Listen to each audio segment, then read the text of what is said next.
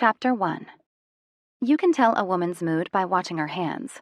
For instance, if she's holding a gun, she's probably angry. Earl Dibbles, Jr. Shiloh. I sat in the wooden chair, twiddling my thumbs. I was cold, tired, and hungry, not to mention a tad bit angry.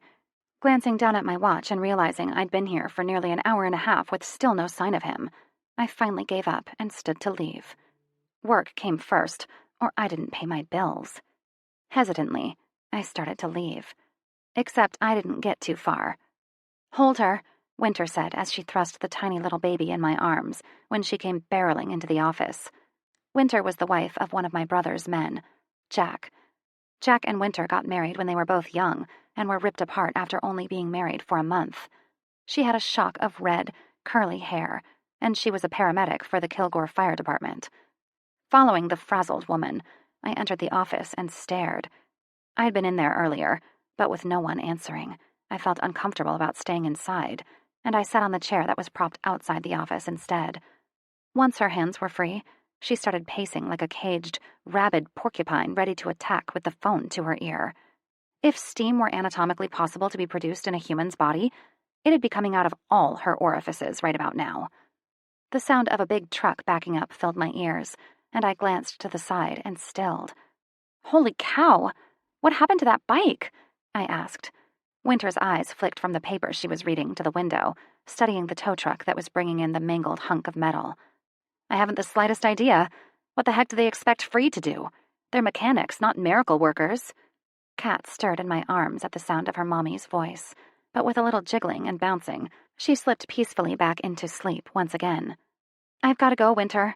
The sound of my voice was booted out into left field when Winter's voice rose to an almost too high octave. After listening to a few seconds of her conversation, I surmised that she had reason to be pissed. Winter was currently on the phone with her cable provider while trying to sort out why $500 worth of porn was charged to her monthly account. "No, you listen to me, jackwad. I've never watched a porn in my life. I don't need porn with the hunky piece of man flesh I have in my bed. If I'm in the mood for porn, all I have to do is watch him move for 2.4 seconds and I'm gone. I have no need for," she said, picking up the bill that was crumpled and scrunched up from her tirade. "Throbbin' Hood or an Edward Penis Hands?" I stifled my giggles, or at least tried to, but I wasn't successful. Winter's glare in my direction didn't relieve me of them either, only made me laugh all the more. I stopped when Kat started to squirm, but the smile stayed on my face. Winter made a shooing motion with her hand, telling me to go while she listened to the man on the line. Winter's face got darker at whatever the man said, and I decided now would be a good time to leave since she looked like she was ready to lose her shit. Grabbing Kat's blanket from the chair, I wrapped it around her tight, and then cradled her close to my chest as I exited the office into the fresh morning air. Today was a nice day for Texas at 62 degrees, but I knew it wouldn't last long. It never did. Texas had 2 seasons, summer and not summer. For October, this was a fairly normal temperature at 7:30 in the morning. By noon, it'd likely be in the 90s. The black clouds in the sky also had something to do with the temperature. We were in for one heck of a storm, according to the Channel 7 weatherman, Mark Skirdo. I'd gotten a thunder call from them not even 10 minutes prior, telling me that the storm was headed for my neighborhood. I'd been ecstatic when I found out that the local news did that. Back in Galveston, they had something similar, but still different enough that it was a novelty. In Galveston, they'd call when the hurricanes were approaching. The sharp crack, crack, crack of the tow truck's bed being pushed up and lowered to the ground drew my attention, and I watched and winced as they let the motorcycle practically drop to the ground. "This is where you want it?" the operator asked from the controls. James, the unbearably hot man I'd had a crush on since I met him 8 months ago, came from the other side of the tow truck, grumbling, and my heart started pounding a mile a minute. That man was sexy. Today, he was in coveralls that were only halfway on, tied by the arms at his trim hips. The bottom parts of the coveralls were covered in grease, which clearly showed that he'd done quite a bit of work today already. A black wife-beater showed off his excellent upper body, allowing the tattoos on his muscular arms to be seen perfectly. His hair was a deep, rich blonde that was cropped closely to his head, and he had a beard. Although it didn't look like much, it had to be as long as his hair all the way around. Normally, I didn't do beards, but this man sure could pull one off with excessive ease. Well, since you already dropped it on the ground, guess it's there to stay, isn't it, old buddy? James rolled his eyes as he wiped his hands with a red rag. Sorry, man. It's not like I can do much with this one. No wheels, you know? He shrugged. Yeah, I do know, James said gruffly. Turning away from the emotion I saw on his face and totally avoiding thinking about what the man did to me, I walked further into the garage, studiously ignoring the sign that said, personnel only, and kept scanning the garage looking to see if my brother was in there. He wasn't, but Jack was, and I settled for him instead. Jack fought alongside my brother and was intimidating as hell. He was tall with the sexiest arms I'd ever seen on a man. His nearly black eyes were sharp and all-consuming, and always a little frightening to look into. Walking in his direction, I avoided a car that was on the closest rack, and then 2 motorcycles in the process of being painted. He looked up when he heard my approach, and beamed when he saw I had his daughter in my arms. Kat was 6 weeks old, and he was even more proud of her now than he was when she was born. Although I hadn't been there for the birth and subsequent celebration with everyone afterward, I did see him once they were home from the hospital, and could tell he was so very proud of not only Kat, but Winter as well. As for why I didn't attend the celebrations, I still wasn't quite sure where I fit in with everyone. Although Sam was my brother, I didn't feel like I belonged. Sam wasn't trying any harder to get to know me now than he had 8 months ago when I'd met him. The men took their cues from Sam and treated me as a nuisance, even though I'd done nothing to deserve it.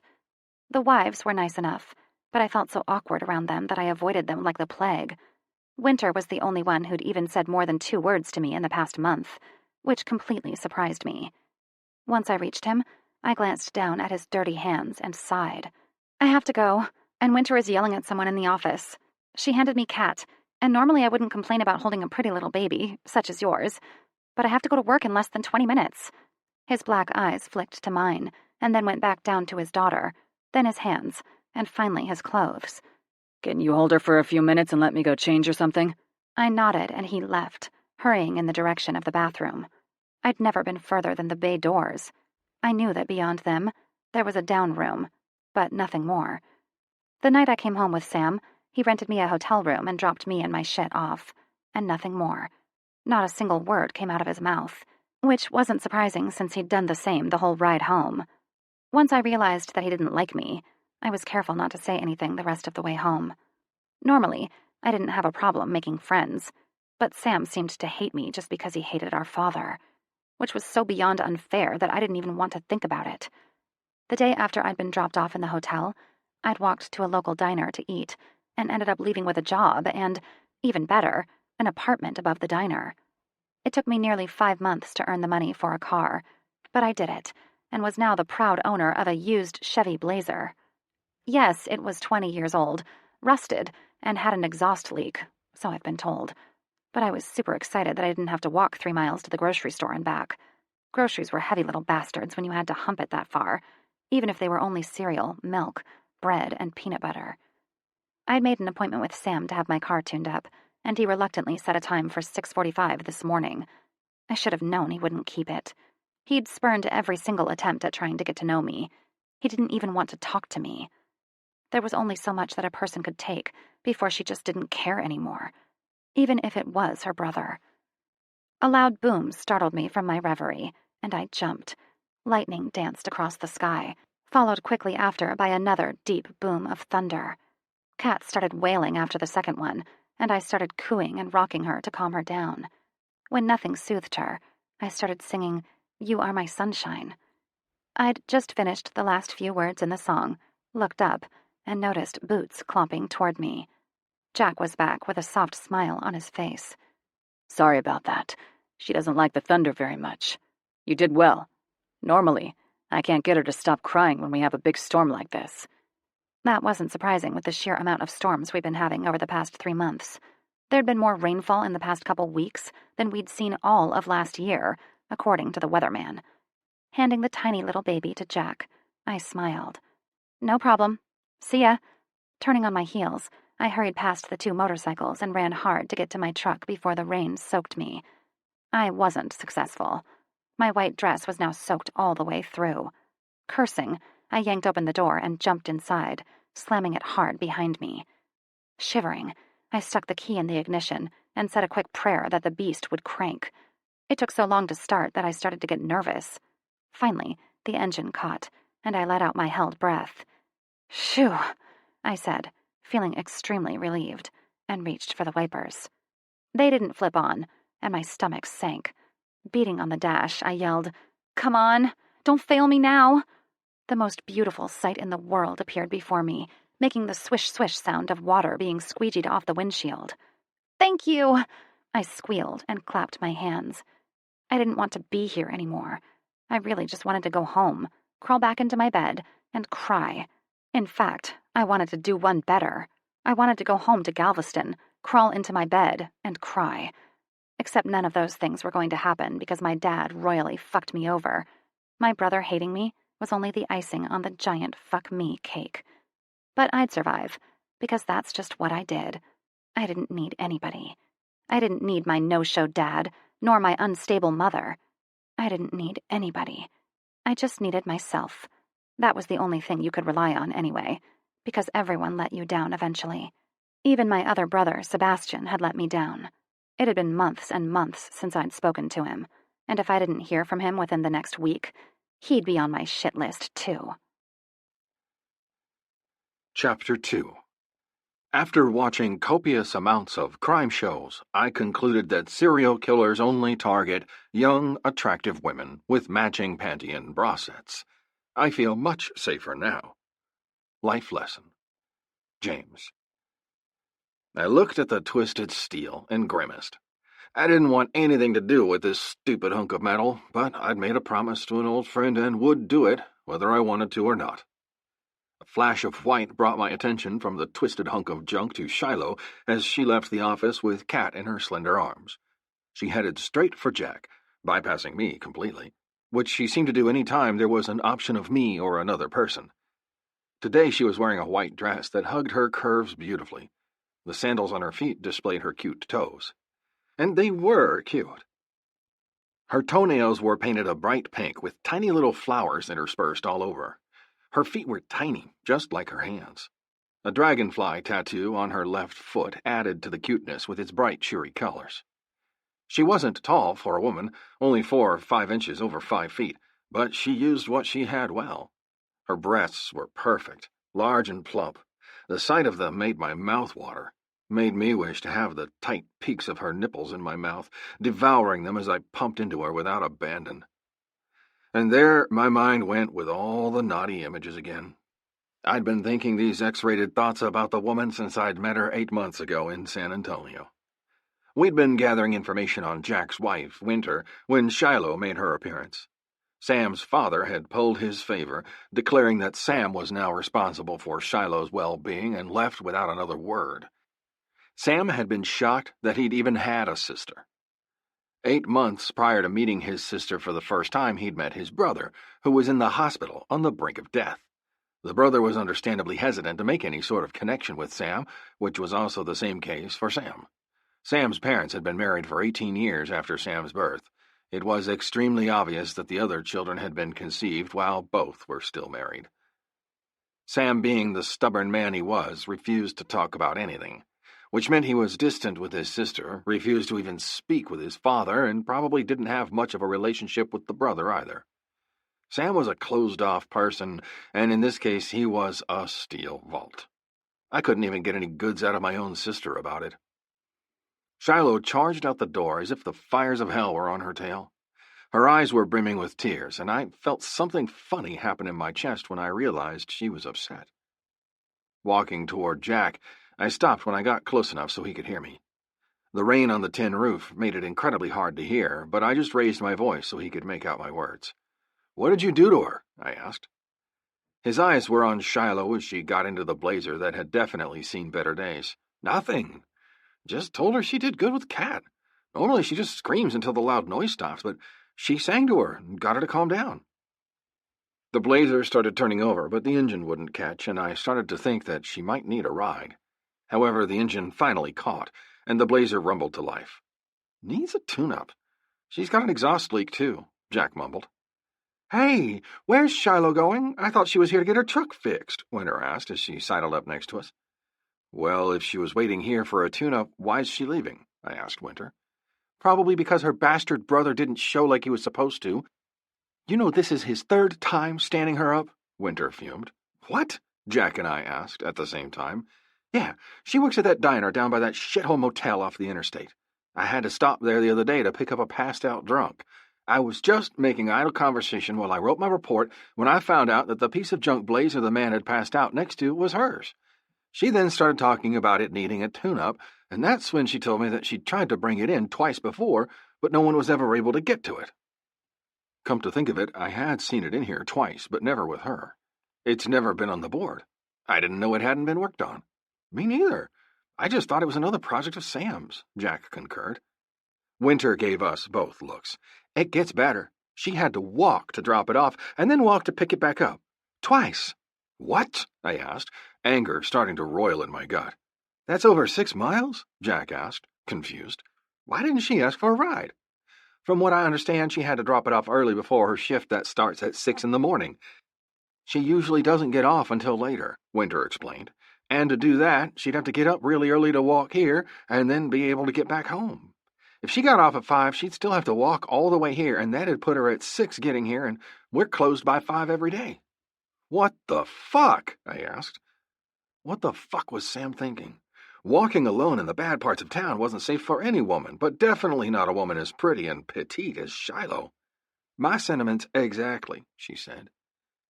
I just couldn't believe that Sam would do that on purpose, though. Sam just wasn't built like that. Women were his weakness. Where is Sam? I asked finally, not knowing what else to say. He hasn't been in yet, Jack answered. Walking into the down room so I could hear a little better, I pulled my phone out of my pocket and called him. It rang 4 times before Cheyenne picked up. Hello, Cheyenne answered. Where's Sam? I asked curtly. He was picking me up from work. We're on our way home. Why? She asked suspiciously. Did he happen to remember that he had an appointment? I asked. I heard her asking Sam and then his rumbled reply. He says he doesn't have an appointment. Shiloh was supposed to come by later, though. She's already been here and gone. She waited a little over an hour before she left. I saw the blazer as soon as I opened the bay doors this morning, and it's only 7:30. James says that you missed your sister, Cheyenne told Sam. More mumbling, and then Cheyenne said, We'll be there in a few, and hung up. Jack poured himself a cup of coffee and then took a seat at the bar. He hasn't really had much to do with her, has he? I'd just assumed he was hanging out with her without us. It's understandable, but I haven't seen her at anything, come to think about it, Winter said sadly. Didn't she come to the baby shower? I asked Winter. She shook her head. No. She dropped a present at the station, though. Why'd she come to the station? I asked. She said because she didn't know where else to take it. What about your wedding? I asked. They thought about it, and I did too. No, now that I think about it, she didn't come to that either. Who didn't come to what? Cheyenne asked as she shook the water off her shirt. Sam followed closely behind, his face closed off completely. We were just saying how Shiloh hasn't been to any of our functions. Sam, you know you can invite her, right? Bennett comes any time he can. Most of our friends have been here a time or two, even if they live in BFE, Winter asked. Bennett was Peyton's brother, who was currently in the Navy. He didn't come to many functions now that he was deployed, but he came to as many as he could. Sam didn't answer, just ignored her question entirely. Sam, Cheyenne asked, sounding confused, what's going on? I definitely wanted to know the answer to that question as well. Shiloh wasn't a bad person. She was actually funny and nice. In the few times she'd actually been around me, I'd enjoyed her company greatly. I'd definitely have pursued something more with her if my life wasn't as big a mess as it was. Shiloh didn't deserve to be dragged into my mess. I guess I forgot about her, Sam said by way of excuse. 3 times? Winter asked. Sam's gaze locked onto Winter's stubborn one and held. What are you talking about? Winter then went on to explain what she'd learned from Shiloh while on her call. Sam, Cheyenne gasped. What? He snapped. You stood her up 3 times? What the hell are you thinking? And what the fuck? You told me she was working in a restaurant, not a rat-infested hellhole, she fumed. My sister had one hell of a temper on her, which made me love her all the more in this instance. I was extremely confused as to why Sam would have forgotten anything, especially when it came to his own sister. The office phone to Free rang. I stepped up to the wall and answered it just after the second ring. Free, James speaking. Hi, this is Shiloh. Hey, Shiloh. Looking for Sam? No, my truck broke down about a mile from my apartment. I was wondering if you knew a tow service I could call, she stammered. Duncan's. The number's... Wait, I need a pen. Hold on, she said hurriedly. Glancing at Sam, I thought to help by offering a different solution. I can have Sam text it to you. I don't have a cell phone, but I have the name. I'll just look it up. Thanks, she rushed out before hanging up. 2 hours later, and still there was no sign of Shiloh's blazer. Duncan's, Don answered. This is James down at Free. We've been waiting for a tow to come in, but it's not here yet. Any ideas when you'll get to it? I asked. We've only had 3 tows today. None in waiting, he answered. Did you get a call about a blazer yet? I asked. Yeah, already done it. Why? Where'd you drop it off at? I asked sharply. Jack looked up from his computer, and Elliot looked up from his paperwork. Each gave me their full attention when they noted the anger in my voice. Some local diner off the interstate. Thought it was weird myself, but the lady said she lived there. Okay, thanks, I said, and hung up. She didn't have it towed here. Don said he towed it to the diner where she works, although he said that she said she lived there, too. Why wouldn't she have brought it down here? Elliot asked. Apparently, Sam's not been a very nice big brother. Why would she bother? I asked, and then took the phone out of my pocket and dialed Cheyenne's number. She answered with the first ring. Hey, Jamie, can I call you back? No, I need to go check on Shiloh. Get my daughter off the bus for me? I requested. Sure, but why does she need help? The twins were fighting in the background, so I made it quick, explaining what I'd learned from Dawn. I think Sam needs to do this. I don't want to wait. Thanks. Love you. Not giving her the chance to argue, I hung up and went out to the truck. It was still raining, and I decided to take the truck, seeing as getting wet would only slow me down. I couldn't explain why I was so mad. Mostly it was directed toward Sam. He'd been acting strange ever since he'd met his brother last year. I realized it was a shock and all, but it didn't give him a get-out-of-jail-free card for being a douchebag. 15 minutes later, I pulled up beside Shiloh's blazer and killed the engine. The soft ticking of the heated engine filled the air as rain continued to pound down in torrents. I surveyed the area, seeing that there was indeed an apartment attached to the diner. It was also as unsafe as hell. There was no fire escape, only one way in and one way out. The door looked like it would fall with one kick of my booted foot, and to make matters worse, there was a strip club directly behind the diner. Not a good one, either.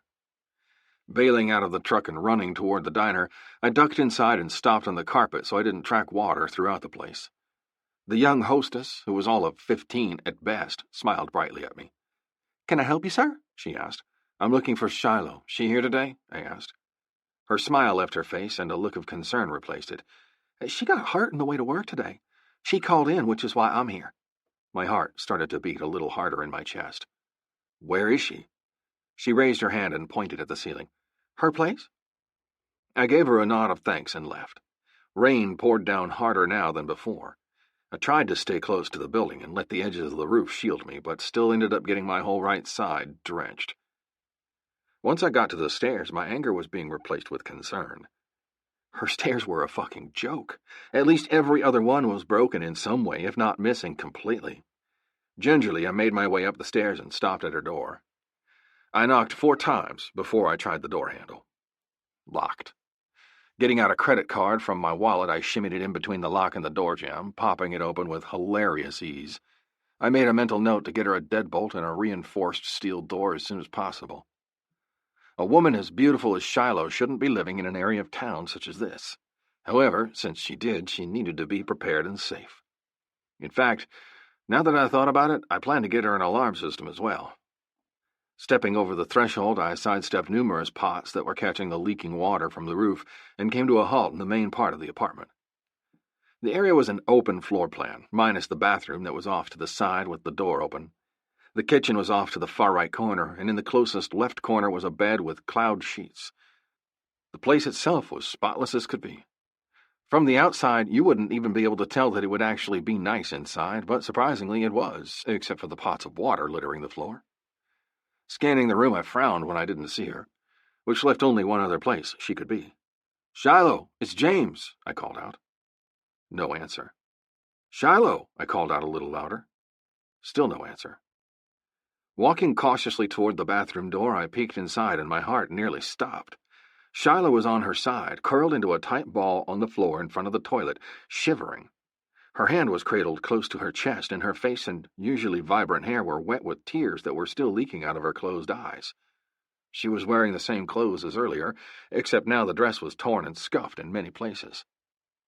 2 long steps later, I dropped down on my knees beside her.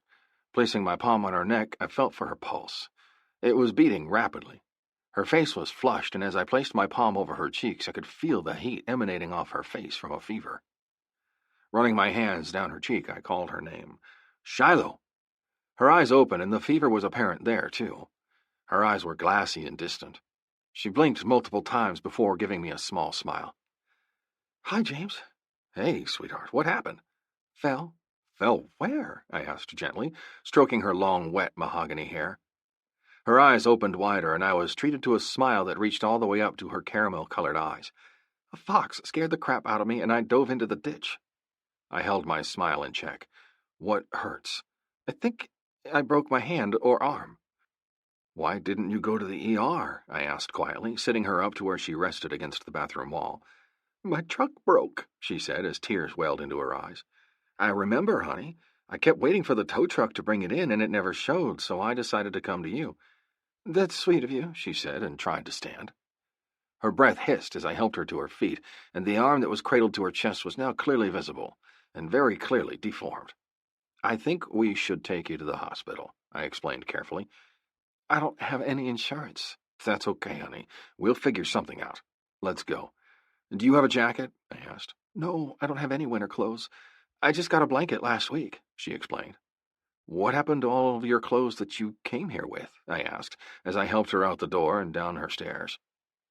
There was a lull in the rain, which I was severely grateful for. I didn't want her catching a cold on top of the broken arm. "My suitcases got stolen when I went out to eat at the diner." "What?" I barked, and immediately regretted it when she jumped. "Yeah, that place over there is a shithole. They said they would send me a reimbursement check, yet I haven't seen hide nor hair of it. I go over there once a month to check." She shrugged. I was glad her fever was making her tongue loose. I didn't think I'd get the information any other way. "That one?" I asked incredulously, pointing at the piece of shit motel across the street. "Yeah," she said dejectedly.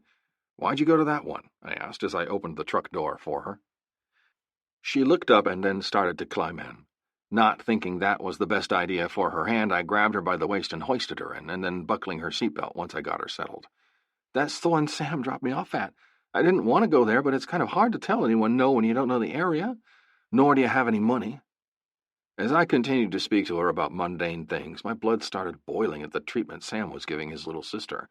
How could he do this to her? And fuck, why the hell would he drop her off at the shittiest motel in Kilgore?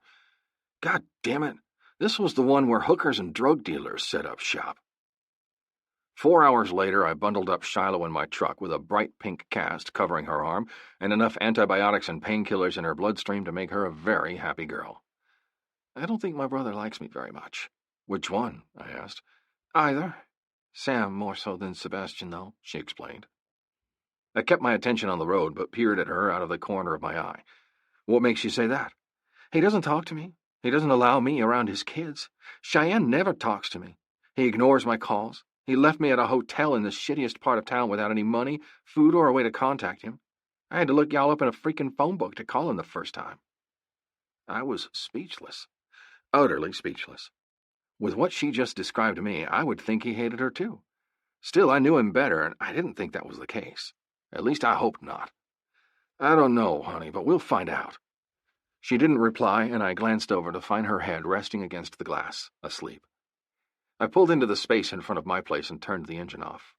The truck's engine ticked as it cooled, and I wondered if she would have a problem staying at my place. I had a spare bedroom, so it wouldn't be that big of a deal to just put her in there. It's not as if she'd be inconveniencing me in any way. I also knew she wouldn't want to go over to Sam's, especially after what she'd just told me. Decision made, I unlocked the front door, threw it open, and then went back for Shiloh. She'd shifted to lean against the console, so it was easy to open the door and scoop her up into my arms. Her body curled into mine, and she sighed in pleasure. I walked inside, leaving the door open, and walked back to the guest bedroom. Once there, I set her down gently on the bed, and then covered her up with the quilt that was turned down at the foot of the bed. Taking the extra pillow from the other side of the bed, I propped her hand up on it before turning to leave. Just as I was closing the door, I heard her call out quietly, "James." Stopping the motion, I swung the door back open and went to the side of the bed. "Yeah?" I asked just as quietly. "Did you close my door? I don't want my cat to get out," she slurred. "Yeah, sweetheart, I locked the door. Go to sleep," I said, and smoothed her hair away from her face. I needn't have bothered saying the last part. She was already asleep. Then my brain started turning. I hadn't been looking for a cat when I went into the apartment, and I worried that when I left the door open when I went searching for Shiloh that I'd inadvertently let him out. Which meant I was going to have to go searching for him tonight. Wonderful. Chapter 3. If you're hungry, eat anyway, just in case. Life lesson. James. There isn't a fucking cat in this fucking apartment. It must have gotten out, I growled. I'd looked everywhere. Under the bed, in the closets, in the bathroom, and kitchen cabinets. Damn it to hell, I was going to have to look outside in the fucking rain. Hell, even Cheyenne had followed behind me and looked, so the cat must be gone. She literally has one bag of clothes, Cheyenne said in surprise, holding up a suitcase in her hands. Yeah, she said it was stolen from the hotel the day after Sam dropped her off, I said, making one more pass through the apartment looking for the stupid cat. What the hell? I thought her father was giving her money. Why is she living here? Cheyenne asked with a confused look on her face. From what I've gathered, which isn't much, she's here because she stirred up some bullshit asking questions that involve Sam, Sebastian, her father, and her. Something their father fucked up and didn't keep a lid on. Now she's here hiding out, I guess. Picking up the pillow off the bed, I threw it in the general direction of the wall in a fit of anger. A cat's low-pitched snarl of outrage had me turning and looking into the corner. Following the sound, I hunkered down on my hands and knees, moving the pillow aside to find a hole in between the floorboards. A piece of the wood that would normally cover the hole was laying off to the side, not easily seen since the wood floors were dark, concealing the hole and the extra piece of wood perfectly. I reached into my back pocket and took out the small flashlight I kept there for convenience and shined it down into the hole. Glowing eyes, one green and one yellow, greeted me, followed by brown fur with black dots interspersed throughout its coat. Reaching my hand down slowly, my hand made contact with the cat's long, silky fur. Since I wasn't missing a finger, I made a move to remove the cat from the hole. He came willingly enough. The problem wasn't his refusal to come out of the hole, it was the fact that his body just plain didn't fit. After some maneuvering, I pulled him all the way free and was just plain stunned at the amount of cat that came out of the tiny hole. Jesus! Oh my! He's a big boy, isn't he? Cheyenne said, peering over my shoulder. Big didn't even begin to cover it. Massive, gargantuan, colossal. Those words were barely even fitting. The beast wasn't fat either, just big-boned. That looks like a wildcat. Are you sure you want to take that home? She asked worriedly. I looked down at the cat, who was now flipped backward, limp like a rag doll in my arms, and laughed. Cheyenne, this cat couldn't be further from ferocious. Looks like a pussycat to me. My eyes moved down to the open board in the floor, and my brow wrinkled in confusion. Hold this. The cat didn't protest in the slightest at the transfer of beds. Cheyenne grimaced, and I laughed. She wasn't a cat person in the least. She was a dog person through and through. Going back to my knees again, I shined the light into the hollow space and was surprised to see a safe as well as a sheath of papers illuminated in the dark. I fished the papers out cautiously and then carefully sifted through them. You could have blown me over with what I read. Holy shit! I didn't delay in confronting Sam. If my head could explode in anger, it'd have done that over 20 minutes ago as I left Shiloh's apartment. How could he have been so fucking thoughtless? She'd been in that shithole for well over 7 months now, by herself, scared to fucking death. The cat hissed in my hand when Chewie met me at the front door, deterring Chewie's advance in his tracks. He stopped and eyed the cat, but didn't make a move forward to check the newcomer out. Good for him. At least one of the males that lived in this house had some fucking brains. Sam stood as I rounded the corner into the kitchen, eyeing the cat with a raised brow. Whose cat? That would be your sister's. Not that you care, I growled. Sam's eyebrows rose. What makes you think I don't care? Oh, maybe the fact that your sister is scared fucking shitless to live by herself. Or maybe the fact that she recovered from cancer 7 months ago. Or how about the fact that she was abducted and tortured when she was a young girl, rendering her practically phobic against absolutely everything, so scared that she has to take medication, which, I might add, she can't afford right now to help her sleep without having nightmares. And not once, not even one goddamned time in the last 8 months have you made any effort whatsoever to get to know her. My voice rose with each word that came out of my mouth, but by the time I was finished, I was all but bellowing. Sam looked flabbergasted. His eyes went from mine to Cheyenne when she cleared her throat behind me. You told me she was living somewhere else. My father, he hissed, sends her money every month. I've been forwarding it to her on the 2nd of each month like clockwork. Oh? I asked. And what makes you think that she's getting it? Because if I was getting money every month, I wouldn't be living in some shithole apartment behind a goddamn strip club. What's your fucking problem? Sam asked sharply. My problem? I asked in surprise. Oh, that's just fucking rich. Did you know that your sister had to walk home today? In the rain? Because her truck broke down on the way home from your shop? Too bad you weren't there to help her fix it. Then, maybe she wouldn't have a broken arm for her troubles. What exactly would you do if I treated Cheyenne the way you're treating Shiloh? His jaw clenched in anger, but he didn't answer. I was hitting every hot button he had, and right now, he wanted to beat the absolute shit out of me. He might have swung at me if I didn't have Cheyenne at my back. How about you run a check on her address? You do know where she lives, right? I asked in a facetious tone. I send her the fucking checks every month. I know where she lives, he spat. You know she lives above the diner? Cheyenne asked in surprise. Yeah, he said, regret starting to make an appearance in his voice. Sam, Cheyenne asked, what's going on with you? You wouldn't let any woman you know live over there. Why would you let your own sister?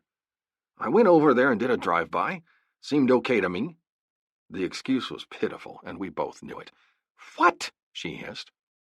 Here's a little tip for all you young men out there. When a woman says, what? It's not because she didn't hear you.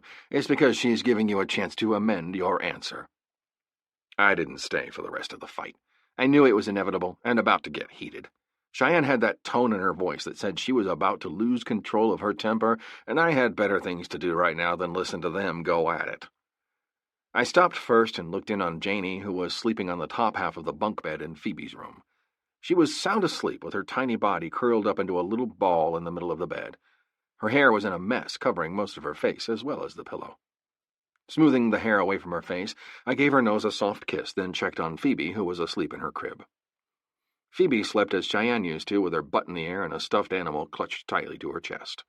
The sight made my chest tighten when I thought about Janie at that age.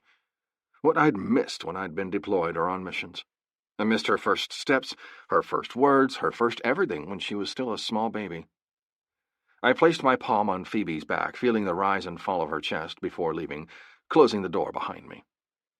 I could hear Sam and Cheyenne hissing back and forth at each other, and I was supremely grateful that they were keeping their lovers' spat quiet, seeing as I didn't want Janie to wake up. Shiloh needed my attention tonight. The cat, still sprawled limply in my arms, shifted when I entered the door to my house. Setting the cat down, I watched him explore the area with a bored air to him. I didn't own any animals. I was lucky enough to get Janie fed and watered every day. Another living being wouldn't be beneficial to me right now, much to Janie's disappointment. The cat must have picked up Shiloh's scent, because as soon as the cat hit the hallway, he was off like a shot in the direction of the guest room. I followed slowly behind, laughing at the sight of the humongous cat laying protectively on the pillow Shiloh's head rested on. The cat had his paws resting on Shiloh's face, as if in claim of the sleeping woman. I walked into the room and right up to her bedside. She sure was a beautiful woman, even with her face puffy from crying, and a cat lying on top of her head. Her casted arm now laid on the side of the pillow I had originally rested it on. As careful as I could, I repositioned it on the pillow again, and then moved my hand up to rest on her brow. Her silky hair was splayed, much the same as Janie's was, only there was a lot more of it. The cat was lying on a quarter of it. Some of it was tucked underneath her body, while the other strands were splayed across her face. Jesus, honey, where'd you get all that hair? I whispered, as I pushed it off her face with one blunt finger. She shifted, inadvertently moving her arm, and then whimpered. Glancing at my Luminox, I realized that it had been nearly 4 hours since her last dose of pain medication. I'd also forgotten to fill her prescription. Fuck, I groaned, and turned toward the door while fishing the phone out of my pocket. I dialed Jack's number and waited. "Hello?" Winter answered. "Hey, sweet stuff. I was wondering if you had any extra Vicodin or something that matched that in strength," I asked without preamble. "Sure, I have some left over from my C-section. Do you need me to bring it over?" she asked. "If you don't mind. Jack around?" I asked. "He's burping Cat. Well, he was before she puked on him. Now he's changing his shirt," she snickered. I remembered those first few months before I deployed. How hard it had been. I'd been stubborn and refused any help from my mother and sister until one day I just couldn't do it anymore. I envied Jack and Winter being able to raise their child together. My relationship with Anna, Janie's mother, started innocently enough. We met at a rodeo. Her sister was a barrel racer, and she was there to watch her compete. I was there with my sister a week before I went into basic training. I was 18 years old and about to become a man. Anna and I had fun, but when I left for boot camp, I hadn't given her a second thought. Then I was deployed my first time. When I got back 9 months later, I just happened to bump into her again and we'd hooked up. Only there was a consequence of my decision, and it changed my life forever. Janie was born 9 months later. I was scheduled for another deployment when Janie was 2 months old, and at 3 months I left her for 6 more months. Then again, when she was 2 months shy of 2 years old, for another 7 months. I missed nearly half of my daughter's life, and it finally hit home when Sam and Cheyenne started seeing each other. I was missing everything, and I didn't want my daughter to grow up without her father. It was only when one of my best friends in the world died while on a mission that I really understood the repercussions of my career. Dougie was the life of the party, and when I watched a bullet tear him apart, I just knew that I couldn't do it any longer. The benefit wasn't outweighing the cost anymore. His daughter would grow up without a father, and that could have very easily have been me. "All right, James, I'm on my way," Winter said before hanging up the phone. I paced the living room floor and waited. I had no clue why I'd called Winter and not, for instance, my sister, the nurse. Well, quite frankly, I did know. I was somewhat pissed at her, too. She had to have known that the situation with Sam was weird, that he wasn't acting right. Didn't she ever wonder why Sam wasn't making an effort with his sister? Hell, I would have known way sooner if I didn't have so much bull crap from Anna swirling around me like an Afghanistan sandstorm. Hell, I was doing good just to get to sleep at night. The knock at the door interrupted what was sure to be a horrible place for my mind to go at that instant. Walking to the door, I swung it open and smiled at Winter. She was still wearing her medic uniform, which meant that she must have just gotten home from work. She smiled brightly at me, but I missed the full effect because my eyes were drawn down to the newest addition to the Free family. Kat was nestled in a tight swaddle in the crook of Winter's arm. Kat was also one pissed-off girl, too. Of course, it had been raining and thundering every other day here since she was born, and it was a common occurrence around the compound. "Hey," Winter said as she slid past me inside. "Hey," I said and closed the door behind her. "Shiloh broke her arm today, and I forgot to get her prescription filled. Can she have one of yours until tomorrow?" "What?" Winter practically screeched, then passed the now awake Cat to me before disappearing in the dark of the hallway. "What the fuck is that?" I heard before Cat's cry of outrage drowned out the rest of Winter's question. The rumbling of the thunder shook the house with its fierceness, and then the sound of pouring rain followed in its wake. Expertly cradling the tiny girl to my shoulder, I bounced and shushed right against Cat's ear, which calmed her instantly. I smiled as I thought about how Janie used to be much the same way. I'd just about pulled out all my hair when I'd discovered a book at the supermarket. Figuring that I had nothing else to lose, I'd purchased it, read it, and then implemented the actions on a colicky Janie that very same night. Much to my surprise, it had worked, and I'd been a believer of the method ever since. Cat passed out in my arms after a few more whimpers, and I tucked her in close to my chest, then followed Winter to the guest room. I found Winter sitting on the bed next to Shiloh, cradling the massive cat in her arms, snuggling him close. "This is the most awesome cat I've ever seen. Even better than Ember's." I was thinking that much myself. I thought so, too. "Did she take the pill?" "Yeah, got her to drink a glass of water, too. What did you do to get my girl to quiet down?" she asked skeptically. I smiled. "It's my magic touch. You just wouldn't understand." "Well, how about you and your magic touch watch the girl this weekend? If the storms keep up, I'm going to have to build her a soundproof room," she griped. "Well, at least she's not colicky. Janie was the most awful baby. No matter what I did, she would cry. Feed her, she cried. Change her, she cried. Look at her, she cried. And you'd better not even think about putting her down," I said wistfully. In all honesty, I missed every single minute of when Janie was a baby. She was 5, going on 42, and I'd give just about anything to freeze time to ensure she didn't grow up any more. She'd stay my little princess forever. We'll see how Shiloh feels. She's not going home until I get her place wired, I growled, getting upset all over again about the state of her apartment. It was completely unfit for such a young, beautiful woman to live in. If I had my wish, she'd be somewhere more secure. Pronto. Yeah, Cheyenne said something just a couple of minutes ago as I passed her place on the way to yours. She looked kind of pissed off, too. I imagined she was. I just wondered what Sam had been telling her all these months as to why Shiloh wasn't coming around. Yeah, Sam has some explaining to do, I answered, and then recapped what I'd learned in the past couple of hours. Did it say what type of cancer? Winter asked with alarm. I thought back to what I'd read on the paper. Basal something. Basal cell carcinoma? She asked. I nodded my head. Yeah, that sounds about right. Her breath left in a whoosh. Whew. If you're going to have one, that seems to be the best type to have. It rarely spreads to other parts of the body, and it's the slowest growing. Did it say where it was at? I didn't get that far. I didn't want to keep reading her personal documents. All I read was that she was negative for basal cell carcinoma, and that she needs to follow up with her new doctor within 6 months as a precaution. Are you going to tell her you found it? Winter asked. I nodded once. I can't not tell her. That just doesn't sit right with me not to tell her. And more, she'll ask where I found the cat, and that was in the hidey hole she had. You're a good man, James. You're also a miracle worker, she said, smiling sweetly at Cat. Winter sat the cat back down on her perch above Winter's head, and we left the room silently. I walked to the door, grabbed the umbrella that was the size of a small spacecraft, and opened it on the front porch with a flick of my wrist. Well, it's just because I'm that awesome. I grinned cheekily at her.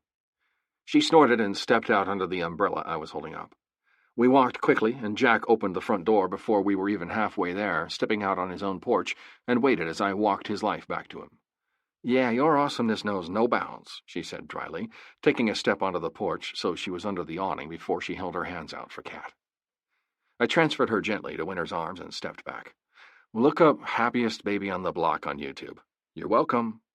Winter's laughter followed me home, and even though it was warm, I still felt a chill deep down in my bones, as if I was on the precipice of something big, life-altering and huge. Chapter 4. Don't take life so seriously. It's not like you're going to get out alive anyway. Louise Smith. Shiloh.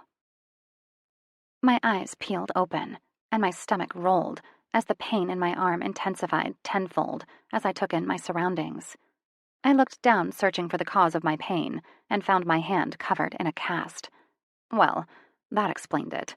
I'd broken the same bone when I was 14. Yay for me.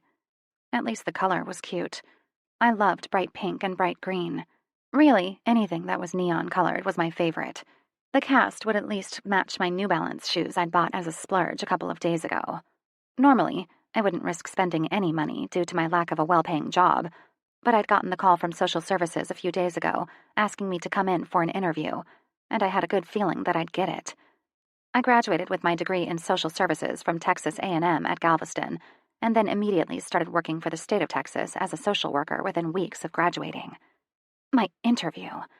Motherfucking son of a cockblocker! I yelled and then jumped out of bed, purposefully blocking out the pain that radiated through my abused limb. I'd deal with that one later. I had an interview today at 11, and if I didn't, I'd lose my chance. Broken bone or not, I was going to that interview. It wasn't the first broken bone, and wouldn't be the last. I was a clumsy person, and I'd broken 5 bones in my life. That is, if you didn't count the 4 ribs, left foot, and collarbone that Xander, my ex-boyfriend, had given me the last time I'd left him. My sluggish brain finally started to work, and I realized I was in a spare bedroom of sorts. My foggy mind clued me in that it must be James's, but I didn't have time to do anything. If I didn't hurry, I'd be late. I could tell by the sun peeking into the blinds that it must be early morning, and I still had a good 2 hours before I had to be there. However, I still had to get home and then start getting ready. Sneaking to the bedroom door, I opened it silently and peeked my head out. The hall was still, and the house beyond sounded silent as well. Cautiously, I tiptoed out until I hit the bathroom and rushed inside, closing it silently behind me. I made quick work of the facilities and then started searching for shoes. I didn't find any, but I also didn't see James, so it was a partial win. I ascertained that he wasn't in the house and stopped tiptoeing around. and started to curse when I still couldn't find any shoes. Finally breaking down, I walked cautiously into James's room and froze. The area itself was pretty awesome. The bed, dresser, and nightstands were made of rustic pine and had a homey feel to it. The bedspread was dark gray and bunched down at the bottom of the bed, as if he'd gotten up just moments ago and planned to come back shortly. I resisted the urge to make the bed and walked to his closet, opening the door cautiously. The closet itself was ordered, even if everything he owned was all black, minus the stack of dirty, stained jeans that were folded neatly on the top shelf. There was another stack of cleaner jeans next to the other stack, and I couldn't help but laugh. "Organized man," I said as I dropped down to my knees and started to poke around the piles of boots at the bottom of the closet. Instead of leaving them in a disorganized pile, my OCD took over, and I started to straighten and align the boots in order of size against the back wall. My efforts uncovered a safe that you had to have a handprint to get into, and I was proud of James for having that with a young child in the house. A lot of parents didn't think about that detail, and it took an awful act of a child being curious to make them realize that just having guns laying around wasn't safe. It also didn't matter what income level, ethnicity, or party affiliate the gun owner was. It happened to everybody, gun safety or not. I hit pay dirt once I reached the bottom of the shoe pile by finding a pair of Nike sandals that would tighten at the top of the foot. "Yes!" I hissed as I sat on my butt and slipped my feet into the sandals.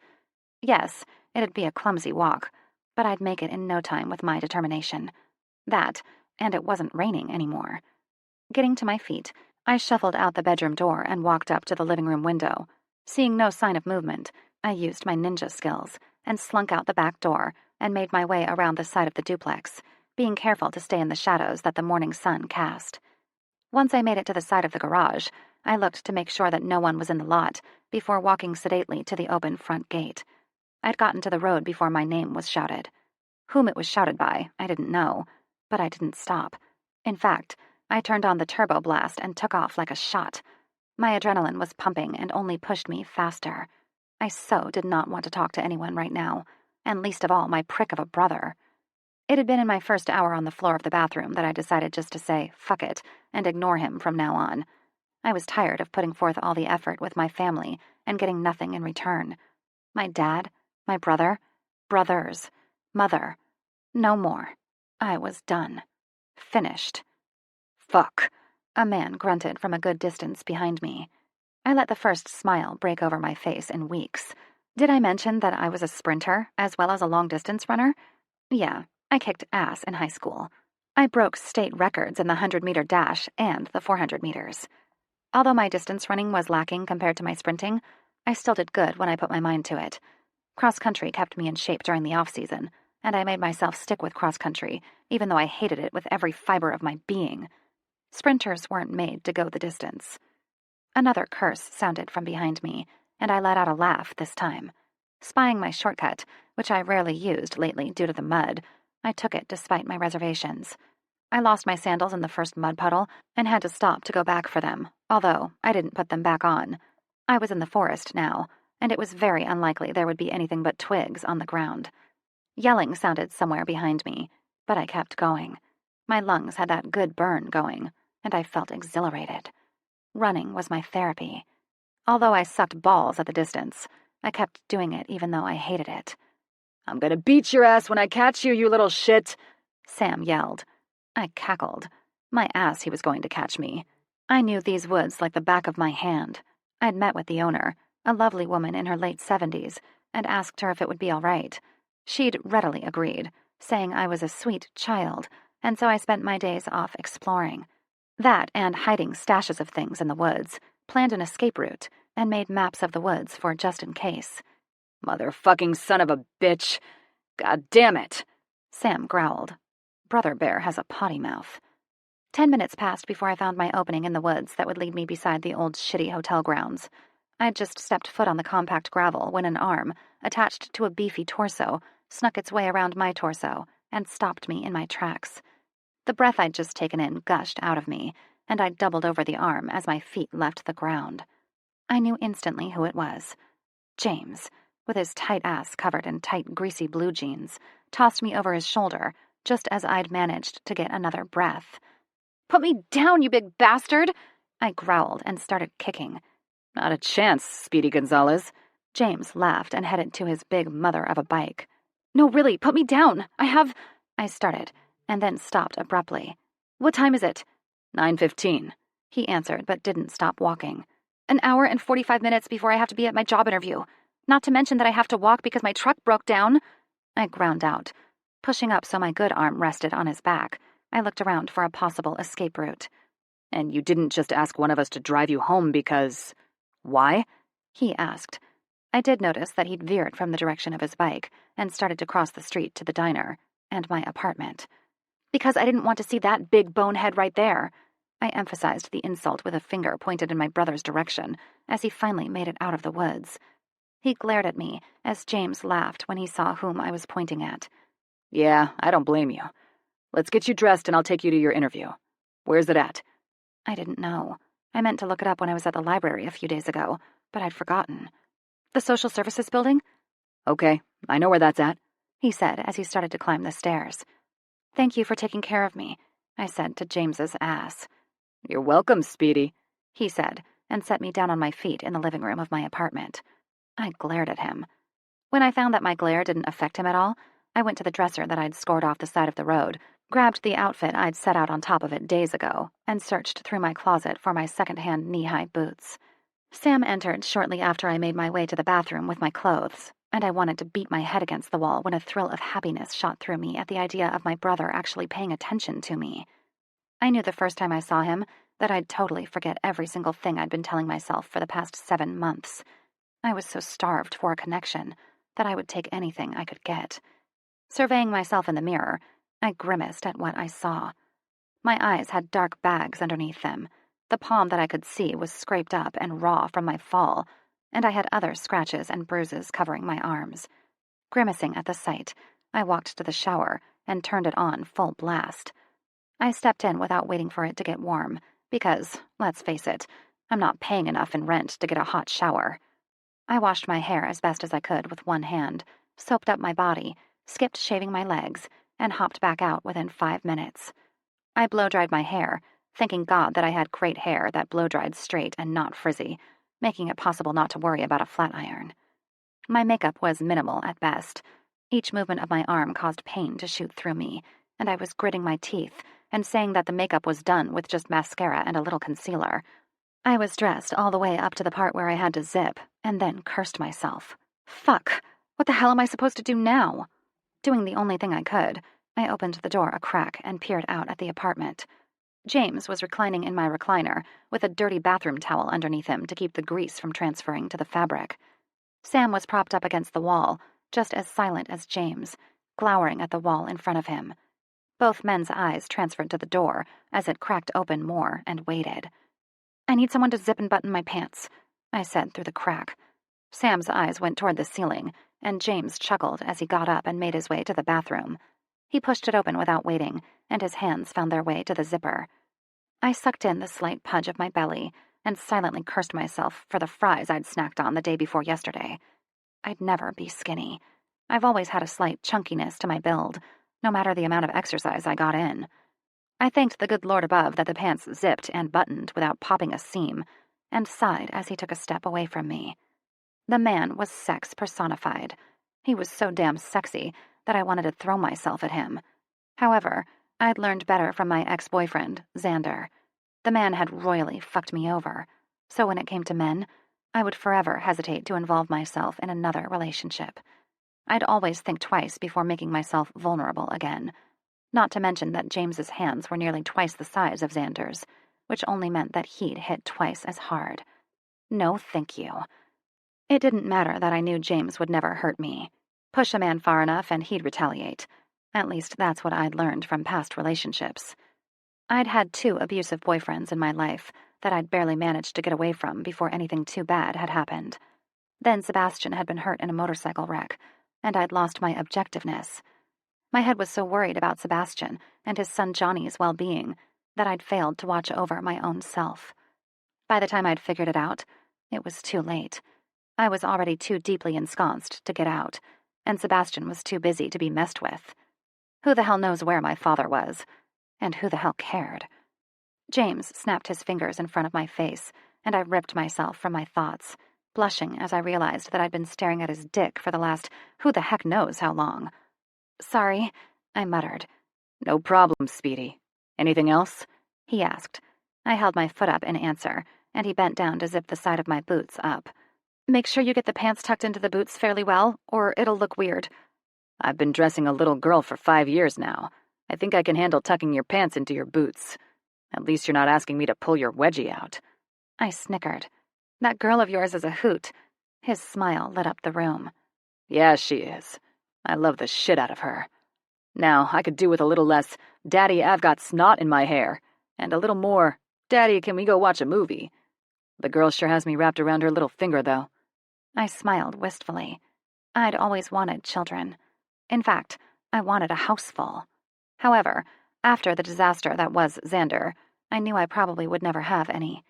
At 26 3/4, I still had a lot of time to have them, yet I wasn't so sure of my judgment at this point. I never wanted to put an innocent child's life at risk, which equaled no kids for me. I smiled at him and patted his hair. So you'd rather her grow up and start dating horny boys? Because that's what comes with the aging process. His scowl would have made some women cringe back in fear, but not me.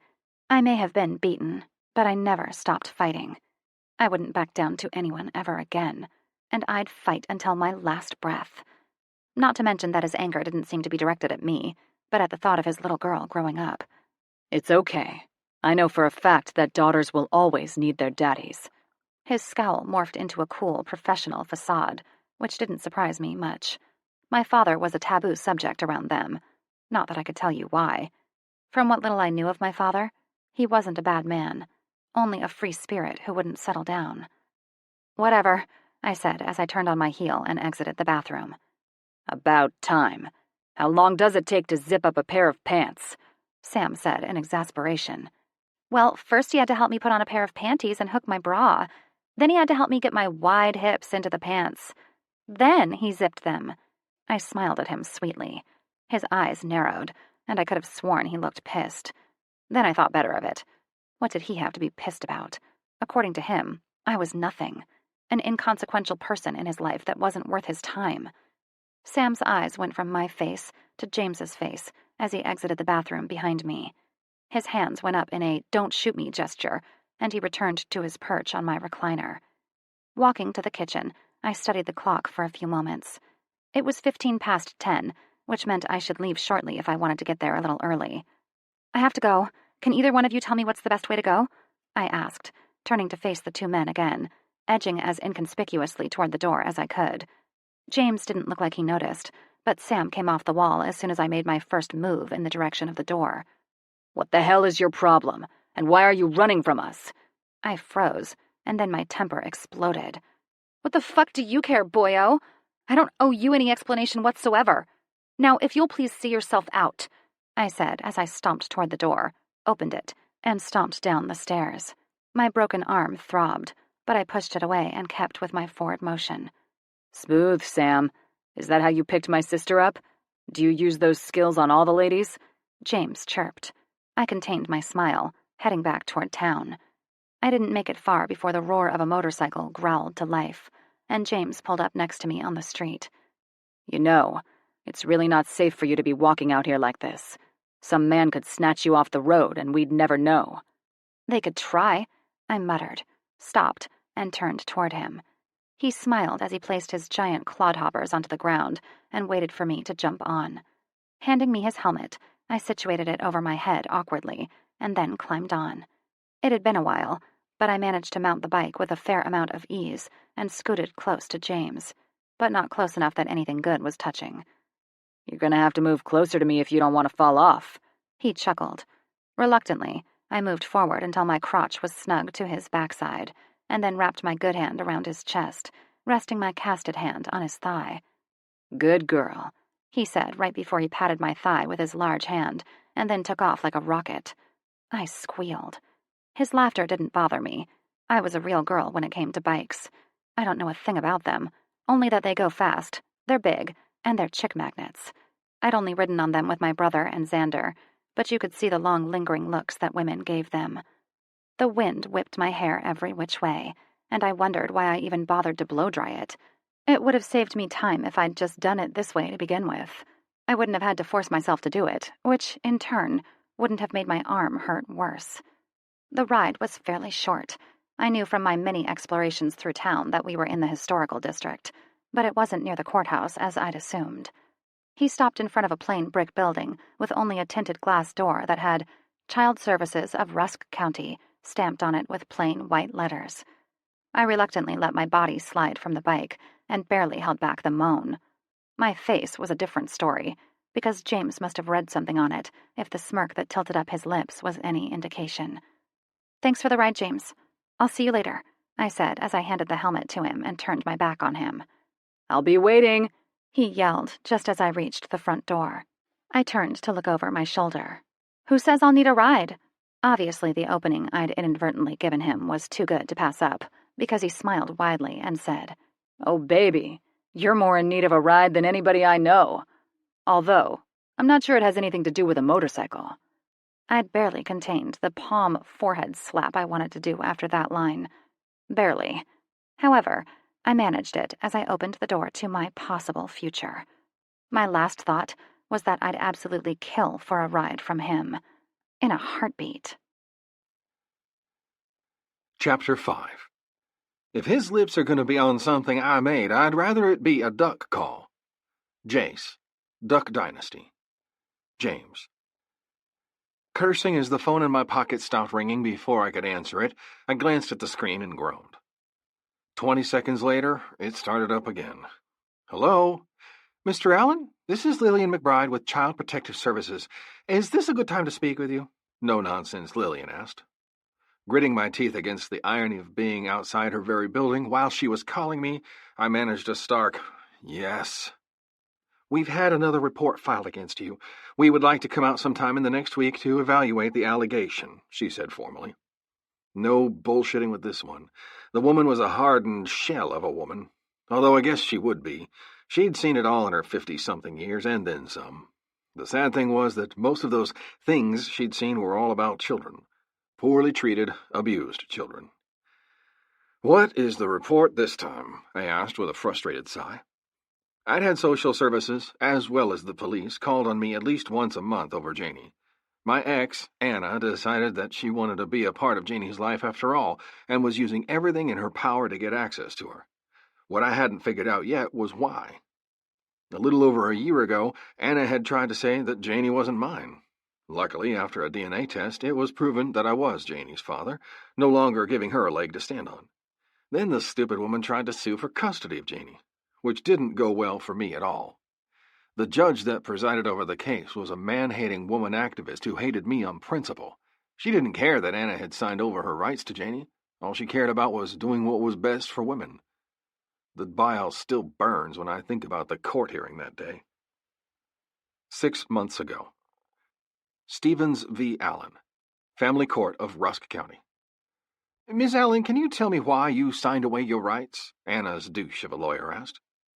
Anna struck a sad face and forced a lone tear to trail down her cheek. Mr. Allen told me he would force me to, and it would be best if I did it the easy way." What a load of bullshit. I'd never done any such thing. I'd given her 2 months to come back before having my lawyer contact her. She'd signed away her rights in front of a fucking judge, for Christ's sake. I didn't force her to do anything. Fucking bitch. I heard Cheyenne and my mother's sharp inhalation behind me after Anna made her explanation, and I prayed that they both held it together. This shit wasn't easy for me either, but I was good at waiting. A sniper had to be. "No further questions," Mr. Douche smirked. Chairs creaked as the occupants of their seats shifted while waiting to see what happened next. My lawyer, Todd Masterson, stood and made his way to the box where Anna sat. She shifted uncomfortably at the power emanating from him, and I inwardly grinned. The man was fucking awesome. 6 feet 4 inches of hard muscle wrapped up in a sleek lawyer's suit. He'd been a Marine for 12 years and a lawyer for 17. He knew his shit, and I had every faith in him. After 9/11, he'd enlisted and hadn't looked back since. He'd handled my affairs for the past 6 years, and my mother's before that. "Miss Stevens," Todd boomed, then flexed his hands. "Have you pursued any contact with Janie since you signed away your rights?" Anna shifted again. Well, 3 years ago I tried to see her, but that man," she pointed in Sam's direction, "wouldn't let me, so I left." Sam didn't shift when the scrutiny turned his way. In fact, his presence only seemed to multiply. The man was a fucking robot when he wanted to be. Not one thing could shake our captain.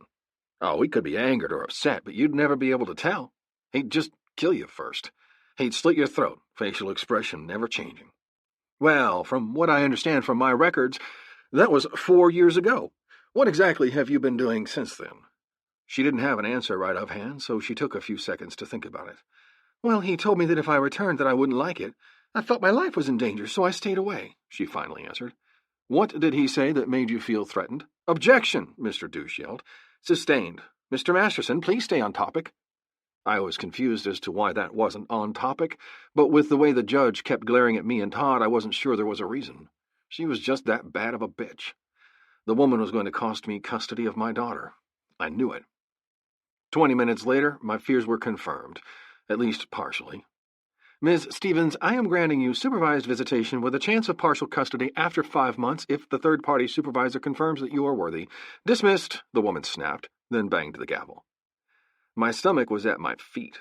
Janie didn't know her mother at all. That wouldn't stop her, though. At 5, she was very intelligent. I told her about her mother, about why she wasn't with her any longer. Janie knew on some level that her mother wasn't there because her mother didn't want her. Therefore, Janie seeing her, even in a supervised setting, didn't sit well with me. Unfortunately, there was nothing I could do about it just yet. If only I could figure out what Anna's ulterior motive was before she hurt my little girl. The sigh that slipped out of Lillian's mouth surprised me. She was normally careful to be completely impartial, but I had a feeling that Anna's false claims were wearing on her patience. The anonymous tip that was obtained says that you are bringing home unconscious women that you've drugged and then copulating with them. Where then you make them walk home, she finally said. Okay. I guess I'll see you soon, Mrs. Lillian, I said tightly, hanging up at her proper goodbye. What the fuck? I haven't had a woman in my house in 5 fucking years. That didn't mean I'd been celibate since then, but I sure haven't fucked any of them in front of my daughter. Then what she'd said hit me, and I wanted to fucking kill someone. An unconscious woman could very well be Shiloh. Although unconscious, I hadn't fucked her. I most certainly would have remembered that. The woman had been the star of my jerk-off fantasies for 7.5 months now. And if they had seen Shiloh being carried in by me last night, then that meant that they had eyes on me. Motherfucker, I growled, yanking the phone out of my pocket and all but spit my words out to Sam on the other line. Find him. Shiloh. Hello, Ms. Mackenzie, the woman who'd be doing my interview, Lillian, said, before gesturing to a seat. Please, have a seat. I'm sorry I was delayed. I had to make a quick phone call to someone about a case. That's okay, Mrs. McBride. I understand, I said once I was situated in my seat. She sighed loudly, and I was startled. Lillian looked like a woman that would die before sighing, so I assumed the case was a bad one. Once you're hired on, I would love to go over this case with you. I've heard such good things about you. Captain Brady didn't have anything but nice things to say. He said you've helped a lot of children in your short time as a social worker, she explained. Captain Brady was like a second father to me. He knew my dad and was always there when I needed something. He'd also helped me sign on with the Galveston PD when I was nothing more than an 18-year-old newbie. I'd been a police dispatcher while I went to school for my social services degree. Yeah, Captain Brady is a great man, I agreed. I had to force myself not to say hell of a great man. I'm not sure how that worked with a job interview. After working at the police department around a bunch of men, as well as my brother, I just didn't have the vocabulary of a debutante. I swear like a sailor, and it's not often that I curb it. However, I'd do just about anything to get out of my current job, even if it meant changing my attitude for the time being. You have impeccable references. However, I'm a little concerned about the notice you gave with your previous employer. He did say that you left without notice, she said, her stare holding mine unflinchingly. Yes, ma'am. Without telling you my life story, I had some trouble with an ex-boyfriend of mine. He wouldn't take no for an answer, so I moved out of town. I explained. I didn't tell her that I'd found out I had a brother, and then started digging into my father. I wanted to know more about Sam, and that inevitably cost me my job, my life, and my happiness. Sure, my ex was definitely not my favorite person, but I would never give a man that much of a hold over me. Part of it was true, so we'd just go with the less descriptive explanation. Her mouth pursed when she heard the story of my ex, and I knew I had the job. I'd like to start you out on a probationary period. It's customary with all new hires. I don't see it being an issue in your case. Once you've worked here for 90 days, we'll have an evaluation of your performance, you'll get a raise if we deem you worthy, and then your benefits will kick in. How does all this sound? Sounds perfect. When would you like me to start? I asked almost giddily. I tried really hard not to bounce in my seat like a teenager high on Edward Cullen and his glittery super awesomeness, and I was 99% effective. I couldn't control the bounce of my leg, however. Tomorrow morning. We don't come in until 9 a.m. You're more than welcome to come in at 8 if you need a lunch break, but most of the office just come in and eat at our desks. We work until 5 most days, but there will be the off chance that you have to work late due to a case. You'll have certain cases that are assigned to you, but don't hesitate to ask me or anyone else in the office for help. She smiled. You'll be given your own car. Feel free to use it when you need to. Just don't overdo it. What else? She asked as she tapped her pencil on the desk. Oh, never go in a residence if you feel unsafe. Trust your gut instinct. We have police officers that are on call for us when we need them. I understood that completely.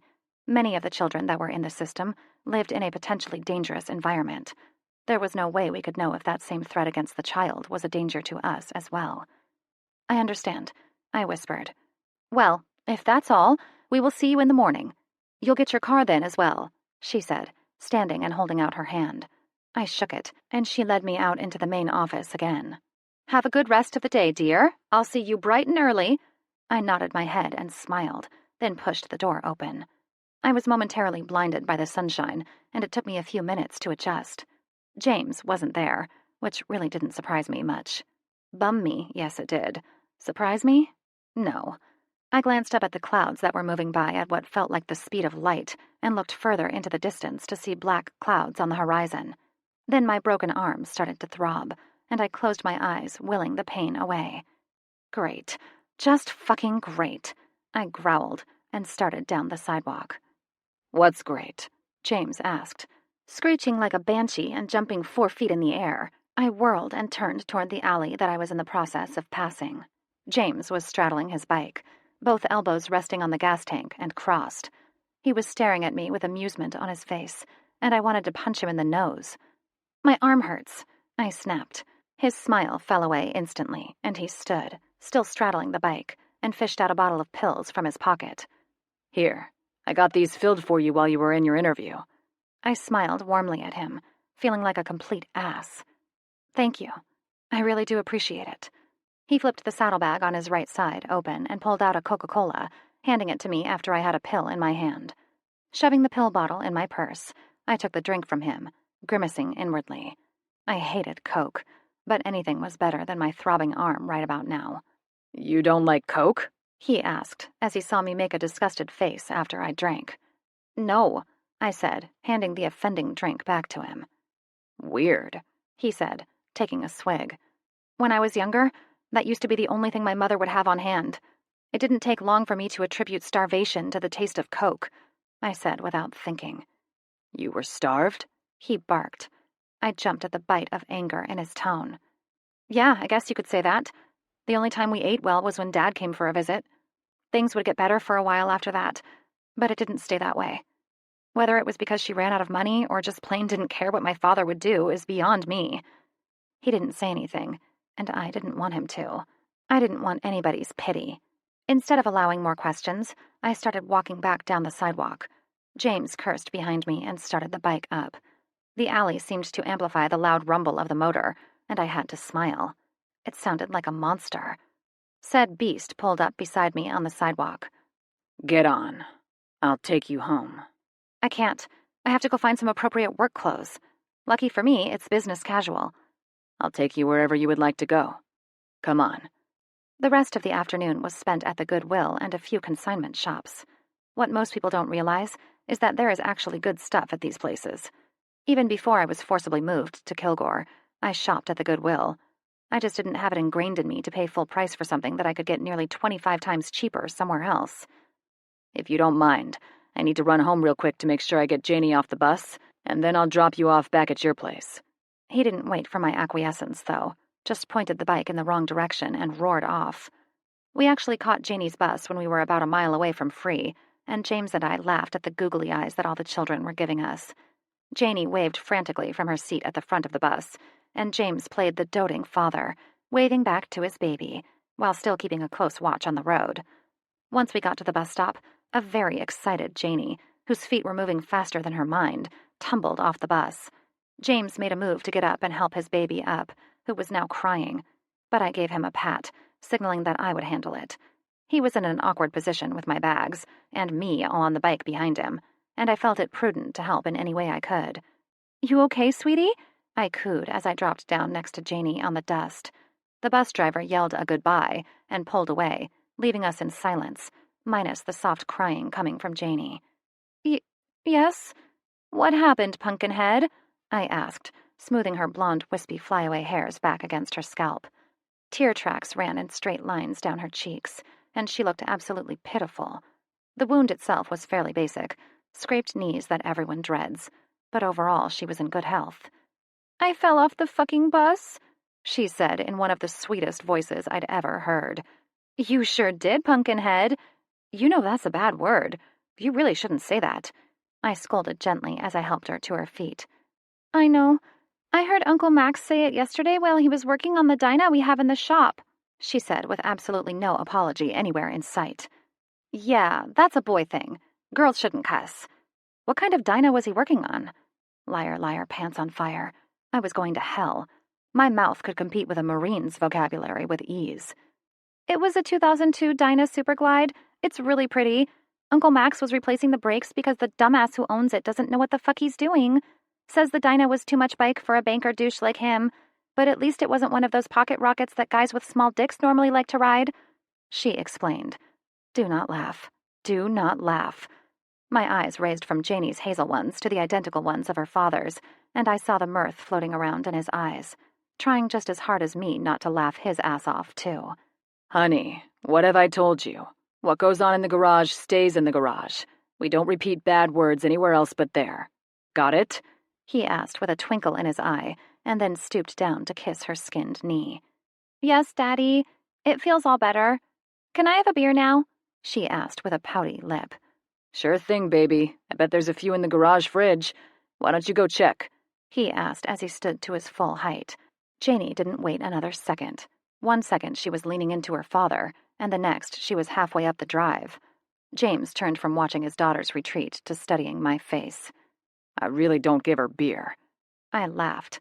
"Yeah, I got that. Root beer?" "Yep. They come in those little baby cans that don't even seem worth it. The guys make sure it's always stocked with her favorite. Otherwise they have to hear her complain." He snickered. "I'm sure she doesn't complain in the slightest. What I think happens is that y'all spoil the shit out of her," I said as I walked up to the garage and watched as Elliot opened her baby can of root beer for her. "Thank you, Lot. I love you," she said in her little pixie voice. If it were possible, Elliot would have melted into a puddle of goo onto the floor. He reached his hand down and ran his knuckles on her cheek in a loving gesture, then pulled her ponytail. "Hey!" she said with indignation. Her shout was followed by a shot to the balls, which, luckily, Elliot had the wherewithal to block. He wasn't able to block the frog to his thigh, though, which caused him to start jumping around, crying out. It was a good act. That is, if he was actually acting. "You taught her that, didn't you?" I laughed. No, that would be Ember. She felt that she needed to know how to defend herself. She's got one hell of a right hook, too." He agreed, eyes watching his daughter as she walked to the bike that Sam was working on, then taking a seat next to him on her own stool. "You want to talk to him?" he asked. My eyes snapped to James's face, and I flushed. Damn it. All it took was one freaking look at my brother, and I started to wish I had him as a friend. My head kept saying, "Caution, keep out," but my heart kept saying, "That's your brother. He needs you as much as you need him." "No," I choked. "I would like to go home, though. I can walk. Looks like that storm passed us by." A car pulled into the parking lot behind us, but I ignored it in favor of watching my feet. "It didn't. It just hasn't reached us yet. Are you sure you don't want to stay another day? I don't mind. Janie and I love guests. Every once in a while it's nice to have someone to talk to that doesn't tell me how much she loves G.I. Joe and Iron Man," he said. placing his palm on the small of my back. Tiny little shivers sparked from his hand, down to parts lower that hadn't seen the light of day in well over a year. The warmth that his touch caused took a flying leap off the proverbial cliff when an absolutely adorable woman stepped out of a silver fusion. She was short, reminding me of Peyton and Blaine. Short blonde hair that gathered around her shoulders in choppy layers brought attention to her face, which reminded me of those baby dolls that have the blush painted on in the perfect circles on their cherub cheeks. "Hey, Jamie," the woman said, blushing even more perfectly. She was honestly the most adorable woman I'd ever seen, and I hated her. The loss of James's touch at my back was like a cool bucket of water being poured over my skin. His arms opened wide, and I had to step out of the way to make sure I wasn't mowed down by the little sprite. Stupid Tinkerbell. You know, in Peter Pan, Tinkerbell was a real bitch. She wasn't nice in the slightest, and I always wonder why Disney portrayed her as this cute little fairy, when in reality she was Satan's spawn. I contemplated the horridness of that sneaky little bitch as I walked down the driveway and down the road. When I got to the cutoff through the woods, I decided it was best to go ahead and take the shortcut, seeing as James was right, and the dark clouds of black were currently straight above me. Then I cursed myself for getting jealous and leaving when I should have just stayed and waited. But when I saw James's arms wrap around that woman, something in my chest caught, and I felt the need to run. I'd experienced enough of that feeling for a lifetime, and I was definitely not standing around watching a man I had a crush on smacking on some woman. No siree, Bob. Chapter 6. Roses are red, foxes are clever. I like your butt, let me touch it forever. Redneck love poem. James. Jolie, how are you? I asked her, quite frankly surprised that she even showed up. The last time we'd seen each other, a couple months ago, was when I was on a date. She'd acted like I was the devil incarnate. Then her friend had died in his motorcycle wreck, and she'd called to see if I could fix it. Now that I'd seen it, I was pretty sure nothing short of scrapping it would work with it. There was just nothing salvageable to be had. It looked like one large pile of metal that was welded together. The wreck had to have been horrific. I'm doing okay, Jamie, she smiled sadly, and then the tears started falling. I pulled her into my arms again, and she went willingly. I was a sucker for tears. Didn't matter who cried, man, woman, or child. They killed me, and I'd do just about anything to make them stop, short of walking away. I'd held her the night that her father had killed my best friend, too. I wanted her to know that no one blamed her, even though she blamed herself. She'd come to the hospital to offer her condolences. At first, I'd thought it was only to make sure her father was all right, but she never even went to the nurse's station to check on her dad. Instead, she went straight to Briggs's parents and dropped down to her knees, apologizing profusely. Jolie was a nobody. She had nobody. She needed nobody. She'd slipped into my heart that day and stayed there. Even now, 12 years later, I still cared for her. Although once I'd thought it was romantically, I now felt different about her, in a way that a good friend cares about another good friend. Daddy? Janie asked from beside me. I let Jolie go and stepped away from her to crouch down so I was eye level with Janie. Yeah, Janie? Where did your friend go? I wanted to show her the Dinah, but I can't find her anywhere, Janie asked. I stood quickly, scanning the parking lot and surrounding area for Shiloh. Shit! How long had she been gone? I hadn't even noticed that she'd left. Max! I yelled and turned to him. What? He grunted, eyes moving from the tire he was trying to get off a Mustang to me. He wasn't Jolie's biggest fan. He'd always felt that she was manipulative. I'd always thought that she was just a sweet girl needing attention. We agreed to disagree. Did you see where Shiloh went? I asked, trying to keep the panic out of my voice. Yeah? He grunted again, one of the lug nuts finally giving way. Walked down the driveway and north on 2nd. Why? Fuck, I growled. She can't get in. I have her new key since I had better locks installed. I didn't want to leave Jolie in her upset state, but there was no way I was just leaving Shiloh out in the rain. Hey, man, can you hang out with Jolie here for a few while I run these over? I knew his answer would be no. The man really didn't like being left with Jolie. Never had. Said she changed when I wasn't around. I'd never witnessed it, even when I'd tried to be sneaky. She's got a perfectly capable brother over there. Not to mention, she looked pretty pissed when she left. I'd be willing to bet she didn't even go home, he said, as he worked the final lug nut free, making the tire lean to the side awkwardly. Then the first sound of thunder boomed in the distance, making my decision for me. Okay, Jolie, I gotta go. I'm sorry, I said, as I grabbed her into another tight hug before releasing her. It's okay. I'll be fine, she said as she turned on her heel and practically ran to the car. As if I didn't already feel bad enough, the girl always had a way to make me feel worse than I already did, especially that night I'd caught her trying to fuck the worst bully in the school. Why do you let her do that to you? She treats you like her little lapdog, Max huffed. Ignoring him, I grabbed Janie by the hand and walked her to the back of the garage. Come on, Janie, let's go get the truck and find Shiloh. She can stay with me. As long as the harpy isn't here, I'm good, he said as he stood and gestured to Janie. Come here, Kemosabe. Let's see if we can get this POS working. I don't like that harpy either, Janie whispered. Although, like all kids, it was louder than her normal voice, so everyone that was eavesdropping in the garage heard what she'd said and chuckled. Bastards. Shiloh. My door had 2 shiny new locks on it, as well as a shiny new brass door handle. What the fuck? Did Marjorie change the locks while I was gone?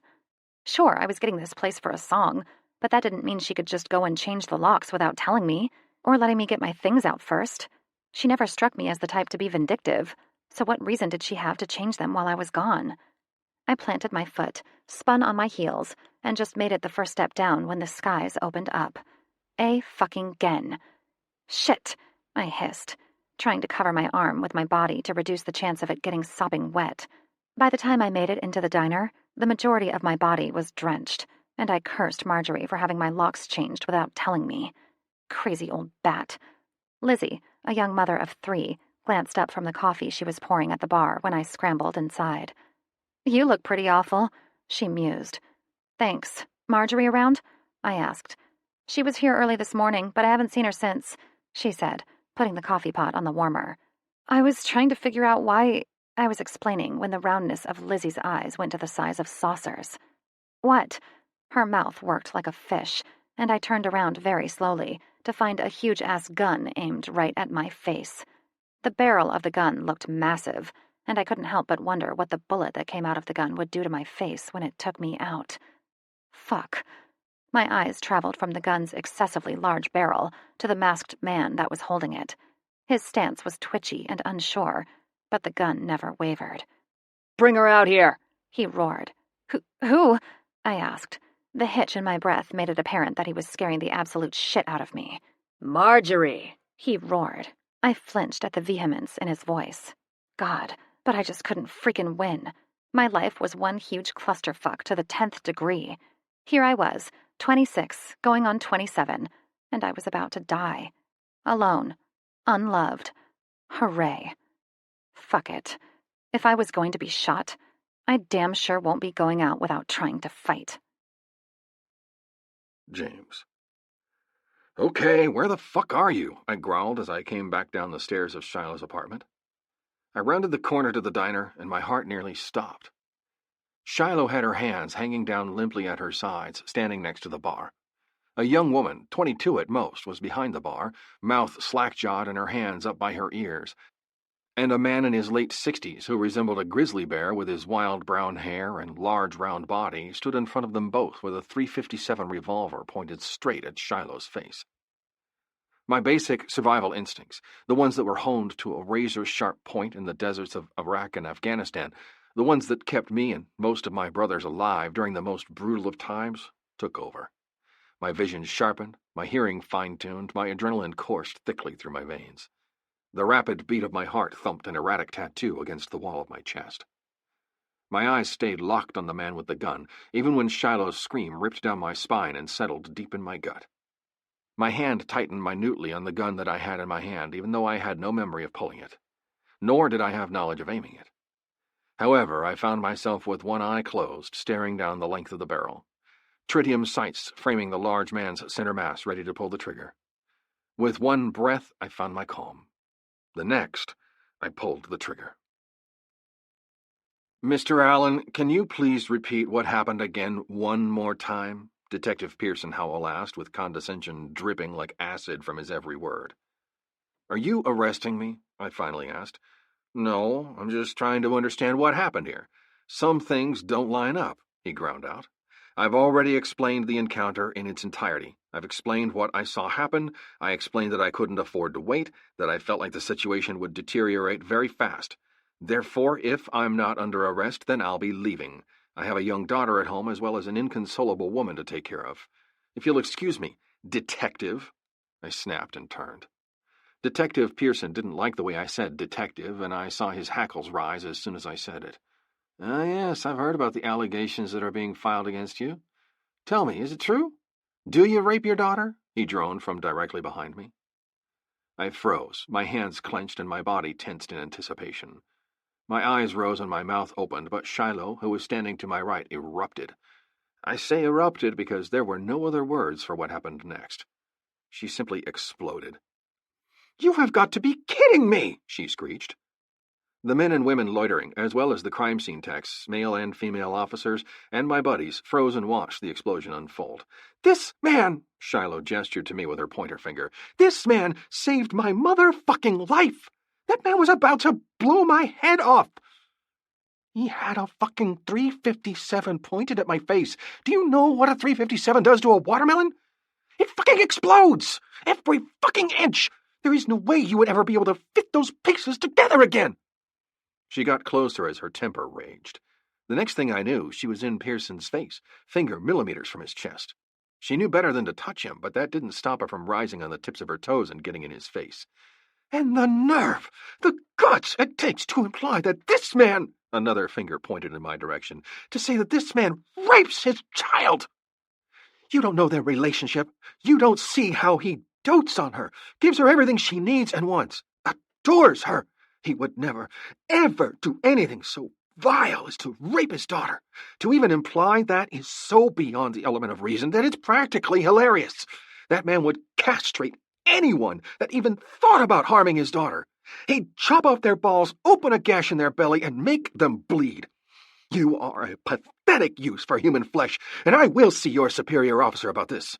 You will be taken off this case so fast your fucking head will spin!"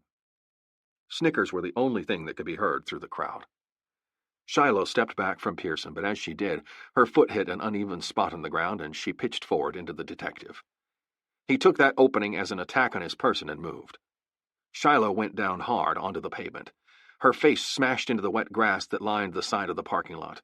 Her face narrowly missed hitting the curb by mere millimeters. The pink cast that encased her arm didn't. It smashed into the unforgiving concrete with a thud, and she cried out in agony. "Get off her!" I snarled. I knew better than to touch him, but it took everything I possessed to stop me. "You are under arrest. Anything you say or do," Pearson snarled, pushing Shiloh into the grass even harder, yanking her hands behind her back so hard and tight that her back bowed with the effort to keep her shoulders from pulling out of the socket. I was mere milliseconds from going for Pearson's beady little eyes when a black wall of muscle plowed into Pearson, having him face first in the asphalt of the diner's parking lot in the next heartbeat. Ignoring Sam's attempt to rein in his temper and not beat the ever-loving shit out of Pearson for daring to lay his hands on his baby sister, I went to Shiloh and helped her up. Her hand went to her casted one, and she cradled it close to her chest, but her face was set in grim determination. "You okay, Shiloh?" I asked, dropping to my knees and pulling her into the wall of my chest. "Pissed, but okay," she said. "Get off me!" Pearson screeched. My eyes followed the screeching sounds, and I very nearly laughed. Sam had Pearson detained with a knee in the small of Pearson's back and one hand keeping his hands behind his back, much the same way he'd done to Shiloh. "Oh, does this not feel good, you prick? Do you not like it when you get treated the same way you just treated an innocent woman? I don't give a goddamn if you're the fucking Queen of England. You will never touch my fucking sister again. Do you hear me?" he shouted in Pearson's ear. Pearson cowered away from him, his head turning, pleading practically for help from his fellow officers. None of it came. "Do you see what is being done to me, you imbecile?" he sneered at the closest officer. The man, one I'd seen from time to time around town, was a good man. He had a wife and new kid at home and loved to show off pictures of his little boy. That same man who loved his kids so much turned his back on a fellow officer and walked further away from the scene. Pearson tried it 3 more times with 3 other officers, all ranging from rookies to the most seasoned officers, and all walked away and left him on his own. "Now I'm gonna let you go, but I better not find you even thinking about my sister again. James is off limits, too. You have an airtight story from him and 8 other witnesses. Stop being a little prick and do Do your job, he hissed as he shoved off him and stood. We'd had our first run-in with Detective Pearson last year when Winter shot an intruder in her bedroom. Ever since then, we'd had the displeasure to be on his list. He made it a habit to make sure we were on the up and up. Every once in a while, he'd drop by on the pretense of having a talk while subtly taking stock of everything that we said or did for the half hour he managed to weasel out of us. She attacked me, he whined nasally. Luke, a good friend and police officer, chose that moment to finally make his presence known. Pearson, you're fucking nuts if you thought she was attacking you. She's about half your size and you easily have 100 pounds on her. Knock it the fuck off before they try to charge you with something you can't weasel or bribe your way out of. Shiloh started to rise. I helped her stand and wrapped my arm around her waist for support. Luke turned and studied Shiloh before sighing and turning to Sam. Since this is a crime scene, she's going to need to find a place to stay. I can't let her up to her apartment until tomorrow evening at the earliest. Luke sighed as he turned and surveyed the area. She's right here. You don't have to talk to her brother. It's not the 17th century, douchebag, Shiloh scolded. I smiled, despite my horrible mood, and then outright laughed when I saw the surprise overtake Luke's face. Nah, Luke, you should know better. She's going to come home with me, Sam growled. Like fuck, Shiloh laughed. Sam's scowl turned ferocious as he pinned Shiloh with it. What? Just because you decided to be a brother for once in your miserable existence doesn't mean I'm going to fall head over heels in love with the idea that you actually want something to do with me now. It's going to take a lot more than that. Plus, I might annoy you in the middle of the night. I think I'll take my chances with the hookers over there. She pointed at the Fleabag Motel across the street. Sam winced. Look, Shiloh, don't look, Shiloh, me. I don't care. I don't care. You're a shithead, and I'm not ready to talk to you yet. I'm still nursing my snit. Maybe after a few times of you proving that you can be more than a giant douchebag, I'll actually spend some time with you. Sam seemed to deflate at her words. Guilt and disappointment flashed in his eyes before he covered them with a blank expression. He nodded once and then turned to Luke to speak about what had happened. You'll stay with me, I told her. Okay, she agreed. Knowing that was too easy, I turned to her with raised brows. She looked guilty for a moment before smiling wide. My clothes are already at your house, along with my cat. There's no reason not to stay with you. In fact, it makes more sense to stay with you. But keep your hands to yourself. Also, try to keep the fucking with your girlfriend at a minimum. I need silence to sleep at night. Girlfriend? I asked, flabbergasted. Yeah, that girl who you had your arms wrapped around today. That girlfriend. I don't have a girlfriend. That was just a friend. Right, she scoffed. She was, I snapped. Whatever you say. Not to mention the fact that I have a 6-year-old at home. There will never be any loud fucking there, I said, somewhat wistfully. In truth, I wanted more from Shiloh than just to have her under my roof. I wanted her under me. I wanted her sweet, delicious, curvy body underneath mine, writhing and straining while I thrust wildly inside her.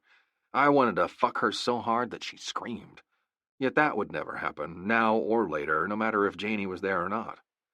I couldn't let it. My heart wouldn't be able to withstand Shiloh, the Texas tornado. I'd been gutted and burned before, and I wasn't sure I could handle it from Shiloh.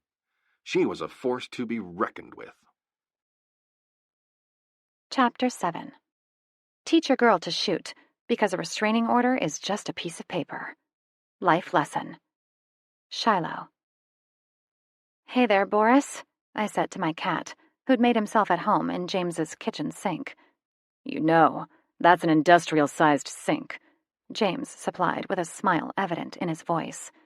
He stepped to the side of the counter and watched as Boris caught a drop of water that had leaked out of the faucet, which was normal for him. I never bothered to leave him a bowl. I just turned the faucet on to where it'd drip every few minutes. He's a big boy. I found him on the side of the road on one of my many walks home, I explained. He startled me, and I fell. He laughed, like I'd intended. Why does that not surprise me?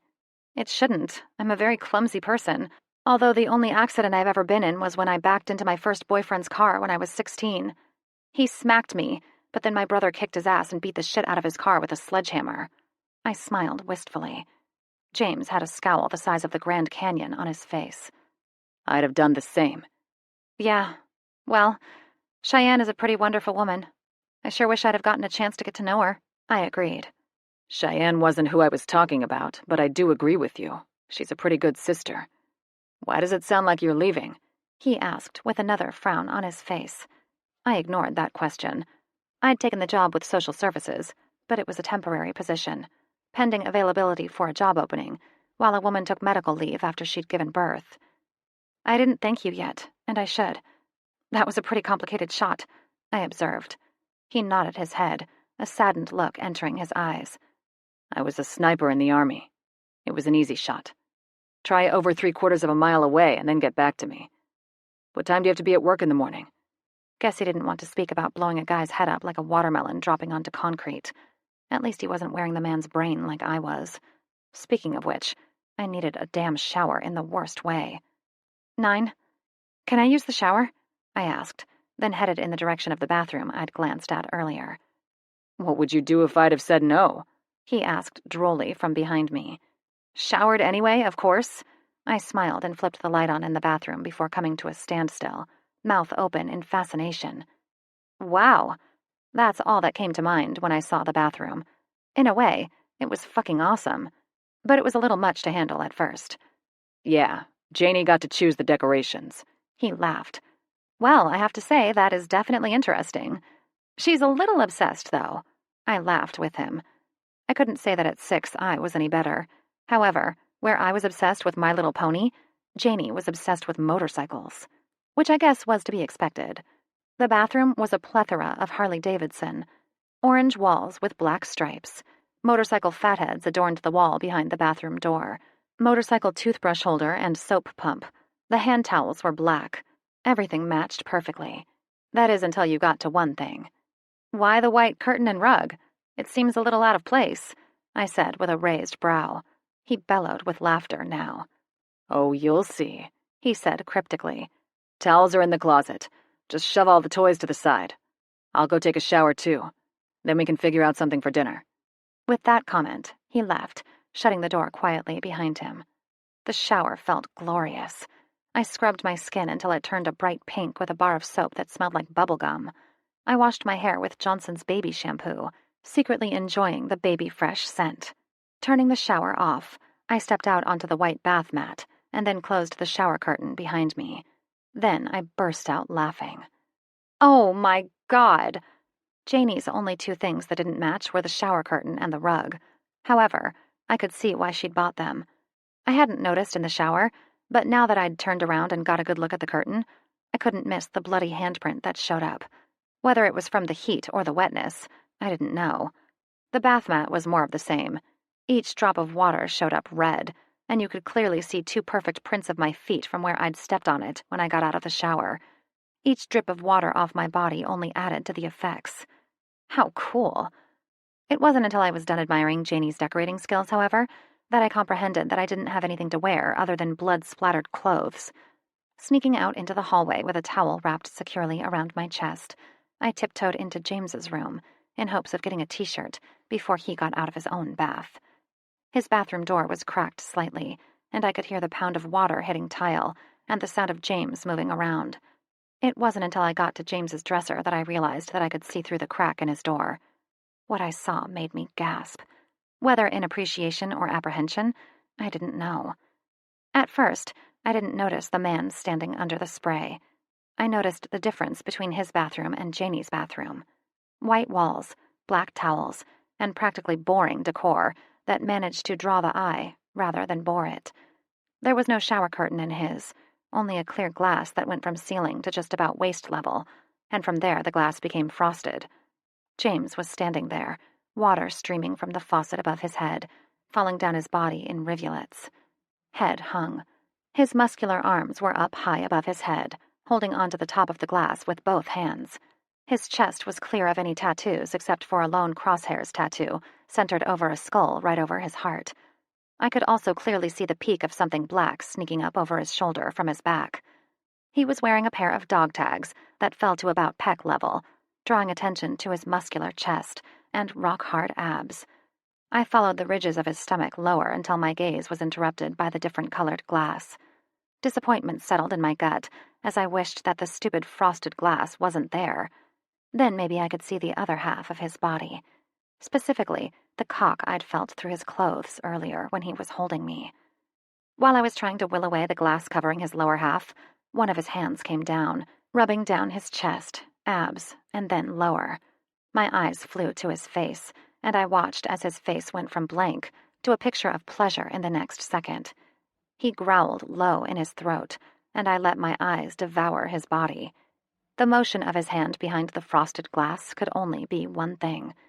His hand was moving slowly at first, and I watched as the muscles in his arms, chest, and abs tensed and relaxed with each movement. Slowly, he picked up speed until his whole body was tensing in anticipation of his release. Arm pumping fast, I could now hear the slap of skin against skin. Unconsciously, I let my own hand sneak down until I was touching myself as well, my middle finger working my clit at the same speed that James's hand was moving on his cock. Somewhere in the back of my mind, I realized that what I was doing was so very wrong. But what would it hurt to watch? I found that out a few seconds later when he came with a grunt. His eyes snapped open, and then his lust-filled eyes locked to mine. My own orgasm coursed through me, but there was nothing I could do but let it flow through me. I told myself to run, to move my feet, to get out of there. Yet my feet stayed locked in place as the shower door opened, and I got my first good look at James's massive appendage, with a freaking piercing in his freaking penis. Motherfucker, I breathed. His smirk pointed out that my comment didn't go unnoticed by him. He grabbed the closest towel off the towel rack and started drying himself off with practical motions. First his shoulders and chest, then down to his legs, his hair, and finally his package. All the while I watched, willing myself to move. The door opened all the way, and he walked up to me slowly, as if he was scared I'd run if he moved too fast. Like what you saw? All I could do was nod. I came for a t-shirt. My clothes are dirty, I stuttered. Grabbing a t-shirt off the end of the bed as he passed, he stopped in front of me, feet inches away from my own. Reaching down, he slowly pulled my hand, and my face flamed when I realized that my hand was still buried in between my legs. What he did next floored me. Bringing my hand up, he pulled the 2 fingers I'd been using to stroke my clit and sucked them into his mouth, running the length of his tongue along each finger, sucking and licking the juices from them. My face flamed for a different reason this time. Desire. Maybe next time you can join, James started to say, but then was interrupted by the front door banging open and then slamming shut. Daddy, I'm hungry. Cheyenne sent me home. She said I needed a bath and to ask you for dinner. They were eating broccoli rice shit. I didn't want to eat with her ass anyway, Janie griped. Nothing could have been more effective. The desire I'd been feeling was instantly replaced with shock. Then my flight instinct kicked in, and I ran to his bathroom, slamming the door behind me. My God, what have I just done? I emerged from the confines of the bathroom 15 minutes later. When the cool air of his bedroom hit my face, I was relieved to see James nowhere in sight. I could hear James's low, deep voice speaking with the high-pitched one of his daughters, and laughed when I heard the conversation. Daddy, can we color tonight? Janie asked. As long as it's on paper. A muttered curse had James stifling a snort, but then he scolded her. Janie, sometime this week you're going to have someone else come visit you. Don't say any bad words in front of them, okay? That brought up another question I'd meant to ask him. What did that cop mean by being investigated? Would my new job ask me to do that?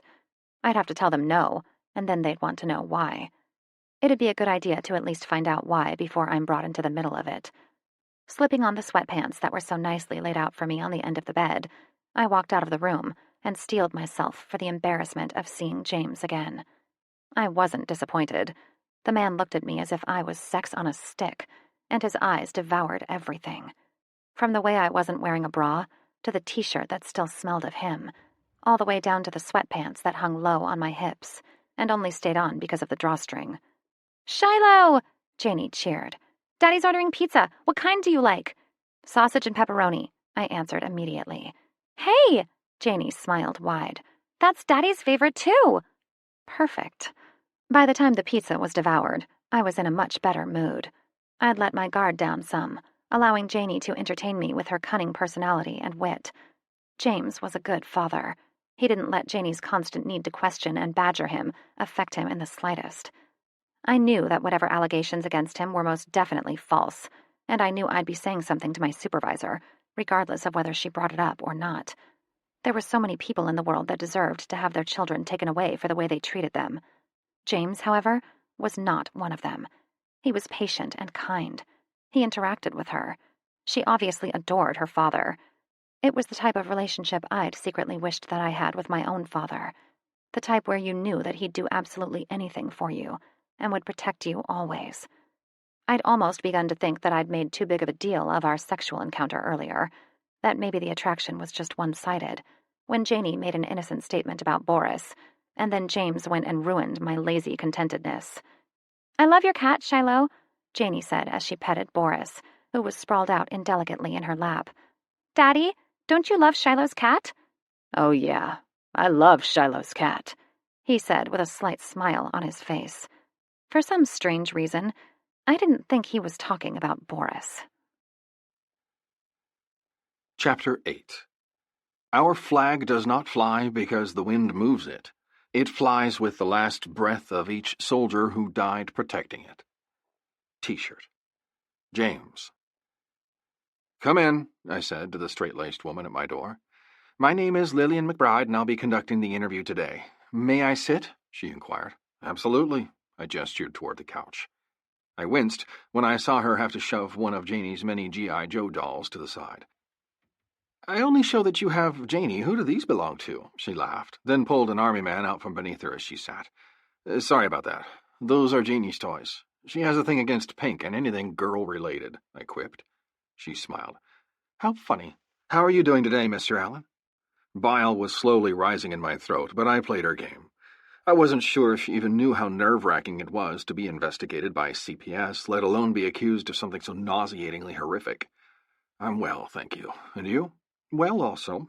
Now, I've already conducted the interview with Janie. She was quite adamant that you were the best father in the world, and she was tired of seeing me." She laughed. My jaw dropped open, speechless. "Oh, don't worry about it.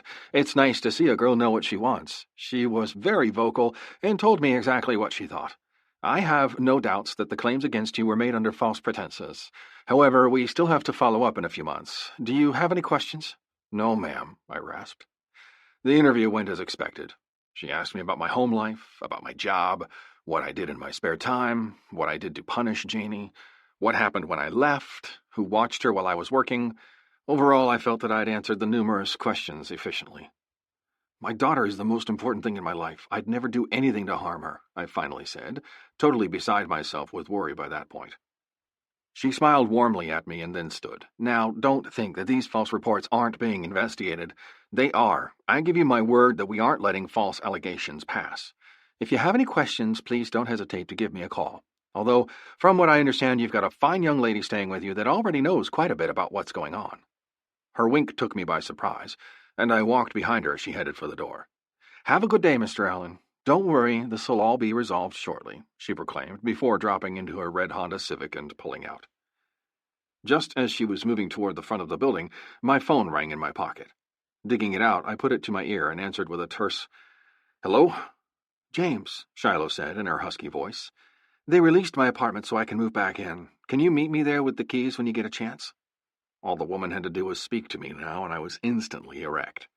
"Sure," I answered, even though that was the last thing I wanted to do. In fact, I wanted her to stay, but I knew she wouldn't like that. The woman was determined to make it on her own, and damn anyone who got in her way. "Thanks," she breathed, and my dick hardened even further. I decided to accidentally forget that we had her cat as well. If I didn't bring Boris, she'd have to come see me again. I'd decided that after the other night, I wouldn't stop until she was mine. I'd make sure she wanted me also, but I'd do it slowly, because I didn't want her to take off without telling me. I'd replayed the sight of seeing her barely covered and fingering herself repeatedly in my mind numerous times since it had played out. It had been 3 days, and I've been semi-hard since. The hard part wouldn't actually be in convincing her, though. It would be in convincing her brother. "I'll come meet you there in half an hour. Does your truck run?" I asked. Sam had finished her truck in less than a day and a half, putting new spark plugs, headers, exhaust, and tires on the truck. Then he'd proceeded to tune up everything that he could, as well as changing all the fluids and running a performance test on it. To say he felt bad wouldn't have been exaggerating. It ran great, she agreed. I'll have to remember to thank Sam for getting it done so quickly. I snorted. That was what the man was hoping. He'd about killed himself getting her truck running perfectly and refused anyone's help when it was offered. "All righty, see you in a few," I said, and hung up. "What's that look for?" my sister asked from beside me. My eyes turned toward her, and I groaned. "Oh, why are you so worried about it?" She turned her nose up at me and started walking toward her truck. She was dressed in scrubs, about to head to work for the night. Seeing her dressed in those clothes reminded me of how proud of her I was. She'd overcome a lot, sacrificed so much to take care of Janie while I was deployed and following my career that I would be forever grateful. "Janie's being picked up by Mom tonight, don't forget," she said, opening the door to her Silverado. "Sam know you're driving your truck?" I snickered, goading her. She lifted her lip in a mock growl. "Careful, James. I have a new sticker to put on your truck. Don't you dare. I'm tired of having to keep a razor blade in my pocket," I commanded.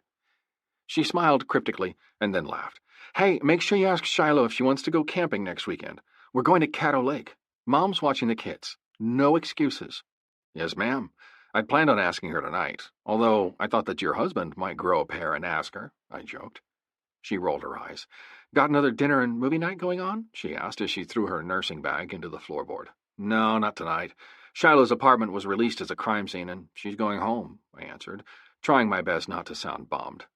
"You're gonna be my brother-in-law," she snickered.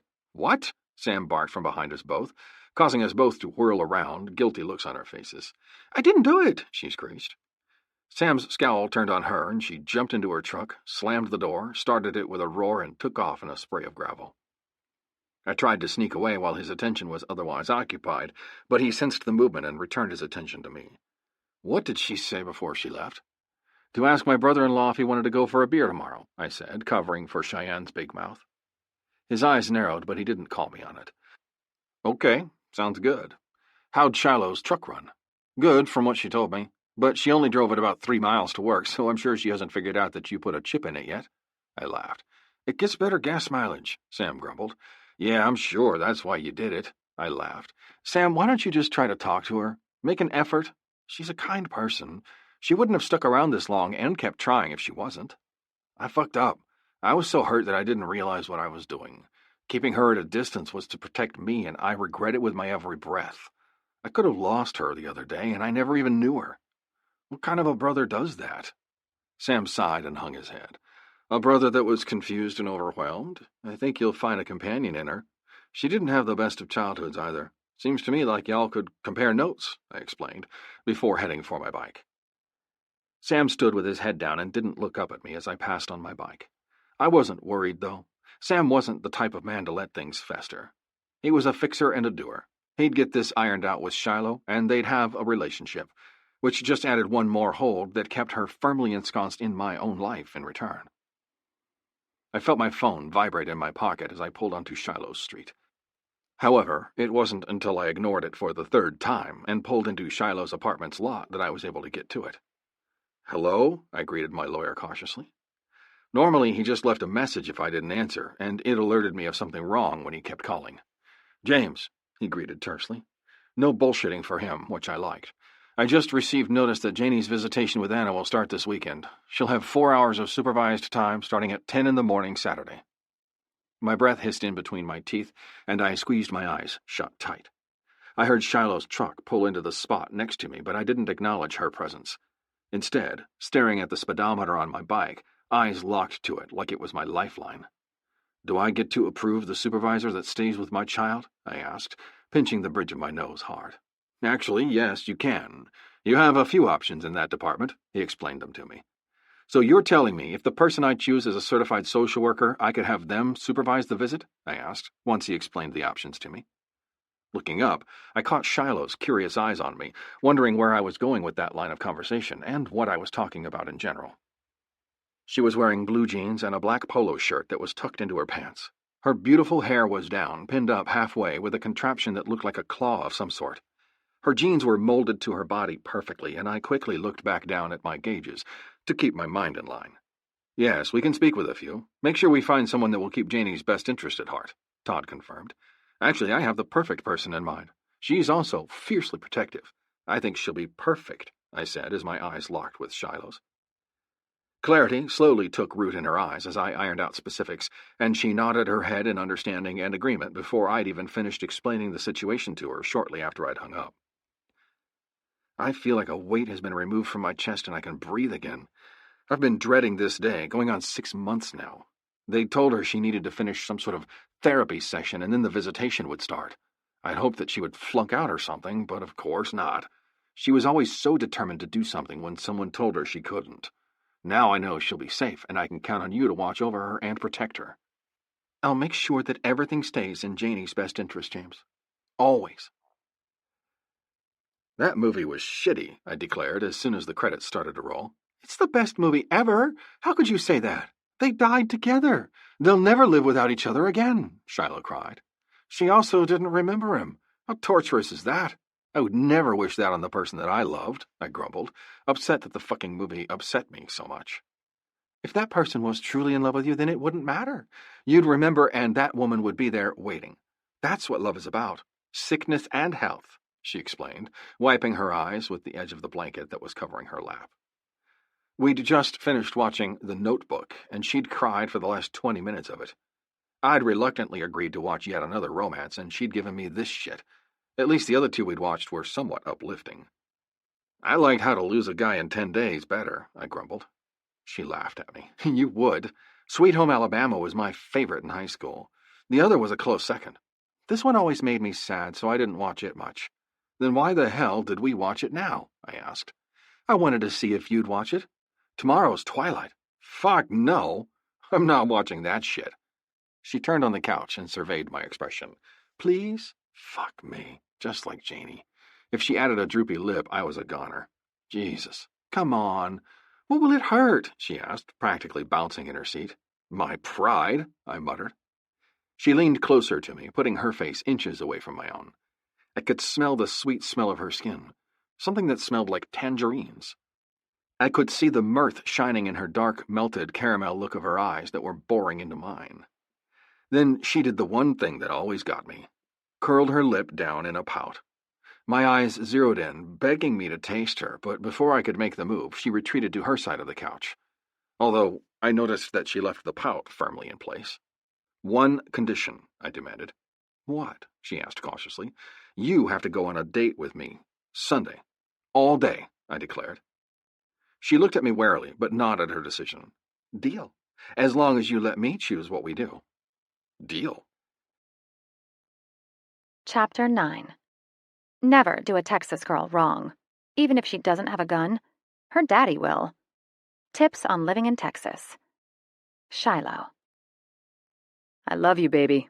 I'll see you in just a few short hours, and then we'll go watch your movie. Okay? James said, crouched down in front of Janie, holding both of her hands. Okay, Daddy, she said, and stepped back from him, grabbing my hand in the next instant. James watched warily as I made my way up to the house that Janie's mother, Anna, was currently occupying. His sharp gaze was practically burning a hole in my back. We'd discussed it, yet I knew he still had a hard time letting me watch over Janie, even though I knew he trusted me. Even with all the trust in the world, I knew he would be sitting in the exact same spot across the street when we were done in 4 hours. I also wasn't surprised when I heard the sound of 2 more motorcycles coming down the road and coming to a halt beside James. All the men I'd met that somehow belonged to my brother were great men, and Janie had each one of them firmly wrapped around her little finger. Anna's home wasn't a bad place, and the smell of cut grass showed me that it had just been mowed, making me wonder if it was just for our benefit. Then I got to wondering how she afforded a place like this. It was in a nicer area of Longview, a city just 30 minutes away from Kilgore. Janie and I drove to Longview in my new company car, after getting permission from my boss, Lillian, of course. James followed at a safe distance behind, never letting us out of his sight. This wasn't the first time I'd done the supervised visit thing, but it was the first time I had such a vested interest in the child that I was charged with watching over. That's not to say that I didn't watch over them the same as I would any child, though. It just meant that I knew this child personally, as well as Janie's father. I don't want to go, Lo. Janie exhaled on a sigh. Lo was a new name that Janie was calling me. She said my name was too long, and then went about shortening it. I know, Pumpkin. We'll get done fast, and then we'll go to Dairy Queen and get a blizzard. What? Janie! A woman squealed and practically shot out of the house in our direction. Janie hid behind me at the woman's screech, and the woman came to a stop kneeling directly in front of me, face to crotch. Janie's bony arms were wrapped around me from behind. Her face was buried in the small of my back, averting her face from the woman's excited squeals. "Oh, Janie, I've missed you so much," she said with a saccharine, sweet voice. Although not obvious to most, it was obvious to me that the woman was lying through her teeth about how much she missed Janie. After 6 years of working with parents and children, I knew when one was lying. If you didn't, then a child could potentially get hurt, and that wasn't happening on my watch. "Miss Stevens, it's nice to meet you. Could we go inside, please?" I asked Anna. Rather, I asked the top of her head, because she was still talking to Janie through my crotch. "Of course. Janie, would you like to see all the toys that you have?" Anna cooed, still crouched down. Taking Janie's arm, I led her to the side and curled my arm around her shoulders. Anna's eyes followed the movement, and she pivoted, staring at Janie intently. "Would you like something to drink? I have a bottle for you when you get thirsty." She smiled as if she'd accomplished some great feat. "Bottles are for babies," Janie snapped. She was right. Janie was drinking out of adult cups now. What the hell was this woman thinking? "Oh, well, I guess we can go find a sippy cup at the store for next time," she said with confusion. She snapped out of the confusion moments later by jumping up and clapping her hands, then barreling back inside, expecting us to follow. "It'll be okay, Pumpkin. I have a water bottle you can drink from, as well as a PB&J in my pack for your lunch that your dad made." "Good," she muttered. She followed me inside reluctantly, turning around every few moments as if to check that her father hadn't abandoned her while she wasn't looking. I chanced to look back, too. What I saw was Gabe and Jack placing a comforting hand on each of James's shoulders, lending him support. Turning my back, I took a deep breath before breaching the door to Anna's home and closing it quietly behind me. I knew the next few hours would be trying, but I had no idea how much. Teeth gritted tightly, I held Janie's limp form in my arms and walked quickly to the car. One look at my face had James stepping off the sidewalk, but I shook my head no, indicating that now was not the time, which it wasn't. I wanted to get the fuck out of there before I ripped someone's goddamned head off. I strapped Janie into her booster seat and then drove back to Kilgore, head pounding with each bump in the road. Occasionally, I'd glance back at the 3 bikes that were following closely behind me and gave a sigh of relief. Pulling into the parking area in front of James's house, I closed the car door quietly and called out to Gabe to watch her while she was napping in the car. Then I stormed off in the direction of the woods that lined the back patio area and found a tree. I turned my back to it and then slowly sunk down until my knees were in tight against my chest. Then I put my head on my knees and willed myself not to cry. I felt James's body crouch down before me, and it took me a good 15 minutes before I had enough control over my temper before I looked up at him. His hazel eyes bore into mine, and I let out a breath before I started to explain. "That woman is not fit to be a mother. She tried to feed Janie strawberries, which I know damn well and good you'd told her last night that she was allergic to when you were on the phone with her, as well as the court telling her. Then she had a fucking bottle, a baby bottle, of milk that she practically tried to force Janie to drink. When she refused, Anna stormed off and then brought it back in a margarita glass, which apparently was the only type of glass that she had, not to mention the fact that I could smell the rancidness of the milk from where it was placed across the table from me. Then she tried to change Janie's diaper. The next 4 hours were spent with Anna on the phone with someone, whom I'm guessing owns the house, because she told him she'd be done with her meeting around 1 and to come home as soon as the little girl left, while we sat on the couch and played on my phone. She kept saying how she was sorry that he wasn't allowed home, and that maybe she could just sneak him in next time. As I offered my explanation, James's body became more and more like stone. By the end of my diatribe, the only thing moving was the breath in his chest. His pulse was pounding. Veins stood out all over his hands and forearms from the tightness of his clenched fists. His breathing was rapid, and I knew he was about to explode. Not taking the time to think of why, I made the only decision I could and threw myself into his arms. I wrapped my arms tightly around his chest, holding him down when he went to stand. To do what, I don't know, but I knew if I let him leave right now, he'd be beating the shit out of something or someone. Let me go, he said through clenched teeth. No, I said, hanging on as he stood anyway. Let me go now. I ignored his request and continued to hold on to him. My arms were around his waist now, one hand locked around the other wrist, holding on for dear life.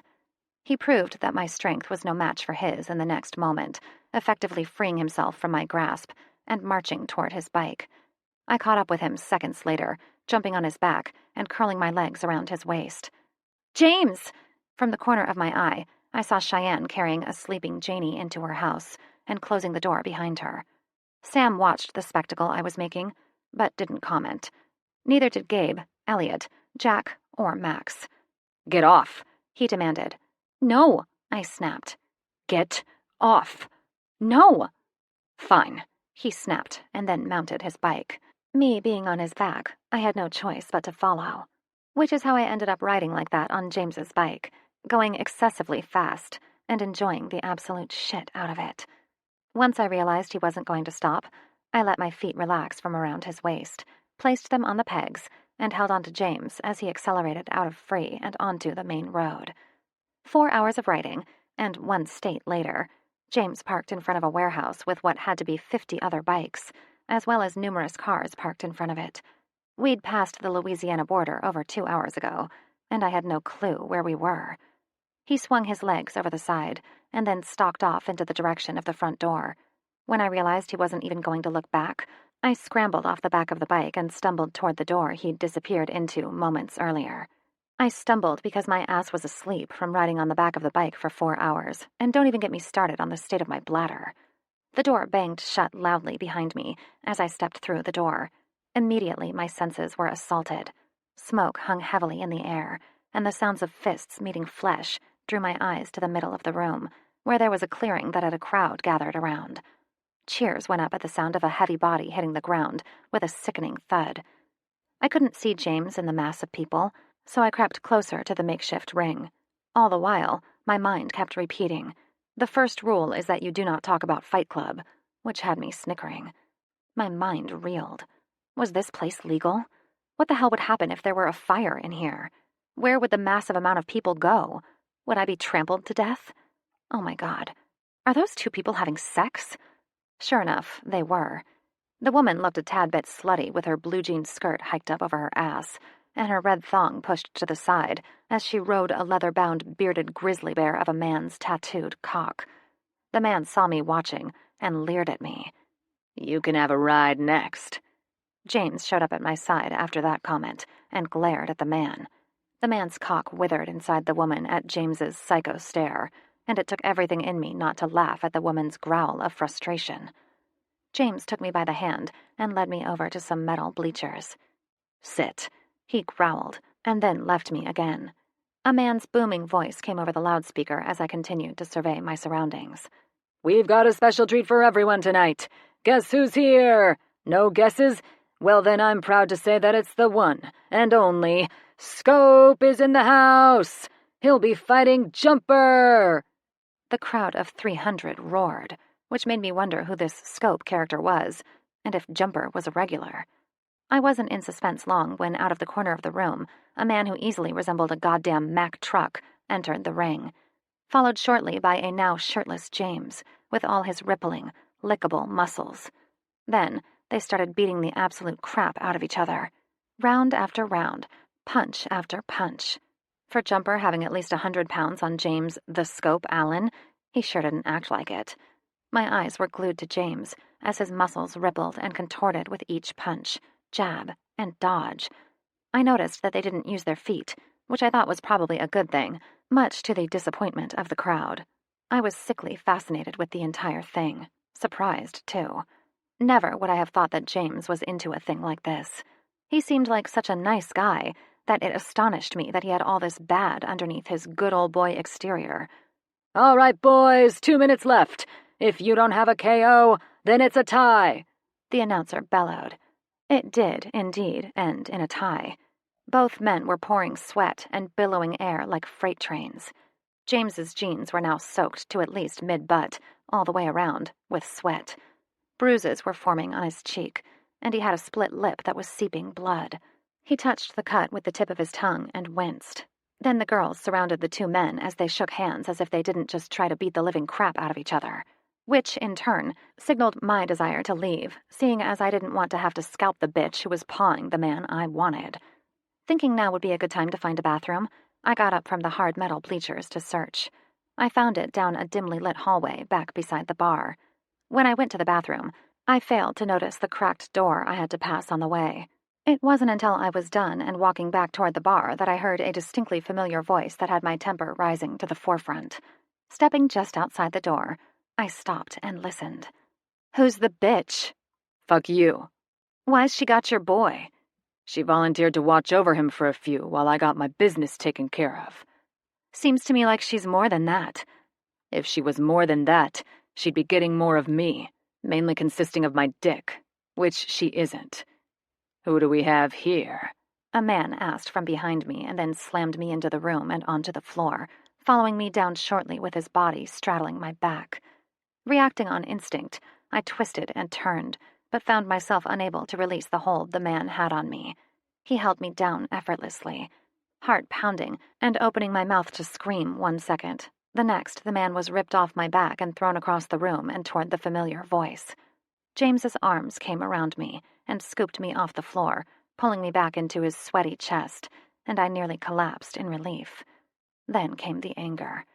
Swinging my head toward the man sitting in the office chair behind a large desk, I stomped toward him, picking up the closest thing I could find, an unopened bottle of Jack Daniel's whiskey, and threw it at him. He dodged it easily, and it hit the wall with a thud, shattering on impact. Glass tinkled to the ground along with the sound of sloshing liquid.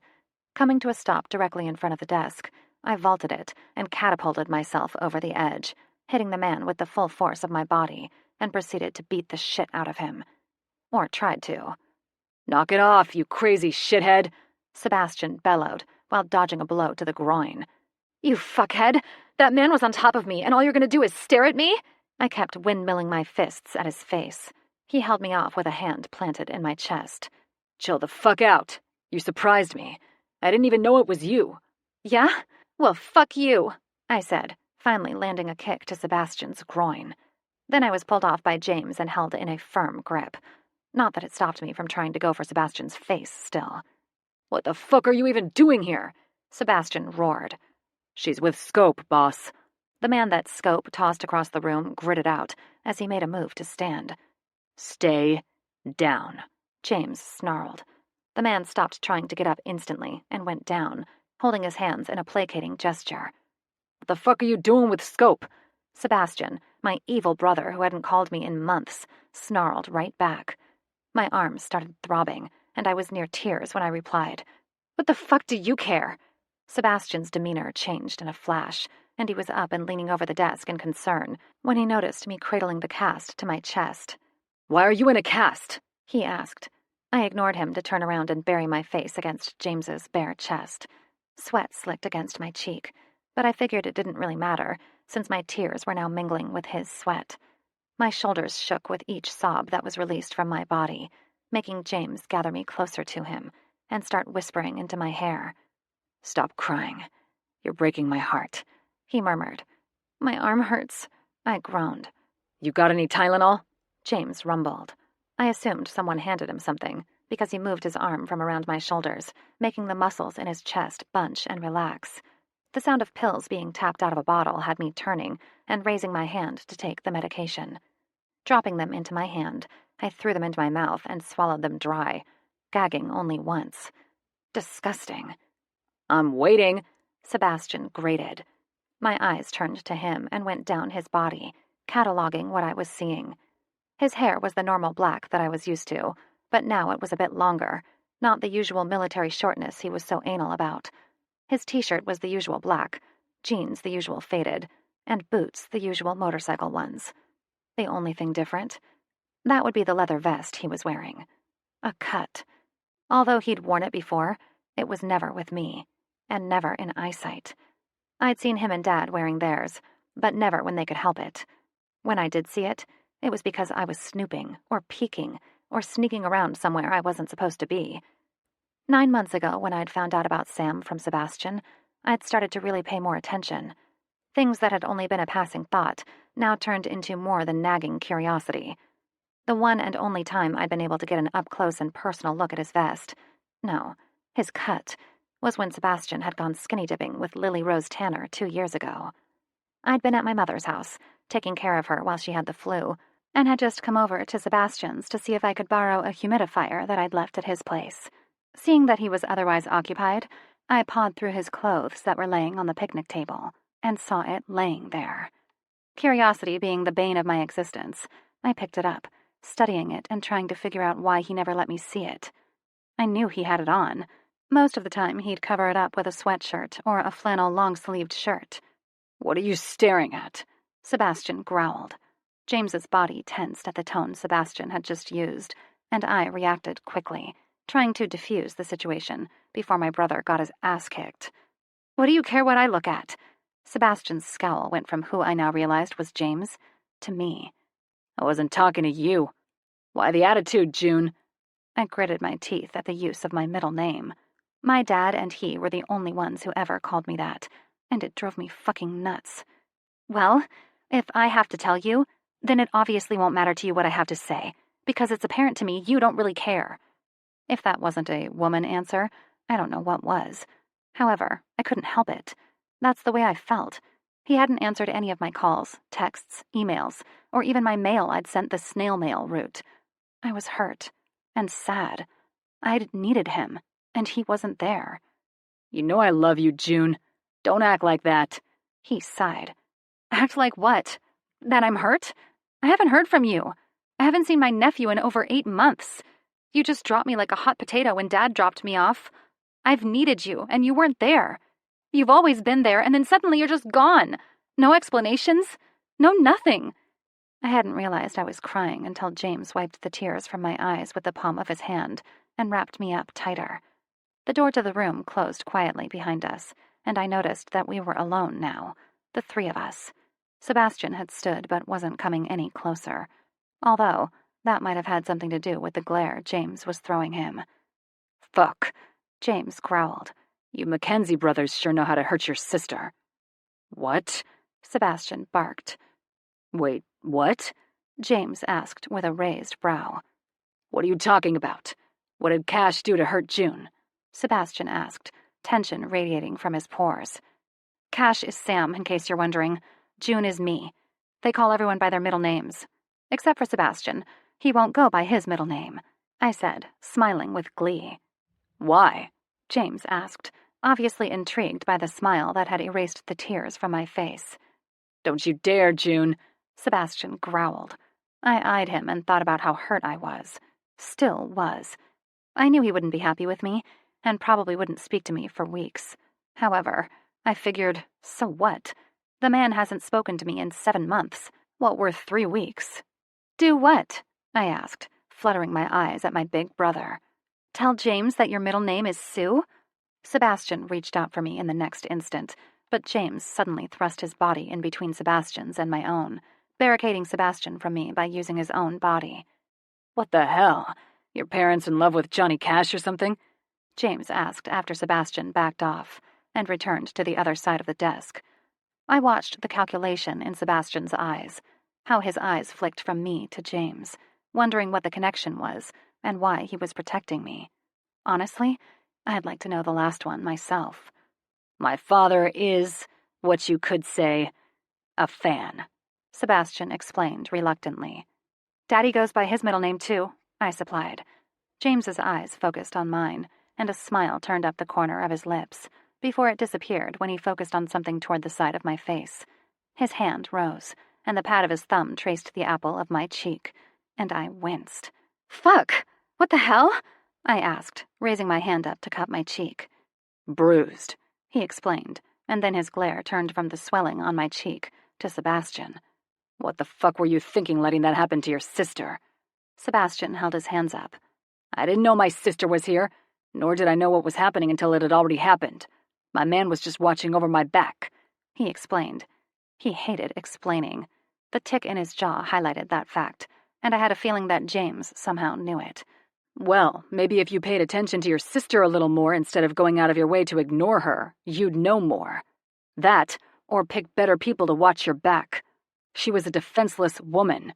You don't treat women like that. She could have been anyone. Been there for anything.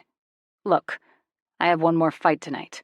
You'll take that time to figure your shit out. And if you hurt her, I'll kill you. You'll never see it coming." With that succinctly put statement, he left. "Well, the man is sure hot for you. Did he fuck you yet?" Sebastian snapped. My eyes went from the empty doorway to Sebastian's hate-filled face. He had some massive chip on his shoulder, and I sure wasn't going to stand here and let him berate me for something I'd never even done. I didn't even know why he was mad. Hell, I never said one single word about the trashy women he saw. Not one single word about the hoe bag of a woman he got pregnant. Then I berated myself, because that hoe bag, Lindsay, was dead. She couldn't defend her actions anymore, and I had no room to talk. I didn't have the best track record when it came to men, and I'm sure it bothered Sebastian that I was seeing someone, and he didn't even get to run a background check on the man. "Well?" Sebastian hissed when I took too long to answer. "Go fuck yourself," I said before turning and following the sounds of cheering. James was fighting again, except this time it was the bear man I'd seen fucking that woman earlier. He was easily twice the size of James, length and width-wise. His hair was a wild mass of snarls around his head, and his beard was tamed by a ponytail holder. It reached down to his chest, and I couldn't help but think that was a bad idea to give someone a handhold when it came to a fight. But who was I to say anything? I'd been taken down earlier by some man, and I had no ability to fight back. Hell, I didn't even know how to fight back, other than throwing a punch when they were distracted. I'd always had my brother there to do it for me. Now, I wasn't sure what I had.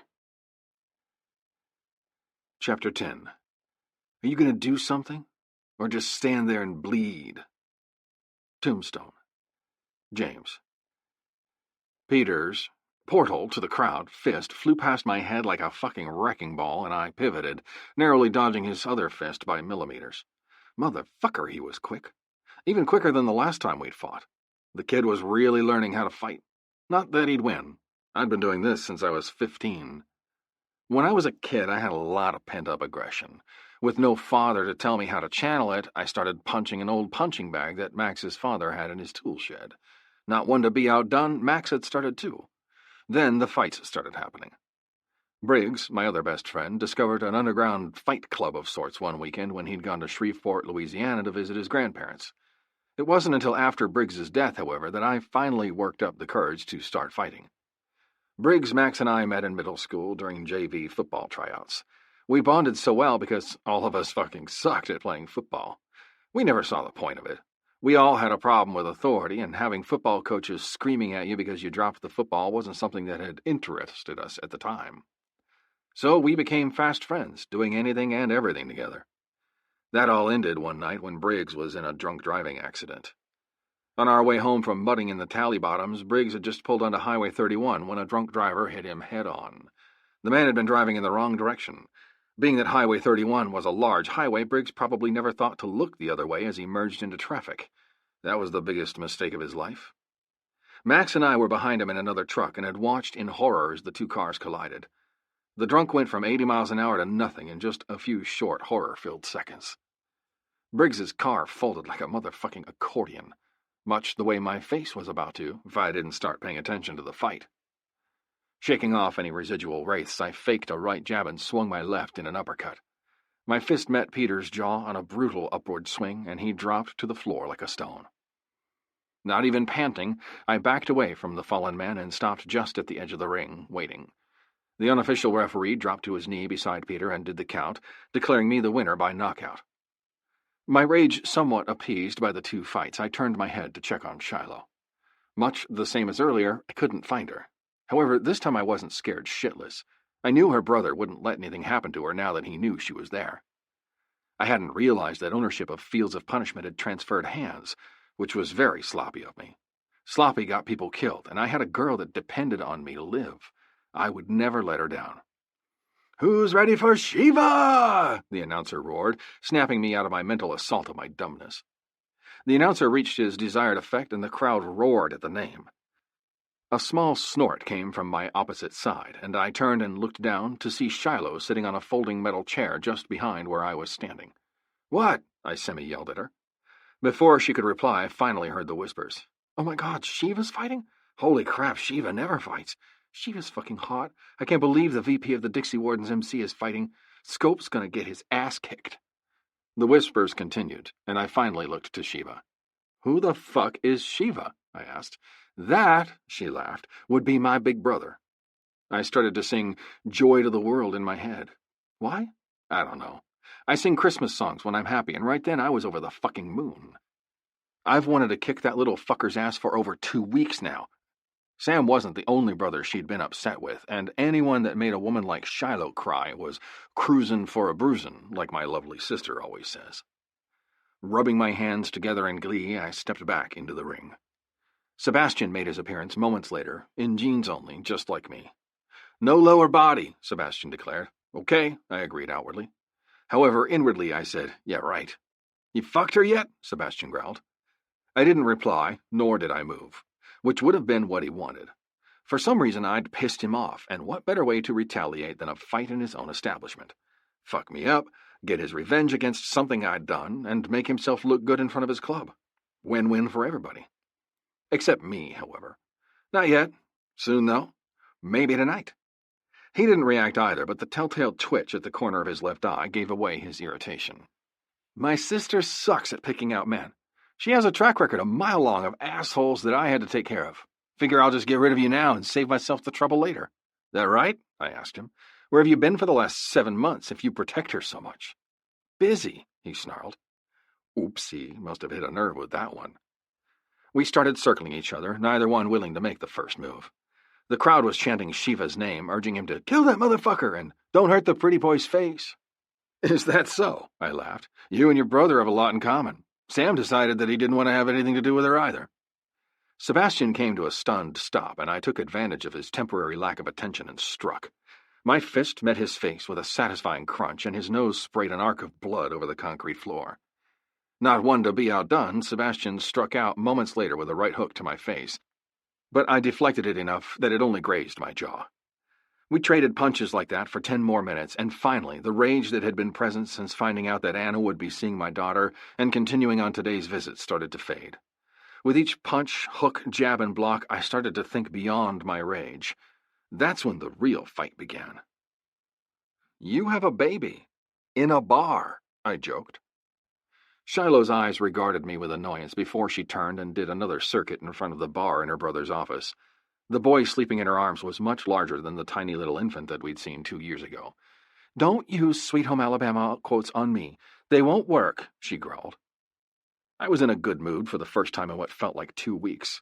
I'd needed that fight more than anything, and I appreciated Sebastian for giving it to me, even if it wasn't for the same reasons as I'd had. Where'd Terry go? Sebastian asked as he shrugged his cut back on as he entered the room. Shiloh mumbled something derogatory, but the only thing I'd made out was, crazy bitch. Your lovely sister sent Terry home, Jordan, the man who'd nearly lost his life earlier when I'd seen him on top of Shiloh, said. Jordan was a prospect, and although I know he was doing his job and protecting Sebastian, I didn't give a fuck. It would take me a long fucking time to think of him in any other way other than with hatred. Sebastian's glare returned to his sister, and I barely contained the chuckle that was forming in my chest. I know how that felt. My sister did things for my own good all the time, whether I wanted them or not. If you need someone to watch my nephew from now on, please call me.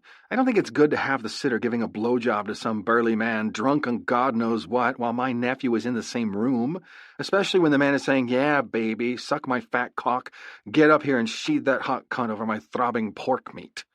I think not. Sebastian's face turned hard as stone, and then he turned and left the room abruptly.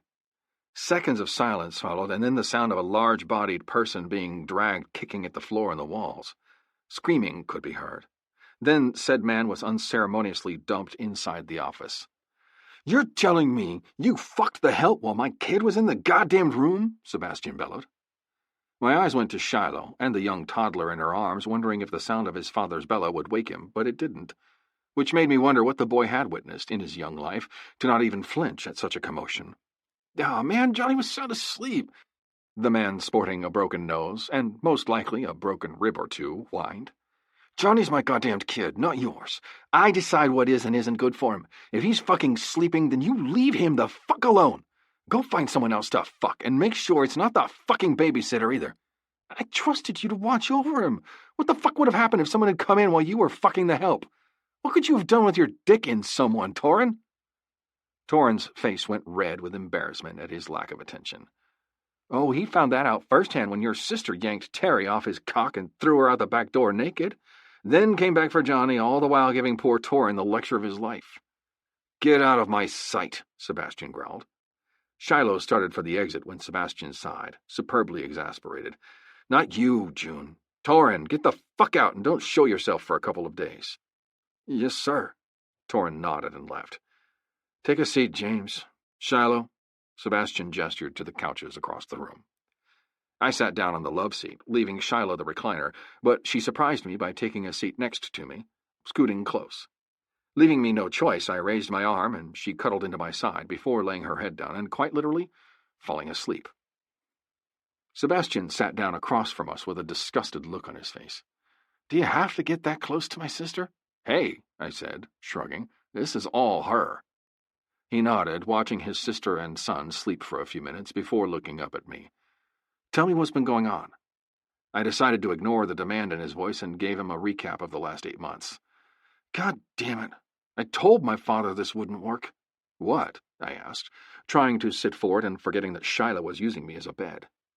Leaning back against the couch, I waited patiently while Sebastian debated what he shouldn't and should divulge. When he finally started speaking, I quite literally had no words. Nothing in my life could have surprised me more than what he said. Shiloh. Holy shit, my mind screamed. It's amazing what you hear when you pretend you're sleeping. Mind blown. Chapter 11. Ladies, if your men don't know how to fire a weapon, you have a girlfriend. Earl Dibbles, Jr. Shiloh. Where are we going? James asked again, for the 5th time. You'll see, I said cryptically. We were on the date that I'd promised, and I wanted to see him in his element, and the only way I could think of doing that was taking him somewhere I knew he would love. When we'd gotten home from Louisiana, I'd decided to sleep over at James's place since it was so late, and I would have been over early for our date in the morning anyway. As I was coming outside this morning, I ran into Sam. He'd apologized for the 17th time, and I took pity on him by trying to make conversation. I'd asked Sam about the girls, and eventually it had turned into what James loved doing, and that was how James and I ended up going to the shooting range. Of course, him having the Y chromosome automatically made him have to drive, so I'd given him directions on how to get where we were going. Once we'd gotten on the last road, his demeanor had changed, and he knew exactly where we were going before we pulled up to the gates. Sam told me you'd have a code to get in, I explained when he just looked at me. Yeah, I do, he agreed. Lifting his right butt cheek, he fished out his wallet from his back pocket, dug through it, and produced a card that had National Rifle Association member on it. Once he had it swiped and the gates swung open, he pulled his Bronco in through the gates and waited for it to close behind him before starting down the long drive. Where are we going exactly? He asked carefully. Well, I have 2 reasons for coming here. 1, I said, holding up a finger, is that I want to practice with my .38. I have a concealed handgun class next weekend, and I don't want to make a fool of myself. The other is that Sam said you'd enjoy coming here. He even sent me with a rifle. His eyes shifted to take in the back seat, but looked at me in confusion when he didn't see anything. I had Cheyenne hide it in the back for me. I didn't want you to tell me no, I said cheekily. I would have never told you no. It's just that, he started to say before trailing off. What? I asked, confused at the emotion I saw in his eyes. I had a friend who died while on a mission with me. He was my spotter. Ever since his death, well, let's just say I haven't found incentive to get out here, he said gruffly. Sam had told me that might be the case, and I didn't tell him that I had his rifle in the back of the truck. Sam had been holding on to it ever since his mission failed, and Dougie had died. I'd also gotten the story on Dougie, and I was truly heartbroken to hear of it. According to Sam, Dougie was James's spotter. While on a fact-finding mission, they'd been made, and when they were going to the extraction point, Dougie and James had both been hurt. Only Dougie had died, while James had lived. Sam said that ever since, James hasn't been acting the same. I wasn't sure if James would shoot his rifle, but I figured I would let the option be available if he decided to face his fear. "When was the last time you shot your rifle?" I asked curiously, as he came to a stop outside the handgun range. I hopped out and went to the back of the truck, waiting patiently for him to take in his surroundings, and then finally opened the back hatch with his key. "A few years?" He hesitated. 4, to be exact.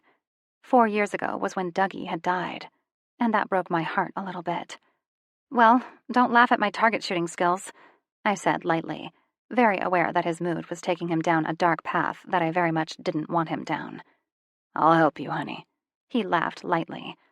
5 boxes of ammo, and a 30 minutes of searching the immediate area for the copper casings later, James and I were standing beside his truck staring at the rifle range. "We don't have to do this," I explained hesitantly. "It's okay. I've put this off long enough."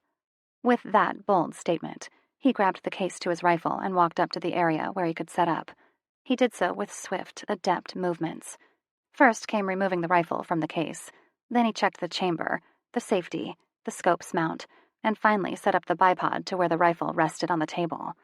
Ejecting the magazine, he loaded the shells that Sam had handed me earlier with a hopeful smile and replaced the magazine into the bottom of the gun. Gesturing to his earphones with his eyes, I reached forward and placed his pair he'd produced from under the seat in his truck over my ears, and stepped back to sit on the concrete bench that was directly behind him. Since no one was in the rifle target area, he didn't have to tell anyone that he was walking downrange. Using a fancy handheld device, he took his staple gun and a target and walked downrange. It took him what seemed like forever to walk until he was at his desired distance. Once there, he pinned the target to the metal wire that was hanging across the range, and then walked back to me, licking his finger and holding it in the air as he came back toward me. Seeing that he was in his zone, I stayed quiet, not asking the questions that were barely being held in, practically burning a hole to escape the confines of my mouth. He took his time setting up, reading the handheld device, and then producing a pen and Post-it from his pants. He wrote something down, looked at his scope, and adjusted it in some way that I couldn't really see from my vantage point. I was utterly flabbergasted by all that went into the process. The man was stunning when he was in his element. Today, he was wearing dark-washed jeans, brown mud-caked boots, and a fitted gray t-shirt that hugged his muscled torso to perfection.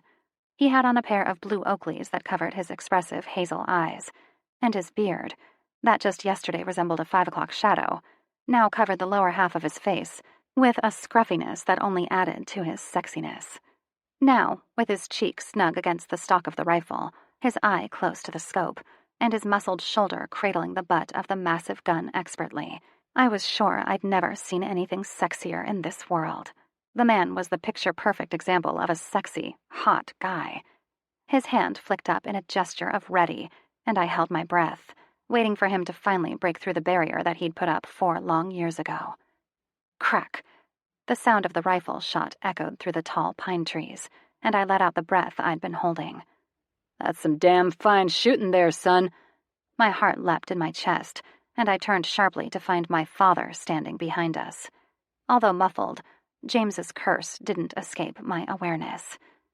"Hi, Daddy," I smiled. James. Mr. Mackenzie? I nodded my head warily after switching the safety on my M21. Silas Mackenzie was an intimidating figure. He was wearing jeans that had holes in the knees, a black t-shirt, and a flannel shirt that was hanging open. A small amount of leather peeked out every time the wind gusted, which made me notice that he was covering the leather cut that was probably exactly the same as his son's had been last night. I could make out a shoulder rig over his big burly shoulders as well, most likely hiding the same hand cannon he'd been sporting the last time I'd seen him. His hair was buzzed close to his scalp, but it did nothing to hide the silver lines of his hair. His beard was cropped close to his jaw, giving him a rugged appearance. His arms were crossed closely across his chest, and he was looking at Shiloh with no small amount of love in his eyes. That look changed once his eyes turned from her to me at my greeting.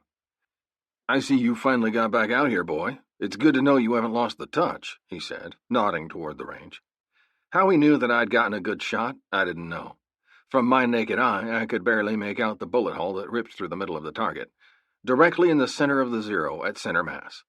I could most certainly tell when I had my eye at the scope, but he didn't have anything but his eyes, although they were cold and calculating. "Yeah," I answered when I could think of nothing else to say. "May I speak to you in private for a moment, James?" Silas asked. I nodded in affirmation, and Silas's sharp gaze turned pointedly in Shiloh's direction. "What, you wanted me to leave?" she asked in mock outrage.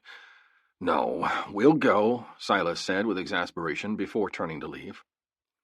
I gave Shiloh a raised eyebrow as I passed. Once I had passed her, I followed Silas in the direction of his bike that was parked at the end of the rifle-designated area. "Hey, can I shoot your rifle?" Shiloh yelled toward my back. "No!" both Silas and I yelled back in unison. "That girl is curious, so we better make this quick, or she'll shoot it anyway," Silas laughed. I didn't say anything, just waited for him to tell me what he needed. After years of being friends with Sam, of hearing all the stories of how he'd suffered when he was younger, I didn't know how to handle what I'd learned last night. Didn't know how to proceed. Whether I should tell Sam what I'd learned.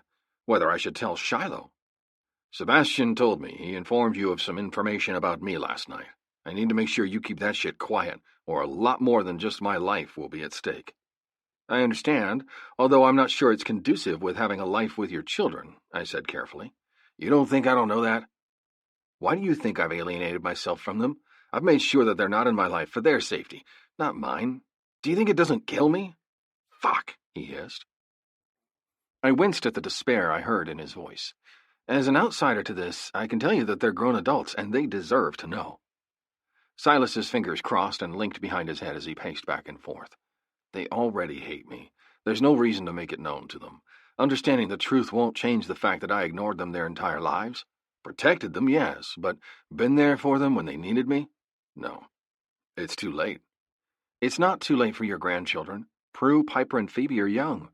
They don't have a grandfather. They could really benefit from having one, I explained. Yeah, I don't think Sam is going to let me get near them, even after he hears why I've done the things that I have. He may not at first, but eventually he'll understand. He may not like it, but he'll know that at that moment in time that he wouldn't have done anything differently.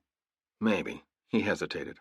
I have one last assignment that I'm working on, and then we'll see. I'm not keeping anything from them if they ask. I won't just outright tell them. However, when they ask, and I know that they will, I'll tell them everything I know, I said carefully. He nodded in understanding and swung his leg over his ride. Starting it up, he was about to put it into gear when Shiloh cried out for him to wait. He turned off the engine and turned just in time to catch Shiloh as she threw herself into Silas's arms. Silas's muffled oof made me want to smile, but I held it in check when I caught the look of adoration that crossed over Silas's face. "I love you, Daddy," Shiloh whispered to him before leaving back the way she came. "She knows," he said with a disgusted sigh. "Yep. Watch over her. She's going to open a big-ass can of fucking worms if she doesn't keep her nose out of my business. I can't afford the distraction right now," he growled. I looked at him pointedly, and he sighed. Yeah, I know. Just try your best. Always." "When are you going to tell Sam?" she asked quietly. "I'm not. Well, not yet. We'll see if that changes in the future," I sighed. "All right," she agreed. She agreed so nicely that I knew Sam would know before the week was out. It just wasn't sitting well with her. Her conscience wouldn't let her keep this from him. Which I guess was for the best, because I was having doubts about telling him myself. Maybe it'd be better to come from his own sister rather than his brother-in-law. "Just wait till I'm not there to do it. I'd rather not have my ass kicked, if it's all the same to you," I said. "Yes, sir," she said, saluting me. "What movie are we watching tonight?" I asked, instead of confronting the sarcasm. "Frozen," she explained. I grimaced. That was Janie's favorite movie, and I watched it no less than twice a day. "What if I don't want to watch that?" I asked. She laughed. "Well, I guess you'd have to take that up with your daughter. I promised her ice cream and Frozen yesterday, if she'd give it a try at her mom's. Since she did so well, I figure we owe it to her." Fuck. She was right. "Okay," I relented. "There just better be beer." She snorted. "Yeah, well, I'm going to need something to drink, too. There's only so many times I can tolerate it as well." Chapter 12. Ladies, wearing heels is not sexy if you walk like a newborn calf. Life lesson. Shiloh. Where do babies come from? Janie asked the group as a whole. We were eating dinner at McAllister's Deli with all of the women. Cheyenne had her 3 kids and Janie. Peyton had her daughter. Blaine had her son. Winter with her daughter. And Ember had her 2 as well.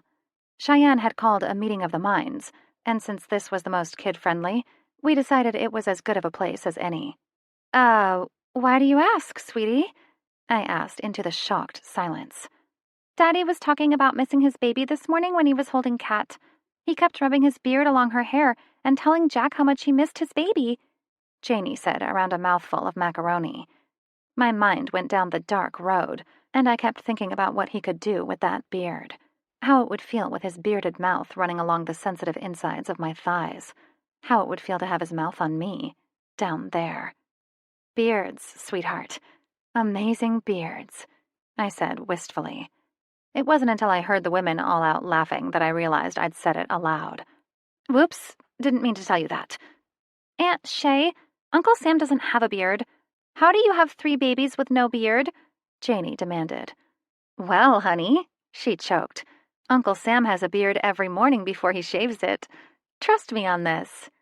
Conversation flowed, and I allowed myself to let it sink in that I was actually a part of this. Over the past 2 months, I'd gotten to know these women fairly well, and I was honored to be a part of their tight-knit group. I've also become very close to James and Janie. They are a huge part of my life, and each movie we watch and night out we spend together, the happier I seem to be. It made me realize what a real family should feel like, and I envied James's relationship with his little girl. The more I thought about what I'd learned from James and my father, the more I've come to understand that I need to talk to Sam. Only, I didn't know what or how to go about doing so. I know he'll be hurt, and we've just begun building the relationship of a sister and brother. I didn't want to chance telling him and losing that building closeness. Although, I knew I didn't really have a choice. It would have to be done, and I'd just have to hope that it didn't hurt him. Cheyenne, would it be possible for me to speak with Sam later tonight? Without the kids? I asked softly. Of course. All you ever have to do is come over and I'll take the hellions on a walk or something. She agreed quickly. Motherfucker! Ember yelled, bringing the attention of not only our immediate table, but every table in the fucking restaurant to her face. What? We asked in unison. She threw her phone into the middle of the table, refusing to answer. Since it was closest to me, I brought the phone closer and scanned the screen, anger simmering in my body at what I'd read. Reading the anger on my face, Cheyenne slipped the phone from my grasp before reading it over herself. My mind was racing. What could I do? Then I had an idea. Where are you going? Cheyenne asked as I started hustling toward the door. To bail your brother out of jail. Although I hadn't made many connections with the police department, I still had to deal with quite a few of them on a daily basis. It would take time for them to come to trust me, but one thing was for sure. 99.8% of the department did trust James. However, they'd seen me being picked up by him, taken out on dates by him, and generally around town with him a lot over this past month. More than once, I'd been asked about James or Janie by a passing police officer. So when I showed up at the police department a little over 20 minutes after he'd been arrested, most of them were more than aware of who I was to him. Ms. Mackenzie? A young officer nodded in greeting as I approached the front desk. It took me a few moments, but finally I remembered. Howard, how are you doing today? He grinned. Doing good. That woman we picked up last week was picked up on another warrant yesterday. A smile overtook my face. That's fantastic news. It was, too. That woman was a menace and didn't deserve to have the 2 beautiful children she had. Luckily, after a neighbor heard the mother yelling at her daughters at 3 a.m., the police were called. I was called shortly after that, and we made the decision to have the children placed into the temporary care of the girls' paternal grandparents.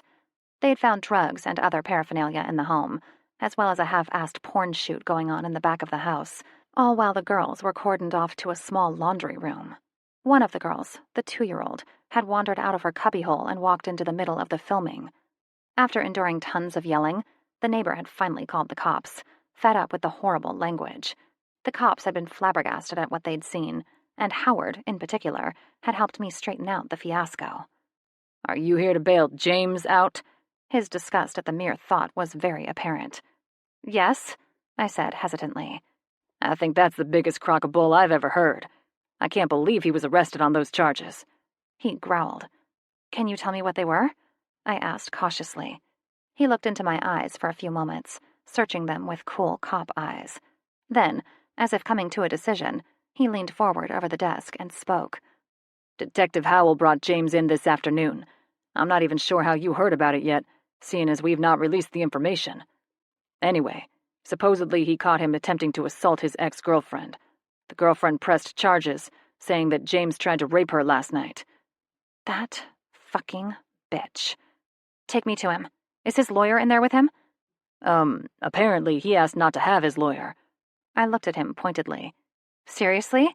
You really think he's that stupid? No, I thought... He started to explain, but I interrupted him with a wave of my hand. You need to go in there and stop that interrogation. I'm going to make a call, and then you can take me in there. I made 3 phone calls. 1 to James's lawyer, 1 to Sam, and 1 to my father. I just hoped they got here in time to stop the impending blow-up that was a result from one officer's careless actions. What's going on here? Todd bellowed so loud I could have sworn the flimsy old panes of the police station's windows shook with the force. Todd Masterson was an intimidating man.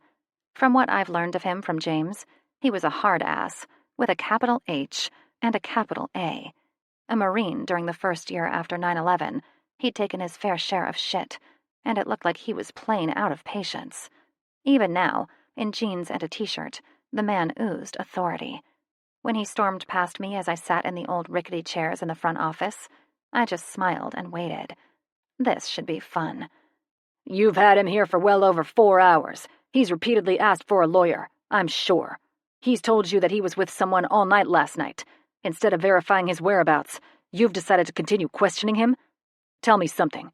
Did you even read him his rights yet? Please tell me you at least did something right. Todd growled. He did sound like he was growling, too. I'd probably start hyperventilating if he even looked at me like he was doing to the other men in the room. We haven't been able to find Ms. Mackenzie to verify anything. Detective Howell bit back. Well, if you'd only left this interrogation room, you'd see that she's sitting in one of the front office chairs. She has been for well over 20 minutes now. She called me from the phone number that I'm sure Mr. Allen gave to you. Please, keep telling me how you couldn't get a hold of her. Todd hissed. Oh, man. It took everything I had to keep the smile off my face. Howard wasn't doing so well. He had his face buried in the crook of his elbow where it rested on his desk. His shoulders were shaking with contained laughter. The front door banging open with a harsh staccato against the station's brick siding brought my attention to the door, and I lost my humor immediately. The girl, who I later learned was named Jolie, stormed in, a worried expression on her face. Instead of going to Howard, she went to the woman that was in the corner of the room answering the phone. I heard her speaking in urgent tones, and I knew I wasn't going to like what she had to say as soon as she was pointed in the direction of Howard. Once she reached the desk, my fears were confirmed when her frantic voice asked for James. Over and over. Tears were spilling down her face, and I wanted to slap her. She didn't have that ugliness that you get when you're truly upset. These tears were more of what I would call fake. Her nose didn't run, her face didn't flush. Her hands were wrapped around her purse instead of frantically wringing her hands together in nervousness like I was doing. I wondered what type of relationship she and James had shared.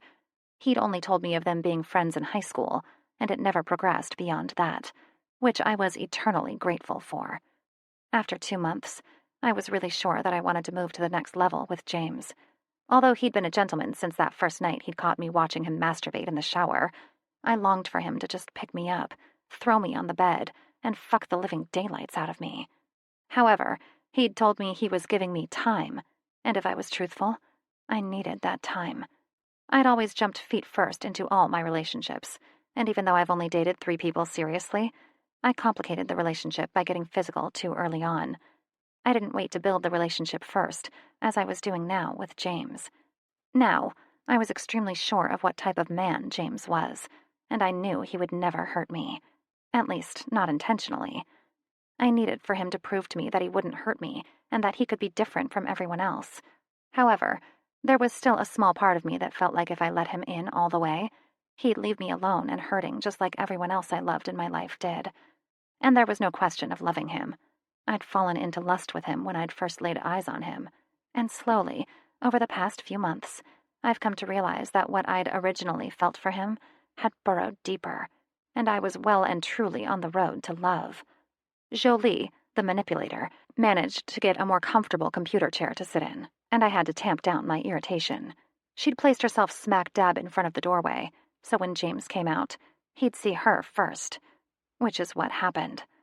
A tense hour later, James was striding purposefully out of the back room where I guessed the interrogation rooms were located. Todd towered behind him. An upset, grim line traced the thin lips of his mouth. Across the room, Jolie shot up out of her chair like her asshole was on fire and practically launched herself at James. He caught her, whether out of reflex or desire to do so. I didn't know. However, my mind was seeing red. I wanted to pull that bitch back by her fucked-up hair and yank enough of it out to make it all one length. Since I was across the room, seated in a chair nearest the door, I could see when James's eyes closed, and he sighed. Desire to be there completely gone, I got up as quietly as I could and slipped out the door. I didn't even make the stupid little cowbell that signaled the door opening clang. I walked purposefully to my truck. I ignored Gabe, Max, and Jack, who were both lounging on their motorcycles. I ignored the shout of my name. I ignored everything except the steady staccato of my flip-flop-covered feet making the slick-slack sound against the paved sidewalk. Once I reached my truck, I opened it with the key, slammed the door behind myself, and left the parking lot as sedately as I could. One thing I knew for sure as I drove out of the parking lot: I wasn't going to deal with that shit every time Jolie showed up. It was either her or me, because I knew damn well that James would expect the same of me if the situation were reversed. I'd been put last too many times in my life. I could see if it were his child, because children needed that from a parent. However, Jolie was no child. Not even close. Chapter 13. I'm wearing black until they make something darker. T-shirt. James. You fucked up, Max said from behind me. I turned from watching Jolie drive away to Max, who was still leaning against his bike casually. His legs were crossed at the ankle, and his arms were crossed tightly against his chest. Jack and Gabe were in similar positions, both watching me with the same frown of disapproval. What? I asked, completely and utterly exhausted. All I wanted to do was see my kid and take a seat on the couch with my two girls and watch another stupid movie, as long as it wasn't Frozen. Going to that bitch over Shiloh, Gabe drawled. My brows drew together in confusion. What are you talking about? We're talking about that woman rushing to your rescue, calling your goddamn lawyer, pulling some of her only connections with the few cops she's made friends with in her short time here to get you out. Yet you leave her with a beaten look dominating her pretty little face. My stomach dropped, and I remembered in that instant that I thought I smelled the soft scent of her perfume in the police station's lobby. Yet when I turned around, I'd only seen the door closing softly, and I'd put it out of my mind, as Jolie rambled on and on about how awful it was that I'd been arrested. Setting her away from me as quickly as I could, she then started rambling on and on about how someone had been stalking her, which was how she'd learned I was arrested in the first place. She'd come down to the station to file a report and had overheard it from the desk clerk. I'd practically had to drag her to her car. Although I was sympathetic with her plight, I'd had a rough day myself, and I wasn't up to listening to her incessant whining today. However, she'd showed up more and more over the past 2 months, and I was at the point where I didn't want to put up with her at all. I thought I'd been lucky that Shiloh didn't see Jolie launch herself into my arms. Now I knew I wasn't lucky. Fuck, I growled, eyes pointed at the bright blue sky. The clouds were moving quickly, which inevitably meant that we were on the verge of another thunderstorm. You could say that again, Max agreed. I didn't want her to touch me. She keeps bugging the absolute shit out of me. But I can't tell her to stop. It's like kicking a fucking puppy. She looks up at you with those big brown eyes and really pours it on until you cave. She's relentless, I said, exasperated at the situation. Well, you're going to have to do something about it. Shiloh said something to Winter the other day about her. I only walked in on the end of their conversation before they both stopped talking, but from what I heard, she really dislikes the woman.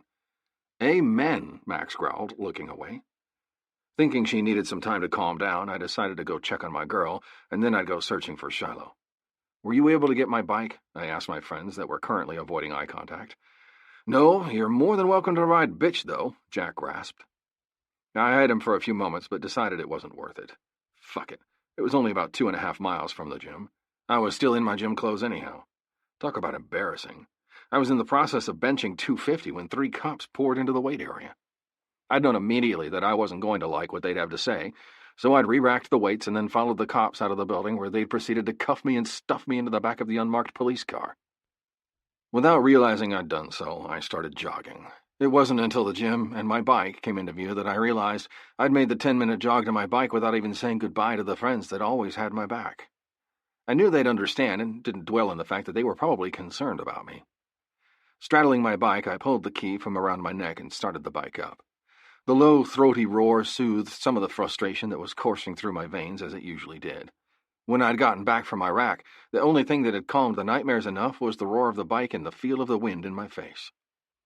I rode home, relishing the sun soaking into my skin and the smell of the pine trees as they whizzed past me.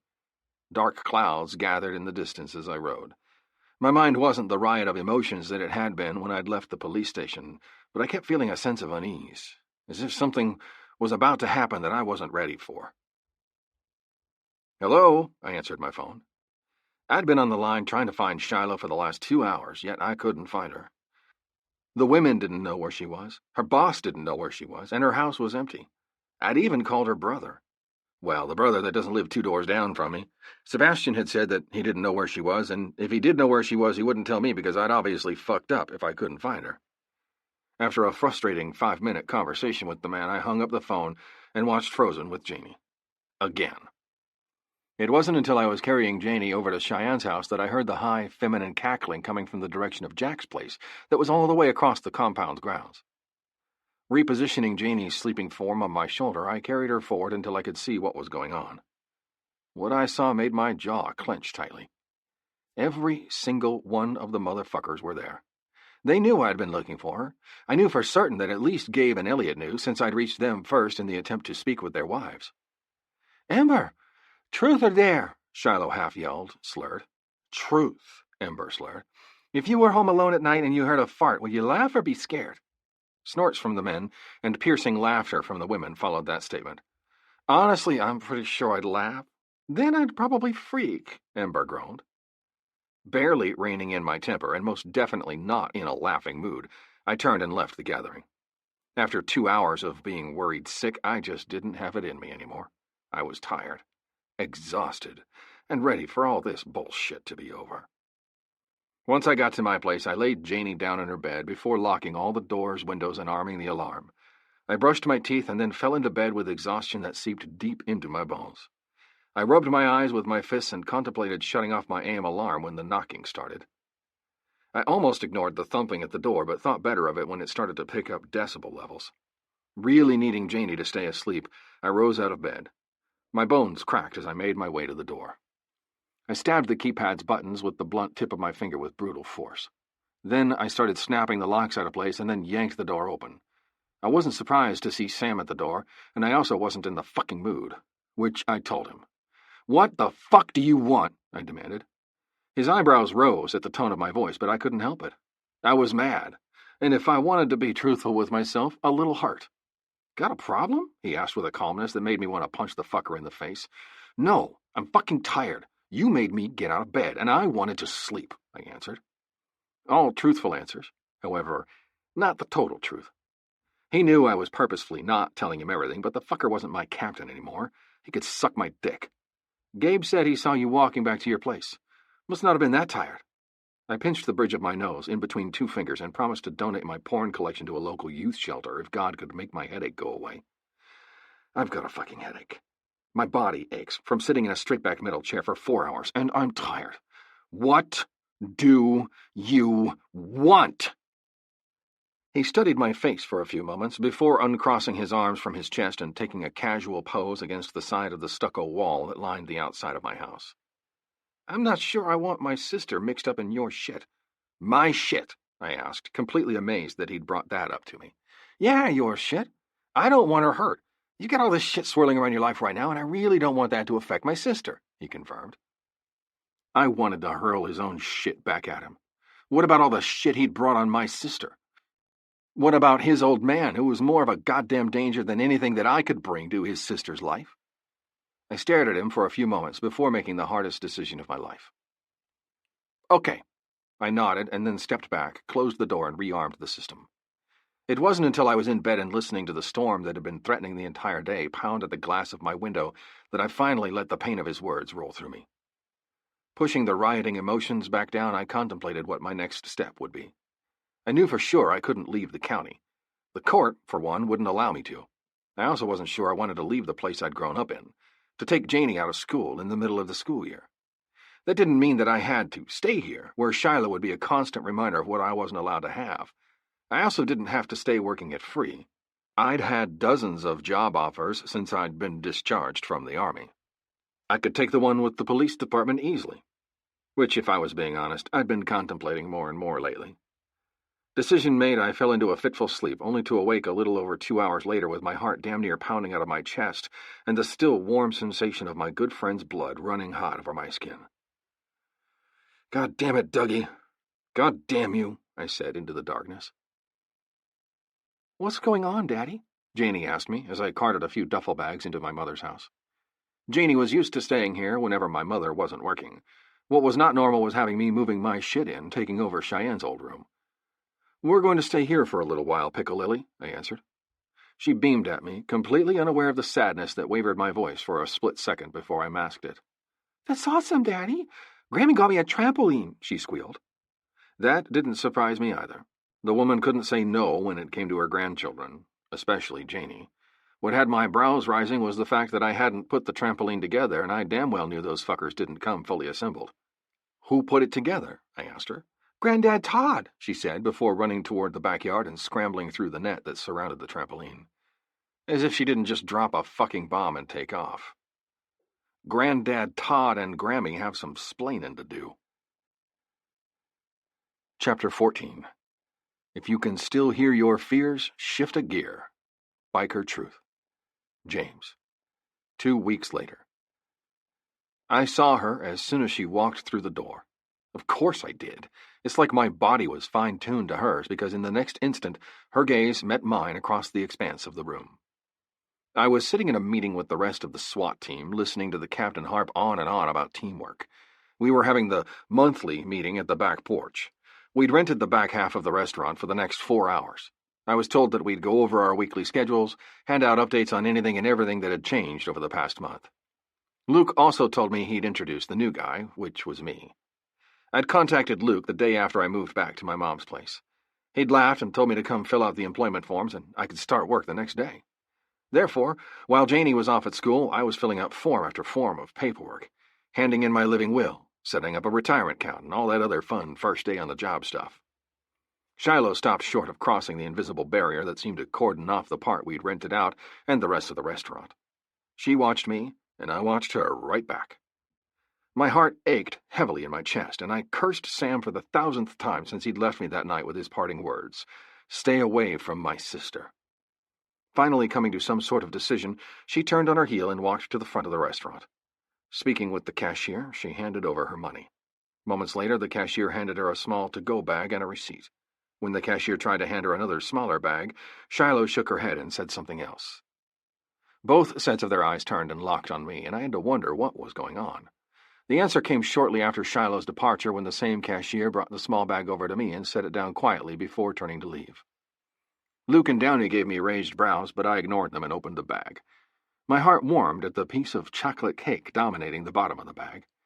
I grinned and pulled it out, picked up my fork and dug in. Downey and Luke watched in annoyance, since the captain had just said we didn't need any dessert a few minutes before Shiloh walked inside the door. Ignoring their pleading looks and the droning voice of the captain, I thought about how miserable I'd been in the last 2 weeks. Sitting in front of the TV made me feel like I was betraying Shiloh, but I felt like I'd betray Sam if I went against his wishes. It was getting increasingly harder by the minute not to call or text her, though. I wondered what Sam had told her, which then made my mind drift off into darker places where my ex was firmly implanted, before I forcibly ripped my mind of that particular train of thought. There was one thing I was sure of right now, and that was that I hoped I continued to have the strength to stay away from her. Although, it wasn't looking good at present. Shiloh. 3 weeks later. My eyes wandered over to the empty house at the end of the lot, and I had to stop the despair that started to course through my bruised heart. I hadn't seen James in 22 days, 14 hours, and 5 minutes. The night of the police station incident, I'd driven around for 2 hours before deciding that I needed a woman's perspective. What it turned out to be was an impromptu wine fest, and I was drunker than I'd ever been 3 hours later. The next morning, I'd woken up to a pounding headache, but a much clearer head in Sam and Cheyenne's guest bedroom. After speaking with my brother for a few minutes about nothing of consequence, I'd then tried to go see James. However, after searching for him at his place and then the garage, I was told that he hadn't shown up for work that morning. It wouldn't be for another 4 days that I became aware of the silent tension that was going on at the garage. I'd shown up another time to see if James was available to talk, and was told, yet again, that he wasn't there and hadn't shown up. Hadn't been there in well over 4 days now. Although Jack had said it with a light tone, I'd been able to read the worry that had crossed over his features before he'd managed to mask them. It continued ever since. No one's seen hide nor hair of him. He wasn't answering the phone, and pretty much cut himself off from his friends and loved ones. Cheyenne was being quiet about it all, making it a point to change the subject when her big brother was asked about, which broke my heart, because most of the time it was me asking her about him. She acted as if I'd done something wrong, and I really wished I knew what the heck it was. Sighing, I forced myself to walk to Free's office. I came to a sudden halt when I entered, startled that the entirety of the Free family, minus James and Janie, were all crowded around a small flat-screen TV that hung on the wall. It was a little after 1 in the afternoon on a Tuesday, and my only day off this week. It for sure wasn't all of these people's day off. Want to reiterate that no news has been released on the police officer that was shot. The SWAT team was getting into position when a shot rang out from the building across the street. Another one followed shortly after the first. A man fell 2 floors from the top of the old Coca-Cola plant as a result of that shot. He was pronounced dead on arrival at GSMC. The chief of Kilgore Police has yet to issue a statement. The announcer on the TV was explaining what looked like a shooter that was picking off people that passed through downtown. "What's going on?" I asked. Everyone startled and looked at me, even the men. Sam looked guilty. Cheyenne looked terrified. Yet not one person said anything, which made the fear for those people take on a different tone. One that was fear for someone I loved. "What is it?" When no answer came, I turned to my brother, imploring him with my eyes to tell me. He'd just opened his mouth to say something when a police car pulled into the lot, stopping Sam's explanation in its tracks. We all watched as a man, who I now knew as Luke, stepped out of the car. He was in what had to be the standard SWAT gear: black cargo pants, black shirt with SWAT spelled out on the chest, and a black Kevlar vest. His hair was a mess, as if he'd been running his fingers through it in agitation. Which, if what I'd just seen on the news was even half as bad as it sounded, was enough to make anyone's hair crazy. He walked with purposeful strides up to the office door and walked in, directly to Cheyenne. He glanced around the room and hesitated as he saw everyone gathered there, but seemed to come to some decision before turning back to Cheyenne and addressing her. "Your brother was shot. He's completely fine, being seen at GSMC. But he wanted me to come here and tell you that he couldn't make the dinner date the two of you had planned, and asked that you pick Janie up from school," Luke said softly. Sam stiffened, and Cheyenne nearly collapsed into his arms. Not thinking twice, I turned and ran to my car. The drive to the hospital took 15 minutes, partially because there was no traffic, but mostly because I was driving 110 down the highway. When I pulled into the hospital parking lot, I took a few minutes to compose myself before I bullied my way into the ER. One look at my face had my hospital contact, Marty Sims, turning and walking away, purposefully ignoring me as I stomped my way into the major ER. James's tattooed back brought my attention to the far side of the room. A nurse in her 20s, with perky boobs and painted-on eyebrows, tried to stop me from cutting across the room, but I ignored her. James's head popped up and turned to the commotion, and his sharp eyes locked onto me as I barreled toward him. James was sitting with his legs hanging over the side of a hospital bed. His bare back was facing away from me. Black cargo pants covered him from the waist down. He was also wearing a black SWAT hat, facing backward, that was perilously close to making my mouth water. Once I ascertained that he didn't have any major trauma that I could see, I threw myself at him. He caught me with a small grunt and wrapped his arms around me, pulling me in tight to his chest. I trembled in his arms, and it wasn't until James's deep, gravelly voice said, "Don't cry," that I realized that I was doing just that. And it was nasty crying at that. My tears were running down the expanse of his bare chest, and when I leveraged myself up with my hands, placing them on his legs, he grunted in pain. Immediately, I extracted myself from his arms carefully and gasped when I saw that my hand was resting on a white gauze bandage. "What happened?" I asked softly, gently removing my hand from the tender wound. Fucker shot me before I could get my shot off. Damn it. My brows puckered in confusion. "Why would you be shooting somebody anyway?" He looked at me as if I was crazy. Because I'm part of the SWAT team, and they're the ones that take down suspects that are picking off innocent people with .22s. "Since when are you on the SWAT team?" I asked in confusion. Since when I accepted their offer. Didn't Sam tell you? He asked. "No," I said, heartbroken that my brother had kept that from me. Even when he knew I wanted to speak to him, to see him again. I thought the peace offering of chocolate cake would have broken the ice, but I never heard from him. Why would my brother keep this from me when he knew I loved him? I started to rethink letting my brother back into my life after he'd fucked up so royally in the past year. I'd spent every goddamn night with that lying sack of dog crap. I'd asked at least once a day if he'd heard from James, and each time his response had been, "Nothing yet." I'd told the shithead that I was falling in love with James. "That," I said, shaking my head, not knowing what the hell to say. I called him every day to see if he knew where you were. I thought maybe you were on vacation or something. I went over there every night, hoping that you'd be home, and you never were." James's jaw tightened as he listened to me babble. "Mr. Allen?" a man asked from behind me. James looked up, and I turned in the circle of his arms and stared at the man with silver hair. Obviously a doctor, he had a warm smile and a smooth voice. "Yeah?" James nodded. "My name's Dr. Stone. Are you ready to be stitched up?" Dr. Stone asked as he set his clipboard down and took a seat on the rolling stool. It was during the 4th stitch in James's thigh that Cheyenne and company showed up. James didn't acknowledge Sam's presence at all, and neither did I. Cheyenne gave a raised eyebrow to James as she looked from our linked hands to our faces and back. I made a move to remove my hand from James's, but he held on tighter so I couldn't get it away from him unless I wanted to make a big deal of it. "That looks nasty," Cheyenne said in way of greeting. "Feels nasty, too," James agreed. "It'll leave a pretty wicked scar. Luckily, it only grazed him.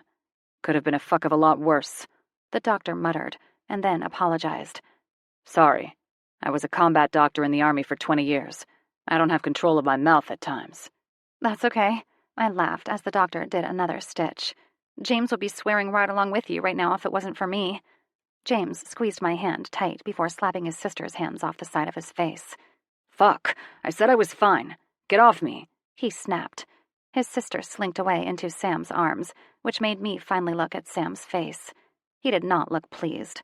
My back straightened at the audacity of his anger that was not only palpable, but every bit of it was directed at me.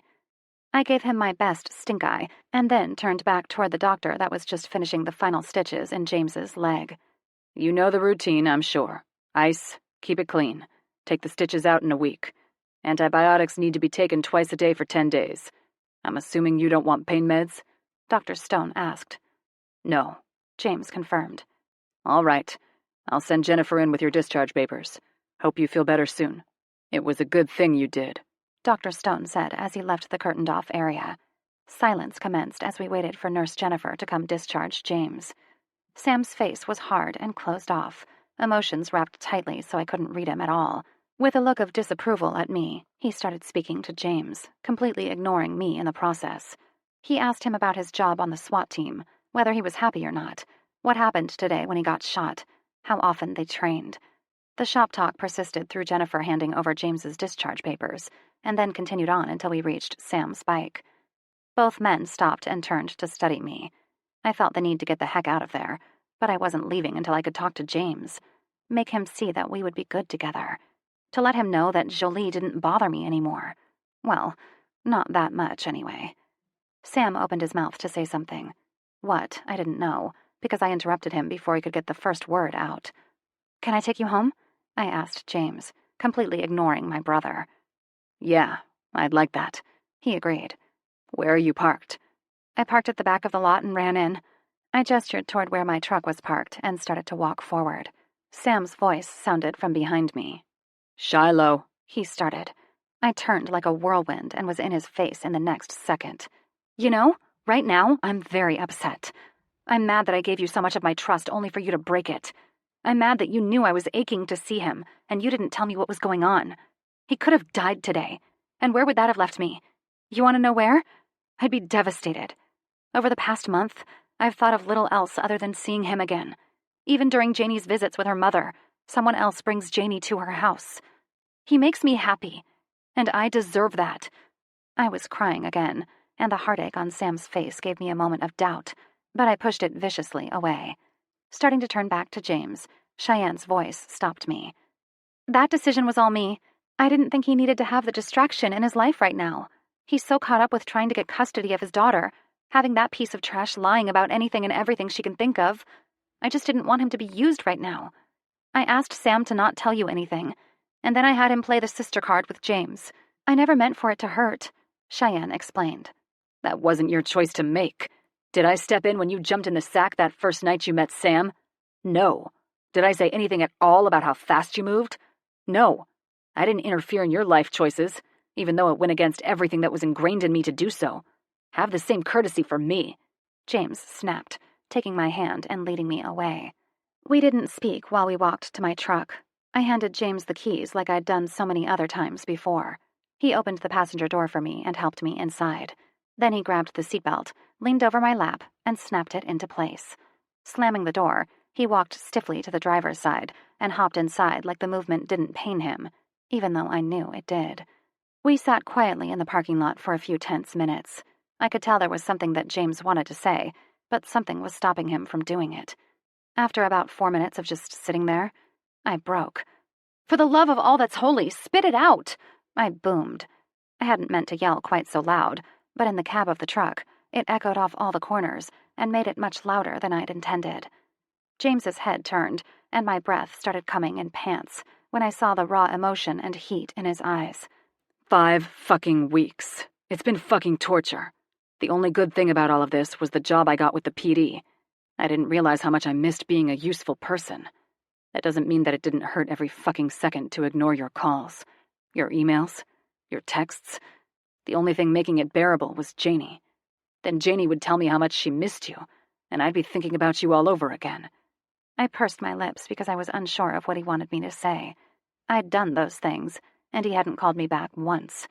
Although, if I'd known he was staying at his mother's place, I would have just bombarded him there instead of stewing for 5 weeks.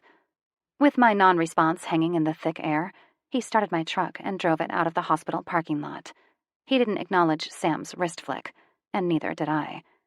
His mother's place was in a very nice neighborhood that I hadn't seen yet, although I've passed it many times. Its location was perfect. About 3 minutes from the local schools, 5 minutes from the police station, and 2 minutes from free. The house was immaculate. I was willing to bet my entire life savings that James was the reason it looked so beautiful. The house is beautiful, I said in awe. This is the historic district. All these houses were from the beginning of the oil boom we had in the 1930s. Solid in structure. The inside looks even better than the outside. My father bought it when it was a piece of junk and fixed it up during his leave from the army.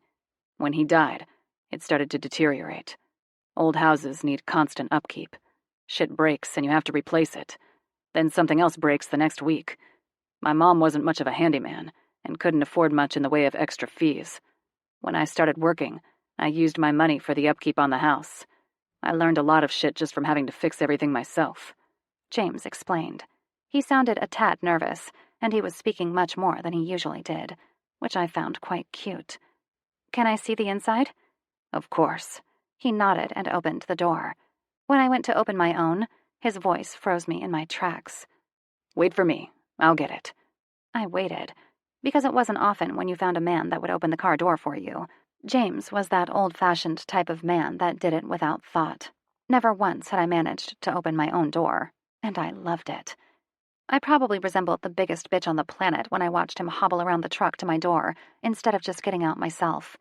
I could see the grimace of pain on his face, no matter how much he tried to hide it. However, I knew that he wouldn't appreciate the fact that I was trying to help him out. I knew from experience that men didn't like their defaults on display. Men like James and my brothers didn't show pain, didn't acknowledge it, and didn't speak of it. If you knew what was good for you, you just didn't bring up the obvious, instead ignoring the fact that he was probably in a lot more pain than he was letting on. I'd grown up with Sebastian. I knew better. I slid down from the truck before he could actually lift me, and I got a growl at my impertinence. I ignored it. There was no way I was letting him lift me as he usually did. "How long does it take to mow this place?" I asked, aghast at the vast amount of green grass that covered the corner lot. "A while. It needs to be done again, but seeing as we only have a push mower, it'll be a good week or so before I can get it done. It'll feel worse tomorrow," he said, gesturing toward his ripped pants and the bandage that poked through from underneath. "I can do—" I trailed off at the sharp look of hell no on his face.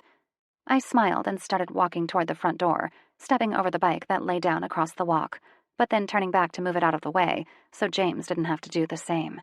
He gave me a mock glare, but the smile that curved up his lips let me know he wasn't really irritated with me. I kicked the kickstand out on the bike and had to laugh when I remembered how Janie had reacted last week when her mother tried to give her a bike with training wheels.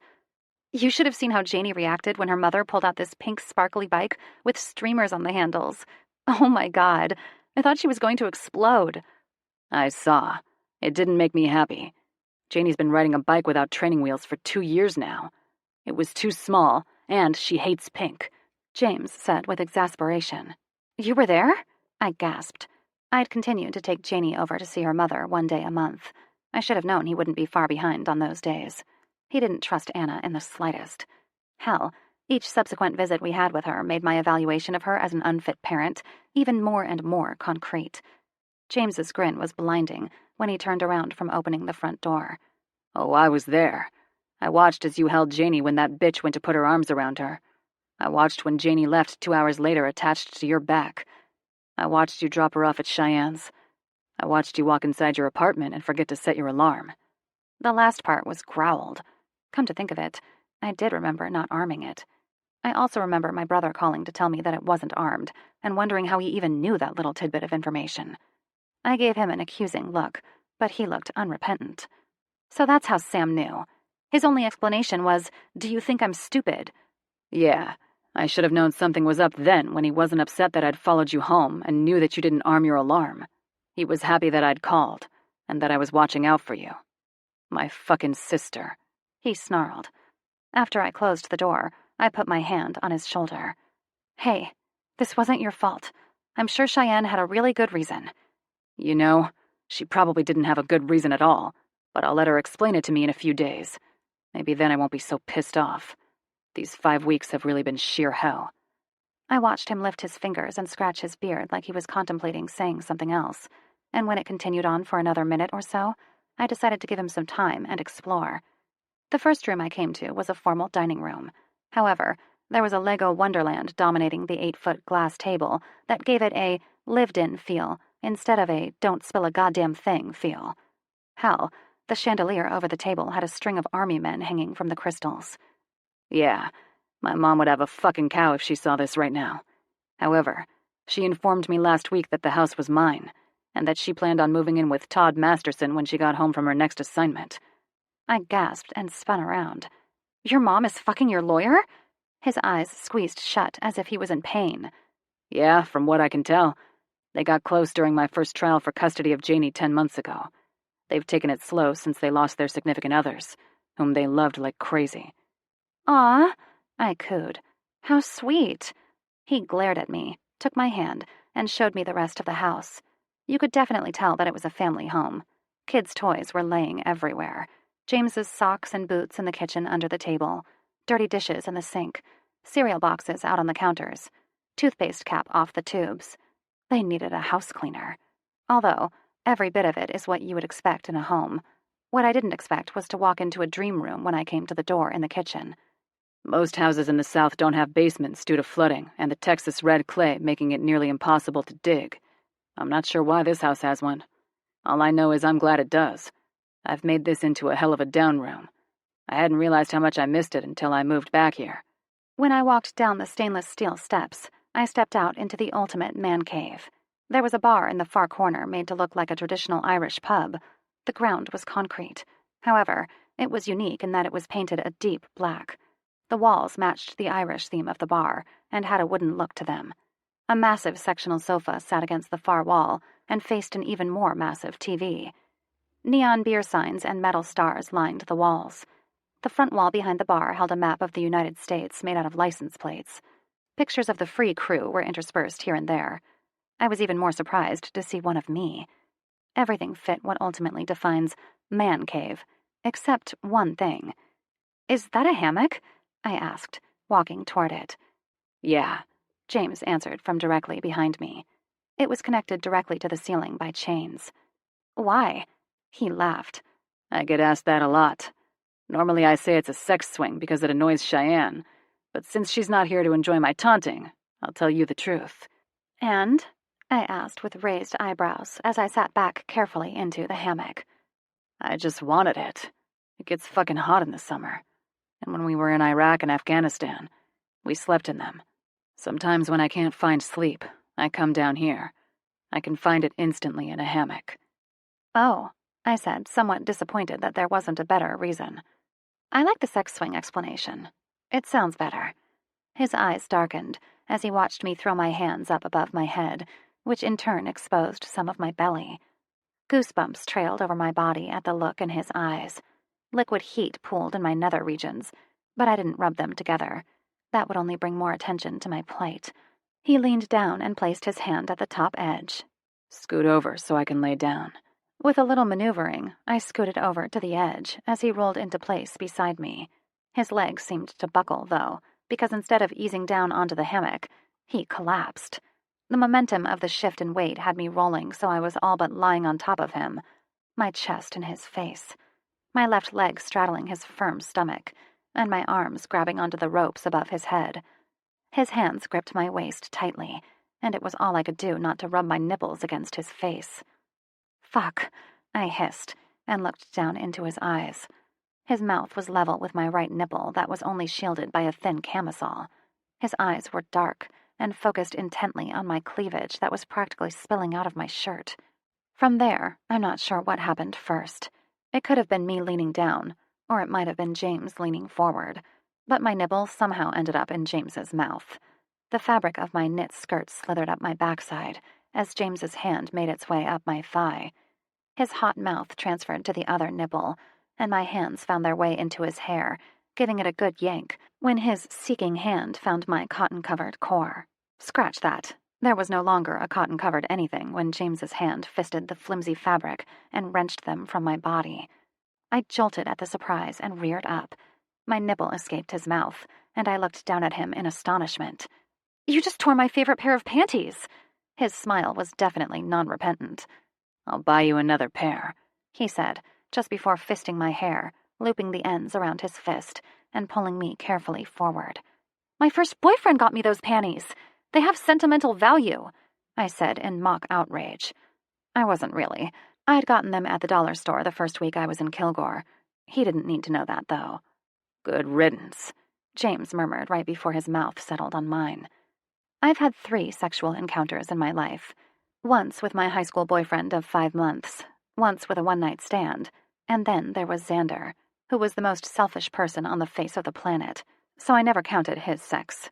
He was a stick-it-in-and-come kind of guy. James was definitely not.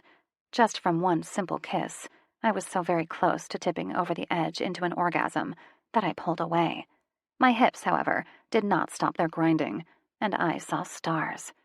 "Jesus, that's all it took? Just your pretty little pussy rubbing up against my dick?" James asked, breathless from our kiss. My hands went to the bottom of my camisole and yanked it over my head. My breasts sprang free, and with no obstacle in his way, James latched onto them again with a voraciousness that surprised me. "We can't do this on here," James said in between breasts. "Watch me."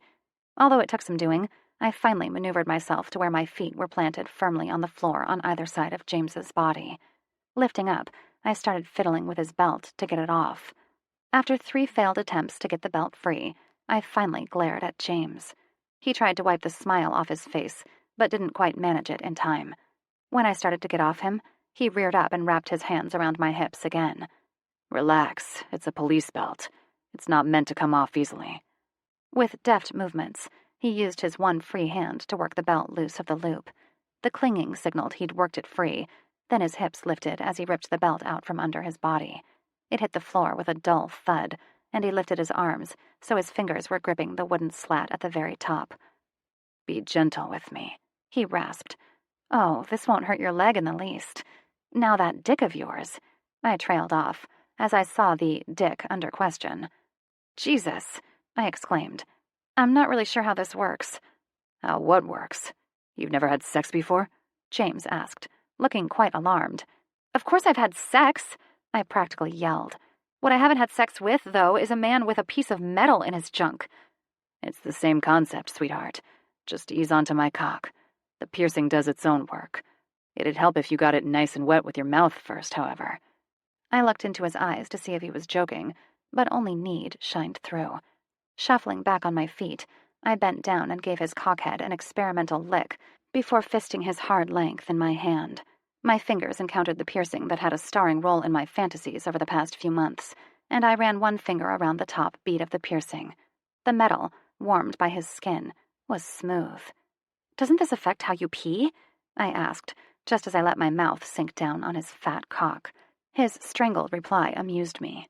Not unless I'm hard. Running my free hand down the length of his cock, I let my other wander down to cup his ballsack and tug it lightly. He involuntarily forced himself into my mouth, and I withdrew to take a breath. What kind of piercing is this?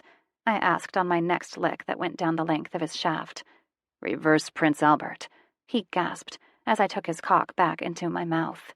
The head of his cock met the back of my throat, the metal ball making the feeling incredibly weird. James's strangled cry made me laugh. Can you fucking ride me already? I'm dying here. I let his dick slip from my mouth and stood. The knit skirt I was wearing fell, concealing my lady bits from his viewing pleasure. His response was to jackknife out of the hammock, place his own feet down onto the floor, and yank the skirt up until it was just under my breasts. I'm sure he'd have taken it all the way off if he could have done it without standing and putting pressure on his leg. Impatient, are we? I asked. I've been fucking coming in my sleep again like a damn teenager to dreams of you and how you taste. You have no goddamn clue how embarrassing that is. I can't get the taste of you out of my mind. I torture myself all day long, wondering if you taste the same as you did that day. He groaned as he fell back to the hammock. Maybe we can do that later. Right now? I want to fuck your brains out, I said softly, before taking my abandoned position back up. The head of his cock kissed my entrance, and just as I was about to sink down, he stopped me with a firm grip on my hips. Fuck, James said, trying to sit up again. I need to go get a condom. Only if you really want to. I'm clean. I had to have some tests run before I came here. I didn't have any diseases, and I've been on birth control for a really long time, I said, hoping beyond hope he didn't ask me why I needed testing before I came here. I'm pretty sure that'd be a mood killer to know the girl you were about to fuck into outer space had cancer less than a year ago. I'm clean, too. I had to have a physical to get hired on at the PD. I also had a vasectomy when I had Janie, he explained, as he helped me line up his cock with my wet entrance. Dropping my weight down once I had an inch or so inside me, I about burst out of orbit. That fucking piece of jewelry, combined with the size of his dick, stretched me and hit all the right places at once. Not one single iota of space was available for him to add more. I felt so full to bursting that I was already teetering on that razor wire that separated me from my orgasmic state. Jesus, you're tight, James gritted out between clenched teeth. It's been a while, I explained. It feels like it's been never. Ride me already, he said, trying to move my hips to the motion he wanted. I let him move me the way he wanted, totally feeling the way his cock's piercing dragged against the spot inside of me that had never been stimulated by anything but me before. Oh, God, I panted as I moved myself up with the rhythm of his hands on my hips. I sank down only for him to lift me back up again. The slap-slap of our bodies meeting was the only thing, besides our mingled breathing, that could be heard in the room. A glorious feeling of euphoria started to come over me, and I knew if he could keep it up just a few moments longer, I'd be falling over that cliff. I'm close, I exhaled. His response was one of his hands leaving my hip and sliding down to collide with my clit. With deft flicks of his fingers, he worked me closer and closer to the pinnacle. With his growled demand of, "Come," I burst. My channel clamped down hard on his cock. My pulsing vaginal muscles worked his cock, and shortly after I started to slow down, he sped up. Over and over, he pounded into me, only extending my own orgasm. "Fuck me," he growled. Doing just that, I started to slam myself down on his shaft. The slapping of our bodies meeting only got louder. However, the new sound of our mingling juices could be heard as well. His abdominal muscles tensed, and with one last thrust, he planted himself inside me as far as he could go. Pulsating heat splashed against my cervix, sending me into another, smaller orgasm than the one before it, but no less intense. Falling forward, I lay against his chest, both of us breathing hard and fast. "That was," I said, at a loss for words. "Perfection?" He laughed. "Yeah, perfection. I think any more sex like that will likely kill me. You'll have to do all the work next time. I'm in no shape to keep that up as much as I want it," I quipped. "I think I can handle that. Just give me a few to recoup some of my breath." Quiet moments followed that announcement as we both caught our breath. A board creaked above us, and we both turned our head until we had the basement door in our sights. "Is that door locked?" I asked, sitting up. "Nope. The only other person it could be is my mom, who is out of state. Or my sister," he said, sitting up as well. We didn't rise, because, to be honest, this would block more of our bodies from whomever it was than us standing and trying to scramble across the room and behind something to get dressed. That is, if I could even find anything to dress into. The creak of the basement door announced someone's arrival. "James?" Cheyenne called. "If you don't want to see the swing in use, don't come any farther down," James growled. The descending feet stopped in their tracks, then turned and quickly ran back up the stairs. "Oh, yuck!" James's chuckle, combined with my own, made him slip from the snug depths of my body in a wet rush. "We've made a bit of a mess," I stated the obvious. "Sometimes a mess is a good thing." Chapter 15. The most dangerous place on earth is between a biker and his bike. Biker truth. James. Once I was changed, I glanced at my watch and saw that I had a little over 15 minutes before Janie got off the bus for the day. She'd be happy to see me instead of Mrs. Kowalski. Nothing against the old broad, but she tried to treat Janie as if she were still a 2-year-old kid instead of a 6-year-old. Janie liked the woman, but I'd win out every single time. Washing my hands quickly, I walked down the hallway, wincing with every other step as my leg throbbed. Hell, it wasn't even that bad, but the feeling of the top layer of skin being gone was almost worse than any other injury I'd had before. My eyes scanned all the photos that lined the hallway as I walked past. Every stage of Janie's life was featured in that hallway. Most of the newest ones were Janie's school photos and Christmas pictures. Cheyenne and Mom used to take her to get her portraits made in a studio when she was a baby, so I'd see how big she was getting. Soft voices made me slow in my progression toward the living room. I stopped as I got to the mouth of the hallway, listening to my sister explain. "I never meant to hurt you both. I was just trying to get James to make a move. He seemed so unhappy working at the garage. I'd known that he was getting offers from Luke to join the SWAT team, and I wanted him to pursue it. The only way he'd make that decision was for him to have a reason to leave free," Cheyenne explained hesitantly. "Well, you definitely accomplished that," Shiloh said dryly. "Next time, maybe you can try to not use our relationship as a diving board. These last 5 weeks have sucked balls." Cheyenne made a miserable sound in her throat before continuing. "I never intended for him to leave. Hell, he wouldn't even speak to Max, which is saying something because it's not that often that those two don't speak. They're the type of friends that will end up sitting on their porch when they're 95 and yell at the neighborhood kids to get off their lawn. It was me. I'd pissed him off and he needed a break," Shiloh sighed. "What are you talking about?" Cheyenne asked. "I told him in a voicemail that he'd have to choose Jolie or me. I left it in a note on the kitchen table before y'all got me drunk that night after James was arrested." Coming further into the room, I watched Cheyenne's lips purse. They have an extremely weird relationship. When Max and James were younger, they had another friend, Briggs, who died. Everyone used to call them the Three Musketeers. One night, while on his way home from a party, Briggs was hit by a drunk driver and killed. That drunk driver was Jolie's father.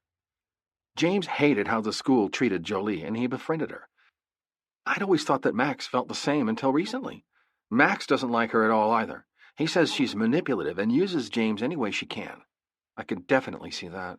The only times I've seen her are when she's needed something from him, Shiloh concurred. Feeling that it was time to set their illusions straight, I came into the room and stopped behind the back of one of the couches. I placed my arms down on the back and leaned in to take the pressure off my leg. Let me tell you girls something about Jolie. I don't love her, nor have I ever loved her. I feel bad for how she was treated after Briggs's death, and I try to help her out any way I can. I am aware of how she tries to manipulate me to get what she wants.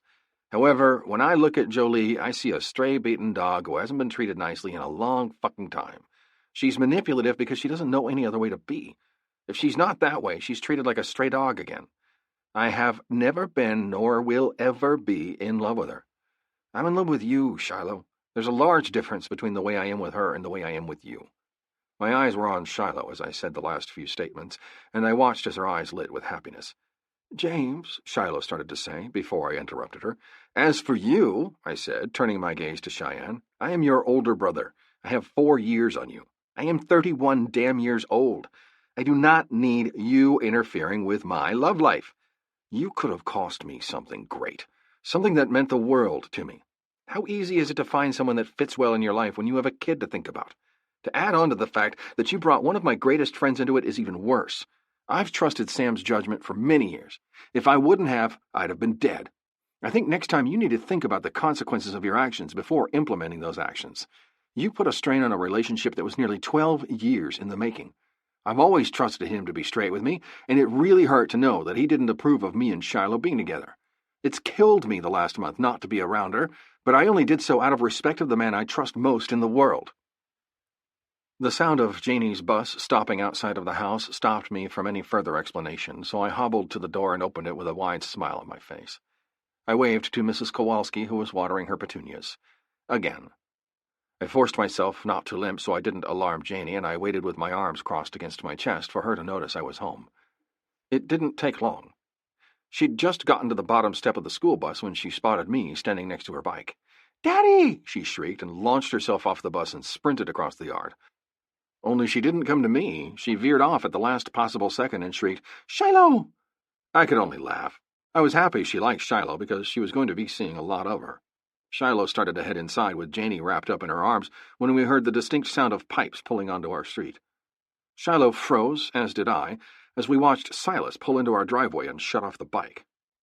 When he stood up, you could tell he was hurt by the grimace of pain on his face as he swung his leg over the bike. His face was a shadow of pain as he took painful steps toward us. I knew it was bad just by the grim expression on his face. Something was seriously wrong. "I need you to call Sam over here now. I've already called Sebastian. He'll be here in less than an hour." "Got any beer?" Silas asked. "What is he doing here?" Cheyenne snarled. "Daddy, are you okay?" Shiloh asked as she inched closer to him. "Not now, baby. I need to sit down or I'll fall down. Show me where, 'cause once I sit I won't be getting back up again," he said with strain evident in his voice. "You can lay down on the couch. Daddy sleeps there all the time. Sometimes he lets me color on him while he does," Janie supplied. "That sounds perfect, Caroline. I appreciate it," Silas said as he walked stiffly to the couch. "Nobody calls me Caroline. I only get called Caroline when I'm in trouble," Janie snapped. The distaste for the name was beyond anything I've ever known a kid to show for something like a name. Normally it's reserved for broccoli or scorpions. Not a name, though. "Yes, I know. I just don't understand why you're going by Janie when your name is Caroline Janine. Caroline is a good, strong name." Silas winced as he sat down carefully. "'Cause my daddy wanted to call me Janie, that's why," Janie said stubbornly, but still gave him a pillow to prop up on so he would be more comfortable. "My apologies, Janie," Silas whispered solemnly. "Can someone tell me why the hell he's in our house? Better yet, someone get him the hell out!" Cheyenne fumed in the corner of the room with her arms crossed across her chest. Silas gave Cheyenne a long, thorough look before coming to some sort of decision. "My boy picked a good woman. What would you do for him, Cheyenne? Would you fight for him? Kill for him? Leave him? Let him go if that's what he wanted?" Silas volleyed the questions at her one after the other, and with each question Cheyenne's ire became more confusion than not. "If that's what it took, I'd do absolutely anything," she agreed. "That's what I thought. Maybe you and my boy need to take a step back and think of it from my side of things. Do you not think I had reasons for doing the things I did? Do you think it was easy to do anything to my boy?" Kids are supposed to have what Janie here has, not what my baby's had. I did my best, though, and I think I've finally met my match." He was whispering gruffly by the time he finished. Pain was etched on his face, but this time it wasn't because of physical pain, but emotional. The sound of Sam's Suburban pulled up outside, and I saw in Cheyenne's face that she was torn. She didn't want to hurt Sam, but she knew what Silas had to say might potentially change his whole outlook on his childhood, and maybe even his entire life. Just like I did as soon as Sebastian told us a little of it the other morning. Only not once in the past few weeks had I told Sam what I'd learned, and I didn't know how the outcome would turn out by the end of this meeting. One thing was for sure, and that was that lives would most assuredly be irrevocably changed. Sam sat on the recliner. His head was in his hands, and he looked fucking defeated. It was hard to see. Sam has always been bigger than life to me. When I was a green-nosed, hot-shot sniper all of 22, Max and I were selected to join a covert ops team. We'd thought we were badasses, and Sam was the first one to prove us wrong. He pushed us so hard that we wanted to quit, but only the knowing smile on Sam's face that showed he knew we wouldn't cut it kept us going. It was only later that we found out Sam had the utmost respect for us. He'd told us that he'd never seen two people work harder to become someone that was needed. He'd told us that he was proud of us, would always trust us at his back, and would be honored if we'd protect his for him as well. Never in my 10 years of knowing the man had I seen him quite so defeated. Even when we'd been in impossible situations and staring down the gun of an M14, did he look like this? "Tell me one more time," Sam demanded of his father. "I don't know what's going to change in between the third time and the fourth, Samuel Cash," Silas rasped. "Please." Sam left the request hanging, and he was rewarded when Silas continued. Fucking again. "The summer I met your mother was my first infiltration into an MC that was known for chain-raping women, filming it, and then selling the videos. They also had a lucrative stable, as well as some coke running on the side. The first time I saw your mother was the day that they normally did the grabs. She'd been in the crosshairs of one of my brothers when I claimed her. I didn't know what else to do. Goddamn mission and all that shit didn't care about a few casualties. They were looking at the bigger picture. So I did what I had to do, only they wanted to film me taking her the first time as my initiation into the club. That was my test. I passed with flying colors," he snarled. Sam's fists went tight at his forehead, but he didn't interrupt as he'd done the previous 3 times. Instead, he stayed seated. Oh, don't get me wrong, he was pissed, but he wasn't going to interrupt this time. "That's the day you were conceived. I kept your mother separate from the club. I fell in love with your mother, head over heels. However, the club didn't do monogamy, and I wasn't expected to either. Not wanting them to hurt my citizen wife, as they called her, I found Letty. That's where your brother and sister came in. I had an old lady that was aware of what went down in the club to an extent, and then I had your mother, my real wife, in the eyes of God and the government." Sebastian smothered an oath from the recliner beside Sam, but he still looked calm and collected. He'd heard the explanation before, but I'm sure he was still just as affected now as he was then. "So then what?" Sam asked. His voice was tight and controlled. No emotion was leaked from it whatsoever. "I stayed in the CIA. They felt it'd be paramount for me to stay in the club, make a name for myself. By the time you were 3, I'd made so many enemies, and it wasn't safe for me to leave the agency, nor the club, which was well on the road to being completely legal. The club became my home. After routing out the shit, making the businesses legit, what was left became mine. By then, your mother already hated me. She knew about the club, knew she wasn't welcome there, even though by that point it was safe for her, if she'd been interested in becoming a part of it. Knew I had a woman on the side. Then there was my so-called second-in-command. Shovel, Sam nodded. Yeah, after he fucked your eye up. Silas shook his head. The eye in question must have been when Sam was pushed by Silas's second-in-command when he was just a young boy.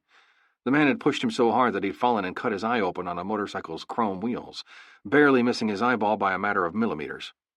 I was done following orders that were sent from the agency. Those men were mine, and I'd do with them what I damn well pleased.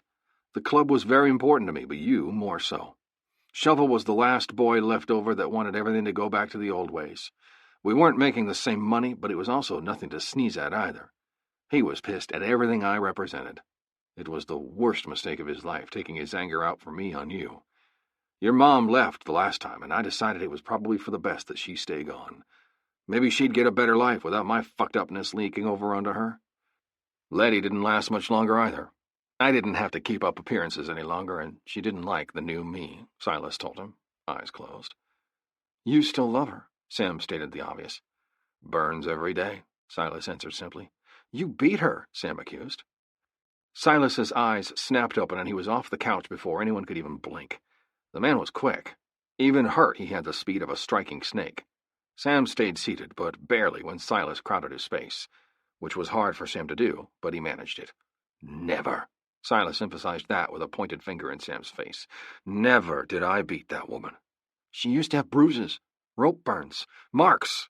Someone did something to her, Sam hissed. I haven't a clue what you're talking about, son, Silas said, shaking his head. He didn't either. The confusion on his face was evident. Either he didn't do it, or he didn't remember doing it.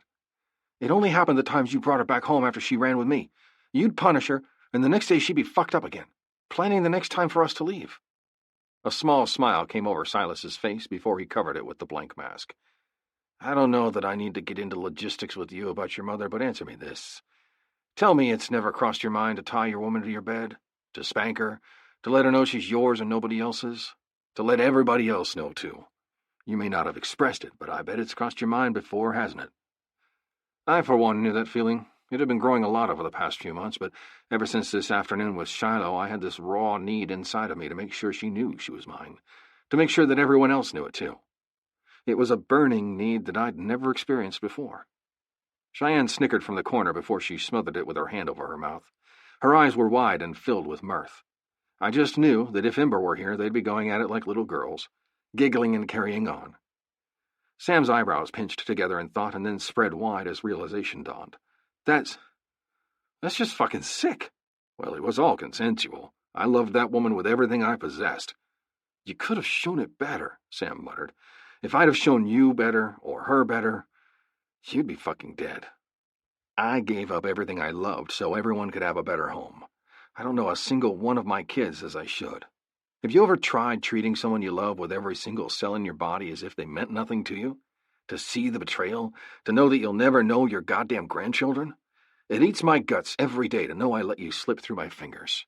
To know that the man you became, one I am more proud of than anything, isn't that way because of me. Not that the anonymity did your sister any good. The last words out of Silas's mouth were muttered under his breath. Obviously, he hadn't meant for us to hear him, but we did. What do you mean? Sam thundered. Silas's lips thinned and he didn't say anything. Was this the abduction James said something about? What happened? Sam demanded. Quiet, Silas hissed. The threat was more than evident, which was enough to snap Sam's mouth shut with an audible snap. Silence followed his command. So much of it that you could hear the movie playing in the family room. Shiloh and Janie talking about what they were doing. I was sloppy. I loved that little girl more than anything. I made the mistake of taking her out for ice cream on her 6th birthday, and it cost the girl everything. I was jumped by a man that recognized me. How, I don't know. I wasn't wearing my cut. I was in a brand new truck. I didn't even go to town. It was just a fucking fluke to have a member from a rival club at the Tobacco Junction across from the Dairy Queen. They knocked me out when I was getting the goddamn ice cream, and she was playing on the playground. When I woke up, she was gone. I didn't find her again for 2 more days. She wasn't the same and never has been since. From there, I just distanced myself and never gave anyone any attention, too scared that something like that would happen again if I did. That's why she has nightmares and night terrors? Sam asked brokenly. Yeah, he said, nodding his head. She doesn't remember much from those 2 days, and I thank God that she doesn't. She wasn't in good shape. No bones were broken, and she wasn't violated, but I have a feeling that they tortured her in other ways. Although, I'll never know for sure. There was no one left alive when I was done. Shiloh would have been Janie's age when she was taken. Even thinking about the same thing happening to Janie made me understand where Silas was coming from. Since he couldn't leave the life he'd made, he did the only thing he could, and that was cut the people he loved the most off from his life, at the expense of his own happiness. Knowing that a change of topic was needed for now, I asked the question that had been on the tip of my tongue since he'd arrived. How about you tell us what's wrong with you and why you're here right now? Amen, Sebastian muttered. The preliminaries needed to be covered for Sam and Cheyenne's benefit. Otherwise, they wouldn't have listened. Frozen, Lo? It was repeated 12,000 times before I could hear the sounds of Frozen coming from the family room again. Okay, fuck, I heard Shiloh mutter under her breath. She was with the kids. Although she wanted to hear about what was going on, someone needed to keep the kids occupied, and since she'd heard half the story before, not to mention being somewhat a part of Silas's life, unlike Sam, she volunteered to go watch a movie with the kids while the grown-ups talk. Silas sighed. This doesn't leave this room. I've worked my entire fucking career to get this piece of shit, and I'm so close I can fucking taste it. Reaching into his vest pocket, he pulled out a folded-up file folder. With careful, precise movements, he started to extract each sheet, laying them down carefully and neatly so everyone could see. "Who's—" Cheyenne started to say when her voice strangled as the last picture was set out. "Yes, that is what you think it is." My inner fury skyrocketed as I took in what was laid out before me. Little girls, all under the age of what had to be 13, dead. All of them were Caucasian, not as precise on hair color, though. Some were blondes, others brunettes, one curly redhead. As you can see, they have a thing for little girls. I won't go into detail on what's been done to them. Y'all can read that information for yourself. I don't want to read it again. Needless to say, they don't have it easy after they're taken. The foreign trade for Caucasian American girls is through the roof. The man who's the ringleader of this has a thing for preschool-aged blondes. He also has the entire southeastern side of the Cerberus Legion at his back, seeing as he's the president of that region. Silence. Utter goddamn silence. "What?" Sebastian said, shaking his head. "What?" Sebastian was a badass in every way. From what I'd learned from Shiloh, he was a Marine for 5 years. After Shiloh had left us alone while she put her nephew down to bed, I'd learned some more about him that he wouldn't have divulged if she were still in the room. After his second tour of duty in Afghanistan had commenced, he'd done some thinking about things before deciding not to re-up his commitment. He'd prospected for a year before he'd been patched in with the Dixie Wardens MC. He worked tooth and nail for the next 8 years to become vice president. His dad didn't give it to him. It was earned. From what I'd come to understand about the Dixie Wardens Motorcycle Club from my contacts and a few favors from Jack and Winter, I'd learned that the majority of the Dixie Wardens MC were all law-abiding citizens. Sebastian was a member of the local fire department, as were quite a few others. There were also a few police officers in the mix. However, just because they had regular jobs didn't mean they didn't take care of a problem with lethal force if need be. Didn't protect their territory and club with their lives. They were nothing to sneeze at.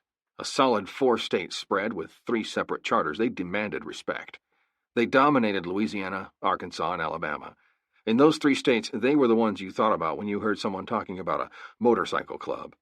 However, they were also in Texas and Oklahoma as well. They were a solid 1,000-plus members strong and still growing.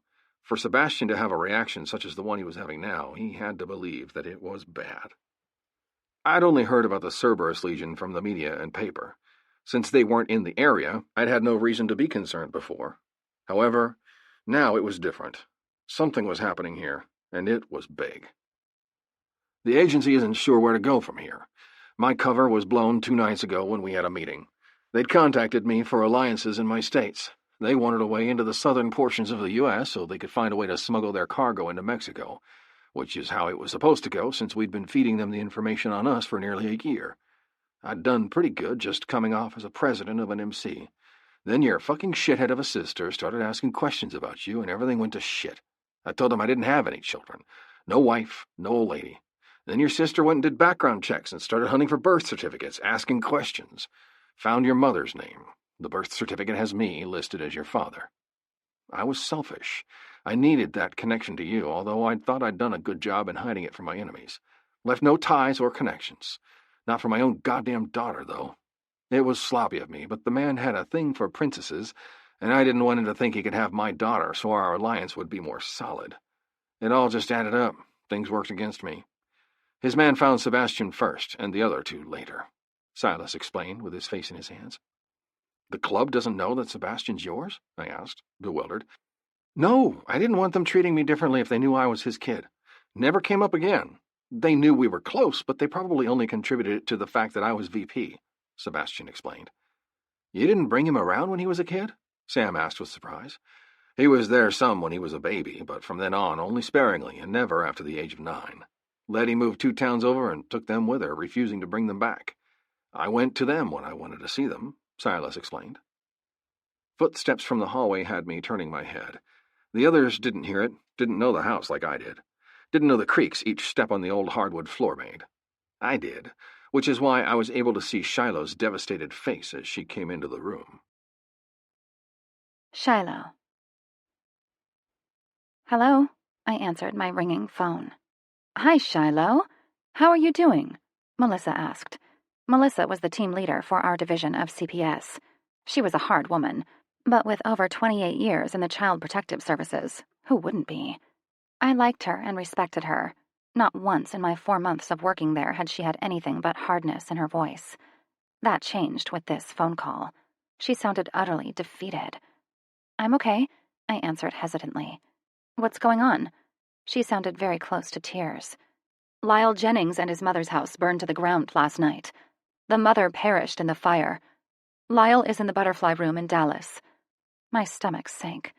Lyle and his mother were a special case. Lyle's mother, Nadia, a 17-year-old rape victim, was on our watch list. She found out 6 weeks later that she was pregnant by the man who'd raped her, and from there it just went downhill from what I'd heard. When she was 6 months pregnant, she overdosed on anxiety medicine and was hospitalized for 3 weeks. Although she was released, she was still put on the watch list, as it was called around the office. She was given random visits every week at different times to ensure the safety of the child. After almost killing herself and her child, she'd straightened up. No more depressing moods. She was in school and held down a job as well. I entered the picture when she was kicked out of her parents' house. Apparently, they were Christian, God-fearing people, and didn't think that anyone should have a baby out of wedlock. However, seeing as they were members of the church and didn't want to look bad when they kicked their pregnant daughter out, they allowed her to live in the house with them until the baby was born, then kicked her out when she decided to forgo adoption like she'd originally planned. I'd helped her find an apartment just 2 weeks ago. She'd been living in a women's shelter for 4 months. It had been frowned upon by the boss woman, but I'd done it anyway. That girl deserved a fighting chance, and if I had to put myself in a position of warring with my superiors so she and her child could have a better life, then so be it. Except now, it didn't matter. She was gone. What's Lyle's prognosis? I choked. It's not good, sweetie. They don't think he'll make it.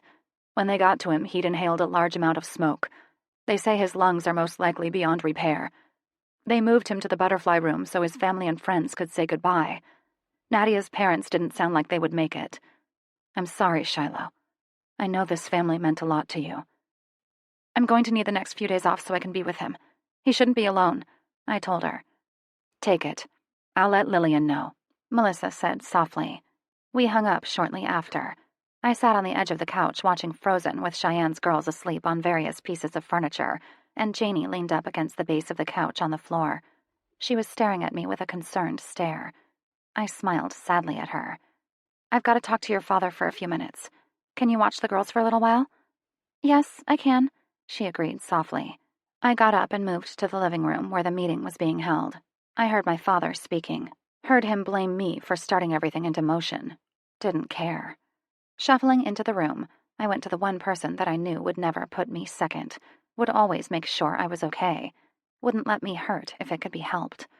His eyes tracked my progress across the room. He'd spotted me even before I made it into the room. His eyes were trained on me as soon as I'd crossed the threshold. When I got close enough, he extended his hand up to me, and I placed my palm in his. Could I speak with you for a minute? I pleaded with my eyes for him just to come. Even though I knew he was in the middle of an important conversation, I needed him now, or I just might fall apart. He stood, but Sam's voice stopped his progress. Where are you going? We still have a lot to hash out. Sebastian's voice uttered agreement. Go back to the other room. It'll just take a minute, I pleaded. This is your life we're discussing, Princess. It won't take much longer, promise. Well, I guess my petty problems didn't amount as important to them. James looked torn. I knew he wouldn't want to choose, so I made the decision for him. I'd also realized that I was leaving whether he was with me or not. He'd just have to catch up later. I wasn't letting that boy die alone. It's okay. I'll talk to you in a bit, I said, tapping his chest and turning to leave. Well, at least she listens sometimes, Sam muttered under his breath. I whipped around so fast I started to lose my balance. Waving off James' steadying hand, I turned to Sam and glared. Fuck you, I said, pointing at him. Then I turned to Sebastian. I was mad at him, too. That and my bitch button was pushed. Pointing my finger at him as well, I said, "Fuck you, too." Cheyenne's laugh made me turn to her. "Fuck you, too." Her smile slipped off her face, and she looked hurt that I'd said it to her as well. I didn't say fuck you to my daddy. That'd be against every southern bone in my body. That didn't mean that I wasn't mad at him as well. It just meant that I wouldn't verbally express the fuck you. It was mentally implied. I left the room in silence and turned back toward the family room where the girls were still sleeping, minus Janie, who was now watching Brave instead of Frozen. She looked up as I entered the room. With that one look, I fell in love with her, just as much as I was in love with James. She looked like her father. Not even a hint of her mother showed in her. Her attitude was James to the T. Her face also showed extreme concern, which, for a 6-year-old, was impressive. She was very aware of what was going on around her, and intelligent on top of that. It was a good quality to have. I sat down on the floor next to her and explained what was going on, and told her not to tell her father until everyone else wasn't in the room. She agreed, and I told her as soon as the girls woke up to make sure their parents were told. She agreed. Giving her a kiss and a hug, I left the room, then the house through the back door. I walked through the yard, made a mental note to jump on the trampoline when I came back next, and walked to my truck. I was lucky that the truck was so far from the house. Hopefully they wouldn't notice I was leaving. Not that I was really trying to avoid them. I just didn't want to get into a fight about my safety when that little boy was dying in the hospital without anyone to hold his little hand. I made it out of the neighborhood without incident, and then drove straight to Dallas, not stopping once. Luckily, I'd just filled up the tank the day before, so I didn't have to stop along the way. The hospital was easy enough to find. The only problem I had was parking. Since it was such a large hospital, they made the parking garage nearly a mile away from the hospital itself. They offered a shuttle, but I didn't have time to wait the 15 minutes they estimated for it to be back. Instead, I started running. Luckily, I was wearing comfortable clothes. I made it there in under 5 minutes and was on the floor that Lyle was on in less than 2. The nurse's station was empty, but a nurse showed quickly, and I gave her my credentials and told her I was there for Lyle. "Do you know about the butterfly room, dear?" she asked sadly. "No?" I shook my head. "This is the room that was created for family to say their goodbyes to the children. It is a happy place, painted in bright, cheerful colors. There are Disney characters smiling on the walls. It's made to be a place of comfort and peace. With one as small as Lyle, he doesn't really realize what's going on. He's woken a few times, but never for long. I'll show you in there. Are you ready?" She smiled warmly. As we walked down the hall toward the butterfly room, I tried to prepare myself for what I was going to see. Unfortunately, nothing ever could. The little bubbly, happy boy, all of 7 months old, looked so very tiny in the hospital crib. He was hooked up to multiple wires and lines. He had a breathing tube down his throat, which made his mouth hang unnaturally to accommodate it. His tiny little hands were lifeless on the mattress beside his body. His hair, filled with blonde ringlets, was matted to his face and head. Tears started leaking out of my eyes to see that normally vivacious personality gone. None of it was there anymore. Nothing showed of the happy baby who always had a hearty smile on his face every time I saw him. He looked utterly broken. "He's in no pain, honey, I promise. Now, I'm going to explain to you what will happen from here," she explained, as she checked a bag that was running to a tube that was inserted into his tiny little hand. "This is going to be a painless process. As you can see, he's on oxygen. The doctor doesn't think he'll make it much longer, despite the oxygen. He's barely holding on. Don't be alarmed if the machines start blaring their alarms. It won't be very long now. Do you have any questions?" "No," I shook my head. "Do you need me to bring you anything?" she asked softly. "No," I choked out. "No." "Okay, honey. Press this button right here if you change your mind." With that, she left, and I held Lyle's hand and waited for him to be brought home. Chapter 16. I'm scared of walking out of this room and never feeling the rest of my whole life the way I feel when I'm with you. Dirty Dancing. Shiloh. From what I've been told, Lyle was a gentle soul. He loved life and lived it to the fullest. Now he's home, where nothing will ever hurt him again. He'll forever be remembered and loved. Reverend Justice preached solemnly. My heart felt lighter today. It had been a week since Lyle had passed. Originally, the state was going to bury Lyle and his mother together, side by side, in the plot awarded by the state in a cemetery on the outskirts of Jefferson, where they'd lived. Sadly, Nadia's parents decided to bury her in their family plot, sans Lyle, and didn't tell anyone of the service until after it was finished. Throughout the entire process, James remained a rock. He held me through my crying jags, offered help, suggestions, and his ear for me to rant about the injustices of it all. What he didn't offer was judgment. He wasn't mad that I'd taken off without him. Concerned for my safety? Yes. Upset? No. He'd shown up at the hospital an hour after me. I smiled at the root beer he'd offered me and took it with silent thanks. He'd sat with me for around 17 hours, only leaving for bathroom breaks and phone calls to Janie. At 2 p.m. the next day, Lyle took his final breath. The nurse had been correct. The alarms all shrieked their warnings, scaring me half to death. Sadly, they weren't able to bring him back, even after multiple measures to do so, as per state regulations. Then commenced the drama, which led us to now. Lyle being buried in the tiny little coffin, in the tiny little hole. Alone. He wasn't sent away from this earth alone, however. The entirety of Sam's free family, my coworkers who'd been on the case, my father, my brother, and the entire damn Dixie Warden's motorcycle club showed, which surprised and shocked me.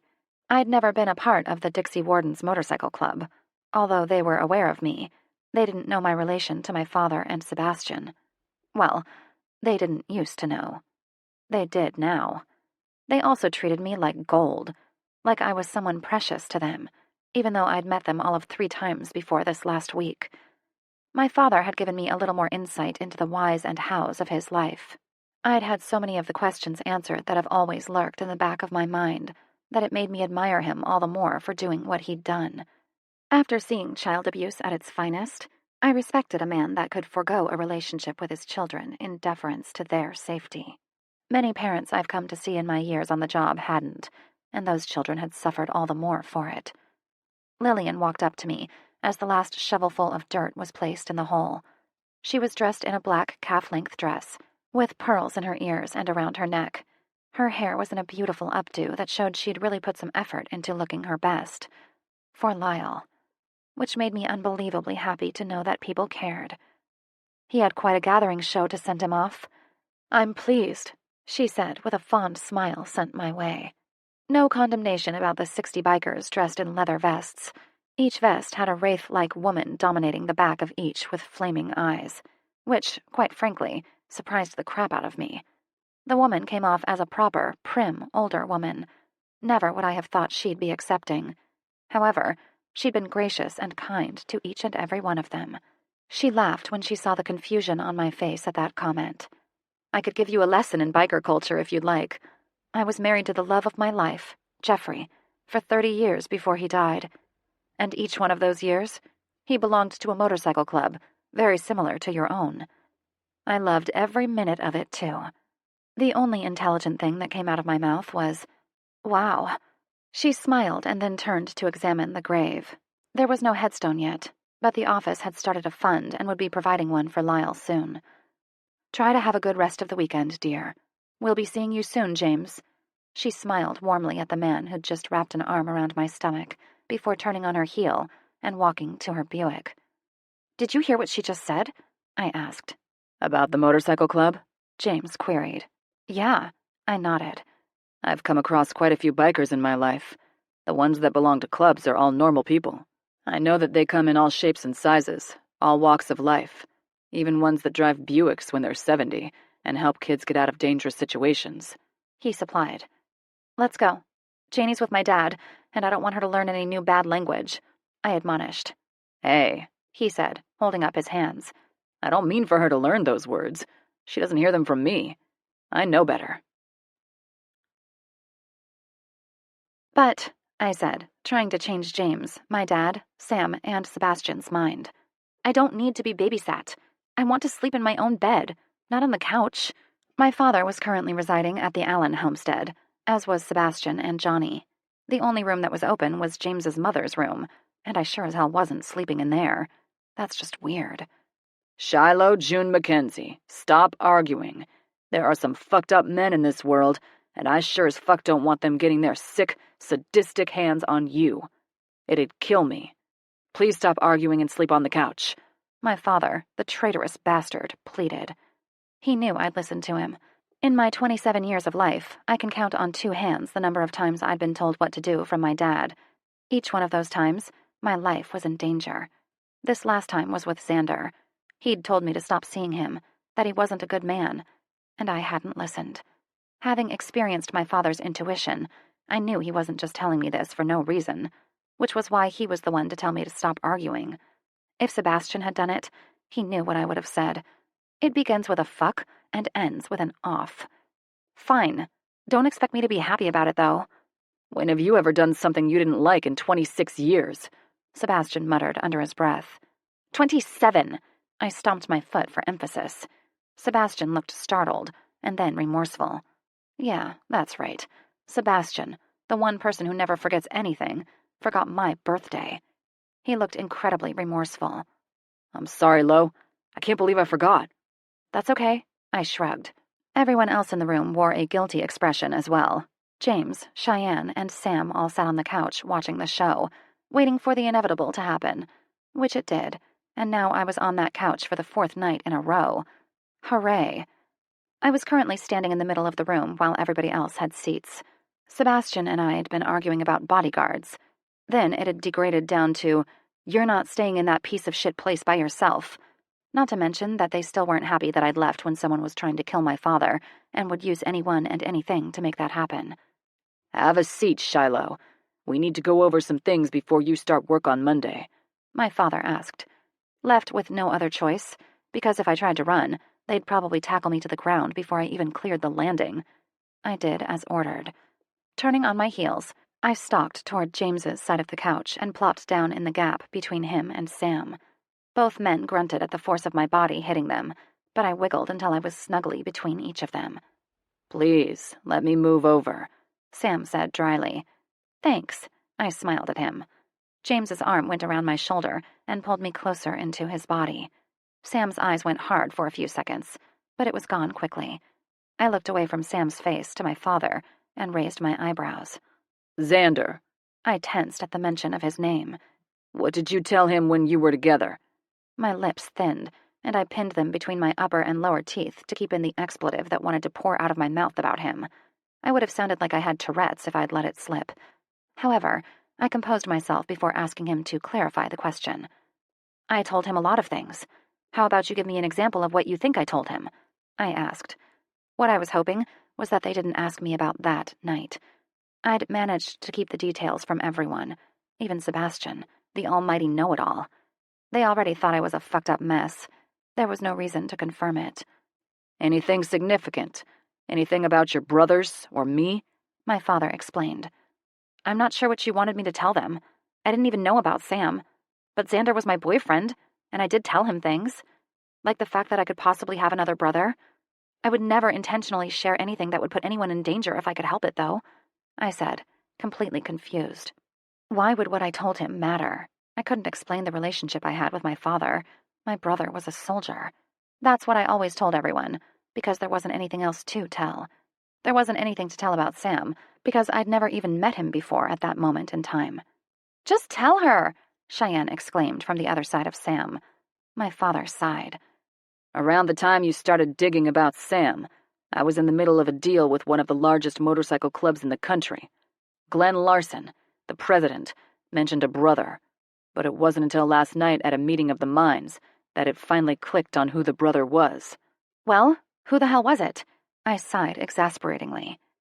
Xander, James rumbled. His chest vibrated with that deep rumbling sound he did when he was unhappy. My eyes closed, and a wave of embarrassment washed through me. God, I am such a fuck-up. I'm sorry, I whispered, devastated.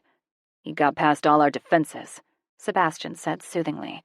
His attempt to exonerate me from my mistakes only upset me more. Yeah, but did you let him into your life? Into your bed? I snapped.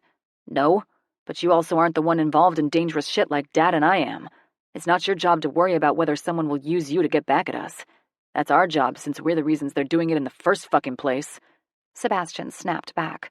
James's breath had stopped moving rhythmically at my mention of letting Xander in my bed, and it was then I noticed the clenched fist above his knee, and then the placement of my elbow, digging in deep where he'd been shot not even a week ago. "Shit!" I exclaimed, and moved farther away from him. He hauled me back until I was practically sitting in his lap. "You weren't hurting me." Well, something was. I didn't have time to think when the next moment I found his mouth against mine, his tongue in my mouth, teasing me with short, shallow strokes, his large hands holding my head still. The couch rising from displaced weight had me disentangle my mouth from James's, and then my face flamed when I saw everyone watching the show, and Sam standing on the opposite side of the room from where he was only moments before. "It's like nails against a chalkboard to hear about you being with another man. It rubs me the wrong way, and I don't want to talk about this anymore. However, if you value your privacy, you won't bring it up in public again. Next time I won't stop at just a kiss," James said against my lips before giving me a quick kiss and moving me back to the couch next to him. Clearing my throat, I felt the heat rise in my cheeks, but I told them everything I knew about him. Well, almost everything. My pulse raced a little when I thought about what I was holding back, but outwardly, I was a rock. "You're not telling us something," James whispered into my ear. Shock poured through me. How the hell would he know I didn't tell everything? I wasn't fidgeting, nor was I sweating. How could he possibly know? Then he wringed my wrist tighter, and I realized that two of his large, blunt fingers ran over the beat of my pulse at the base of my wrist. Busted. Sam's eyes followed James's movement, and then read the look of surprise on my face. "What else?" The man's body language reading abilities were just uncanny. "It doesn't have anything to do with what you're asking," I clipped. "Shiloh." Sam sighed. "It won't do you any good. She wouldn't tell me anything either," Sebastian muttered, and then took a sip of his beer. "All right. We'll talk about this more in the morning. It's 15 until midnight. Let's sleep on it," my father said, as he stood up gingerly and made his way to the back of the house where he was staying. We all watched him go. None of us moved. "Does anyone else think it's weird to have him around?" I finally broke the silence. "Fucking nuts," Sebastian and Sam agreed at the same time. "Well, aren't y'all cute?" I said sarcastically. Cheyenne snickered from across the couch, but quickly covered up the lapse in judgment with the palm of her hand. "Sebastian?" Cheyenne asked, as Sam handed her her sweatshirt, and she pulled it over her head. "Yeah?" Sebastian raised his eyebrows. She pursed her lips. "What's your middle name?" I took a sip of James's Coke that was on the floor between our feet and promptly spewed it everywhere with Cheyenne's question. Sebastian's head whipped around and glared at me. "What?" I asked innocently. I might have mentioned to Cheyenne that we all had matching themes for middle names, but that was only because I was emotionally compromised with Lyle's death, and I needed something happy to lift my spirits. I did not tell her what his middle name was, though. I wouldn't go that far. Sebastian may not kick my ass, or harm me in any way, but the man knew how to hold a mean grudge. Sebastian turned his head slowly until he regarded the sincerity in Cheyenne's question. I think she truly wanted to know. It was important for her to know more of her husband, and that meant getting to know his family. Finally coming to a decision, he told her. "Sue." "That's fucking awesome," she said in awe. "Glad Daddy Dearest decided to bestow that name on you and not me," Sam muttered as he grabbed his wife's hand and led her to the door. In the next instant, they were gone, closing the door quietly behind them. James followed them to the door and locked the deadbolt, chain, and armed the alarm. Sam's bike roared to life and pulled out of the driveway moments after. The sound of Harley pipes disappeared, and Sebastian cleared his throat behind me. "You love him, don't you?" Sebastian asked as we watched James disappear into the kitchen. Startled, I turned from staring at James walk around the house, checking the windows and locks. When he disappeared into the kitchen, I replied, "I'm fucking screwed." He chuckled at my less than succulent comment, wrapped his arm around my neck, pulled me into him, and kissed my forehead. "You deserve someone to love. Tell him about what happened with Zoolander. He may have hurt you, and he may have brought you down for a while, but he no more broke you than I was able to get you to stop following me around when you were a kid. He deserves to know what happened." "Xander," I corrected automatically. The man was notorious for saying Xander's name incorrectly. Sebastian had hated Xander with a passion. So much so that every time they were within the same airspace, Sebastian referred to him by anything but his actual name. Then what he'd just said finally sunk in with me, and I gasped. "You know?" I asked incredulously. "I know everything," he said cryptically before leaving the room silently. "What does he know everything about?" James asked as he came up to me, pulling me into a hug. I wrapped my hands around his torso and buried my head into his chest. "I'll tell you, I promise. Just not right now." He tightened his hold for a few moments and then loosened it. "I wish you could stay in my room with me. I just don't want your dad to hear and feed my nuts to me when I'm sleeping." I laughed. "You'd wake up before you got too far with it." "That I would," he agreed with a laugh of his own. Our kiss goodnight was anything but chaste, and by the time I was lying on the couch with my borrowed pillow and blanket off James's bed, I was feeling anything but tired. In fact, I was downright horny. After an hour of zero sleep, I decided that just maybe I needed some ice cream. Getting up, foregoing pants, I tiptoed to the kitchen in James's newest SWAT t-shirt, a pair of panties, and rainbow knee socks. I got the spoon, the half-gallon of chocolate banana bluebell ice cream, and took a seat at the table. Boris, my cat, leaped up beside me and took his spot, waiting for his turn to lick the spoon. I ate a quarter of the ice cream, which had done wonders at cooling my body heat down, but not the heat still pooling in my core. Getting one more spoonful, I set it down on the table, and Boris started licking away, purring so hard that it vibrated the table and the chair. Hell, it might have even been vibrating the floor. Feeling the chill in the air, because, hey, it's normal for a man to leave the heater off when it's 40 degrees out, I grabbed my blanket and made my way downstairs. TV was better than nothing, even if I had to settle for infomercials. Only I didn't have to, because the first thing I saw when I turned on the large flat-screen TV in the basement was a softcore porn on HBO, which I immediately turned back off. Or tried to. Somehow I hit a button that turned the surround sound on, because suddenly the soft moans and grunts of the couple having sex on the screen assaulted me at all angles. "Oh yes, just like that. Do it to me, baby. Uh-huh, uh-huh." The woman's fake orgasm reverberated off the basement walls. "Oh my God, turn off, you stupid piece of shit!" I squealed, randomly pressing buttons now. Blessedly, after pressing everything under the sun on the biggest fucking remote in the world, peaceful silence ensconced the room. Heart pounding, I collapsed into the hammock. The only light on was the Red Dog neon beer sign hanging above the TV, which was why when James leaned over my face from behind me, I shrieked like a wiener and fell out of the hammock. "Mother of pearl!" I said, as my body hit the ground with a heavy thud. "Were you just watching porn?" James asked, making no attempt to help me up. "With the surround sound on?" "Yes, but I got off and didn't see a reason to watch it anymore," I quipped breathlessly. He laughed quietly, leaned over, and gathered me into his arms. I did notice he was very careful not to put any added weight on his leg that had been grazed by a bullet, which then led me to notice the tight black boxer briefs he was in, with white dots on them. "I like your underwear," I laughed, as he laid me down gently in the middle of the hammock width-wise. "I like 'em," he acknowledged, spreading my legs wide and stepping between them. I decided to play off the intense arousal that I was feeling, and asked, "Do you have other pairs of polka-dotted underwear?" His hands spanned my hips, squeezing. "They're not polka dots. Look closer." Oh, I'd look closer, all right. Leaning forward, I sat up until my face was directly in line with the hard column of his cock.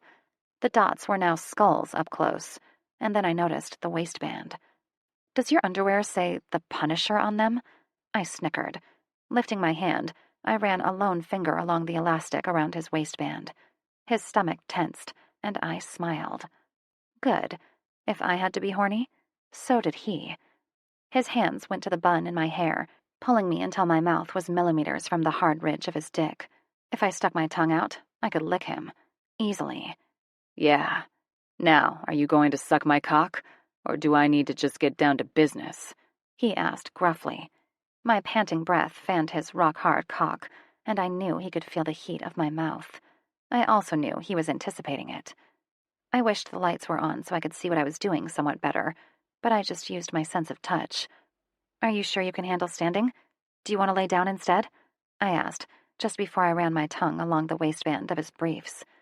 I'd intended to go from hip to hip, only my mouth found the head of his cock peeking out the top of his briefs, and I got distracted. His inhale of surprise tore through the silent room like a rocket launching. Pulling the waistband down only slightly, I zeroed in on my target with precise accuracy. I licked the tip almost delicately, tasting the salty cream that wept from his tip. A growl sounded above me, drawing my eyes. I looked up at him and then took the head into my mouth, sucking strongly. Although it was hard to see him clearly, I could tell his eyes were glued to the action of my mouth taking him in, hollowing with the force of my suction. Take more, he commanded. I obliged, pulling his underwear down until the waistband was underneath his ballsack. However, now both balls were on display as well, drawing not only my eyes, but my mouth to the delicious feast. Forgetting that he wanted me to take more of his cock inside my mouth, I started to lick, nip, and suck on the twin globes, pulling one and then the other into my mouth delicately. The grip of his fist in my hair tightened, and I found myself being pulled away from my feast and being fed his cock instead. I wasn't upset. That was just as good, if not better. He worked his cock in and out of my mouth like he was a madman, yet not once did I choke on his length. He had an uncanny ability to judge when he was getting too far in, and pulled back before my gag reflex kicked in. Suck me harder, James demanded. I sucked. Hard. Oh yeah, that feels fucking awesome. God, I could come right now, he gasped. I felt empowered, only sucking all the harder. With a roughness I'd never experienced before, he lost control. He ripped his length from my mouth, pulling back on my hair as he did so to free himself with a loud pop. Turn over on your knees. Be careful, he growled. I did so carefully. He helped by holding the hammock steady as I rolled, and then gingerly pulled the first one, and then the other knee underneath me. His calloused hands moved from my hips to the edges of my panties and yanked, making them pool at the bend in my knees. The position felt incredibly awkward, making me grasp the netting with clutching fingers. However, in the next second, I didn't feel awkward in the least. With one rough thrust, he was inside me. The pounding of his hips against mine jolted me forward, pulling me off him. Then he repeated the process by pulling back on the netting as well as thrusting forward. The thrust of his hips, together with him pulling back on the hammock, rammed his cock into me so hard it caused a twinge of pain. The jolt of bliss overshadowed that twinge of pain exponentially, successfully throwing me higher and higher until I burst into 1,000 shards. Lights exploded behind my eyes as my pussy clamped down hard on his cock. His groan of completion followed on the heels of mine. His big body shook with the force of it. I looked over my shoulder and only saw the silhouette of his large form still coaxing the last dregs of his release from his cock. With that one glance, a smaller, but no less significant orgasm pulsed through me, making my body shudder. "Fuck," he hissed. "Yeah," I panted. He pulled away from me carefully, and I thrust my arm down in between my legs to catch his cum before it leaked out all over the hammock, and then the carpet. Warm liquid filled my hands, and I resisted the urge to grind the heel of my hand into my engorged clit while rubbing his leavings into my overheated skin. He returned momentarily and lifted me up carefully. I kept my hand covering myself, and he produced a towel, cleaning up my core first, and then my hand. Once finished, he tossed the towel into a hamper that was sitting in the corner of the room, and then helped me pull up my panties. Once we were both settled in the hammock, I finally figured out what was niggling in the corner of my brain throughout the entire encounter. "What happened to your piercing?" I don't wear it all the time. I was young when I got it. My friend, Dougie, bet me $300 that I wouldn't do it. I proved him wrong and woke up with a pierced dick and couldn't have sex for months while it healed. I pop it in from time to time, but mostly I don't wear it anymore. I have a phobia of it getting caught on something and ripping my cock in half," he explained. I snickered and then cringed at the thought. "Normally you wouldn't be hanging around with your dick out for it to snag on things," I replied dryly. I felt his chest rise as he huffed out a laugh. "Yeah, that's true. It doesn't stop me from having the thoughts, though." "Tell me about Dougie," I requested. letting my fingers dance on the ridges of his abdomen. Tensing beneath me at the question, he quivered like a bow, strung and ready to be released. He was the friend that I was telling you about. He died 4 years ago while we were on a mission. He has had a daughter, Janie's age, Kayla. He was always so upbeat and happy. When he died, we lost something that was an integral part of us. I still get the urge to call him every time I think of a stupid fucking joke. He was notorious for one-liners. But then, when the time came, he'd ruthlessly fuck up a tango and not even blink an eye. The sadness in his voice tore a hole through my heart. I'm sorry. He sounds like an unbelievable man. He was, he said softly. Will you tell me what you refused to earlier? He asked, after the silence continued for a few more minutes. I tensed, but then relaxed, remembering my brother's words from earlier. It's not pretty, I explained. There are very few things that would keep you silent about something you felt passionate about. I don't think that it's pretty. In fact, I bet it's something horrible, and I'll have to restrain myself from walking out of this house afterward and tracking that piece of shit down. Sebastian had always told me that Xander was no good. I should have listened, I said, swallowing on a suddenly dry throat. It started out small. Cruel words here, a slap upside the head there. Then, before I could really do anything about it, Sebastian was hurt in that motorcycle accident. I don't know if I was just oblivious or what, but the slaps upside the head turned into slaps across the face, a punch in the stomach. It wasn't until I walked in on him fucking another woman in his apartment that I realized what a fool I'd become. And so I left him that night, only for him to follow me down the hallway of his apartment and beat the ever-loving shit out of me while he was naked and his dick was swinging. Then he dragged me back into the room and fucked the woman while I watched with a broken leg, arm, and a few cracked ribs. James's arm tightened with each declaration, and by the end of it, I could feel him shaking in rage. What the hell did the woman do while this was going on? She was drunk, I guess.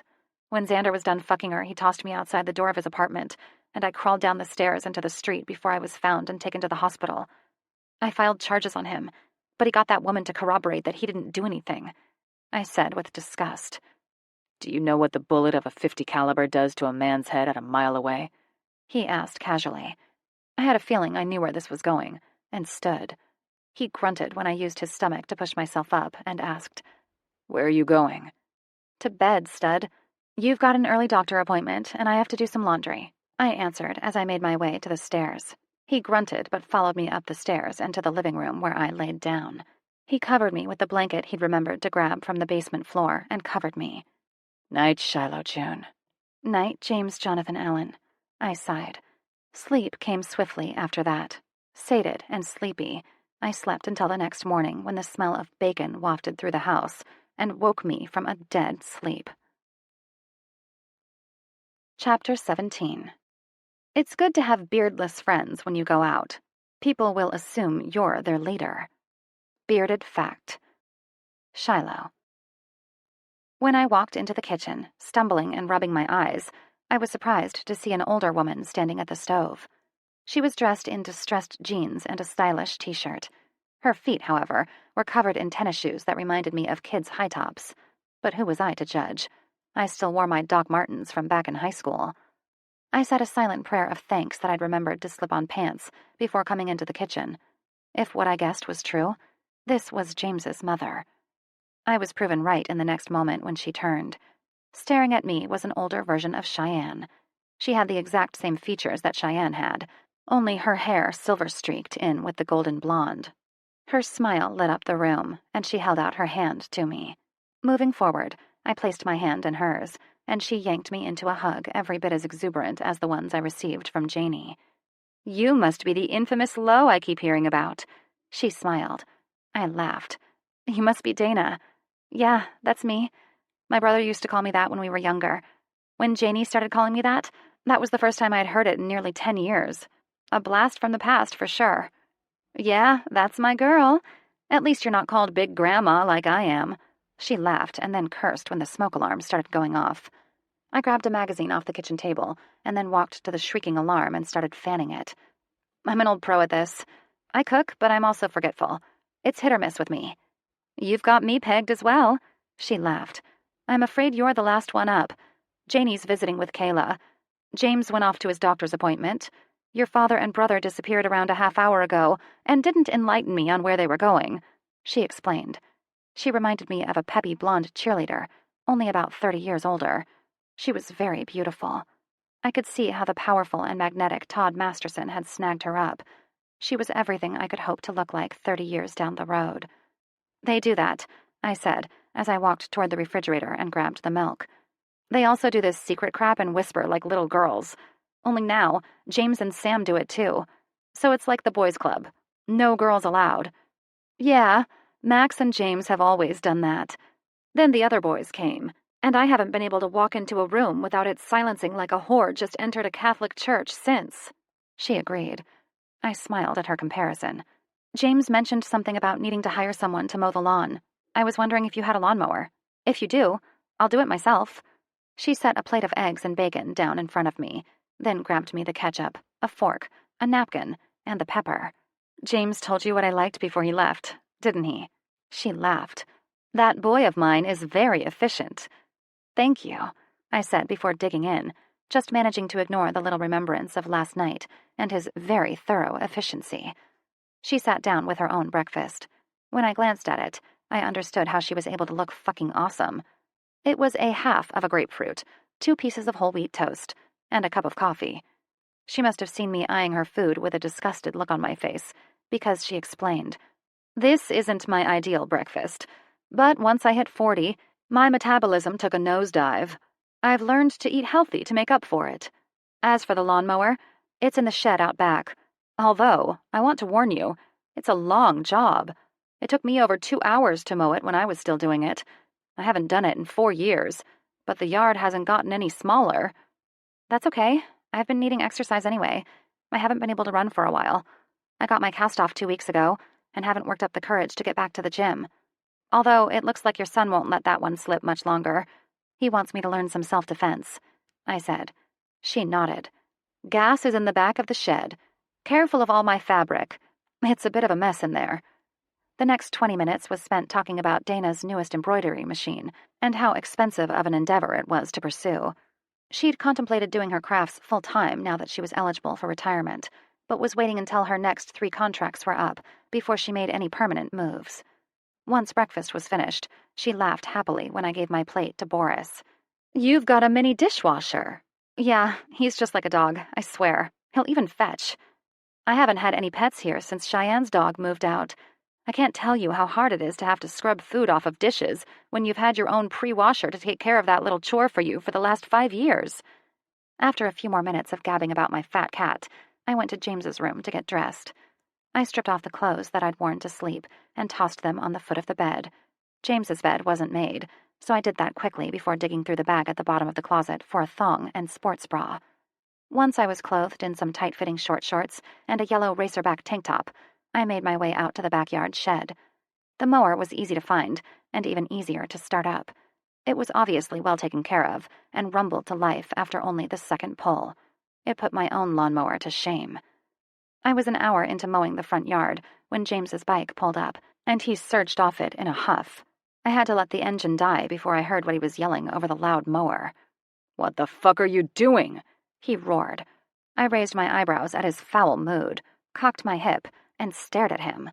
I noticed as he shot toward me that he was trying to hide his limp, but wasn't quite successful, which irritated me even more. "What I'm doing?" I asked. "Well, it looks obvious to me."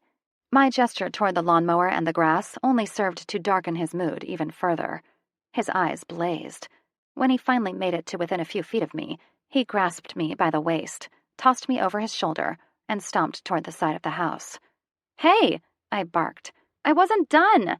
He ignored my verbal protest. I would have twisted and tried to get out of his ironclad grasp, but I didn't want to hurt him or me. We rounded the corner of the house, and I was dumped unceremoniously into the chaise lounge that overlooked the koi pond I'd only glanced at earlier. James had his hands on the top of his head, turned toward the pond, contemplating it. "What's the big deal?" I asked. He stayed facing the fish pond, but his voice carried over the gentle sound of the waterfall. "Your dad's got the worst goddamn motorcycle club in the country trying to fuck him in the ass. They'd do anything to do it, too. Even use his own daughter against him. Is that what you want to be? Bait? 'Cause they'll use you.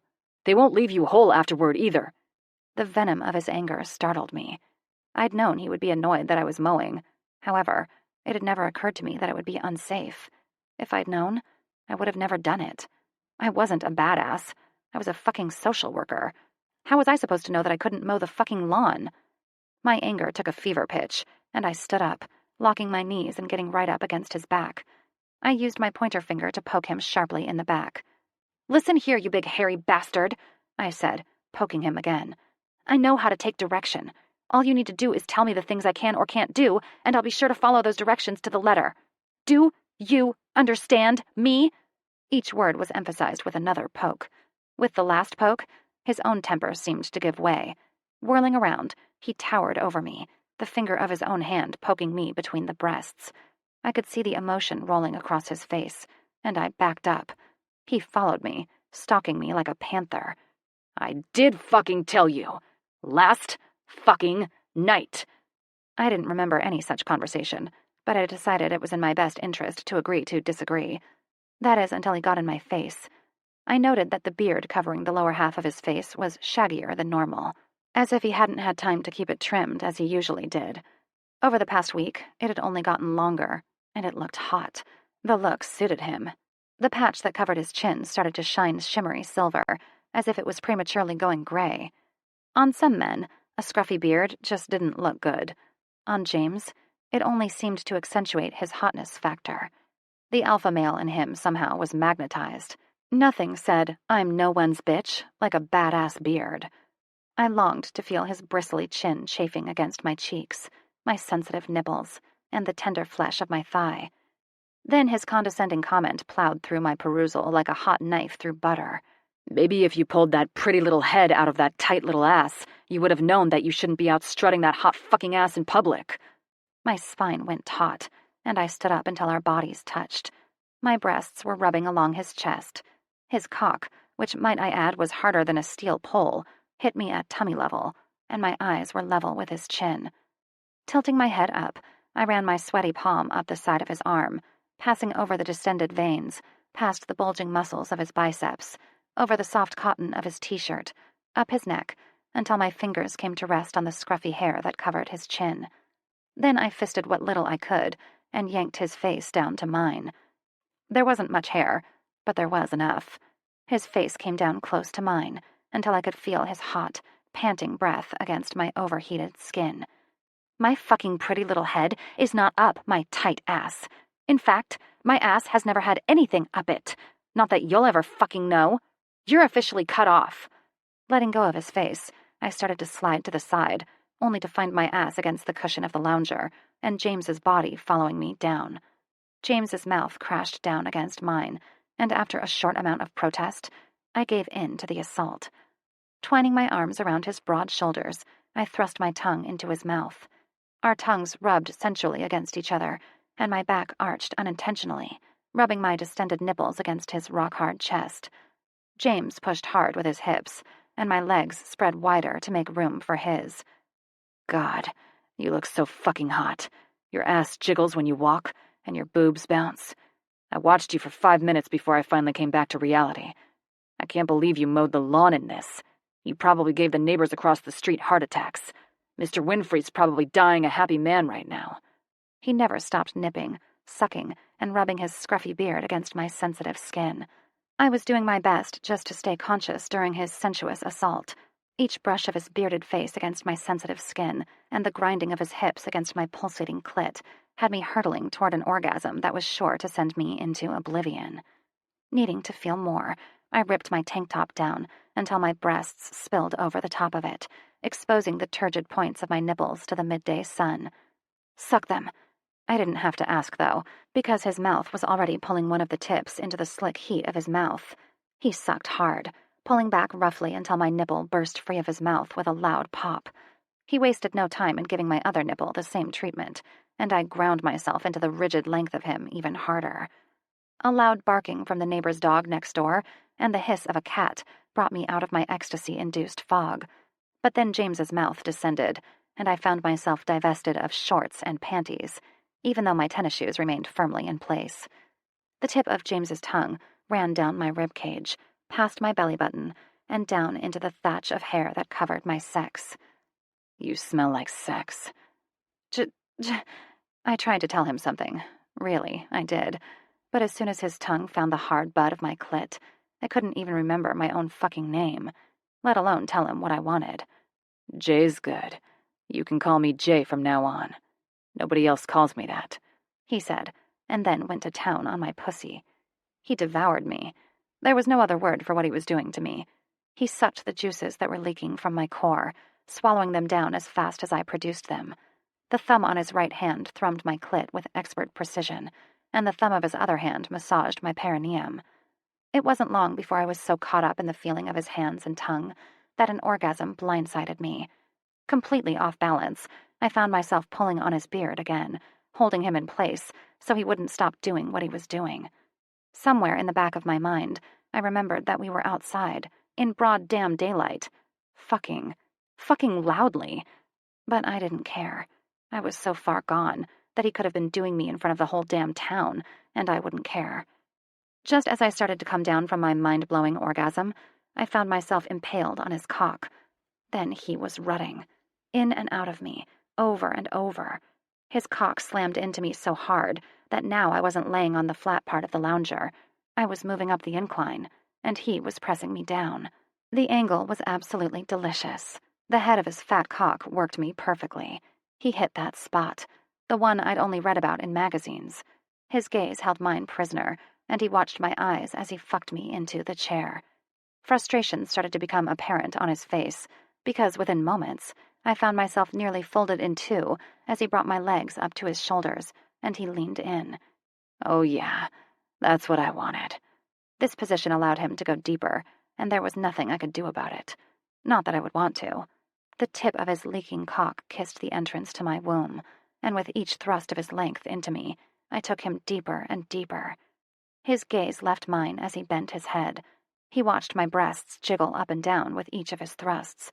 Leaning down, he took the tip of one aching nipple into his mouth and sucked hard. With the two sensations, I went wild. My hips tilted into each of his thrusts, allowing him to go impossibly deeper. His teeth bit into my nipple, causing me to buck wildly. Then his free hand that was resting on my ass moved. The pad of his thumb brushed my anus.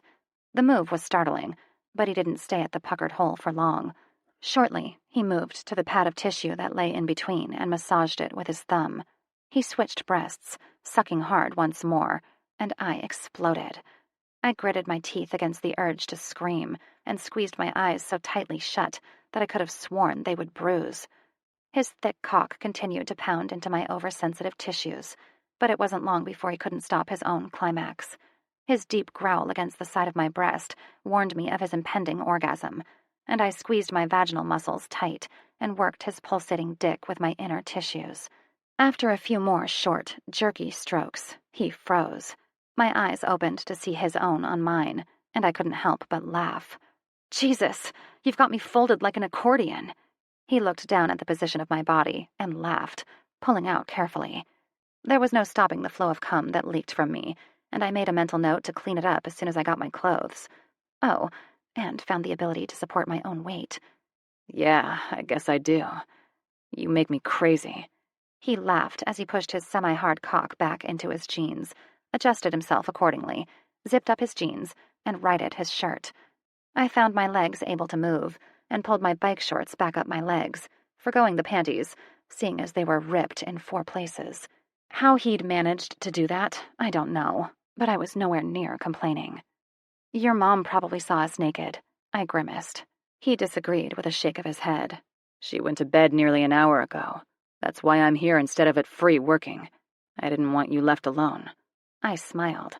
"Why would you be working at Free if you have a job with SWAT?" "I still work there 3 days a week," he said with a raised eyebrow.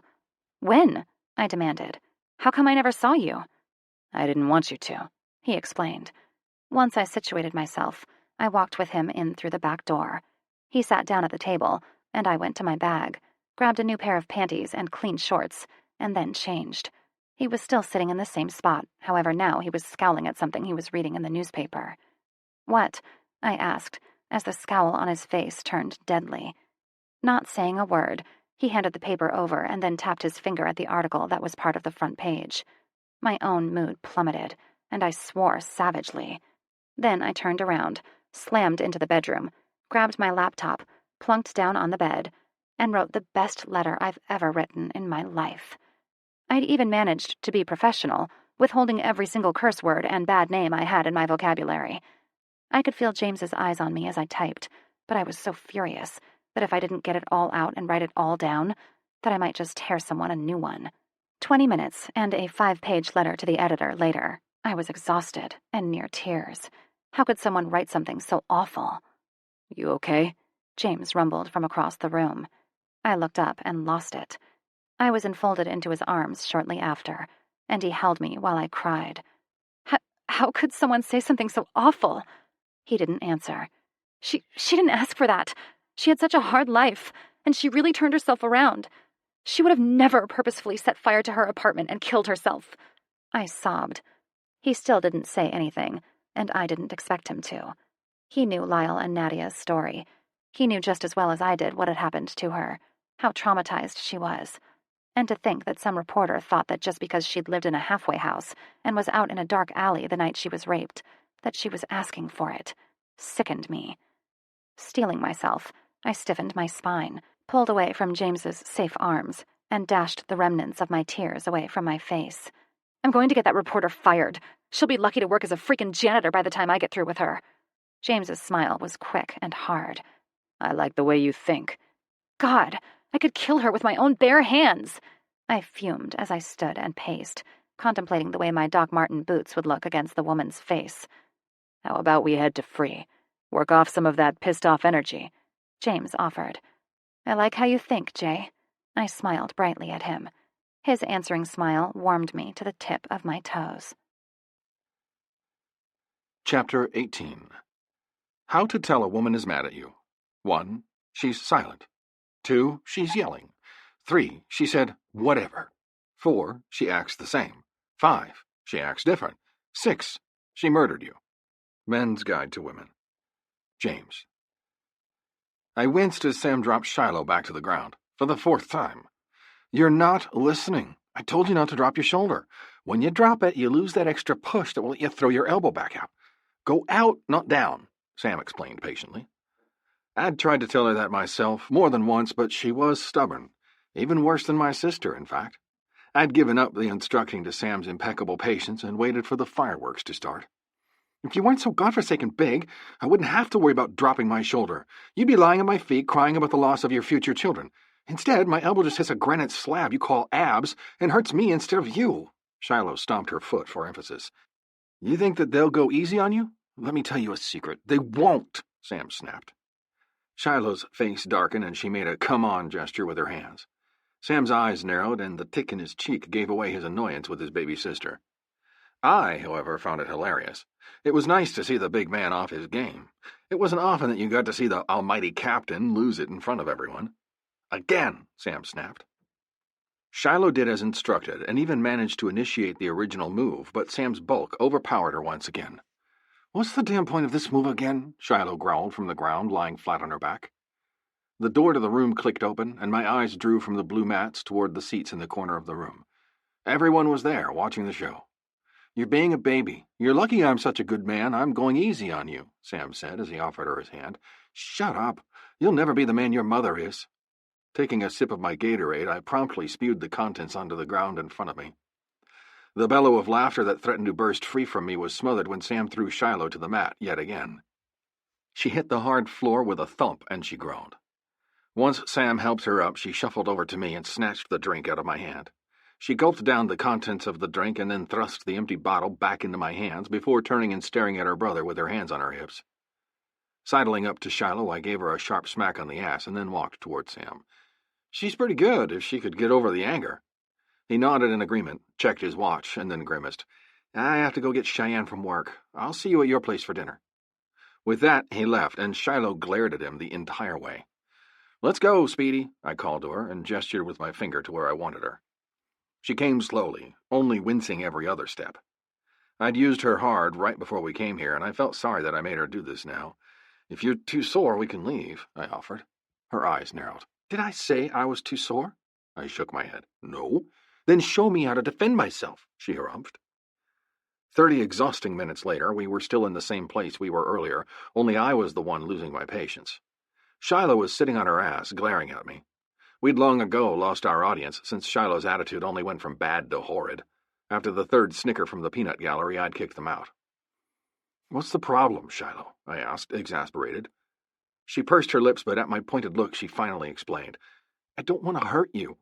I rolled my eyes. You couldn't hurt me even if you tried. What? She half-yelled. You heard me, I said, laughing at the absurd thought. That's why you've only been giving me half-ass moves? Yeah, she said, trying to keep the exasperation out of her voice.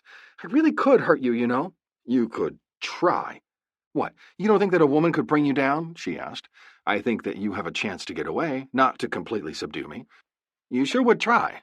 But no matter what, a man is always going to be stronger and faster than any woman, I said carefully. So let me get this straight, she said. You don't think I can take you down. In fact, you don't think that any woman could take you down. Right, I agreed. What do you want to bet? She asked. I could see the wheels turning in her head, thinking carefully. Anything. You could bet anything. I know for certain you couldn't incapacitate me for more than a few seconds. I should have known. I mean, there were ways that she could take me down. I just didn't think she knew any yet. I hadn't gotten that far with her yet. She wasn't even learning the most basic form of self-defense. However, in the next instant, she proved me wrong. Deal, she said, and then I watched, as if in slow motion when her hand snapped out, palm rigid, as she brought it down into a hard, sharp strike against the carotid artery on the side of my neck. I came to, seconds later, to find myself staring at the ceiling. I blinked once, twice, a third time, and then sat up. My head was pounding, my back ached, and I turned my head and found Shiloh all the way across the room, a sheepish expression on her face. Does that count? She asked. Yes, I said, embarrassed but also proud as hell that she was able to do that. Where did you learn that move? I rasped. YouTube, she supplied instantly. I shook my head and muttered, YouTube. So what do I have to do? I was sorry that I asked. Chapter 19. There's no crying in baseball. A league of their own. Shiloh. Tapping the button on the side of my Bluetooth headset, I replaced my hands on the wheel and tilted my head forward so my hair covered the Bluetooth device once again. Hello? I answered. Ms. Mackenzie? A strange male's voice asked from the other end of the line. Yes? I said hesitantly. Looking left, then right, I pulled out into traffic and headed west to 4th Street. I was heading to a case's house, and I was in a hurry. Normally, I wouldn't have even answered the strange number, but James said he'd be calling me from work right about now, and I thought it was him. This is Albert Buchanan with the Longview News. Do you have a few spare moments to speak with me? He asked. Yes, I clipped. He sighed. I understand your position on the matter of the article that was printed in our paper on Sunday morning. We've retracted it and had the reporter issue a public apology. I wanted to call and get your permission to print the letter that you sent the editor. Albert explained. I hesitated. I didn't see anything wrong with it, and if I was being truthful, I wanted the world to know how upset I was that an article like that was written which completely overshadowed the real issue at hand, that a very young woman and her son died in a very horrible way. Yes, I said firmly. I'd like that. Excellent. We'll be running it in tomorrow's paper. Please be on the lookout for it. Albert responded. After a few more pleasantries, we hung up, and I pulled into the Newmans' driveway. I sighed when I looked at the clock and realized I was still 15 minutes earlier than our scheduled appointment. The Newmans were a new case. The case itself was fairly routine. Child abuse wasn't abnormal in today's society. What was abnormal was for it to be grandparents accused of doing the abuse. Normally, it was the parents being accused, and then the children would be relocated with their maternal or paternal grandparents if able. The Newmans' case was of 2 children, ages 7 months and 5, reportedly showing up to daycare with unexplained bruises. The daycare official was the one to contact Child Protective Services, and I was called out to the Newmans' house to do an unscheduled well check.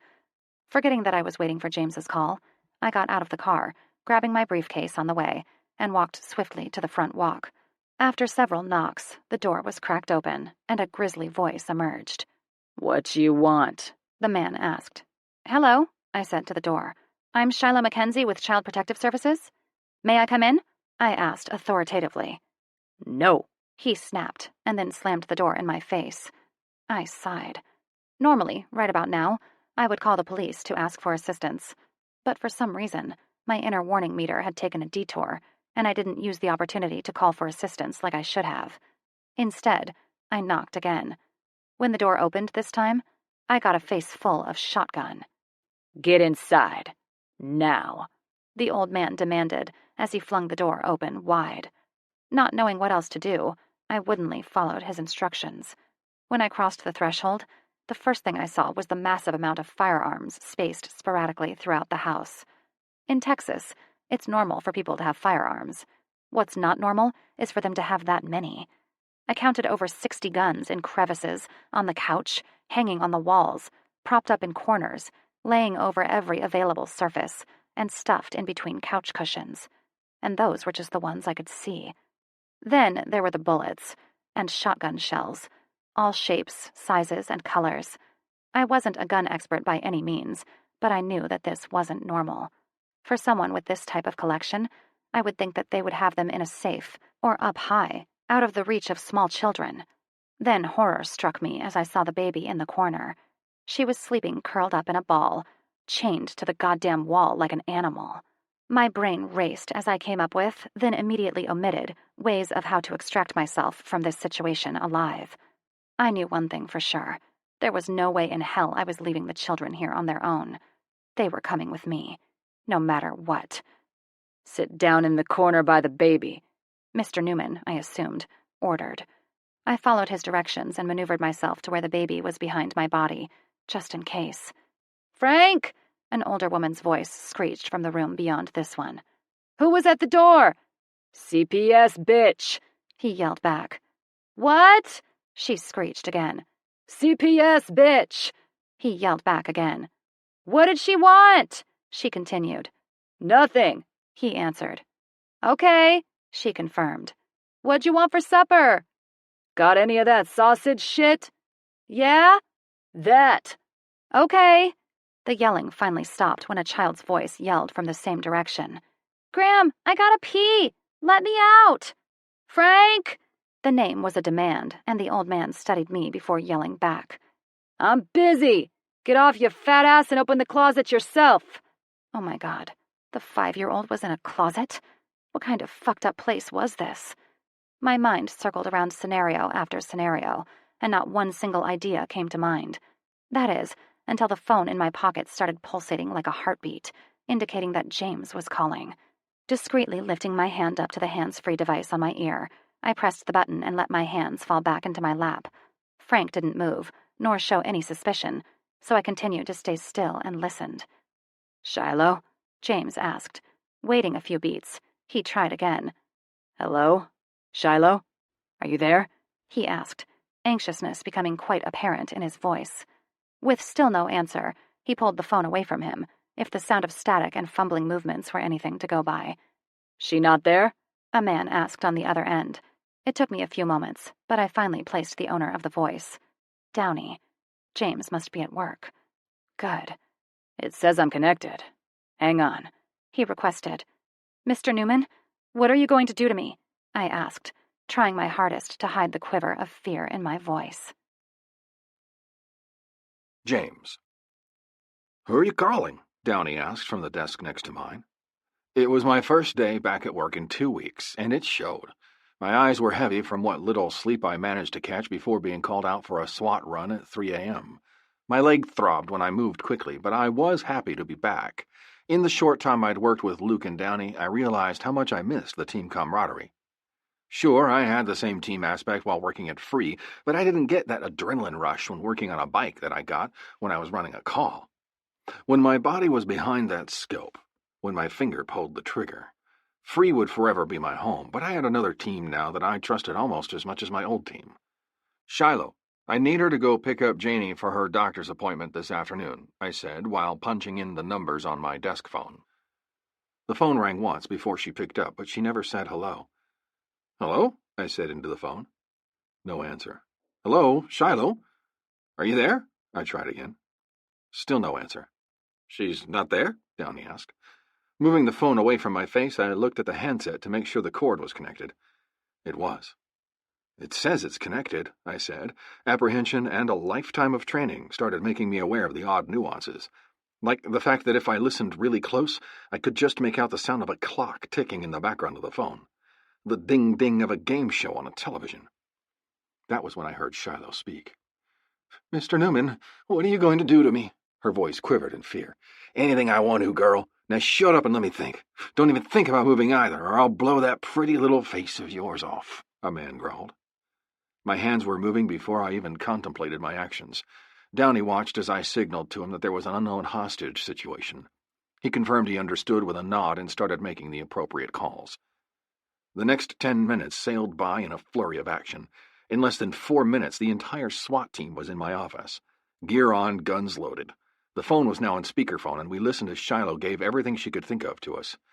"Mr. Newman, isn't there a homeowner's agreement for the mobile home park of Shady Lane that says all firearms have to be stored properly in a fireproof container?" Shiloh asked, sounding bored. "Sure. Not that I really give a shit about any homeowners association. They already make me mow my frickin' lawn and keep it at a regulation 1-inch height. They can suck my hairy ballsack if they think they can control what I do with my guns." With that information, we were on the move. I left the speakerphone where it was, and our information specialist, John Adams, took over where I left off. Downey handed me my rifle case as we walked out of the room into the truck. The truck was a 1.5-ton beast that could carry 9 men and their gear safely. It was an armored vehicle on steroids that could hold its own, even against a fucking tank. It had the motor of a Mack truck and ran up to speeds near 150 miles an hour without even redlining it. Terror started to course through my veins. She'd said guns. Not that one wasn't enough to accomplish the act of killing, but multiple meant he could potentially hold a siege and not stop until he ran out of ammo. That could take weeks. Shiloh didn't have weeks. She was living on borrowed time already. Then the terror was accompanied by white-hot rage. What kind of man would hold a woman hostage? For Shiloh to be there in the first place, it also meant that there were children involved, which only added to the complications that were already arising. "Someone needs to contact Shiloh's boss, Lillian McBride, see if they can drag up any information," I started to say before Luke interrupted. "I already did that." I nodded. My mind was flying in a dozen different directions. What kind of structure were we looking at? How many guns did he have? What were the access points? How many children were in the building? Every single aspect of how it could go wrong. What to do in this situation to get Shiloh out with her life still intact? "We're here." Luke's voice jarred me out of my head, and I focused. A calm settled over me, and I no longer felt the emotions. They were buried deep, pushed inside a tiny closet in my mind where they would stay for the duration of the altercation. If they didn't, I couldn't perform my job, and that was not acceptable. I wasn't surprised in the least to find one of Silas's MC members at the end of the street.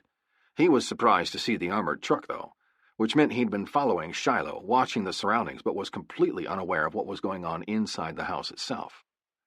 Which was sloppy. I fully expected the man to be chastised within the next few minutes, but I wouldn't be sparing him the time. He'd figure out that he fucked up here shortly. Then I'd have Sam and Sebastian here within the next 10 minutes. Not that I minded in the least, especially Sam. I trusted him with my life and felt the same way with Shiloh's life as well. When we pulled up about 4 houses down from the suspect's house, we were met with 2 other police officers.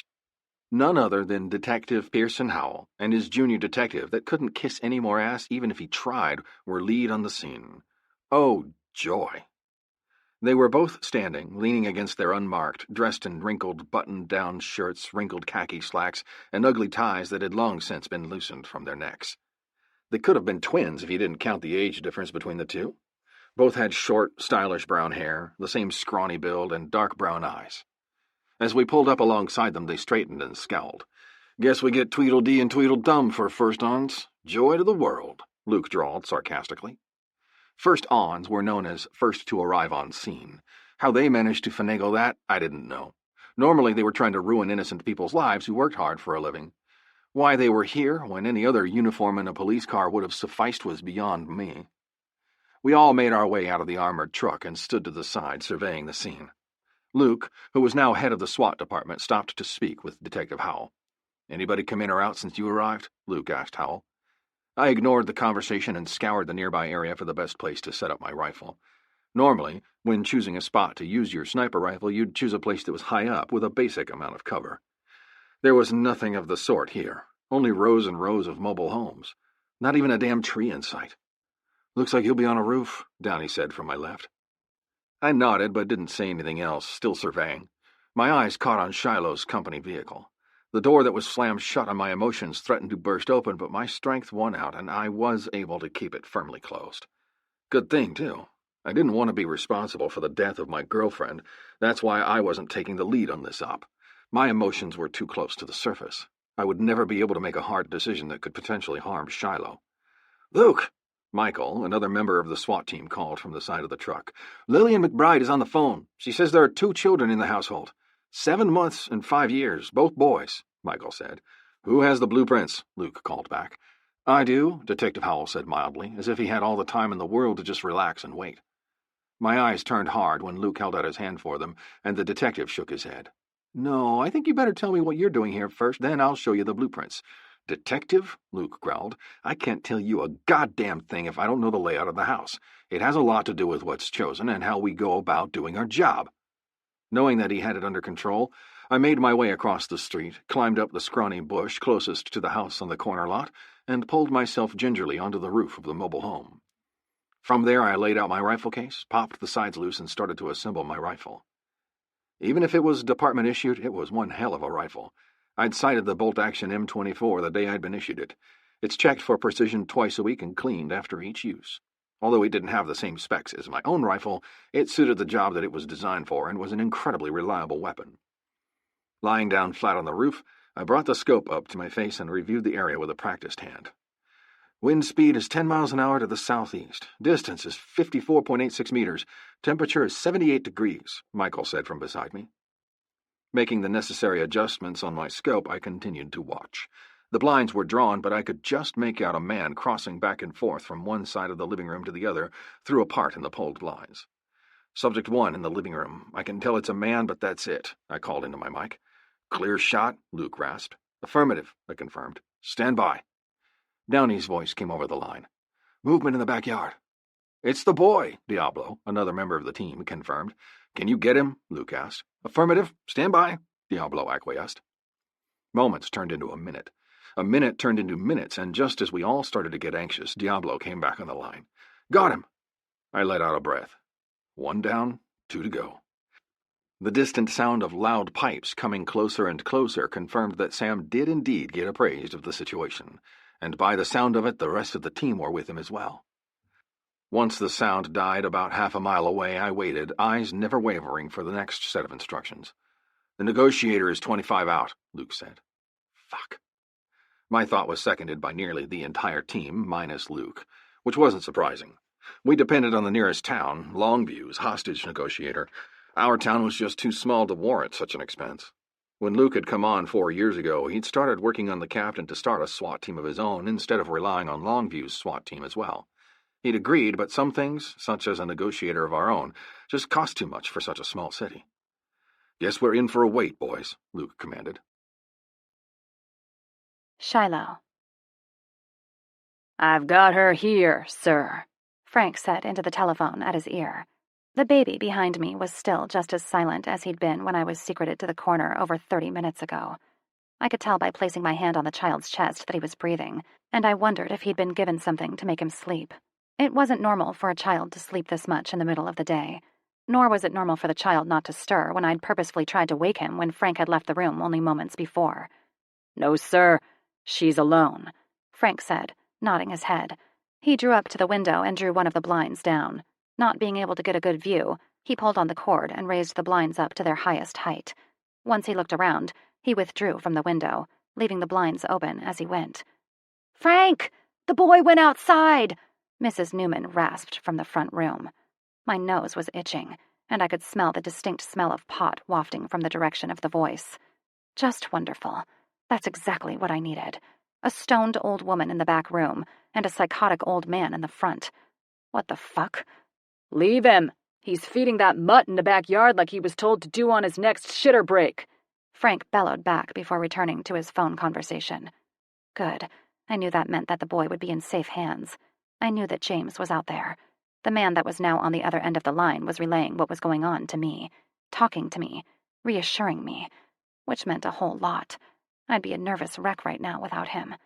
When I got out of here, I'd give him a kiss smack on the lips. Well, maybe not on the lips, but he'd for sure be getting a hug. She's 5'10", 115 pounds, brown hair, wavy, good boobs, nice handful, pasty white skin. Her legs look a little chunky, ass is nice and round, Frank said from across the room. What a dick. I was 5'7". He was definitely off on my weight by more than 30 pounds, but who was I to complain? My hair was a nice shade of auburn. My boobs were more than a handful to most men, but when it came to James, they fit perfectly in the palm of his hands. My ass had been getting bigger, but I didn't think it was that big. As for the pasty white skin, it was November. What did he expect to happen when it wasn't summer? Anyway, who would he be talking to? It was like he was expecting me, even though the visit itself was unannounced. That was the whole point of an unannounced visit, so they wouldn't be expecting you. I don't see any cops. Her phone hasn't vibrated or rang. I don't think anyone is any the wiser, he explained to the other person on the other end. Ha, that's what he thought. I couldn't wait to see his face when he saw the SWAT team storm his house. I hope he accidentally got shot, too. The missus has got bingo at the Elk Club at 7. You'll be able to get in by yourself? Frank asked. His face turned into a frown, and you could tell he was upset about what he was hearing. If I take the kids with me, then it'll be a shit night. You can't play bingo with those little shits. They'll be awful. He listened to the other end, his scowl becoming more and more fierce as he listened. Fine, he snapped and slammed the phone shut, tossing it against the couch cushions. He looked at me and pointed his finger. Look what you've done. That bonehead biker had to push his beat-up nose into my business, and now I've got to deal with the frickin' CPS and take them to bingo night. Can't wait to listen to this for the next week. Great. He walked out of the room, and I shot to my feet like my ass was on fire. I knew that they were out there, even though I couldn't see them. James was probably up on top of one of the roofs. I scanned and scanned, still not seeing him. Finally, I decided that maybe he'd be able to see me, and it was my best hope. Using my hands instead of speaking it aloud, just in case he was close enough to hear me, I held up 2 fingers, then signed the letters A-D-U-L-T as slowly as I could, and then held up 1 finger and spelled out B-A-B-Y. I wasn't sure if whoever was out there would know what I was spelling, but I figured it was worth a try in any case. However, that was all I was able to get out, because the rear door slammed open. Frank called out for the boy who went outside over 10 minutes earlier, and then he growled a frustrated curse when the boy never came. Frank called to his wife, who started shuffling herself into the family room, not sparing me a single glance, and then made her way outside, closing the front door as she went. Minutes ticked by as Frank bellowed for the boy to return. It was only after 10 such minutes of this continuing that he finally called out for his wife again, only for her to not respond either. Secretly, I was giggling inside. Outwardly, I was as cool as a clam as I sat with my back against the sleeping child and waited. It didn't take long for Frank to come barreling back into the room, waving his shotgun around. Where'd she go? I looked at him and pointed toward the front door, staying silent. She never came back in? He asked, eyes frantically searching the living room. I shook my head. More than likely, the woman was now in police custody. Not that I'd be telling him that. He figured it out, though. You got buddies out there? You call the cops, bitch? I shook my head. I wasn't technically lying. You bitch, he said, and then raised his shotgun. I closed my eyes, almost serenely, and waited. I knew it was going to happen. James would shoot the fucker, and I really hated seeing heads explode. Like, bad. So, to block it out, I plugged my fingers into my ear, crowded the baby back behind me, and squeezed my eyes tightly shut. I felt the boom, even though I didn't see or hear it. Something heavy thumped hard onto the floor somewhere across the room from me, but I stayed where I was. I didn't even open my eyes. It wasn't until I felt the distinct impact of the door hitting the wall that my body was leaning against, before I opened my eyes. Then I quickly shut them again, my mind refusing to acknowledge what had once been Mr. Newman's head. Something touched my shoulder, and I opened them to find a black helmeted head in my face. I resisted the urge to slap it away, instead waiting patiently for the man to speak. You okay? Helmet Head asked. I nodded. The baby? Helmet Head probed. I scooted over carefully, revealing the sleeping form huddled in the corner. I think they gave the baby something. He hasn't moved an inch since I got here. Pulse is strong, though, I explained. Medic! Helmet Head bellowed. Just then, a commotion at the door had my eyes traveling to it, and I was relieved to know that James was finally there. True, it wasn't as if I could see the man, per se. However, I knew that body almost as well as I knew my own, regardless of whether I could see his skin and face or not. "Shiloh!" James yelled as he barreled toward me. I made to stand, and Helmet Head helped me up. In the next moment, I was engulfed in James's arms, although it was anything but comfortable to be pressed up against his hard, unforgiving helmet, with his sniper rifle slung over his front, and the 1,000,001 tactical thingy-mabobbers hanging off his belt. I hugged him back for all I was worth, not caring in the slightest that I'd most likely be sporting bruises tomorrow. "I'm so glad you're okay," James groaned. I held him even tighter before I said what I really wanted to say. "What took you so long?" Chapter 20. Never argue with a woman holding a torque wrench. Life lesson. Shiloh. Weeks passed, and within no time at all, Christmas was around the corner. After the hostage situation at the Shady Lane mobile home park and the Newmans, James made it a point to drill home the idea of safety. Lillian herself had now mandated that for each unscheduled visit, we have the presence of a uniformed police officer to accompany us. Now here I was, with 8 days until Christmas, and I was bored. James, Sebastian, Sam, and my dad had all made it a point to spend some time with me, but I always ended up being so freaking alone. I'd started doing Insanity in a vain effort to stay in shape, since everyone refused to let me go outside to run, which didn't really upset me so much as make me feel claustrophobic. I was so freaking tired of being caged up in this godforsaken house that I would go nuts. The ringing of my phone pulled me out of my contemplations, and I answered it on the second ring. "Hello? Hey, Shiloh, want to come over to Free? We're going to play some games, have margaritas, and then decorate the Christmas tree," Blaine said giddily into my ear. I pulled the phone away from my face and readily agreed. "I love you, Blaine. Will you have my babies?" "Yes, you just have to come over first." She laughed. "I'll send Elliot over in the truck. He'll be there in 15 minutes, okay?" "Yes, thank you," I said before hanging up the phone. Looking down at myself, I decided that the bright green leggings with purple jingle bells would be festive, and decided against changing. I covered up my black tank top with James's old high school baseball sweatshirt and slipped my feet into my Ugg boots. Yes, they were ugly, but they were soft and warm. The 80-degree weather had finally decided to act like winter and had dipped into the low 20s overnight, making it colder than a witch's tit, especially since James refused to turn the heater to anything above 65 degrees. I folded the blanket I'd been using moments before and then grabbed my purse and waited by the front door patiently, like a good girl. The knock at the door came a few minutes later, and Elliot's voice projected through the door. "You can come out, Shiloh." I grinned as I yanked open the door. "You can have my babies, too. Thanks for saving me." He laughed. "I think that's anatomically impossible, but you're welcome." "I'm so flipping bored. James got called in, and I'm dying here all by myself." I sighed as I walked to his truck and hoisted myself inside before he could even open his own door. "Yeah, so bored that you told one of the local church people off." Elliot laughed. "I didn't tell them off," I said indignantly. "That's not what James tells me." Elliot snickered as he backed out of the driveway and headed toward the main road. "It was honestly not that big of a deal. I don't understand what the big fuss is about." "So, when the pastor of the church down the street from you asked you where you were going when you died, you didn't mean to say Raider Funeral Home?" Elliot gave me a teasing look. "Well, yeah, I did mean to say that," I finally agreed. I mean, really, what did the man expect when he dropped that bombshell in my lap?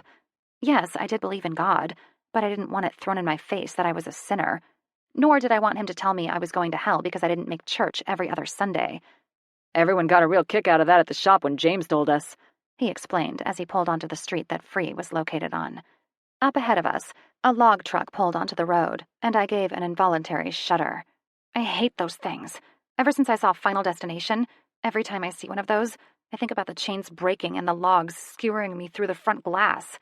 I explained to Elliot, who sported a wary look. He laughed. "Yeah, I can see that.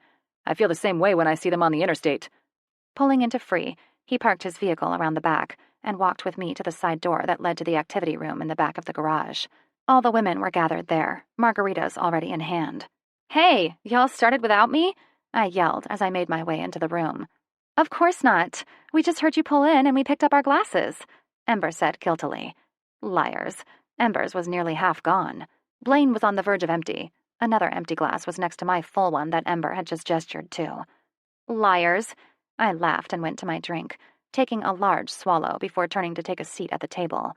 Later, ladies, Elliot said as he walked toward the outer shop area. Wait, I called to him, stopping him before he could leave. Yeah? He asked, turning around. Thanks for the ride. And will you send Janie in here for some food? I asked sweetly. Sure thing, sweetheart. He agreed and left. The next hour was spent playing apples to apples, but was interrupted when Janie came storming into the room. Her eyes were flaring hot, and she turned her head, scanned the room, found my eyes, and then stomped toward me with deliberate steps. She reminded me of her father when she had that determination etched on her face, and I couldn't withhold the smile that took over. What is the reason I can't be out in the shop with Max and Sam? She demanded. I managed to catch the laughter that threatened to spill from my throat, but only just barely. Well, I was wondering if tomorrow you wanted to go shopping for Christmas presents before we go visit your mother. She grimaced. I'll go shopping with you, but only if you take me to the Harley shop. I pursed my lips. Well, that'll work for your dad, Sam, and the rest of the guys. But what about your grandmother and Cheyenne? I asked. She thought about that for a moment, but then came up with the perfect solution. We'll go to Lowe's, too. They're right across the street from each other. The laughter bubbled out of my throat, and I smiled at her, pulling her in tightly and giving her a big hug. Her wiry arms wrapped around me surprisingly tight, and I luxuriated in the warmth she exuded. Never once had I seen her mother get a hug like this, and I was more than a little smug about it. What? You've gotten to hear Max sing? Blaine blurted from across the room. Yeah, hasn't everybody? Peyton asked. What are y'all bellyaching about? Gabe asked as he came into the room. Grease covered him from head to toe, and he looked like he'd been letting oil drip all over him, instead of letting it drip into the drain pan like it was supposed to. Yick, what have you been doing? Ember eyed Gabe from across the room.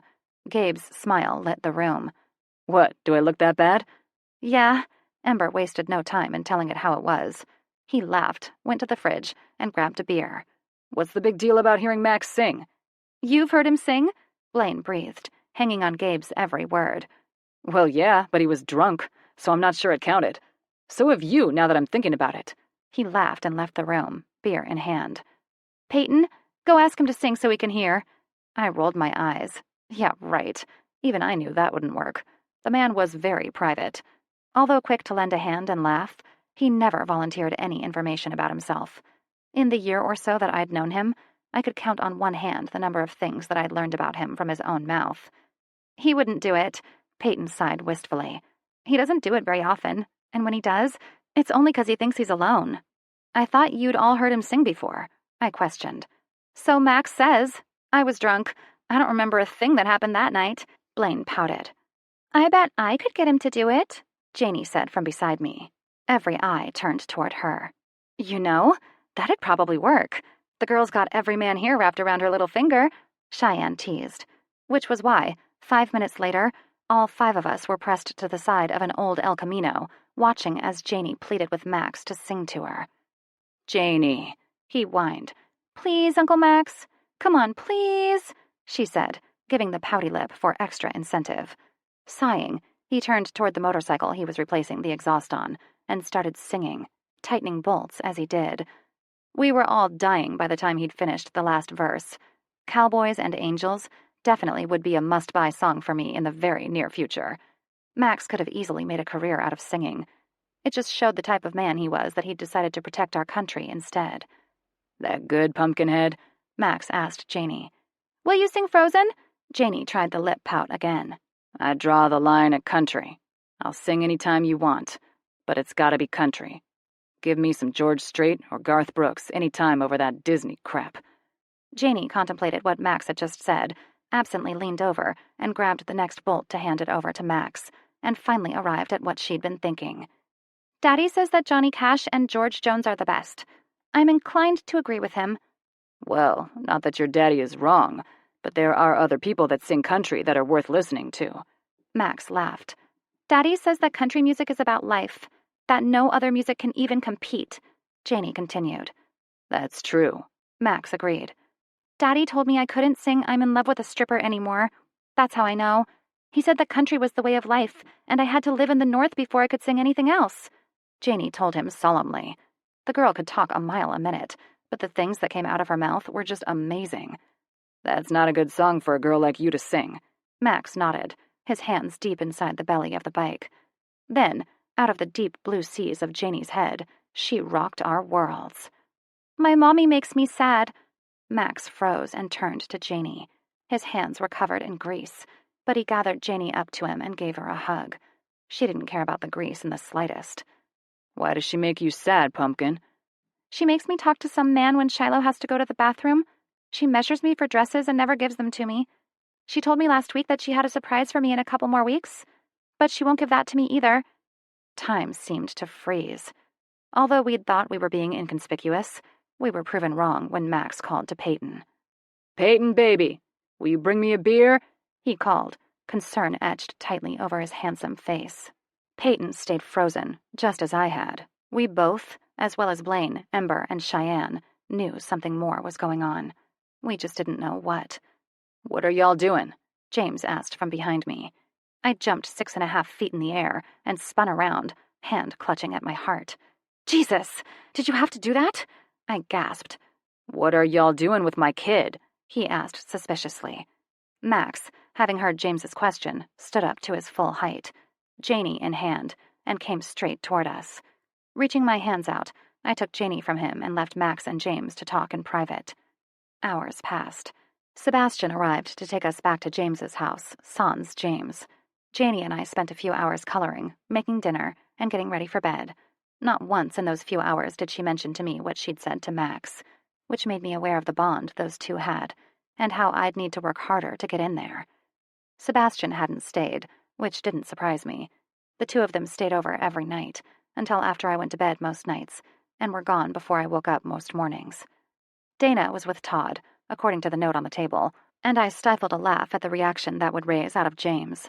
Although they weren't officially moved in together, they still stayed together most nights. Dana only returning to grab even more clean clothes. It wouldn't take long until everything was at Todd's place if she kept it up. As I tucked Janie into bed and kissed her lightly on the forehead, she looked me straight into the eyes and rocked my world for a second time that day. I love you, Shiloh. Tears blurred my vision. I love you too, sweetheart, I said as I brushed her hair away from her eyes. Will you tell Daddy to come give me a kiss when he gets home? She asked as her eyes closed. You know I don't have to tell him. He comes to see you every time he gets home, no matter what time it is. I laughed. Yeah, but there may be a time when he forgets, and that's your job. To remind him, she said sleepily. Kissing her cheeks one last time, I stood and backed out of the room, my eyes staying locked on her, closing the door quietly. My sleep that night was fitful at best. I'd woken twice to find no James, no Dad, and no Sebastian. It was going on 4 a.m, and I was starting to really worry. Which is how I found myself in the basement, watching Top Gun, wishing that I knew how to fly like Goose and Maverick. The movie ended, and I decided that James definitely chose the wrong branch of the military. Navy dress whites were way cuter than the Army's dress uniform. Getting up to go check to see if anyone had arrived home, I came to a sudden halt, with one foot on the first step, when James's voice halted me. I love you, you know? James's deep voice said from above me, making me jump yet again. James was sitting at the very top, back against the door. I'd been longing to hear those words from him for months, except I'd expected them to be sweet, not harsh. He looked haggard. His hair, what little of it there was in disarray.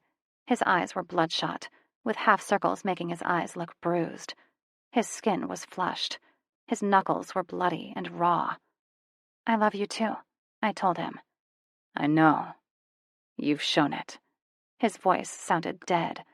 He'd been fighting again. He also smelled like a brewery, which also explained where my dad and Sebastian were. If James was at their place, then they wouldn't have left him there, at least not while he'd been drinking. I climbed the steps slowly. His head was level with my stomach when I finally came to a stop 2 steps below him. What's wrong, Jay? Fucking everything. He sighed, letting his head drop. My hands raised to touch him, but his harsh voice stopped me in my tracks. Don't touch me. Freezing in place, I asked, why not? He'd never told me I couldn't touch him. In fact, He'd gone out of his way to do little things like bring my hand to his cheek, run his fingers through my hair. Touching was a large part of how he communicated. What's going on?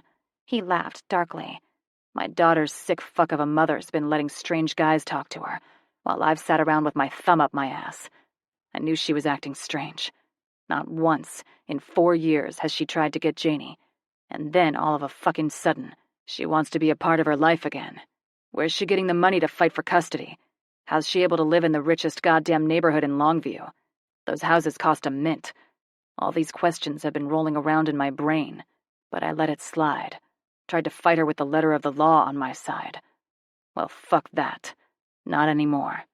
I'm not above blackmail and manipulation. What did you do? I asked hesitantly. What I had to do. She won't be seeing my girl again. Ever. The sadness in his voice made my heart feel heavy. That's okay, as long as it doesn't take you away from her. His face hardened into a deep slash. We'll see. The no-touching thing wasn't working for me anymore. What do you mean, we'll see? I snapped as I yanked his head up by his hair. His eyes were hard and dark. Not in the mood to deal with your shit right now, Shiloh. Yeah? I taunted, holding his hair a little tighter. Yeah. He seethed. What are you going to do? Spank me? I goaded. I'm warning you, Shiloh. I'm not in the fucking mood. I'm more than a little drunk. I'm pissed, and I've been fighting all night. I'm on edge, and I don't want to hurt you, he said between clenched teeth. His body was vibrating, but not with anger like he'd like. No, it was need. Desire. He needed some sort of release. He'd tried to fight. That hadn't worked, so he'd turned to drinking. And when that still hadn't gotten him where he needed to be, he'd come to me. I had what he needed, and I wanted to give it to him just as much as he wanted to take it. Stop being a titty baby and take me, I snapped. Something in him tore loose at my statement, and he launched himself off the steps, scooping me up in his arms as he went, tossing me over his shoulder like a sack of grain. The door to the basement slammed open, and he marched with deliberate steps to his bedroom, closing the door with care, which completely contradicted his haste to get me in his room. A wave of weightlessness overcame me as he tossed me from his shoulder. My back hit the mattress with a bounce. My abdominal muscles tightened, and I placed my hands down at my sides, watching as he ripped the clothes from his body. Get naked. On your knees, he growled. The harsh overhead light snapped on, enabling me to see the perfect line of his body. In all the time we'd been together, we'd never actually been with each other like this in the light. Everything we'd done always happened late at night, or with minimal lighting at best. His body was luscious. Although scars of all sorts were evident on his body, not in any way did it detract from his perfection. His arms were large and defined, his pectorals sculpted and firm. Dog tags nestled in between the valley of his chest, leading down to his ridged abdomen. His pants were the last to go, and as he slid the pants down, his cock bobbed out from its confinement, angry and throbbing. The veins on his length were numerous, drawing my eye as they throbbed, pulsing harder and harder with each frantic beat of his heart. His balls hung low between two muscled thighs and swung as he took a step toward me. Guess since you can't listen, we'll do this the hard way, he said, stooping down, grabbing something, and then coming toward me. The gleam of metal in my periphery tore my eyes from his pulsating erection, making me turn. In his left hand, he'd grabbed a pocket knife. What are you doing? I asked hesitantly. Well, figured this would be the fastest way to get those clothes off you. I wasted no time after that to shed off my t-shirt and yoga pants, then turning over and waiting for him. The clatter of the knife hitting the nightstand and then falling off the side didn't deter him from his goal. No, not James. He had his plan in mind, and he wouldn't be deviating from it. The hot lash of his tongue startled me, momentarily making me pull away. The sharp sting of his hand slapping my ass surprised me, and he pulled me back toward him with his hands on my hips. Don't move, he growled against the soft, sensitive skin of my thigh. Then, I couldn't speak. I had no words for what he did next. He didn't either, which is why he showed me. His tongue parted my folds, licking from the tip of my clit to the top of my ass. He got me nice and slick, my juices mixed with his saliva, creating a hot, slippery mess. His face had to be covered as he assaulted my clit, flicking it back and forth, and thrust his hot tongue into my pulsing sheath. Each deft movement of his tongue brought me closer and closer to the pinnacle, but just as I was about to roll over, he abruptly stopped and pulled himself up until he was kneeling directly behind me. The hot hardness of his cock slid up my inner thigh, and the head knocked against my clit, nearly sending me over as well, before he pulled back and lined his cock up with my weeping core. Both of his hands found my hips, and he slammed himself inside of me, allowing his hard cock to tunnel inside, finding a home deep within my body. What was different this time was that he didn't control his movements. Normally, he'd stop, not willing to go too far into me because of his size. This time, he didn't. I've been dying to go this deep, James rasped, before sliding back out and slamming back inside. I couldn't say this was a bad feeling, just something totally new, entirely foreign. Each snap of his hips had him bottoming out, running the engorged head of his cock horribly deep, deliciously deep. Lean down and put your face flat against the bed, he commanded. I went down to my elbows and put my face against the soft comforter, and not once did he stop pounding into me with deep, steady strokes. Still not in the desired position, he put his hand in the middle of my back, applying pressure until I dropped down flat, with my shoulders on the mattress. His hand wiggled in between my body and the mattress, thumb grazing the pebbled bead of my nipple. Somehow, my nipple found a home between the two knuckles of his middle and pointer finger. Once in the desired position, he pulled out, keeping his fisted hand on the mattress, allowing a sharp pinching sensation to radiate through my beaded nipple, shooting a hot burst of pleasure straight to my core. He repeated the process on the other side until both of my nipples were held tightly in his grasp. Then he started fucking me. Hard, much harder than he'd ever done before. Each push of his hips had my knees rising off the bed, which in turn tugged deliciously on my nipples that were still held in his unyielding grip. To stifle my cries of pleasure, I buried my face into James's pillow. Breathing in his scent while he tunneled inside of me, it somehow loosened what little control he had left. Everything happened at once. My cry of release burst free of my lips. He yanked the pillow away from my grasp and left with no other way to stifle my screams. I turned my head and bit down on his forearm, staunching my cries of pleasure. At my own loss of control, he pulled free of me abruptly. My convulsing core cried out at the loss of his thick length. My eyes squeezed tight as I thrust my hands down between the bed and my body, thrusting my fingers into my body to relieve the emptiness he'd left me with. However, I understood why he'd done it moments later when I felt the hot jet of his semen burst free of his cock and land in wet splashes against my ass, dripping down until it reached my fingers that were still working inside of me with furious pushes. Once his semen hit my fingers and our juices combined, another orgasm burst free of me, launching me to the place that I only ever accomplished when I was with James. His cock returned to me, pushing past the two fingers that were still buried deep, and stopped when he hit the end of me. Leveling himself up, he turned us until we were both on our sides, him still buried inside of me. When I started to pull my fingers free, he stopped me with his hand and held us together until his cock softened and slipped free. He removed my fingers, tangling them with his own, and curled them in tight to my body, pulling me closer until no space was left between us. It was close to 5 minutes later before my body and mind finally reconnected. "I need to shower," I said finally.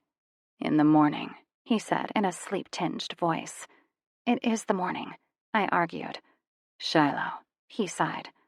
"But," he tightened his arm, effectually stifling my protests. Tomorrow. Go to sleep, he demanded. "Fine," I huffed. Sleep came easily after that.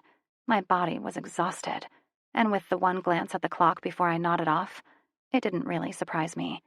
It was going on 5 in the morning. Tomorrow should be fun. Chapter 21. You had me at, I hate that bitch too. T-shirt. James. I looked across the room one more time at Shiloh's sleeping form before closing the door softly and heading into the kitchen. The sound of my mother's and Janie's voices woke me around 4 hours after I'd fallen asleep, and I felt like I'd been run over by a freight train. My head pounded, my eyes burned, but one thing I couldn't complain about was my satiety. I was so goddamn sated that I could fucking breathe again. Oh, the anger was still there, but the furious recklessness wasn't. I still would go forward with my plan, but I wouldn't be stupid about making the plan become reality. Something huge was happening right under my nose. I planned to find out exactly what it was, today. "Hi, Daddy. I can't find Shiloh," Janie said as she saw me. I smiled. "She's asleep in Daddy's bed. Mom, could you give me and Janie a minute?" She smiled her mother's smile at me and patted me on the head before leaving the room. "Janie, I need to talk to you about something." "Are you going to marry Lo?" she questioned. No bullshitting with my girl. She had too much of me in her to deal with shit she didn't need to. Straightforward was how I liked to deal with everything, and my girl was the same way. "Yes, baby, I'm going to ask her. I just wanted to make sure you understood what that meant," I replied. She looked at me, those big eyes staring at me. Her blonde hair was in a sideways ponytail and braided. She was wearing tight, skinny jeans, her black cowboy boots with the lime green fringe, and a black tank top that said Heartbreaker on it. She was nothing like her mother, didn't even look like her, for which I was very thankful. One day Janie might decide that she wanted to know more about her mother, and when that day came, I didn't want her to have a reminder that a part of her life would forever be missing, something that was so integral in how she came to be. "Can I call her Mommy?" she finally asked. My heart stalled and started galloping full force. "Well, I don't mind, but I think that's something you need to make sure is all right with Shiloh first, okay?" I asked. "Yeah, Daddy. Where were you last night?" She raised her brow. That move was so much like Cheyenne that I wanted to laugh. "Mom!" I called, knowing she wouldn't be far away. My mother entered a few moments later. I was surprised to see that Todd was with her. Even though I'd known that they were together, I still hadn't been faced with the fact that my mother was now intimately involved with someone. However, one look at Todd's possessive hand at the small of my mother's back made me hyper-aware. My father died when I was really young, and not once had I seen my mother with someone in all those years. I was happy that she was moving on after all this time. She deserved to be happy. I stood and walked over to Todd, holding out my hand. He shook it, nodding his head at me in acknowledgement. Yes, he knew I was okay with him and my mom being together. The flash of relief in his eyes showed that he wasn't sure how I'd react, which made me smile. "So, Todd, I was about to tell my mother that I was marrying Shiloh. When will you be making an honest woman of my mama?" I joked. His eyes narrowed. "Well, we haven't really gotten that far. She told me I have to ask permission before we discuss dates." No bullshitting. Just what I liked. "You have it. Now what's for breakfast?" I said, raising my eyebrows at my mom in question. Silence echoed through the room at my abrupt change in subject. Then my mom finally came unglued and disentangled herself from Todd's arms. Then proceeded to make breakfast. "I'll be back. I'm going to wake Shiloh before we get started," I said, heading out of the kitchen and walking toward my room. No, strike that. Our room. She wouldn't be leaving. The shower was running when I crossed the threshold, and I stopped, took a breath, willing my cock to get under control, and stepped into the bathroom. The shower turned off just as I was opening the door, and my breath halted in my chest as I saw Shiloh step out of the shower, dripping wet. I swallowed convulsively, letting my eyes wander down her body, but forced myself to remain still. I didn't have time. There were people waiting downstairs. I had to go meet with Sam and Max. I had to go Christmas shopping. Ring shopping. My eyes followed Shiloh's gaze to my forearm, where a perfect set of teeth were outlined prominently on the meaty part of my arm. Then my eyes found the tips of her nipples, slightly reddened from last night's activities, and all the excuses abruptly flew out the fucking window. 20 minutes later, Shiloh preceded me into the kitchen and then promptly flushed bright red when my mother's disapproving eyes and Todd's humor-filled ones landed on us. Pancakes were half-eaten, as well as eggs, sausage, and slightly cold coffee. I pulled Shiloh's chair out for her, and she sat, placing a napkin in her lap. I took the chair at the head of the table with Janie on my right and Shiloh on the left. It was after we finished breakfast, and Shiloh loaded the dishes in the washer, that I dropped the bomb. "Shiloh, you won't be taking Janie to see Anna any longer. I've filed a suit for full custody, and I'm getting Anna's visitation revoked. We're going to beat her at her own game." "Did you find anything else?" I asked Jack as he typed away at the computer. "Not much. What I did find was enough for now. It'll get the custody suit dropped on her end. Ever heard of a Sloan Learn? That's the name that keeps popping up every time you trace Anna's calls on the days she has Janie. He's got no history, and I mean none. He doesn't exist, which means it's an alias." Jack recapped to the group. "Well, that much was obvious. I could have told you that before I even looked it up." although my guess was that it was a burner phone, not that it was actually registered to someone, which begged me to wonder, why? Let's say that he did indeed use a burner. That would mean that the burner wouldn't be registered to anyone in specific. That would mean, if Janie had told the truth, which she did, that it would be the word of a child against an adult's word. And that adult, Anna, could pretty much say she didn't know what on earth Janie was talking about. However, by having the phone actually registered to someone meant that he wanted to be found, which, even if we found out who it was an alias for, didn't mean we could pin it on that individual. Whoever it was thought he was smart. Too smart to be caught. What he didn't know was that he'd already made a mistake. He'd messed with the wrong little girl. That little girl not only had a very protective father with an extensive military background, but also the love of 5 other men who also had extensive military backgrounds. Not to mention the love of every single member of the SWAT team who also had extensive military backgrounds. Whoever this person was, he had already signed his own death warrant. He was already standing with one foot in the grave. He just didn't know it yet. I watched Jack's fingers as they typed away at the computer, never looking back at us while he spoke of what he'd found. I watched for the reaction I knew was coming as soon as the words fell from my mouth. I knew he wouldn't want to do it, and hell, under any other circumstance, I would have never even thought to ask this of him. I knew how much they'd suffered, yet I couldn't not do it. This was my baby, my Janie, and I would use every resource I had at my disposal. "Jack," I started, "can you ask Winter to help?" Jack's body froze, and the door behind me opened. I didn't turn.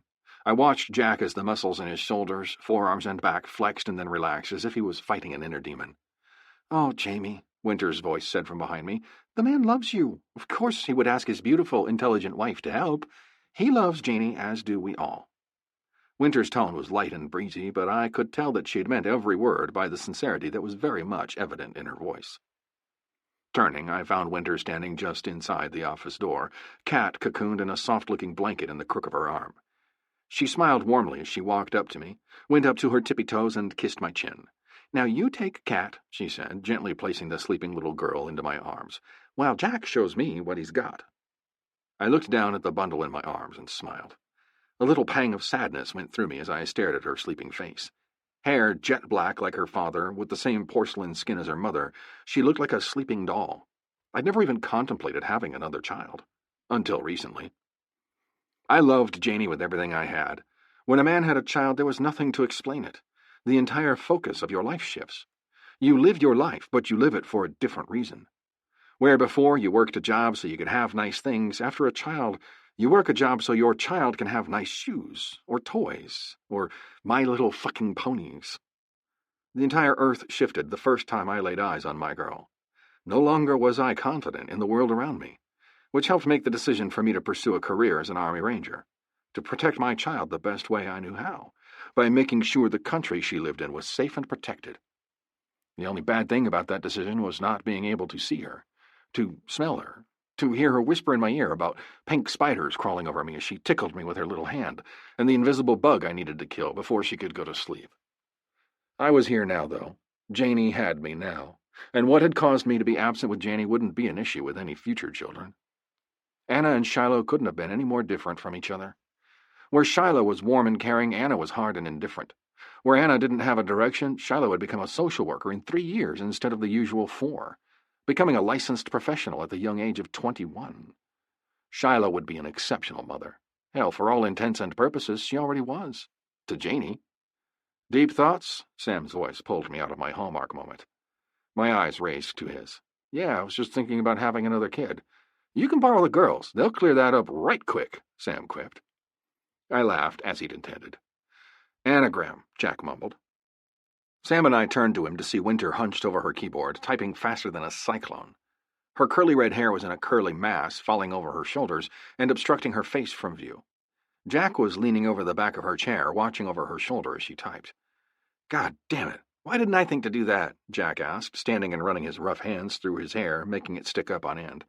"Because your hot shit wife is just that good," Winter teased as she kept trying.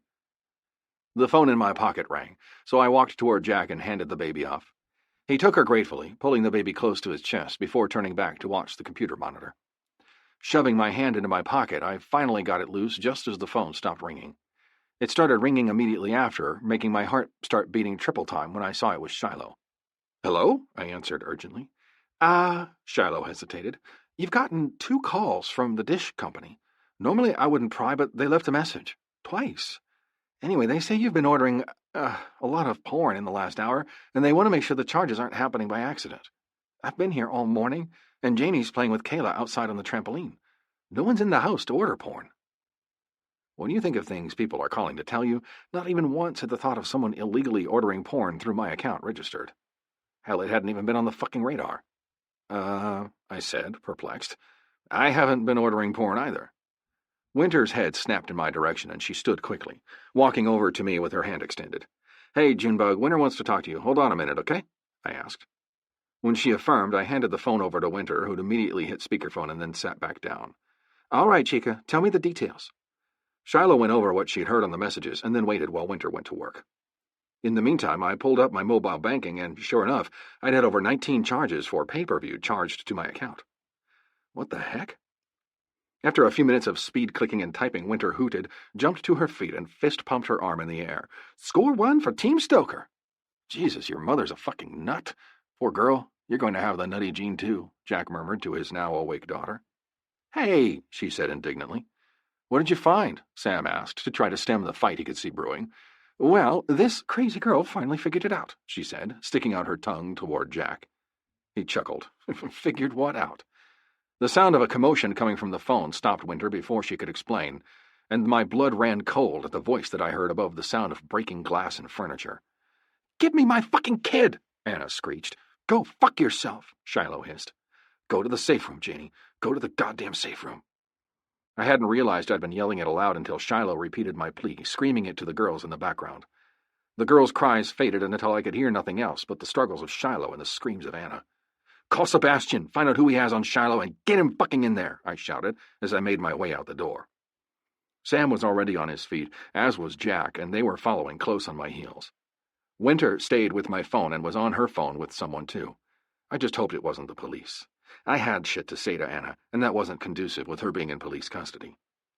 As soon as I made it to the parking lot and on my bike, I started it, throttled it up so loud that my ears popped, and plunged out of the parking lot and onto the street. By the time I was on Stone Road, I was doing over 130 miles an hour and taking corners as if I was on rails. I didn't have any doubt in my mind that Shiloh could handle herself. She showed me that the other day when I taught her self-defense. Or at least, that's what I thought I was doing. In reality, she was just worried about hurting me, and after making a bet, she'd upheld her end and proved me a fool. So no, I wasn't worried about Anna. Shiloh could handle Anna. I just hoped that Anna was alone. The drive that normally took 10 minutes took less than 5, and I rolled up to the stop sign that connected my street to the main road, pulled over into the bushes, and hopped off. I ran through the neighbors' yards, hopping fences as I went. When I got to the fence that separated my yard from Mrs. Kowalski's yard, I paused and listened, straining my ears to hear everything I could. When I could hear nothing, I went to the back of the yard and slipped in between the 2 loose boards that I used to use to sneak out when I was a teenager. Although stiff and definitely much cozier than it used to be, I managed it and stepped into my own yard. Once through, I withdrew the Colt 45 from my ankle and palmed it. The heavy weight was comforting in my hand, settling my nerves as I got down to my hands and then to my knees in the grass. The large trampoline with the safety net hid me from view. I used it as cover as I made my way underneath it to survey the scene before me. And a scene it was. "Why don't you tell us what's going on, Miss Stevens?" Max warned. "I'm not into hurting women, but I'll make an exception in this case." Max's stone-cold voice sent shivers down my own spine. I could only imagine what it was doing to a positively terrified Anna. Not that I gave a shit. The woman could rot in hell for all I cared. I just wanted to get some information out of her first, which was why I'd called Max as soon as I'd made sure that there weren't any other people involved in the earlier altercation. She shook her head, thinning her lips tightly and clamping her teeth over them to keep them sealed. The look of apprehension on her face intensified when Max went down on one knee in front of her. Looking over his shoulder, he addressed me. "Close the door on your way out." Anna's sharp inhalation followed me out of the room. 20 minutes later, Max stepped out of the garage and walked up to the gathering with purposeful steps. He didn't waste any time with pleasantries either. Sloan Lurng is an anagram for Glenn Larson. Originally, Anna just wanted money. She got in a bind and needed some leverage to get it. That's why she tried to get custody. Then another opportunity in the form of Larson came along, and she needed custody for a different reason. Max explained what he'd learned. A commotion from the front door had Max, Sebastian, Sam, and I turning to see Jack barrel through the door, car seat in hand, and Winter trailing behind him. Before, I hadn't been worried about who was entering the house. Gabe was in front watching, just in case, and he wouldn't let anyone through without one hell of a battle. However, with one look at Jack's face, my stomach sank. He'd gone back to free once he'd been sure that the scene was secure. Winter had been on the phone with Gabe when we'd left, not the police, which I'd figured out when he showed not even 10 minutes after we'd arrived, telling me that Winter had called him. Now they were back, and they didn't look settled at all. My stomach sank as I saw the haunted look in Jack's eyes, and I braced myself because I knew I wasn't about to get good news. They want your daughter. They want to sell her. They've already got upwards to $1 million on her head. The pictures that Anna's been sending them have been posted to some... Jack shook his head, searching for words. Auction site, I guess. They bid on pictures. Most of the site has the kids shown in some sort of cage. Janie's pictures are the only ones that are free, for lack of a better word. My eyes closed sometime during his explanation, but when I opened them again, a fury that I've never felt before, never knew could exist, flooded through my veins. It seeped into my blood like a raging wildfire, and there was nothing that was going to stop it from getting revenge. Show me, I demanded. I can't. I crashed the site. I have some screenshots, though. Here, Winter said, offering me her phone with her pictures already opened. I scrolled through them one by one, something in me breaking to see all these pictures of my little girl, my baby, on a website that sold children to the highest bidder. God damn it. Her sweet, smiling face, the one that was so fucking beautiful that it made my heart ache, was in a category that signaled her as virgin, Caucasian, female, 6 years old, and blonde. How? I swallowed thickly. Bile was creeping up my throat, and it wouldn't stay down long. How did they find her? How'd she get on their radar? I can answer that, Max said as he strolled back into the garage and slammed the door so hard the glass panes shattered. He came back not even 30 seconds later with a smile on his face. I won't be needed. Your woman is taking care of that for me. He smiled wide. Something that felt like relief shuttled through me. I didn't condone violence to women, but I knew that if they'd given me the chance, I would have killed Anna with my own bare hands. To know that Shiloh was doing it so I didn't have to made me burn with love for her. I looked over Sam's shoulder as he opened the door, and a small smile graced my face as I saw Anna, still strapped to the chair, getting her face slapped repeatedly by Shiloh's hand. I loved that woman, not only because she was everything to me, but that she treated my child like she was everything to her. Tell me! Now! She emphasized the word now with another slap to the face. Anna reared back as if she was about to spit, but Shiloh stepped back and to the side, completely avoiding her attempt. Now, that wasn't very nice. Let's see if we can come to an agreement. Shiloh. Tell me what I want to know, I yelled, slamming my fist into her face with the entire weight of my body. The rocking chair rocked back and then swung back into place. An hour earlier. I'd been standing in the backyard earlier, watching Kayla and Janie play on the trampoline talking to James and Winter, when I'd heard the sound of glass breaking. Going into the direction of the front door, I came to a standstill when I saw Anna's face, and her arm trying to get through the broken pane on the door to unlock it. I was glad I had the alarm off, because otherwise the police would have been here, and I didn't want them here. Not yet. That woman had some explaining to do, and I could seriously use her presence to my advantage. Grabbing a hold of her hand as she searched for the lock, I pulled her forward until her face rested against the door panel, and her arm was stretched down, so the sensitive part on the inside of her upper arm was forced into the jagged glass. When she started to struggle, I casually started a conversation with her, as if she wasn't hanging there by her fucking arm. Did you know that you have a major artery that runs along the inside of your arm, right about where your arm is forced in through the glass right now? The struggling stopped, but the yelling started, which brought the attention of the girls, who immediately started screaming too. Well, shit. I want my freaking kid! Anna shrieked. I laughed sardonically. Yeah, right. I'll get right on that. Go to the safe room, Janie. Go to the goddamn safe room. James was yelling from my discarded iPhone. Janie's eyes snapped to my phone that was on the coffee table next to the couch, and then grabbed Kayla's hand and shuffled her toward the hallway, and then back into her bedroom. I was grateful that James had said to go to the safe room. It hadn't crossed my mind, although it should have. He'd shown it to me the first day I'd stayed in his house. He'd told me that 4 years ago, Cheyenne and Janie had needed to hide, and she'd had to resort to the closet since there was nowhere else for her to go. And when he'd gotten home, he'd made a safe room in case the need to use it ever arose again. You're such a fucking bitch. You ruined everything. Do you know how hard it was to get to where I was at, only for your haughty self to show up and supervise? You better believe that girl is leaving with me today. I've got my life riding on this, she hissed, still not struggling. The throaty roar of a motorcycle ran down from the main highway, and I knew that James was nearly there, although I became concerned when it didn't stop in front of the house, but quite a bit further away. I've been waiting half the damn night for you to be alone. You're nothing, do you hear me? Nothing, she shrieked. Problem here, darlin'? A smooth, velvety voice asked from behind Anna. My eyes snapped up, and I smiled when I saw Tiago, a.k.a. Kettle, as my father's MC referred to him as. He was, for lack of a better word, beautiful. His skin was smooth, perfect, and lightly bronzed. His face was eloquent, sharp lines, and a strong jaw. His nose was perfectly straight, and not a blemish was in sight.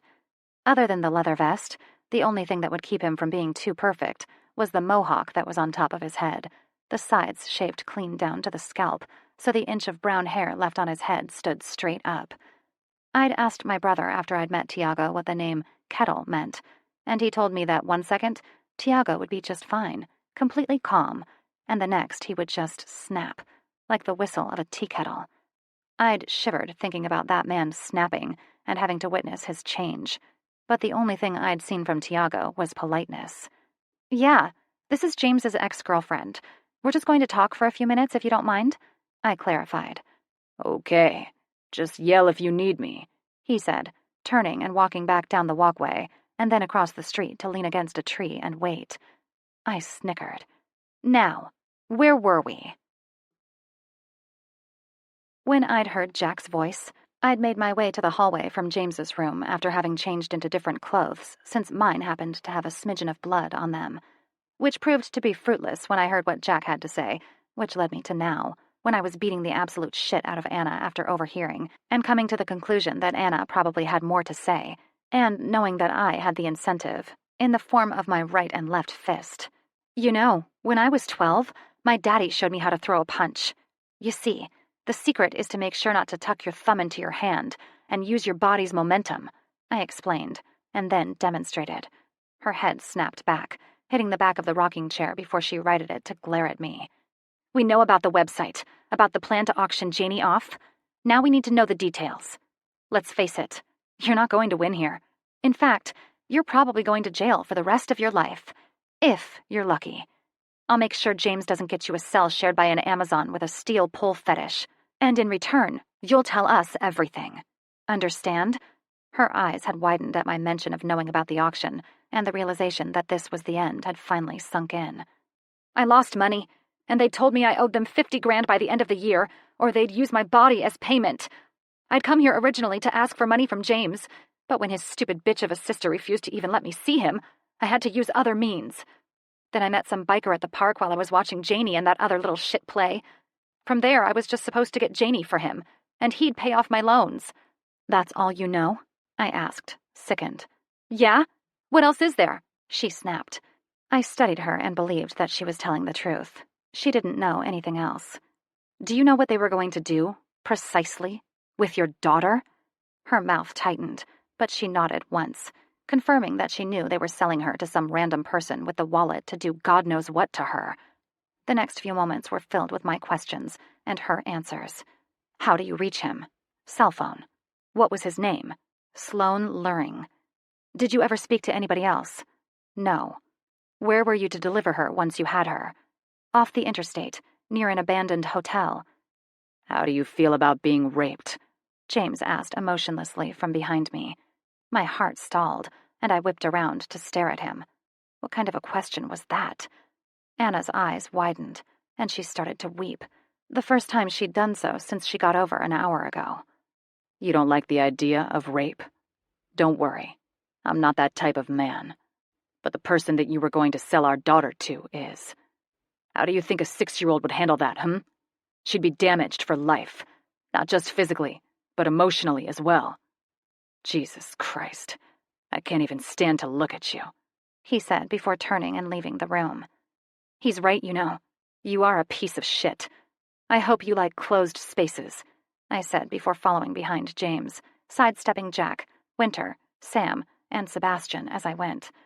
Winter gave me a reassuring smile, but I wasn't sure things were going to be all right this time. Not until that man, that horrible, awful man, was 10 feet under.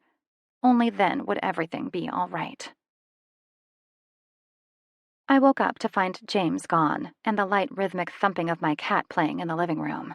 Standing slowly and stretching my arms up high over my head, I yawned and then grabbed a pair of shorts off the floor. It wasn't until they were halfway up my hips that I realized that they were a pair of James's running shorts. But I didn't care. They were super comfortable. Even though they fit, which was slightly depressing if I was being truthful. I didn't even have to cinch up the drawstring.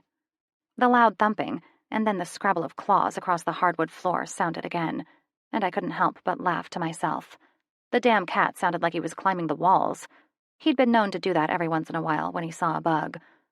I peeked carefully around the corner of the hallway toward the commotion that Boris was making, and damn near fell over in a fit of laughter. James was sitting in his recliner and had his gun in his fist. He was moving it from side to side and up and down. The laser that was attached to his gun moved with the motion, prompting Boris to attack it. Or try to, at least. James looked up at my laughter but didn't stop. "What?" "Just try not to shoot him, okay?" I teased. I knew he wouldn't shoot him. The man was a freaking genius with a gun. But still. "What exactly are you doing?" I asked finally. Boris wailed when James clicked the laser off his gun and shoved it behind him, situating it into the back of his jeans. "I got a new sight in the mail. Wanted to try it out and see how it fit, how it worked. Get used to it." The matter-of-fact way he just explained pointing a laser sight that was attached to his gun around the room for my cat to play with surprised me, although it shouldn't have. I hadn't intended to play with him at first. It was only when I was sighting down the barrel and Boris jumped up trying to catch the light that I started to play with him. It isn't loaded. He shrugged. "You're such a weirdo," I chided. He smiled and held out his arms to me. I went to them willingly.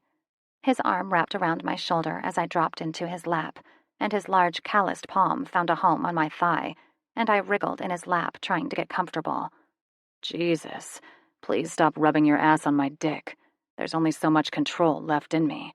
He ground through clenched teeth. I stilled and laid my head on his chest. "You want to talk about why you're not in bed?" His erection deflated like it had never been, and I mourned its loss. However, this was more important than some quick romp. James was hurting, and he needed me. "Will you tell me about your cancer?" James rasped. Out of all the things I'd been ready to hear him say, that wasn't even on the planet with it. I was so startled, so surprised, that I couldn't stem my reaction. My breath hissed into my lungs, and a sob choked me. James' soothing hand worked up and down my back, soothing me as I got myself under control. How did you know?" I asked quietly. "Your paper's in your floorboard. When I went back for the cat the night you broke your arm, I found the cat in the floorboard. There were some papers there, and I read them," James said simply. I couldn't be mad at him for that. I was the one who'd sent him to my place for my cat in the first place. I also remembered trying to get my cash stash out of the floorboard so I could go to the doctor, but the exertion had made me want to vomit, and I'd passed out in the bathroom not even moments after getting in there. I nodded in understanding. When I was a kid, I spent a lot of time in tanning beds. It was a vain thing to do, and I learned about a year and a half ago what the effect of all that tanning had done to my skin. I leaned my head back against his chest and pulled up my shirt, lowering the pants I'd borrowed from around my hips, and showing him the small scar on my hip bone. This is where I found a weird-looking mole. My OB-GYN sent me to a dermatologist, who then removed the mole and sent it off to be tested. It turned out that it was a basal cell carcinoma. They removed it, and I had 2 radiation treatments on the area. But considering the area, they weren't quite sure if I could ever have children. I haven't had one single period since then. We're assuming that I won't be able to. Although I'm still on the depot shot every 3 months. His hand ran over the area of raised skin where I'd had the mole removed, and he looked pained. "I'm sorry, Shiloh. The papers said it was negative, though." I nodded in understanding. It was with the second mole I found. That one was on my foot. They just removed it. "Well, shit," he sighed. "Yeah, it did suck pretty bad. but I get a thorough exam every 4 months just to make sure. He leered at me. I can help with those thorough exams. I laughed at him. Then James's leer melted away, and his face was serious again. When Janie was a baby, Cheyenne had taken her into her 11-month baby checkup when they thought she was showing signs of leukemia. That was the worst 6 weeks of my life. They ran test after test, and I'd never been so scared in my life. James told me. The thought of Janie having cancer literally made my blood run cold. What did she end up having? Anemia. Prescribed her to take those little Flintstone vitamins. Acted as if they didn't just fuck us for an entire 6 weeks. Oh, hey, this is Dr. Mack's office. We just wanted to tell you that Janie's fine. She needs to take a Flintstone vitamin once a day, though. Have a good day. Wow, I said in surprise. I'm going to kill that man who put my baby up there. I'm going to rip his dick off, chop it up into tiny pieces, and feed the chunks to him, James said suddenly. The vehemence in his voice startled me, but didn't surprise me. I knew he was having those feelings. Hell, if I had the capability, I'd do the same damn thing. Only I'd use a plastic spork to do the dick cutting. James's work pager started bleeding across the room, and he sighed. Moving me off his lap, he scanned the pager and started for the bedroom. He came back a few minutes later, dressed in his SWAT gear. Damn, I was hoping it was only a be ready notice, but it looked like it was an actual call. James ambled over to me, dropped a kiss on my forehead, and brought his hand up to grasp my chin, angling my head so he could look into my eyes. Don't forget to call when you show up at any of your visits. I won't be home by the time you leave for work. I nodded, and he let my face go before heading to the door. He stopped, deactivated the alarm, turned, and watched me for a few seconds before saying, I love you. Love you too, Jay. He smiled at my use of his nickname and left, locking the door swiftly behind him. Chapter 22. Get in my belly! Fat bastard, Austin Powers. James. Ready? Max asked. I smiled wide at him, showing him my teeth, then made the come on motion with my taped fist. Max took a step forward, and then I stopped him with a raised hand. Please, for the love of God, don't hit my face. I have something with Shiloh later. Don't slip like last time either, I instructed him. Elliot laughed from his perch on the weight bench across the room, but shortly went back to his bench pressing, shutting us out for the next 10 reps. Jack didn't bother trying to hide that he was watching the matchup. Neither did Gabe, who was coming into the room with a bottle of beer, sliding down the wall next to Jack until his feet were straight out in front of him. Are you drinking my beer? I asked. Was it in our fridge? He asked. Max's beer was in there too, I pointed out. He sneered at me. Max's beer is for people with pussies. I laughed. Couldn't help it. Max's beer was for pussies. I saw you drinking my beer just the other day, Max said indignantly. Ember brought it to me. It was for pussy. So kind of the same thing, Gabe jeered. I rolled my eyes. When Max started to take a step in Gabe's direction, I shoved him. He took that as my signal that I was now ready, and the match began. My first punch landed in his stomach, bowing him over. His leg retaliated by snapping out, kicking me in the ribs. You're dropping your right arm, Max panted. I corrected the mistake, blocking a blow to my face. I said not my face, douchebag. What, have you got a beauty pageant afterward? Elliot hooted from the bench press. No, I'm stripping for your women later. I just want to look good for it, I taunted. They didn't have to know what I was really doing, right? 40 minutes later, I was a sweating, bleeding mess, and my fucking nose was broken. I took some satisfaction in the fact that Max wasn't doing any better. His eye had a cut that would probably require stitches, and ankle looks twice his normal size, which was why we'd stopped in the first place. Quit bitching. I think you broke my nose, I whined nasally. At least you can just knock it back into place. I think my ankle's sprained. I have to run 10K in the morning, he groaned. I rolled my eyes. We'd done much worse, about 5 times that on a good day when we were enlisted. Don't be a pussy. The door slammed open and Ember came stomping in on a warpath. Her strides were more of a stomp than a step, and her face looked like she'd swallowed something sour. Her mascara was running down nearly to her t-shirt, and her hands were fisted into tight balls. Gabe was laying on the floor now, eyes closed. He couldn't see the tornado that was barreling toward him at Mach 5 speed. Fuck, but this was going to be good. Walking in the direction of the fridge, I grabbed 2 beers, both man beers, and walked back toward Max. Handing him his beer, I slid down the opposite wall as Gabe and settled in to watch the show. What do you think he did? Max said gleefully, twisting the top off his beer and taking a swig. He grimaced at the taste of the man beer, but didn't comment on me actually getting him a dark brew instead of that watered-down bullshit he always drank. I think she's pregnant again. No, I bet she backed into something with his truck. 20, Max bet. We shook on it and waited. When Ember finally reached Gabe, who was now blinking at Ember standing over him, I saw her pull something out of her hoodie pocket. A bag. She then turned it upside down and let no less than 30 sticks fall out, hitting Gabe in the chest with each of them. He watched as one by one they hit him and finally lifted his lip in a snarl. You pissed on these, didn't you? Gabe asked, flicking them off his chest with the tip of his finger. Yeah, but I warned you not to knock me up, and look what you went and did. Knocked me up. Fucking again.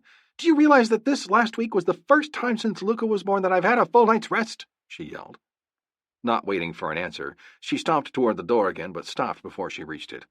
Oh, and I backed your truck into the light pole at Skinner's. Max and I whooped. Gabe glared. Elliot laughed. All right, I gotta get to the strip club. I'll see you guys later, I called as I headed into the bathroom. They waved me off, dismissing my comment, and I went to the locker room to slip into my SWAT clothes.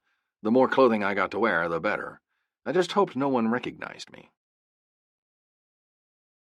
Shiloh. What is with that evil-looking smile on your face? Cheyenne asked me as we took our seats at the front of the stage. I pasted on my best innocent look and batted my eyes at her. What look? That look? She said pointedly. I just want to warn you ahead of time that you probably aren't going to like this. Like, I really feel that maybe you should go outside and wait until one of us comes and gets you. I tried again. I'd told her not to come, yet she'd insisted. She just didn't know how traumatized she was about to be. I'm staying, she said firmly. Don't say I didn't warn you, I said slowly, and then watched the crowd. It was supposed to be gay night. I'd specifically chosen this night out of all the nights, because I didn't want any women ogling what was mine. What I'd miscalculated was that gay men had friends that were women, and it was inevitable for them to want to come, just as mine had done. What's going on anyway?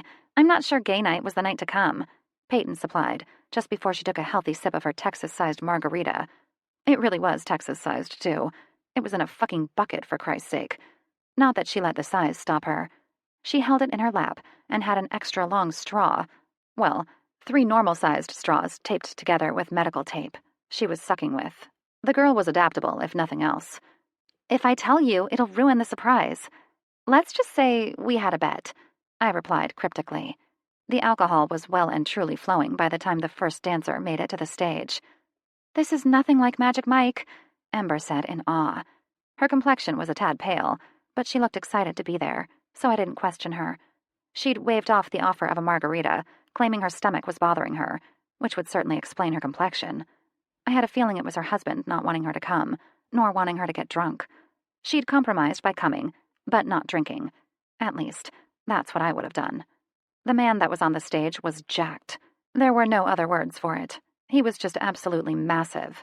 Conferring with my pamphlet they'd handed us at the door of the night's events, I saw that the first dancer's name was Ronan. He was 6 feet 6 inches and currently in school for biomechanics. In his spare time, he liked to do yoga and teach spin class. We should try spin class, I said absently, as I scanned down the rest of the pamphlet, not finding the name I was looking for until the very bottom of the page. At the very bottom, I found what I was looking for. In italic letters, it read, Special guest scope.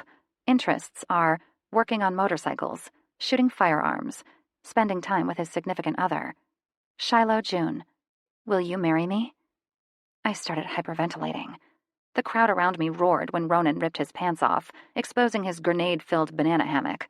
However, I was too busy trying to get my breathing under control to truly appreciate the aesthetically pleasing sight that was being presented before me. Shiloh, are you all right?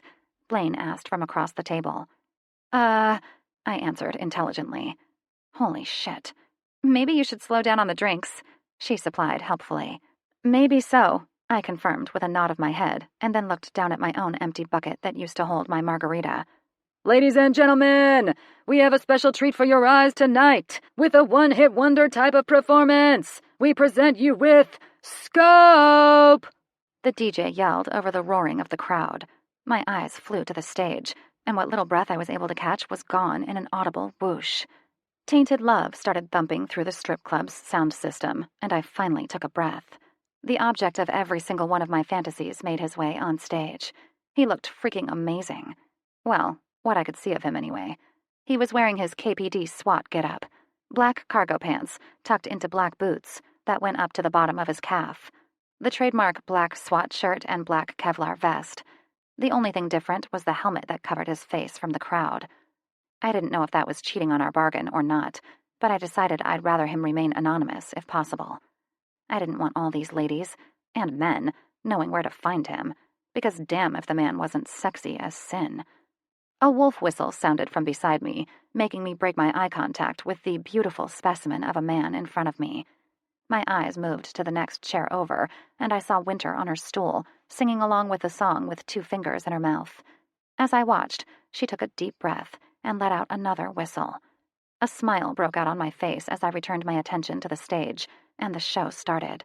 Scope exited the doorway and stomped down to the front of the stage, and I do mean stomped. If I was a betting woman, I would bet that he was pissed he had to do this. Sadly, his pride wouldn't let him back out of our bet. He was an honest man, and a bet was a bet. The man wasn't the type of person to ever make himself so vulnerable, and it made my heart melt to know he was doing it just for me. Each thump-thump of the music's bass had my heart jumping in my chest as Scope's torso thrust forward. Each of my nerve endings started to fire, making me flush with excitement. "Holy shit!" Ember cried as the Kevlar vest was removed and dropped down to the stage. Although I knew it would hit with a loud thump, nothing could be heard over the screaming women and roaring men. The man's body was delicious. He reminded me of a panther. His movements were all deliberate but supremely graceful. My mouth watered as his hands went to the neck of his t-shirt and ripped the fucking thing down the middle. My jaw dropped open, and I gasped. My gasp was echoed by every single person in the room. Cheyenne's peal of laughter had me laughing when she realized it was her brother up there, and then she covered her eyes, still laughing, but refusing to watch anymore. Although the helmet was still firmly in place, you could easily make out the tattoos that had given him away. When I glanced over at the rest of my group, all eyes were glued to the stage, and I had to wonder if their men would be upset about this. A couple months ago, I'd have been jealous about letting them see my man like this, but now we were so secure in our relationship that I had no doubt whose bed he would end up in at the end of the night. Scope's body undulated with the music, and I tried to keep my lustful thoughts from breaking through. But in the end, all I could think about was how it would feel if he was doing all those bumps and grinds up against me. I swear, the man was a damn mind reader, because the next thing I knew, he was jumping off the stage and in my face. His perfect abs were in direct line of my mouth, and I was never one to resist temptation. Leaning forward, I licked from his navel down to where his pants rode low on his hips.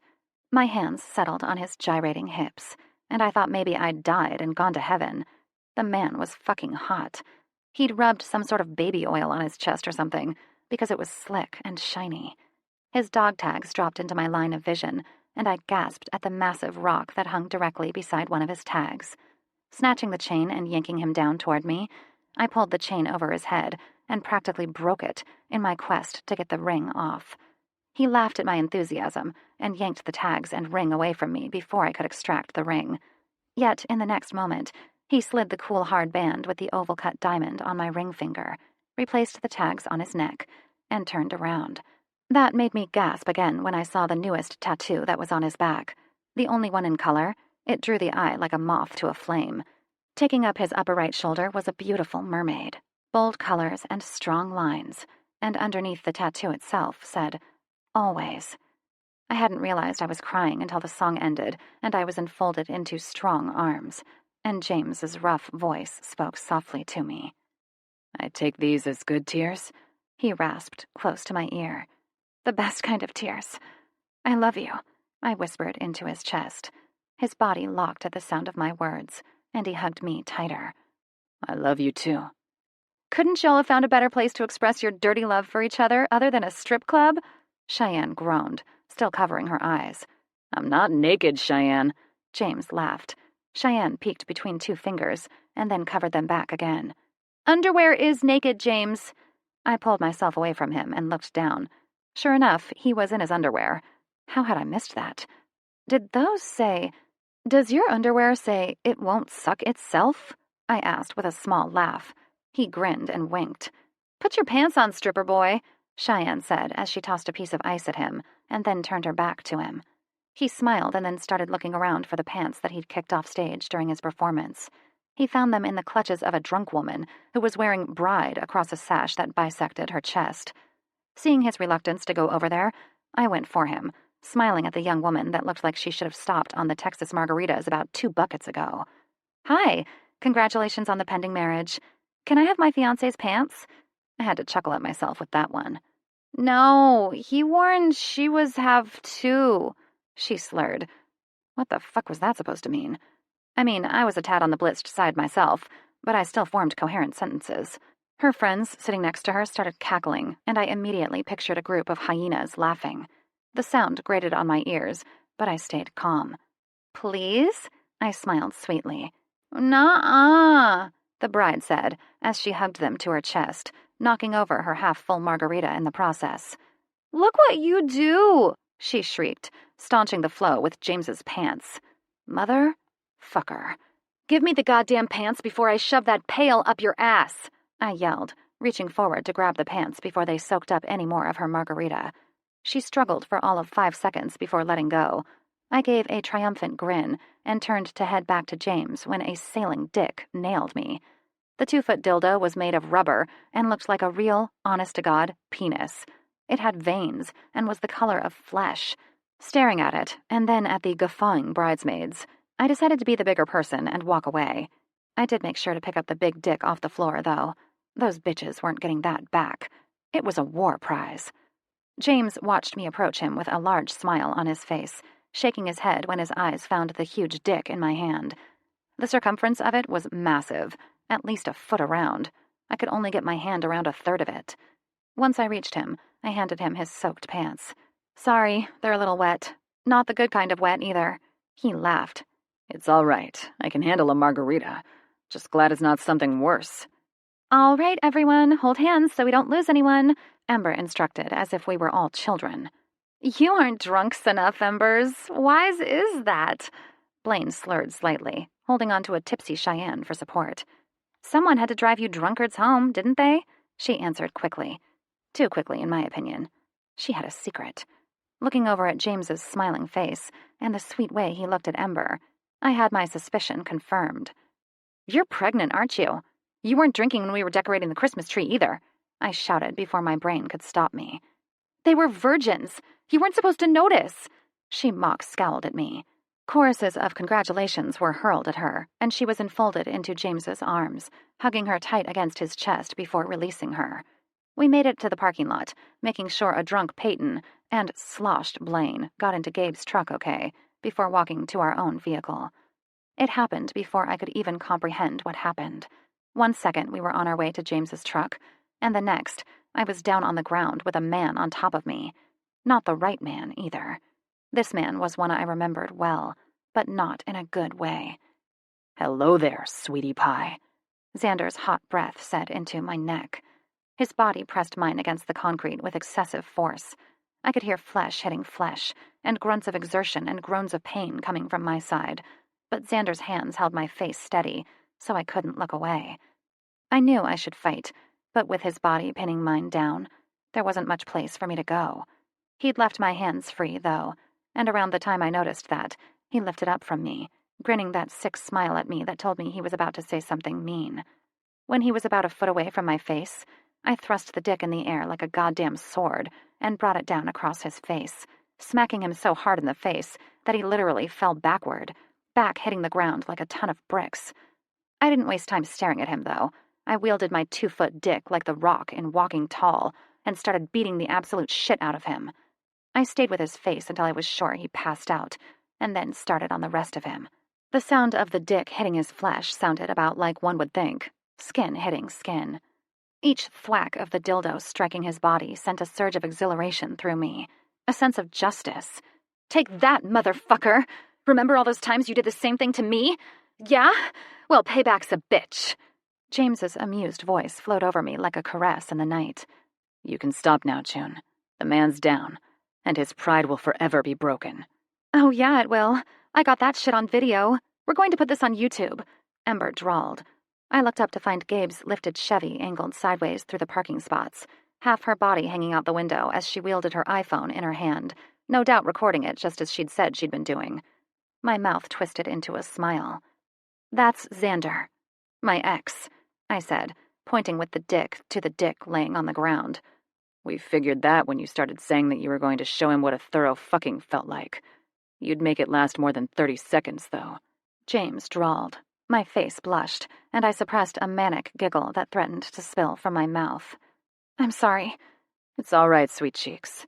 Let's get these boys loaded into Gabe's truck. We'll take them to the shop and see what they have to say," James instructed as he walked toward the truck. It was then that I saw the 3 other men, besides Xander, knocked out on the ground, looking in much worse shape than Xander was. I'd seen quite a few broken bones in my day, mostly on myself, but these men had visibly broken bones, which made me cringe. "Hand me the duct tape, my lady," James teased as he walked to Ember's window with an extended hand. She handed over a brand new roll, and James went back to each man, effortlessly wrapping it around each man's legs, arms, and mouth with quick, expert movements. Then he tossed them like a sack of potatoes into the back of the truck, stacking them like wood, too wide. "All right, let me get my bike, and I'll follow directly behind you to Free," he said. After a quick phone call to tell Sam what had happened, we pulled into Free a few minutes later to find Gabe, Max, Sam, Sebastian, my father, Elliot, and Jack waiting with their arms across their chests in front of the garage, bay doors open. When Ember pulled up, she yelled out the open window. "Want me to back it in?" she yelled over the rumble of the motor. "No," was chorused by not only everyone in front of her, but everyone in the truck with her. That gave a sort of relief of the tension that was slowly amounting, and we all exited the trucks. Gabe backed his truck into the garage, and Sam closed the doors behind him. The sound of the doors closing were like the sound of a closing casket. Final. Later that night. "Shiloh, do you want to try to have a baby?" James's voice came to me in the dark. He'd come into our room a few minutes ago and promptly headed to the bathroom to shower the ingrained smell of margarita off his skin. I'd listened, half asleep, as he stripped. Clothes hitting the floor. Boots. Gun being placed on the counter. Extra magazines being placed directly next to the gun. Keys, loose change, and his phone in a bowl next to the sink. He had a system when he dressed and undressed, and did exactly the same thing every time. He took a shower in the dark, knowing his way around without needing the light to guide his way. I'd assumed he thought I was sleeping when he came in. That was why he didn't invite me to join him, nor turn on the lights. Now, though, he was asking me this question knowing I was awake to hear it, which meant that I didn't mishear him. He was honestly asking me if I wanted a baby. I answered intelligently. "I want another baby. I didn't think I did, but I do. Not right now, but eventually," he hastily explained. Something panged in my heart. Sadness filled me when I thought about my ability to have children. I wasn't sure if I could, and if this was something James truly wanted, he wouldn't be able to get it from me. "James," I whispered, "I would love to have a baby with you, but you have to know that the chances of having them with me are slim. Not to mention nearly impossible with you having a vasectomy and me having issues." His weight hit the bed, and I felt the covers shift as he maneuvered the comforter over his body, staying on his side of the bed, which was normal. He wasn't much of a cuddler. I wasn't either, so it worked out well. I wanted my own blanket. I didn't want to fight over covers half the night, which was why we also slept with 2 different blankets. Although probably weird, it worked for us. Every once in a while, I'd sneak my toes over to his side of the bed and bury them under his thigh or back, but most of the time I stayed on my side. "I'd get it reversed, but we'd probably need to both go see a doctor afterward to make sure it was feasible to even contemplate. Would you do that?" he asked into the darkness. "I'd do anything for you. Anything," I answered vehemently. He didn't respond. We stayed silent for some time, almost so long that I thought he'd fallen asleep. His breathing was steady, as if his body was in a deep sleep. I stayed on my side of the bed, watching the numbers on the clock change from 11:30 to 12. "I want to get married. This weekend," James suddenly said. "We can't. You're screwed. I want a big, beautiful wedding. I want a winter one. So you're going to have to wait till next year, because big weddings like that take time to plan. I want to wear a big dress that has a train that flows 10 feet behind me. I want my dad to walk me down the aisle. I want tons and tons of flowers. I want it all. I described my dream wedding. Do I have to wear a tux? He asked, sounding pained. Yes, because that would just look absolutely silly if you didn't, I told him.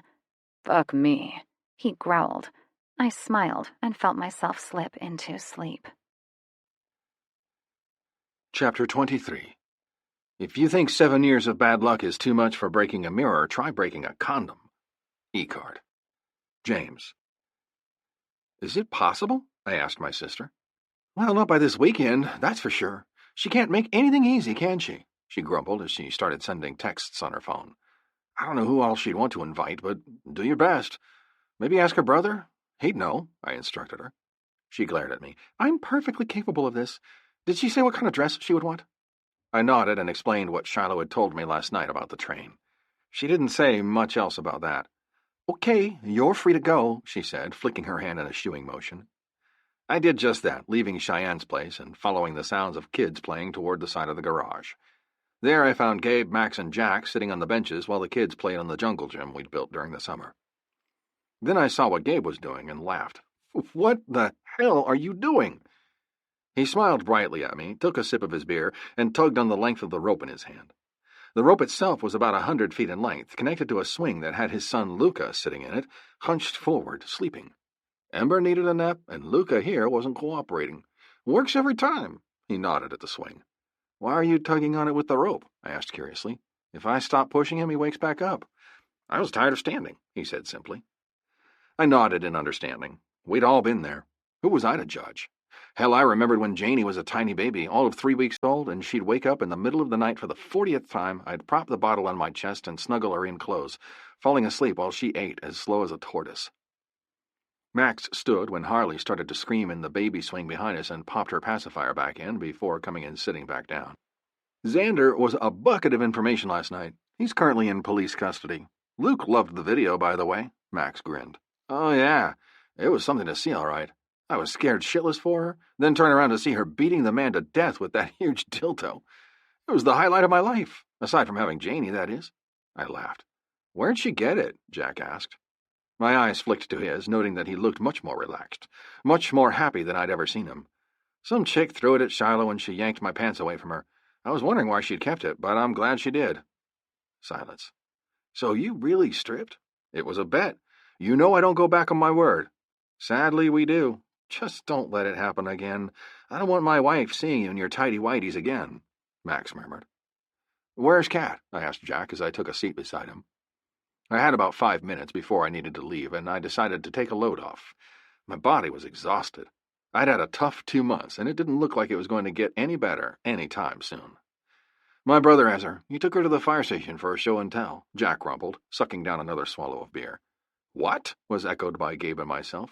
They got some new equipment for infants or some shit. Winter volunteered Kat to test the fit on a few of them, Jack informed us. Oh, well, why do they need to test them out beforehand? I wondered. You don't want to find out in the middle of restraining an infant after a car accident that your backboard doesn't work on a 2-month-old or a 1-week-old. Nor do you want to find out that a blood pressure cuff is too big, therefore not giving you reliable readings, making you not give a needed medication en route that could have saved a kid's life, Gabe explained. I shuddered. It was hard to think about a 2-month-old like Kat needing any sort of medical treatment for any reason. Just to think of Janie on a backboard gave me heart palpitations. Yeah, that's about what Winter said, Jack agreed. All right. Well, I have a training exercise. I'll catch you guys later, I said, shaking each of their hands. The ride to the police station had me looking over my shoulder the entire way. I knew someone was following me. When I stopped at the only stoplight in between Free and the training facility, I sent a quick message to Sam, who was watching over Shiloh today. Sam and I had decided after the last incident that it was best to have one of our own guys on Shiloh. It wasn't that we didn't have confidence in Sebastian's MC. It was that when one of our own was in trouble, we made sure that we were the ones doing what was needed. When it came down to it, we knew each other well, and we knew that we'd protect with our lives. Each and every one of us had done nothing less for each other, time after time. We knew without a doubt that the same would be extended to our significant others and our children. What I hadn't thought was that I would need that protection for myself. I'd been too arrogant, too sure of myself. I never saw the shooter, never saw the bullet. When the bullet from a sniper's gun slammed into my body, I was thrown from my bike. I looked down at the hole in my t-shirt at my lower right chest and knew I was screwed. I was going to die. The blood welled from just a small round circle to cover the entire front of my t-shirt within moments, and I knew I was going to die. If not by the sniper that was likely to put another bullet in my head, then by the gunshot wound I'd sustained. It was becoming hard to breathe, and my vision started to go hazy at the edges. Then, the last person on Earth I'd suspected to see in the world came up from behind me in a black sedan and stopped with the passenger side door only inches from my prone body. The door clicked open, and a frantic Jolie popped the door open, swinging it across my body. She reached down with her tiny fucking hands and unceremoniously hauled me into the car, grunting, crying, and cursing. "Oh God, oh God, oh God," she chanted repeatedly. "Oh fuck, I knew this was going to happen. Jesus," she cried. I tried to help, the best I could, but only managed to use my feet right about the time she'd done the hard part. I pushed the last few inches until I was leaning back against the seat. She leaned over, yanked the lever, and I dropped flat, the weight of my upper body slamming the seat backward until I hit the limit of the seat and came to a jolting halt. Sorry, she said frantically.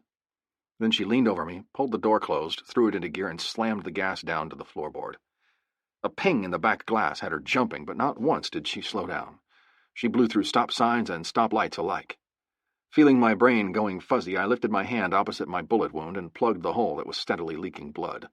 My fingers sunk in, staunching the hole with one large finger. Even the jolt of pain wasn't enough to stop the hazy feeling from taking over.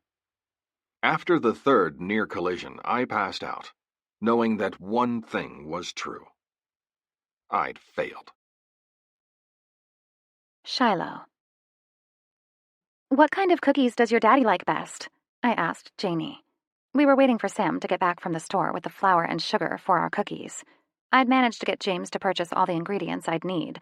However, I'd misjudged the amount of sugar and flour that we had. Sam had been reluctant to go at first, but after Janie got in on the pleading action, he'd agreed, albeit reluctantly.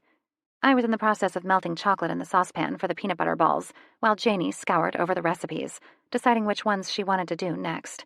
Sam had been gone for a little over 10 minutes when the power went out. I looked out the kitchen window. I was frowning at the bright, sunshiny day when it struck me how odd it was that the power had gone out on a day like this. Sure, it was cold, and we had a chance of icing rain, but that wasn't until much later in the day. It was rare for the power to go out. James had just explained this morning when I asked if we should be worried about the rain that in this portion of the city, the power lines were buried, and it'd take a bulldozer digging down 8 feet to disrupt the power. Knowing that something was wrong, I trusted my gut and turned off the heating chocolate. "Janie, I think we need to go to the safe," I whispered urgently, walking up to her and taking her hand. "Too late," a man said jovially. Janie gasped in fear, shrinking back into my embrace, and I clutched her as well as I could to my chest, cursing myself 10 kinds of stupid for thinking we might need more sugar and flour, and sending Sam to the store. Damn it. "Who are you?" I gasped. "Oh, baby, this is gonna be fun. Cute girl," the man leered. Emotions welled up inside of me, ones that heated my blood, causing rage like nothing I'd ever felt before to tear through me at his audacity. I gritted my teeth. I wouldn't provoke him, not with Janie to worry about. Janie was shaking in my arms, and the sense of defeat tore through me. We weren't getting out of this. The man was freaking huge, easily James's size, if not bigger. Tall, large, ropey muscles, tattoos of skulls, naked women, and a grim reaper dominated his arms. His hair was dark, nearly black. The beard on his face could rival my father's, but instead of keeping it tidy like my father did, this man's was just everywhere.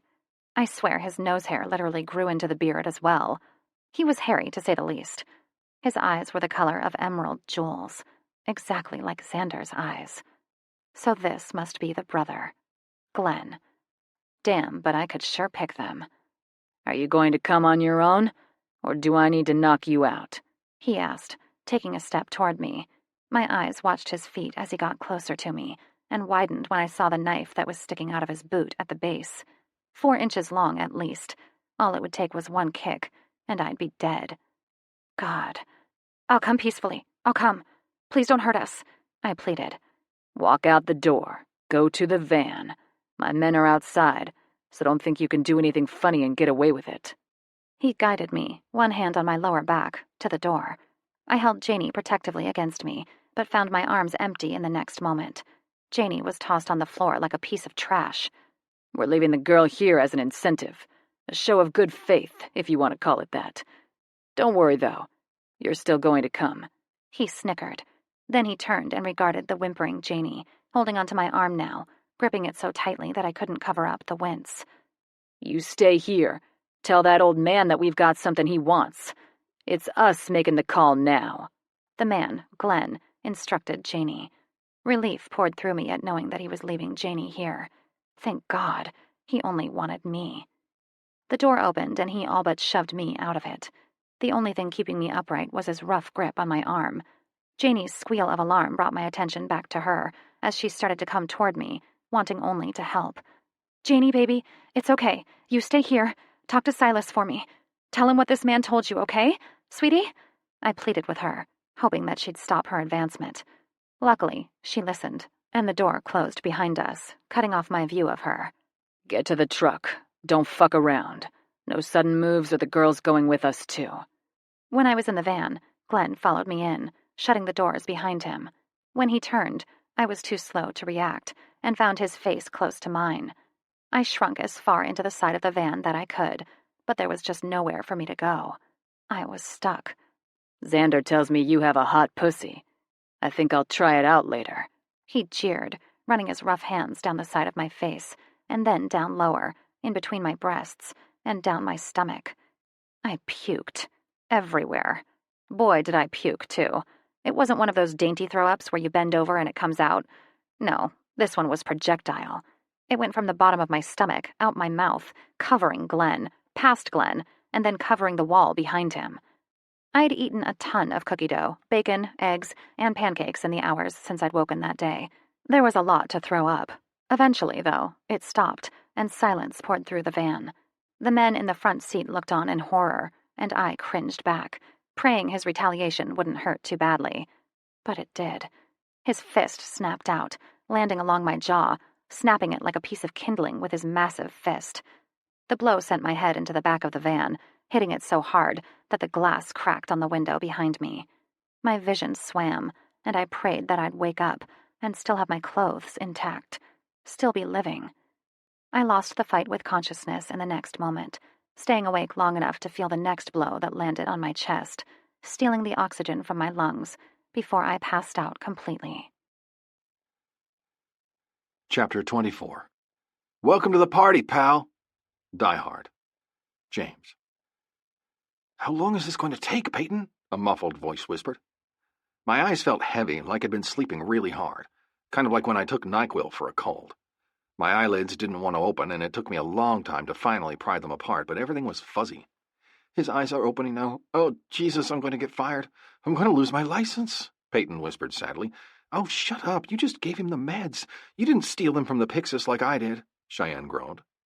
She sounded worried as well, and it was starting to make me curious. Why on earth would they be stealing drugs? Why did my head feel like it was filled with cotton? Why did my chest feel like something was sitting on it? What the hell was shoved up my dick?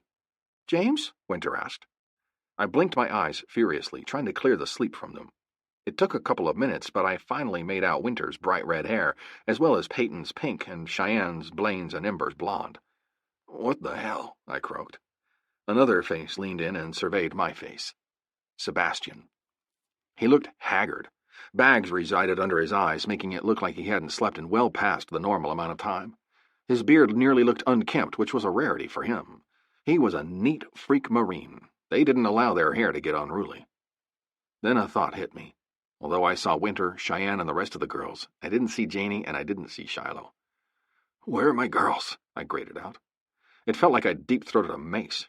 Jesus, my throat rivaled my chest. Then little things started to click into place. The silence from my question started my brain working again, and panic hit me. I remembered riding to work, stopping at a stop sign, texting Sam, and then laying down flat against the asphalt. Then nothing. What's wrong? Cheyenne, please tell me. Please, I begged. I hadn't realized that I was about to cry until my vision went blurry again. Blinking the tears away, I focused on my sister, and when she still didn't tell me, I turned my stare to Sebastian. His eyes, although haunted, were also filled with fury. They're dead, I finally said, horror filling my voice. Sebastian shook his head. Janie's fine. Shaken, but fine. Sam's got her. I know where Shiloh is, too, but I need you to get her out. It's been 2 days, and if we wait much longer, they're just going to kill her, Sebastian explained. I'd begun ripping out IVs and removing shit that was stuck to me before he'd even finished. It was when I started to stand that I realized that the stupid thing was still in my dick. Tell me how to get this out, I demanded, pointing at the offending area under my gown. Cheyenne blushed and left the room, as did everyone but Peyton. Want me to do it? Just tell me what to do, I growled as I started to rip the gown off when I realized it'd be leaving me naked in front of my best friend's wife, and stopped. Okay, here's what you've got to do, she explained quickly, leaving me the tools necessary, and left the room. With a deep breath, I stood on shaky legs, barely suppressing the desire to puke my guts up. The only thing that kept me from doing it was sheer force of will. I didn't have time, and it'd hurt like a motherfucker if I did. Pants and a shirt were left on the end of the bed. Slipping into them as best as I could without bending at the waist, I continued to ignore the ungodly pain I was in and slid my feet into my socks, but stopped before I got the boots on. There was just no way I was going to be able to do it myself. Cheyenne, I called. However, it didn't come out too well, so I cleared my voice and called again, more loudly this time. Cheyenne! She came in quickly, took in the situation, and dropped down to her knees. I seem to remember the opposite of this happening when we were kids. I smiled slightly at her attempt to lighten the mood, but didn't go much further than that. Once my boots were on, I raised my hand to her, and she grabbed onto my arm, lifting with me as I stood to my feet. Slowly. Once I was out in the hall, Peyton shoved 2 pills in my hand as we walked toward the elevator, and I swallowed them dry. What did I just take? A pain pill and an antibiotic. You didn't finish it in your drip, she explained as she pressed the button on the elevator. A woman's panicked voice from behind us made the girls turn around, trying to shield me with their bodies, but their luck wasn't with them that day. I was a good foot taller than even the tallest of them. They were shit out of luck from the get-go. However, when the elevator beeped and the doors opened, I didn't stop for the woman that was running toward us, yelling that I shouldn't be out of bed. I just trudged forward and leaned my elbow against the far wall, trying my hardest not to fall down. Where are we going? I asked the wall. They're holding her at a cabin out by Cattle Lake. You'll have to climb a tree. Sebastian's voice sounded tired. Easy peasy. Climb a tree. 2 days after being shot in the chest. No problem. Things could be worse. I could be missing a body part, I suppose. Okay, I agreed readily. I'd do anything when it came to Shiloh. As long as Janie was safe while I did it, I didn't care what I had to do. I'd tear down entire cities to get to that woman. I made it to the car before I passed out again. It was when I was being physically lifted from the car like a child being lifted under his armpits that I came awake to find Sam staring me in the face. His eyes were cold and hard. Copper fucking fire. You awake? He snapped. Yes, I croaked. Good. We got you to about 15 feet of the tree we expect you to climb. We've got you some gear, and we'll help you as much as we can, but you're going to have to strap yourself to a limb because we're leaving you there, he informed me. I nodded in understanding, looking around and noticing that all the men were there. Luke and Downey, as well as about 30 men, dressed in their Dixie Warden's MC cuts. I was happy to find the women gone. Who they were with and where they were at fluttered through my exhausted brain, but I trusted the men to take care of them. Trusted them with everything I possessed. What am I looking for, exactly? I asked as I shuffled to the tree Sam had indicated. Anything that moves that isn't Shiloh, Sebastian answered as he slipped a bulletproof vest over his head. I nodded in agreement and stepped up to the tree, laying my foot over the loop that they were going to use to hoist me up there. Elliot bent down, looped it over my boot, and nodded before stepping back with the other half of the rope that was over a branch at the very top. Lucky for me, this was a weeping willow. The dangling greenery provided good cover, and the thick, fat branches would hold my weight well. They'd chosen well, which didn't surprise me. They were experts, just like me. Jack came up behind me, slipped me into a jacket, being careful to watch my wounded side, and I laughed lightly. Jesus.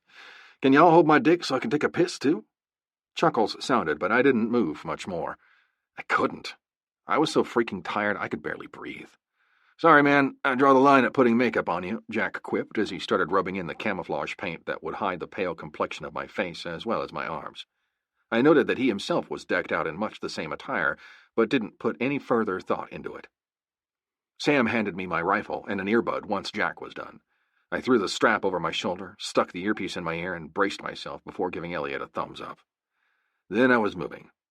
I gritted my teeth against the jolt as I hit the trunk of the tree with my body, but never called out for a halt. Maneuvering myself into the tree was another matter. By the time I'd managed to do so, I was clammy and nauseous, as well as seeing black spots. A trickle of warmth leaked down my abs and disappeared into my jeans, and I knew I was bleeding again. Reaching into my pocket, I withdrew the pads that Cheyenne had stuffed in there as we left the room and shoved them unceremoniously against my wound before tying it with the ace bandage. "We're moving in. It'll take us about 20 minutes to get there. There are a couple of marshes we have to cross before we'll even make it on the grounds. Then there's the tripwires and motion detector devices we have to counteract. How many men are outside?" Sam's authoritative voice asked in my ear. I brought my scope up to my shoulder and started counting. 15 outside, all armed with AR-15s. "I can see 2 in the windows," I called back quietly. I scanned the windows of the house one by one until I came to the very last one.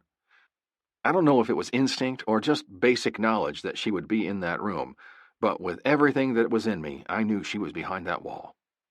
It took everything I had to turn away from that window, but I continued to scan the area, listening while everyone continued to check on where they were, and Sam gave instructions. "All right, James, we're in position. Take the ones out on the edges, all that you can. When you've got them all down, let me know," Sam commanded. Piece of cake. My sniper rifle was sporting a shiny new silencer, which was also why it had gained a good 3 pounds in weight. Resting my back against the trunk of the tree I was in, and the stock up against my cheek, I started taking my shots. All 15 men, who were scattered over an acre of land, went down within 10 minutes. Not my best, time-wise, but it would do. "All right, you're green." A wave of exhaustion seemed to pour through me after I was done, but I didn't remove my eye from the activity surrounding the small cabin. Although I scanned the area, I mostly kept my scope trained on the furthest window, praying I'd see my girl. Shiloh. I'd nearly killed myself 2 separate times. Although Glenn hadn't yet returned to make his threat a reality, I knew it was just a matter of time. I'd tried to escape not even 10 minutes after arriving at this shithole, only to be caught as soon as I'd tripped one of the motion detectors, enabling them to find me easily. Then I'd played possum, acting as if I was passed out, and tried to escape again, only with the same results. Needless to say, the men were not happy campers.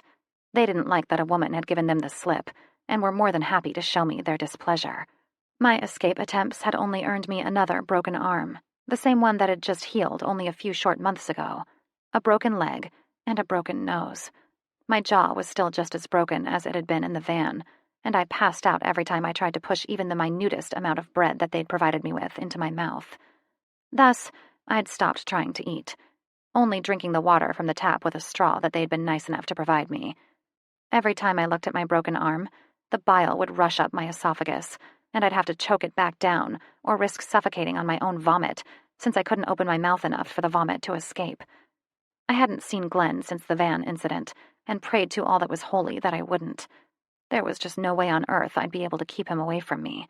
I had no fight left in me, which was why I'd been laying in the same spot on the lumpy futon for the last half a day. A sound, almost imperceptible, whispered through the stagnant room, and I moved my eyes, looking for the source. When I didn't see anything, I let my eyes drift closed, thinking this was surely the end if I was hallucinating, when the same sound, louder now, came from behind my closed lids. My eyes snapped open, sure now that I'd heard the sound, and I came face to face with a green man. Great. My fucked-up mind had conjured the Hulk. Wonderful. Then, the Hulk gently picked me up in his massive arms and carried me toward the bedroom door.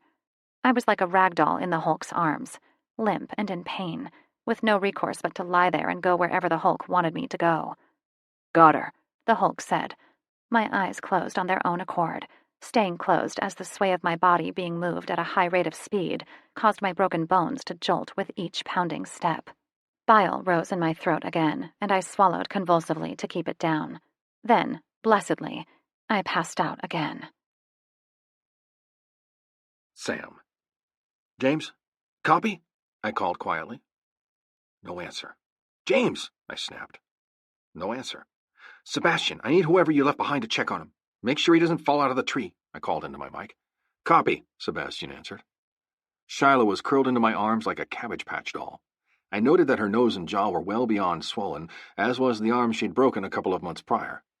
Her hair was matted into a messy ponytail at the top of her head with blood, indicating a head wound of some type. It had taken a while for the thought of a sister to grow on me, but now I couldn't imagine my life without her. To know that she'd suffered at the hands of these men set me on a course that I'd never thought to be on. I'd always prided myself in making sure that I complied with the law, but over the past 4 years, the letter of the law hadn't done me shit. In fact, it had only hindered me when all I wanted to do was save the woman I loved. It took us 15 minutes exactly from the time we left the cabin to get back to the tree that we'd left James in. Everyone was gathered around, looking up at James hanging from the harness we'd managed to get him in. "What are y'all waiting for?" I snapped to the men, ogling James. "Get him down!" "How?" Diablo, one of the members of the MC, asked. "Climb up there, dipshit," Sebastian said as he, too, walked up. James was a big man, so with him being dead weight and not being able to help at all, it was some time before they were able to get him down safely. Although he looked a little paler than he'd been originally, he was still breathing and had a steady and strong pulse. We loaded James and Shiloh into the back of my Suburban and carefully drove out, leaving Sebastian and Silas to figure out what to do about Glenn. Although this battle had been won, the war was far from over. Chapter 25. Lord, give me patience, 'cause if you give me strength, I'm going to need bail money to go with it. E-card. Shiloh. My eyes narrowed on the bitchy nurse who'd yet again refused to let me leave my bed to go see James, who was 4 doors down from me. "I'm sorry, Ms. Mackenzie. Mr. Allen isn't receiving visitors. He's requested that no one bother him except for his daughter," Nurse Bitch said as she breezed out of the room, purposefully ignoring my frantic waving. That bitch. She knew I couldn't call after her, nor could I press the little goddamn button since she'd moved said button halfway across the room. I'd had surgery on my jaw, and then had it wired shut. Now all I was able to eat was food that came from a straw.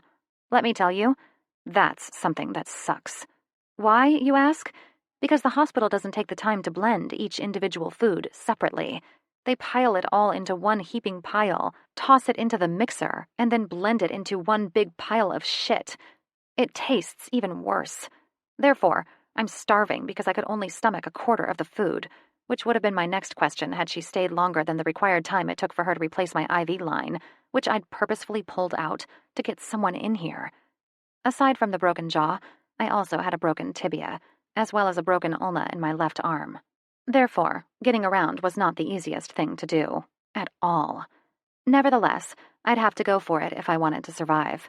Starving to death didn't sound like the best thing in the world to do. That, and I missed James and Janie. Not to mention my brothers and father like crazy.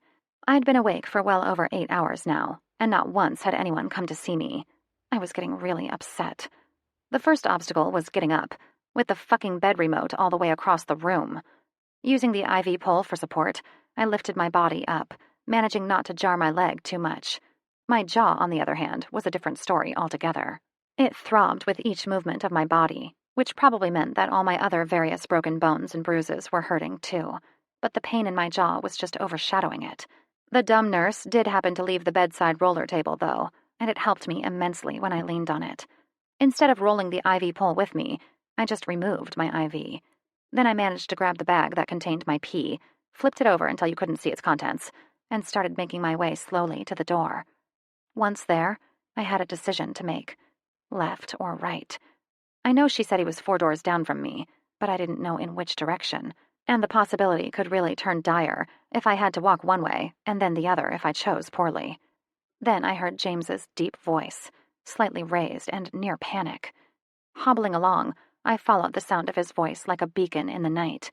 I'd just gotten to his door when I finally could make out what exactly he was saying, and what I heard nearly made my heart stop. "When is she due? What makes you think it was mine? I only slept with her once," James snarled. I was hyperventilating, and not from the exertion of getting to his room. "Listen, Lane, I know you think that it's mine, but you've got to know. We used protection. She said—" He trailed off as Lane, whoever he was, started to yell. I could hear the sound of the man's voice raised to a decibel that made you listen. His tone didn't allow for anything else. His voice held power, and you'd listen, or likely pay for it. "Okay, listen. What happened between us was consensual. Now what the hell is going on?" James snapped, grimacing when his shout jolted his chest, causing him pain. "Jesus Christ, you've got to be kidding me. When did this happen? Is she okay?" He rasped. My heartbeat accelerated. My one good leg went weak. and I knew he was worried about this woman, whoever she was. She must be important to him. Did he love her? Was he in love with her before me? Was he even in love with me? Just as I started to turn around, Sam rounded the corner, and his face turned from impassive to downright thunderous when he saw me leaning against the table and the wall for support. His steps sped up until he was almost running and caught me just as my one good leg collapsed. "Oh, Shiloh, so stubborn you are. The nurse told me you weren't to be disturbed, that you didn't want to see us. Are you upset with me?" I scowled at him as he scooped me up, piss bag and all. "No, nurse wouldn't let me see James," I said through my teeth. I wasn't sure how coherent I sounded with my mouth wired shut, but I was guessing he'd gotten the drift. "She's just jealous. I think she and James had a fling a few years ago." He spoke as he carried me into James's room. James's eyes looked haunted and distant, but never once stopped speaking to Lane about the details of the baby mama's assault, even after he saw me enter the room. When the conversation continued with him saying yes and no, and then lowering his voice when he needed to speak more than syllables, I'd had enough. Guess the nurse was right after all. "Room, please," I instructed Sam, turning my face away from James's sprawled body and into Sam's chest. The burst of pain at my jaw hitting his chest was nothing compared to the pain in my heart. He carried me away, and I took one last glance at the perfect muscles of James's arms, the ripped sculpture of his chest, and the white bandage that bisected his midsection. What had happened to him? I was in the hall before Sam answered the question that I wasn't aware I'd voiced. "He got shot on the way to work 2 days ago, right about the time you were taken by Glenn." At the mention of Glenn's name, I shuddered. "Is he dead?" The hope in my voice must have registered with Sam, but his grimace shot that hope to hell. "Sorry, Shiloh." The smooth cadence of his voice, followed by the rhythmic walking, made my eyes heavy, and it was all I could do to stay awake. Sam placed me gently on the bed, adjusting all the lines and covers before he started to back away. "Don't leave," I pleaded. "Okay," he agreed, and then I was asleep. My dreams were anything but happy. They were filled with a crazed Glenn trying to re-break my jaw, James and another woman holding their child, as well as Janie in the peripheral, mad that I never came back again. "What are you doing out of bed?" the nasty nurse from earlier asked. My eyes blinked open, and I turned my head until I got a face full of chest. It wasn't the same chest that I'd cried myself to sleep against earlier, either. No, this one was the one I loved, the one that had a huge bandage across his chest. He was lying on his side, lying next to me. One of James's dog tags was caught haphazardly in the gauze, while the other dangled free against his pec. His large arm was slung across my body, holding me in my sleep. "Are you awake yet, sleepyhead?" James's chest rumbled. "No," I snapped, or tried to, anyway. It came out more like "non," and spit dribbled down my chin, which inevitably ran down his chest shortly after. I'd forgotten about my wired jaw for a split second, but it didn't let me forget. His laughter startled me out of my mortification, and I looked up as he raised his arm, wiping the slobber off his chest, and then on the bedsheet, before bringing his hand up to my hair. "Where'd you go earlier?" he asked softly, ignoring the crabby nurse at our backs. "When?" I asked. "Shin?" he asked, pulling back, confused by my answer. His hand went down toward the bottom of the bed, lifting the covers from my feet. His body remained in place, the cords of his neck straining with the effort to remain as still as possible. My off-white cast poked free, followed by my hospital-issued faded blue non-slip sock. "James," I called, wanting his eyes. "Mr. Allen, I've got a chair for you," the nurse urged tightly. The pain was evident in his face as he moved, and I knew the movement to check on me was causing him discomfort, but he was too worried about something that was wrong with me, rather than being worried about what he was doing to himself. When he finally looked up and caught my eyes, I reached for his hand. He gave me his hand, and I pulled it up until my head rested on our clasped hands. His eyes went soft, and he smiled at me. "Are you okay?" Knowing that we just needed to get the elephant out of the closet, I asked, "Baby?" I think he purposefully misheard, because his eyes left mine, focusing on something above my head. "Janie's fine. Shaken up, and understandably so. But she's staying with Grammy and Grampy, Todd." "I'm going to get an orderly to help you back in bed, Mr. Allen," the nurse said quickly before leaving the room after she made her third attempt to get James off the bed and into the waiting wheelchair. I snickered at the emphasis on Grampy, but didn't give him a chance to retreat. My hand untangled from his, and I took a hold of his beard, holding on tightly so he couldn't look away when I asked my next question. "James, baby?" I asked again. He sighed. "Fuck me." I didn't let him go, and he didn't try to turn his head again. "Please?" "You're hungry for peas?" he asked with a smile turning up the corners of his mouth. I yanked hard on the beard, and he winced, but his smile didn't wane. "Did your brother ever really tell you what we do?" I thought about what my brother did as a mechanic and custom bike designer. "Bikes?" I asked, confused. He shook his head. "All right. Let me tell you. But don't interrupt me until I get it all out, okay? Please?" he asked softly. At my nod, he continued. "We're motorcycle mechanics, builders, and designers. Although that's our day business. On the side, we help battered women escape dangerous and volatile situations. We've relocated 35 women. Teal, the woman you overheard the phone call about earlier, was one of those women.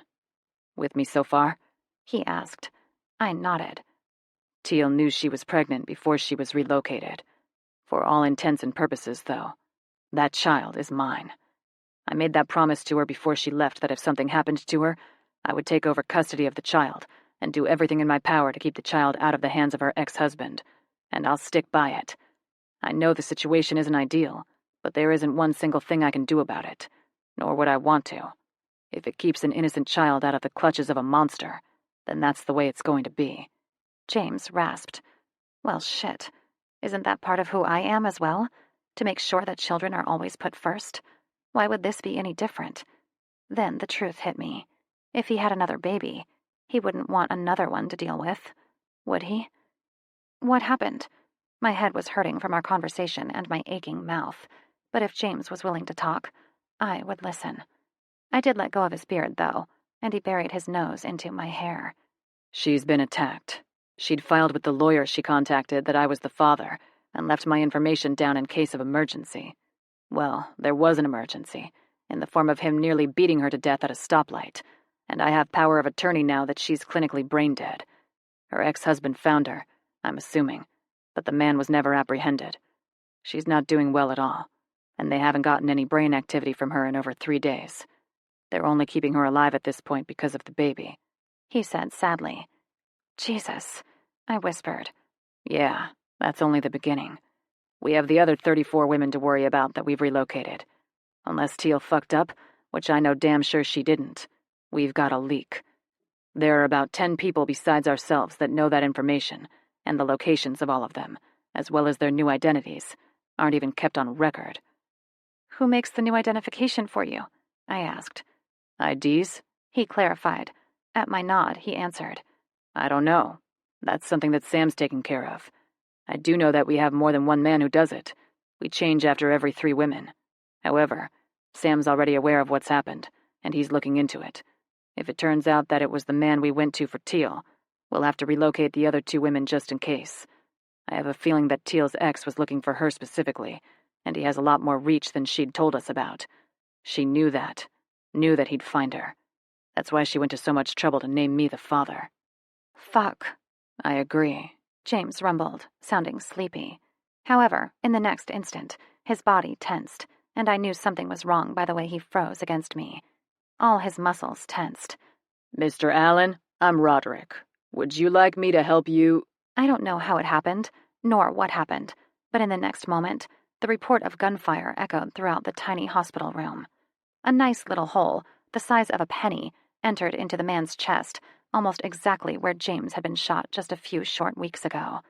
The gun in James's hand lowered slowly, and screaming started in the hallway. Somewhere in the aftermath of James shooting the man, Sebastian showed and pried the gun from James's hand. Wiping the gun off on the black t-shirt he wore, he fired once more into the man in nearly the same place, ejected the clip, removed the bullet from the chamber, and tossed them all into the bathroom before closing the door. "Knew he'd come here, stupid bastard. Just meant to be here in time." Sebastian smiled at the 2 of us. James cursed, and made it to his feet slowly before peering at the man who was bleeding out on the floor. I took a closer look at the man on the floor and finally noticed the numerous tattoos on the man's forearms, neck, and head. "What the fuck?" I asked. "Oh, and did I mention the huge-ass shotgun?" "Now's not the time for that, Shiloh," James said distractedly. Jesus, I really had to work on this talking thing. Then again, I would think that 2 grown men would think more of me than to say want to fuck in the middle of this kind of dilemma. I mean, I was kinky, but I wasn't into doing it with dead people in the room. "Everybody on the ground! No excuses! Get the fuck down!" A man's voice called from the hallway. Was that expected of me? Because if it was, I'd hurt myself. So would James. However, that turned out to be an unnecessary thought when Sebastian scooped me up from the bed and laid me gently down on the ground, following me down once he had me there comfortably. "Keep your mouth shut," Sebastian whispered. James's body hit the floor beside us way less gracefully than I would have thought, and he grunted in pain, which was the only thing that kept me from punching my brother in the gut. Son of a bitch thought he was funny, too, if the smile on his face was anything to go by. My perch on the floor was all kinds of precarious. I couldn't lay my face down because my jaw hurt too badly. I couldn't use one of my hands because it was in an L shape plastered against my body, and my foot was stuck underneath me.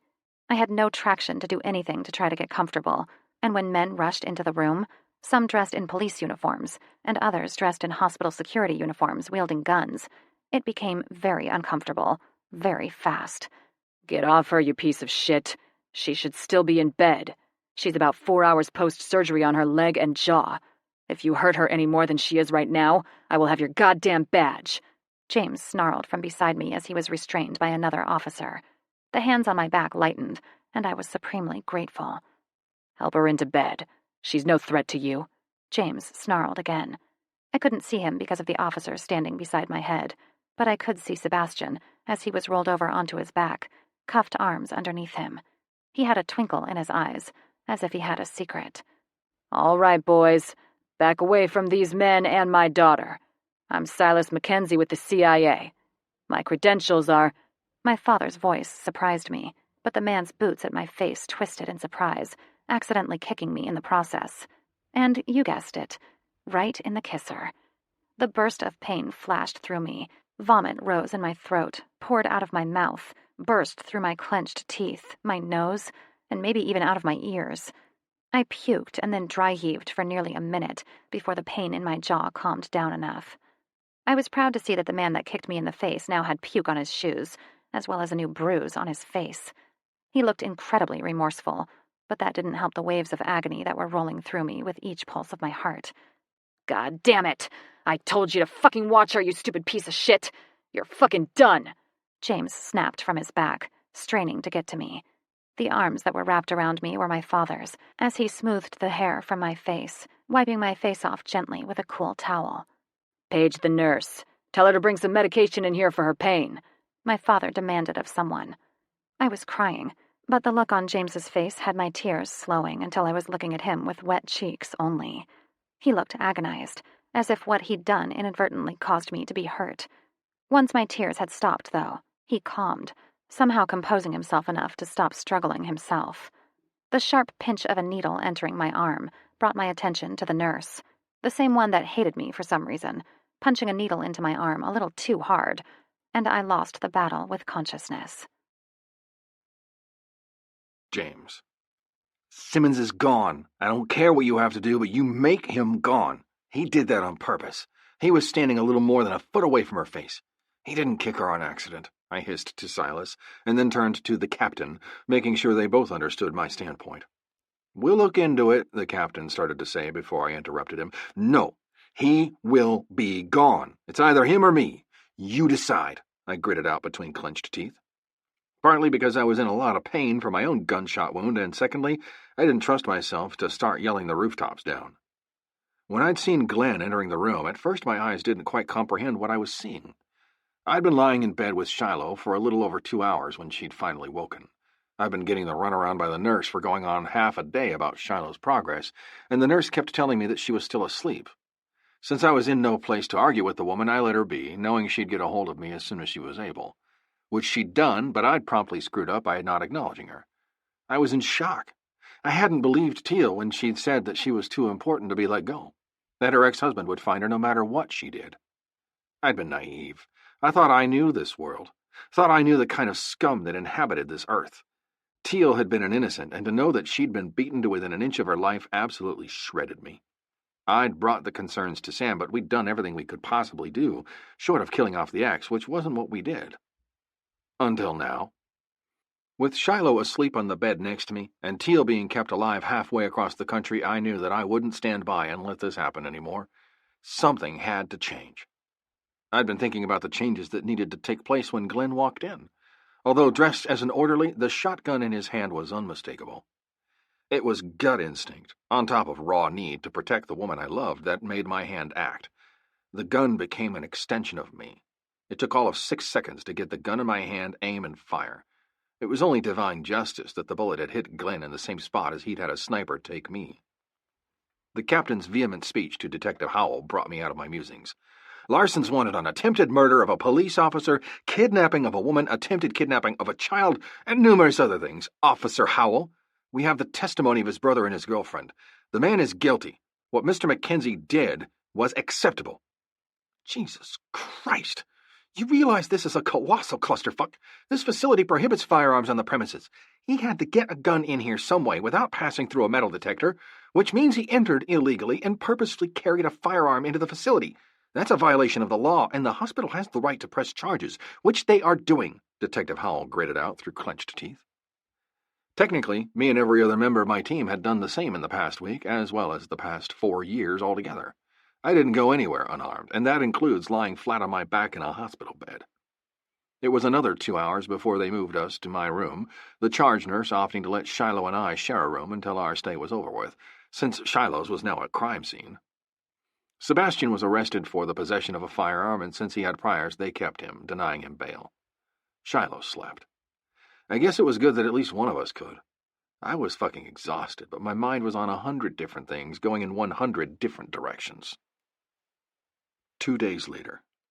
They're releasing you, but not me? Shiloh asked. Well, to the best of my knowledge, that's what she asked. Yeah, but I'm not going anywhere, honey. I'll be here until you get to go home, too. Good. She hesitated. You should go home anyway. Spend some time with Janie. Get her used to having a new sister. I looked at her. I was thinking the same thing myself. Nonetheless, I knew something was bothering Shiloh, minus the fact that her brother was still in jail.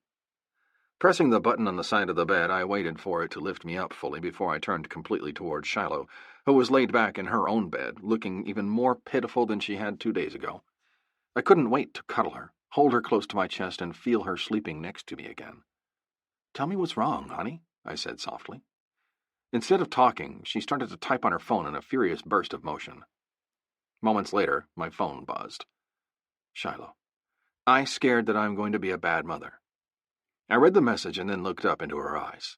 You're kidding me, right? Just 4 days ago, you kept my own daughter safe from a man that broke your jaw, leg, and arm. How do you think Janie would have fared if you hadn't been there, made sure that she was all right? I waited for her to reply, but she didn't, only staying silent. What about when Lyle and his mother died? I distinctly remembered you being so upset, so outraged, that you wrote a letter to the editor, which, might I add, everyone and their brother cut out and framed, I stated. Shiloh, what if I don't love that baby as much as he or she deserves? At that absurd statement, I burst out laughing, her scowl only making me laugh all the harder. You'll love the baby as much as our own, as much as Janie when we finally have it, I managed to wheeze. She threw her empty water pitcher at me, and I caught it reflexively. Painfully, I stood and walked to the edge of her bed, clutching my discharge papers in my hand. Thankfully, she was propped up into a seated position, enabling me to reach her mouth, which I captured with my own. Ew, Janie squealed from the doorway, making my lips lift into a grin before I pulled my lips away. Shiloh's eyes were dancing with mirth at being caught by my 6-year-old, but she looked excited, too. She hadn't seen Janie since the day she was taken. Both of us felt that it'd be better until some of the bruises faded from her face and she was able to take a full shower to wash away the blood from her hair. We'd felt that Janie would be better off if Shiloh looked better and was dealing with her pain level better. Because, let's face it, Janie was a very active 6-year-old, and she wasn't easy on injured people. She didn't know how to be, which was why when she launched herself at me, Silas caught her in midair and twirled her around his head. Easy there, midget. Your daddy just had a hole put through his body. He hurts. You'll have to be gentle with him for a few days," Silas explained patiently. Janie looked at me and then over to Shiloh. "What's with that cast color? Who picks white?" she finally asked. Shiloh snickered and then looked over to me, waiting for me to explain. "Shiloh didn't get to pick it. Guess you'll have to decorate it for her to make it pretty." "I can do that. I need my Sharpies," she said with a determined expression. "Daddy said you broke your arm again. I told him he should buy you a horse so you didn't have to walk and fall anymore." I closed my eyes, thinking how nice it would be to have the innocence of a child and the ability to recover from a traumatizing event only days after it happened. Sadly, I knew I would remember this for a while, maybe even the rest of my lifetime. Although I knew I could bear it. Having Shiloh and Janie would make anybody question their sanity, but that was my life. I looked forward to hearing what new cuss words Janie learned while helping the guys at the shop, or what would come out of Shiloh's mouth next. I only had one thing I had to make sure to do. That was to embrace the crazy. Later that night. Shiloh. My door opened. Thinking it was only the nurse, I didn't react to the intrusion. I was used to it. Frankly, I didn't think it was even possible to recover well in the hospital. How does one get better when they don't even let you sleep and eat properly? Turning my head, I was startled to see a frightened, tiny form slipping into the room, and doing her best to close it behind her, despite the little mechanism at the top that kept you from closing it except at the speed it wanted. "Jolie?" I rasped, with sleep still clinging to my voice. She turned sharply, gasping. Why would she be surprised when she was the one to enter my room? "Are you okay?" I finally asked, as she stood there like a frightened rabbit. "I'm sorry. I'm just not used to not being afraid all the time. You startled me. I thought you'd be asleep," she finally answered. "Can you explain that?" I asked. She walked slowly over to the chair that was beside my bed and sat. "I don't know if James ever told you about the bullying I received in high school," she asked, looking over to me for confirmation. At the shake of my head, she continued. "I was bullied quite badly after the accident with James's best friend. After a while, I just couldn't take it anymore and left. There was a small incident of an older senior nearly raping me, and I just broke. I left. Ran. Lived on the streets in Austin for over 8 months before a man found me." She swallowed hard. "I was young and impressionable. I thought the man loved me. Then the man loaned me out. Bet me like a fucking stack of chips at a poker game to pay, I guess you could say. Glenn Larson was one of the ones at the table, and once that bet was made, he made it a mission to win. And win he did. I wasn't too in the know, to be honest, of what kind of person the man I'd been living with for about 4 months was. But I learned quickly in that week I had to spend with Glenn Larson. Stole some money from Glenn to get away, and left. I've been running for about 6 years now. I thought that after 5 years of no one even looking for me, that it would be safe to come home when my aunt died and left me her house. I couldn't have been more wrong." I absorbed that news for a minute. "So what was all that shit you were trying to do with James?" She shrugged. "Glenn, he wanted you. Told me if I got you a loan that he'd consider the money I stole from him paid in full. But I didn't want James hurt, so I tried to wiggle myself between the two of you. Once I learned what they were planning to do to you, I backed off. That's when I truly started to try to get a hold of the police, but James just kept telling me to go away. Same with Max. I didn't know whom to trust. God, I was so fucking scared." She seemed to slump, and she looked totally defeated. "That's why you brought the wrecked bike to free?" I questioned. She nodded. "That was one of Larson's men's old bikes. It was just a way in." "How did you come to be where James was shot?" I asked. I was burning with questions. The need to know more about what happened with James was already killing me. "I overheard Glenn talking about a new gun before I left the last time and didn't come back. I'd learned from working at the gun doctor what you would use that kind of gun for. I followed him, saw where he set himself up. I'd never intended to let anything happen. I was overconfident. James came flying down the street before I could even react, tell him and warn him. It all happened so fast, and I couldn't let anything else happen to him. So I pulled him into my rental and took off. Dropped the car and him at the ER entrance, yelled like a frantic woman that someone was in trouble, and took off." I couldn't even begin to tell her how humbled I was that she'd do that, put herself in the line of fire, when I was sure she'd been scared shitless. There was only one thing I could think to say. "Thank you." "It wasn't enough. It will never be enough," she sniffled. trying her hardest not to cry. "Tell him I'm sorry. He was always so good to me." "You already told him," I said, nodding my head toward the doorway where James was now leaning quietly, head down. When I pointed out his presence, he looked up, eyes hard. "You're about to disappear," he said with no emotion in his voice.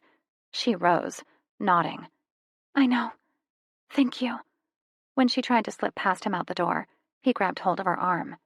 "No, we are making you disappear. We'll give you a new identity, money, a place to live. You'll keep your head down, and you'll never contact us again." Tears poured down Jolie's face. "Thank you." He nodded.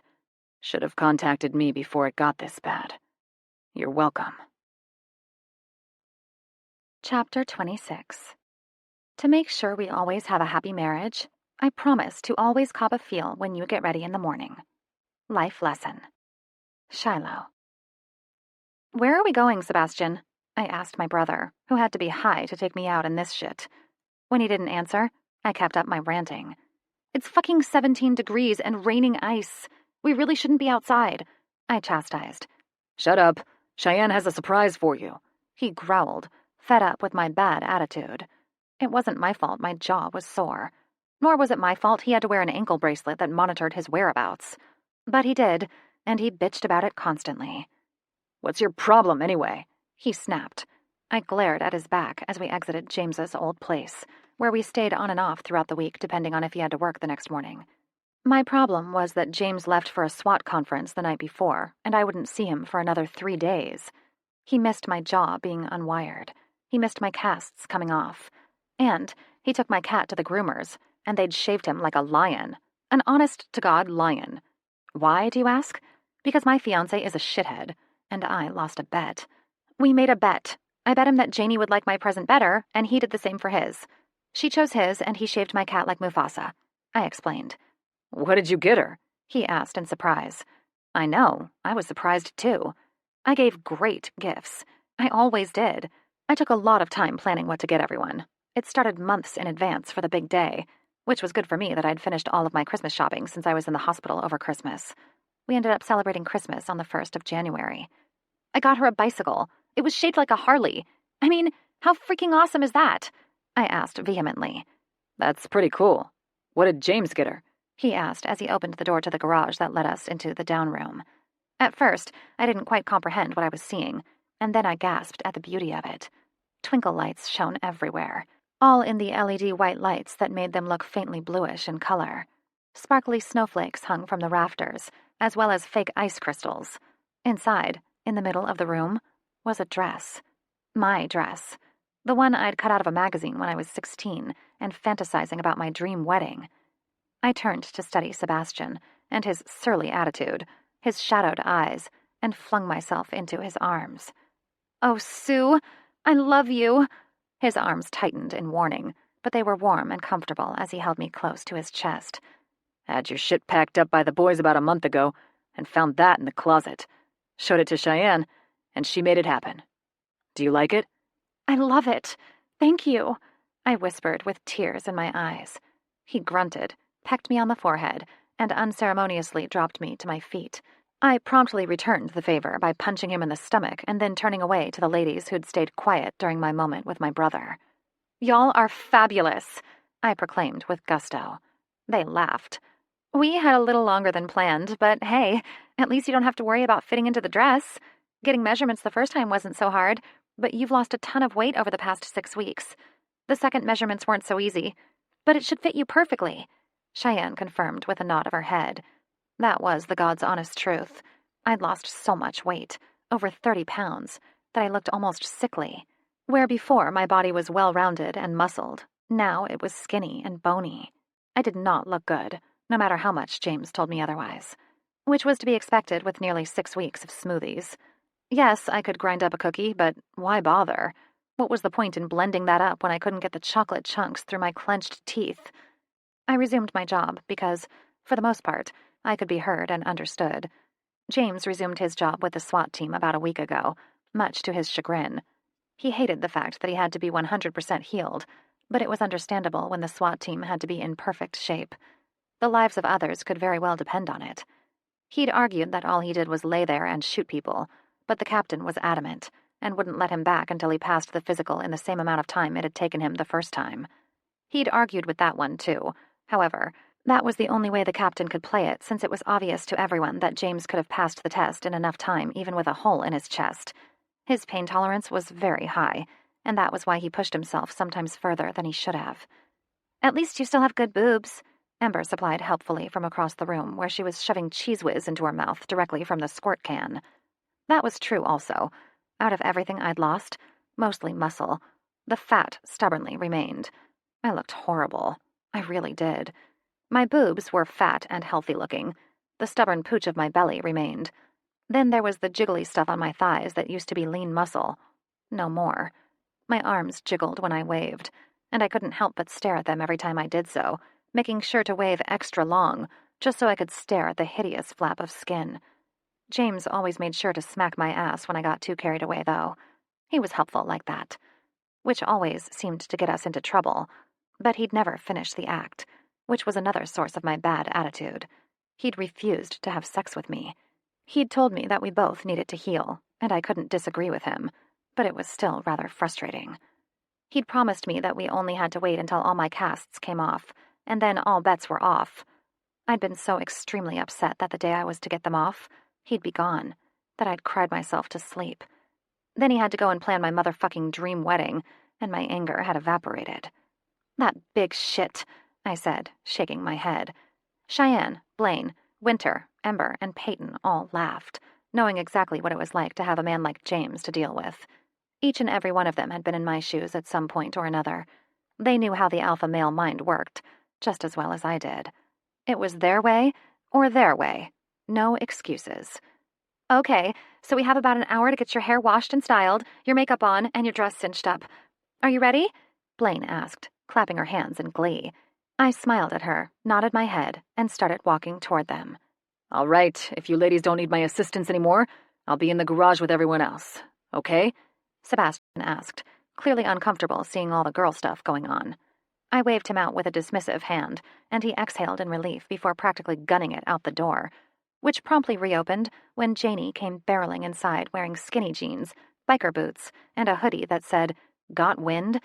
Her hair was up in a ponytail high up on top of her head, and she had a single black ribbon tied around the ponytail so it hung equally on both sides. Those were my doing. She'd finally consented to having a ribbon in her hair, but that's where she drew the line. She did not do bows. Period. James only laughed when I'd tried to get her to wear a bow one day, which was why he'd won the present contest in the first place. He knew his kid, which was why he got her a small mini bike. She fucking adored it. She's on that thing at least once a day for an hour. The bike I got her sat in the garage gathering dust, sad to say. "Lo, Daddy said to give this to you," Janie squealed and handed me a letter just as I'd taken a seat at the kitchen table. Blaine and Ember immediately went to work on my hair, while I sat there and let it happen. "You should read that now. When we start on your makeup, there will be no more crying," Blaine told me before yanking my hair out of its ponytail. The first sheet that was folded up was a bunch of numbers, percentages, and really a bunch of gibberish. If I was reading the sheet correctly, the number was nearly 110 million. What the hell? Then I got to the letter. Shiloh, Speedy, June Mackenzie, fixing to be Alan. So, I assume you opened up the other letter first. Let me tell you what it means, since I'm sure you're asking yourself, what the fuck? Stop shaking your head. I know you were. 2 days before I was shot, I had my vasectomy reversed. I know, you're wondering why I didn't tell you. Well, it's simple. I didn't want to. I wanted to make sure it was successful before I told you. I wanted to be able to tell you that it worked, and that we could start trying before I got your hopes up. Since I'm telling you now, you know that it was successful. That number says my boy's count is fucking perfect. Boom. Well, then the kidnapping, followed by our recovery, happened, which actually worked out in my favor since I was supposed to withhold from sex for 4 weeks. Which would have worked out perfectly because I'd asked Cheyenne to start planning your dream wedding. Your brother helped there, describing a scrapbook you'd made your senior year in high school that held all your hopes and dreams for the future. Let me tell you, I plan on making every one of those things, and then some, come true. I want you to be the mother of my children. I want you to grow old with me. I want you on the back of my bike when we're 60 years old, having the time of your life with me. But first, I want to make your first dream come true. Your wedding, which is where we're at right now. I hope I've made it all perfect for you. I want this to be everything you've ever dreamed of, even if I have to wear a tux. I love you. See you at the altar. Jay. I wiped tears from my eyes as I finished the letter. Good news? Cheyenne asked in her chair across from me. My eyes snapped up from the letter to Cheyenne's face. The best. When we'd discussed this in the hospital 5 weeks ago, I'd been optimistic. Now, though, I wasn't so sure that this was a good thing. We'd been following Teal's progress since her attack, and it was overly apparent that Teal was never going to recover. Teal's ex-husband was indeed more connected than we'd ever thought possible, but sadly, wasn't something the men of Free had even thought to check for before. One tiny little tracking device, implanted without her knowledge, was enough to find her halfway across the world. Although the situation in and of itself was truly horrible, it was good for the rest of the Freebirds. It meant that their identities hadn't been compromised. They were safe to go about living their lives. Though a new plan of scanning for tracking devices was a protocol on the men's to-do list as soon as the women were picked up to be sent on to their new lives. Hindsight is 20/20, and it was horrible that a woman had to die for that new protocol to be put into effect. Any news on Teal's baby? Winter asked, with a small smile on her face. She's very close to being full term. They think it'll be another week and a half or so. We plan to go up there within the next week to stay. Teal's ex was identified by not only the traffic light cameras, but also by 15 motorists and 7 pedestrians. He won't be able to challenge the child's paternity. He'll be in prison for well over 30 years, I explained. That's so sad. How are y'all going to explain this? Cheyenne ventured into shark territory. James had been adamant about making sure the baby would be accepted. He shouldn't have been worried, though.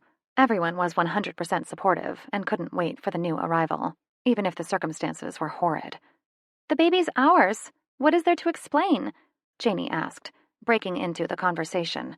Sometimes a child's perspective was all that it would take to humble anyone. Possibly, that was all that anyone ever needed to hear. That's right, sweetie. Is that what you're wearing to watch us get married in? I asked. Yes, she scowled. I nodded. Okay. I wasn't about to tell her what she should wear. I'd seen that battle when James tried to get her to change her jeans because they had too many holes in them. It had gone so well that I'd promised myself to never question her dressing choices. Plus, I didn't want to have to spank her like James had that day. She was exactly like him, and how could I punish her for being just like the father I loved so much? She looked at me skeptically, but only until Ember interrupted me by telling me to close my eyes, which is how I spent my next 30 minutes. All right, that's done. Now, this is something we're going to do in the back room. You'll want to get it done. I promise you'll love it. After the hard part's done, that is, Cheyenne said cryptically. I went with her, leaving everyone behind as they wore shit-eating grins that I didn't like at all. All right, what exactly are we doing? We're waxing your girly bits, she exclaimed. Take your panties off. My shoulders straightened, and I looked at her cautiously. You've got to be kidding, right? Absolutely not. Now take those bad boys off, hop up here, and we'll start on the festivities, she said with a bright light in her eyes.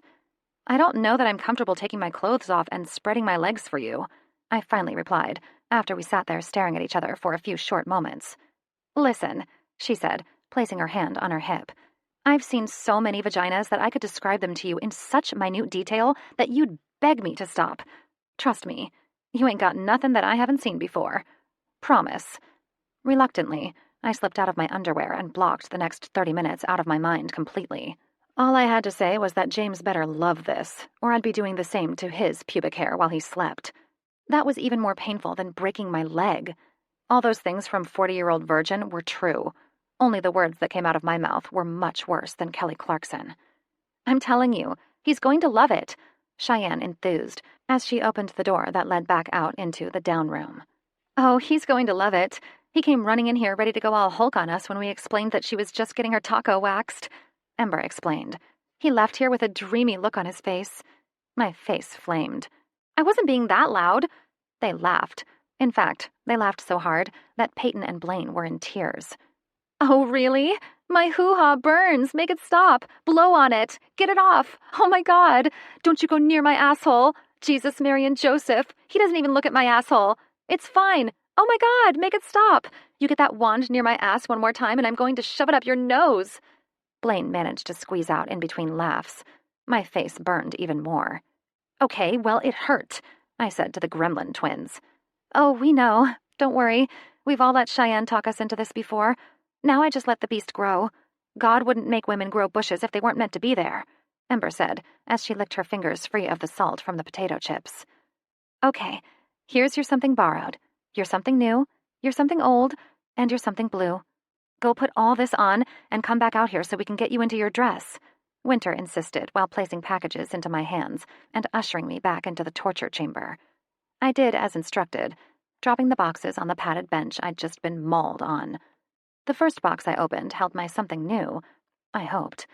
A simple white pair of silk panties and a strapless bra. They'd done well, because the fit was excellent, cupping my breasts and ass perfectly. The note I found warmed my heart, as well as other unmentionables. To keep those places covered until I'm ready for them. J. The second box I opened held my something blue fuzzy socks that were so super soft that I wanted to wrap myself up in them. When I pulled them free, a note tumbled to the floor, which I promptly read. To keep your feet warm when I'm away. J. Slipping the fuzzy beauties onto my feet, I sighed in ecstasy and went for the third box. It was my something borrowed, which made me laugh. I had to read the note first. These are only for tonight. I'm going to need them back. J. They were his department-issued handcuffs and his police badge. Oh dear, the possibilities were endless. The fourth and final box made my heart nearly stop. James had told me about them only twice, each time bringing them up because I'd asked about them. His father's dog tags. I'd noticed the extra dog tag the day we'd first made love. He hadn't told me about it, though, changing the subject with an ease and swiftness that spoke of skill at evading that particular question. They'd been the only thing they'd found the day he was killed. That was all I knew, though, because he didn't like talking about it. I knew it was important, regardless of whether he spoke about it or not. I'd learned more from Dana than I had from James and Cheyenne combined. Apparently, James had been at an impressionable age, just 6 years old, when his father had died. He still remembered him, but since he was so young, he'd turned his father into a superhero of sorts. A man who was bigger than the world itself, who was selfless and kind, who was the king among kings, and I was happy that he had that. Dana liked to tell stories of how he'd sit for hours staring at his father's portrait, or when he'd tell Cheyenne all the wonderful things about his dad. Although those stories have slowed considerably, his father was still his idol. Someone so important to him that I was honored and blessed that he'd let me wear the dog tags, even for today. There wasn't a need for a note. I didn't need him to explain. I already knew the significance of the act. Slipping the necklace on over my neck, I tucked the tags down in between my cleavage so only the chain was exposed, then exited the room with my something old, something new, something borrowed, and something blue. Holy crap! Your boobs look amazing in that, Peyton declared. Luckily, Janie had joined the boys, because that would just be incredibly awkward to have to explain what Peyton meant when she said my boobs looked amazing. I rolled my eyes at Peyton and walked toward the women who were now holding the dress up over their heads so they could slip it on over my own. The dress reminded me more of a princess's dress. High empire waist that went from very fitted in the bodice to poofy and full in the bottom. The train, just as I'd described it to James, was well over 8 feet in length. Finally, they fit the veil over my head, situating it so I could see. I didn't want it impeding my eyesight. Not only did I want to see the man I was marrying clearly, but I also didn't want to fall flat on my face in front of everyone and their brother. Which reminded me. Who all is here? I asked curiously. Ember answered as she fixed a flyaway hair that had come free from the clip that held it away from my face. She'd gathered it into a clip that resembled a snowflake at the side of my head, and then used bobby pins to keep it in place. In the back, she'd curled my long hair into large loops, and then sprayed so much fucking hairspray on it that a quarter would bounce off it. Ember laughed. Well, pretty much everyone. Sebastian, your father, their MC, your ladies from work, all of us, and a few others. So about 90 people or so? Holy crap! They aren't all going to fit into the shop, are they? I asked as they started to hook the 1,000,001 tiny hooks at my back. Suck in. You've got about 10 hooks back here that I can't get, Cheyenne instructed. A few more minutes of effort on Cheyenne's part. She finally bowed out in defeat. I can't get it. Someone else try it? Cheyenne panted. Jesus, this is tight. Are you sure you have more to go? I asked, concerned for my breathing. Peyton tried, followed shortly by Ember, Blaine, and finally Winter, none of which could fasten my hooks. Well, this is embarrassing, I said dryly. Oh, it's going to get done. Too bad you can't suck in your boobs. Let me go get reinforcements, Cheyenne said before leaving the room. Everybody who was left in the room tried again to hook me up, but it ended with the same results. Ember looked at my boobs, and then back at my dress. When we finally do get this done, it's going to make those puppies pop the fuck out. I laughed. Yeah, they really aren't that big, Ember. Size 36C is standard size. I want your boobs when I grow up, she said wistfully. Sam. I can't believe you're making me wear this, I said as I pulled the bow tie away from my neck. What's wrong with our dress blues? At least those are comfortable. Because she said tux, so I'm doing a tux. If I have to wear a tux, so do y'all, James said, pulling on his tie. Aw, aren't y'all just the cutest little things I've ever seen? Cheyenne teased. I turned and glared at her. Watch your mouth. That's physically impossible unless you have a mirror, which I don't happen to have right now. I need your big, strong hands for a moment, please. Then we'll be ready. Cheyenne smiled at me. What's going on? James asked as he sat down to slip socks on. You can't wear those, Cheyenne said with horror in her voice. What? James and I asked at the same time. Ember came out the door muttering about boobs and what she wanted to be when she grew up, stopping with a look of horror on her face. You cannot wear your motorcycle boots with that, James. I looked down at my own boots and grimaced. There was a line that was drawn somewhere in the man's code, and that line was that we'd wear the stupid fucking tuxes, but drawn at silly shoes that not only weren't waterproof, but were uncomfortable as hell. The boots are staying. It's colder than a witch's tit outside, and I'll be standing in wet slush for a good 20 minutes, at least. Now, what's wrong that you need Sam? James's voice brooked no room for argument. Ember and Cheyenne's lips pursed as if they'd sucked on a sour lemon. They were so much alike sometimes that it was unreal. We need the last 5 hooks done up on Shiloh's dress, and it's going to take more muscle than all of us combined, Ember explained finally. I started heading toward the door that Ember and Cheyenne had exited, laughing when I heard James mutter about it not being hard to do, that women were weaklings. My breath stalled in my chest as I opened the door and saw Shiloh in her dress. She looked stunning. Her hair hung down her back in golden brown curls, and the dress she had on was massive, with a train that was likely to trip damn near anyone that came within 10 feet of her. You look beautiful, I said as I entered the room. Wait, Daddy! Prue ran up from behind me and squeezed in before I could close the door. I waited patiently and then closed the door once she was inside. Aunt Shiloh, you look like Elsa from Frozen, Prue squealed. Everybody got a good chuckle out of that fact from my 3.5-year-old, but quickly sobered. She did indeed look like Elsa, but I wasn't confirming the fact that I've watched a Disney animated princess movie at least once a day. I'd have to have my man card revoked, especially if they knew I actually enjoyed it. All right, Shiloh, we're going to go get dressed ourselves. We'll be back once we've done that, and then we can start, Peyton said as she exited the room, followed by Winter and Blaine. Shiloh watched them go with a small smile on her face and then turned to give me her back. Well, let's see if you can do this. They tried, but I don't think it will go. It's too tight as it is. I walked up to her and proceeded to hook the buttons without effort, stepping away slightly as soon as she was done. Anything else? I can't breathe, she panted. I laughed as she started panting. It's not really that bad, is it? I'll get used to it. I may not be able to wear it for long, though.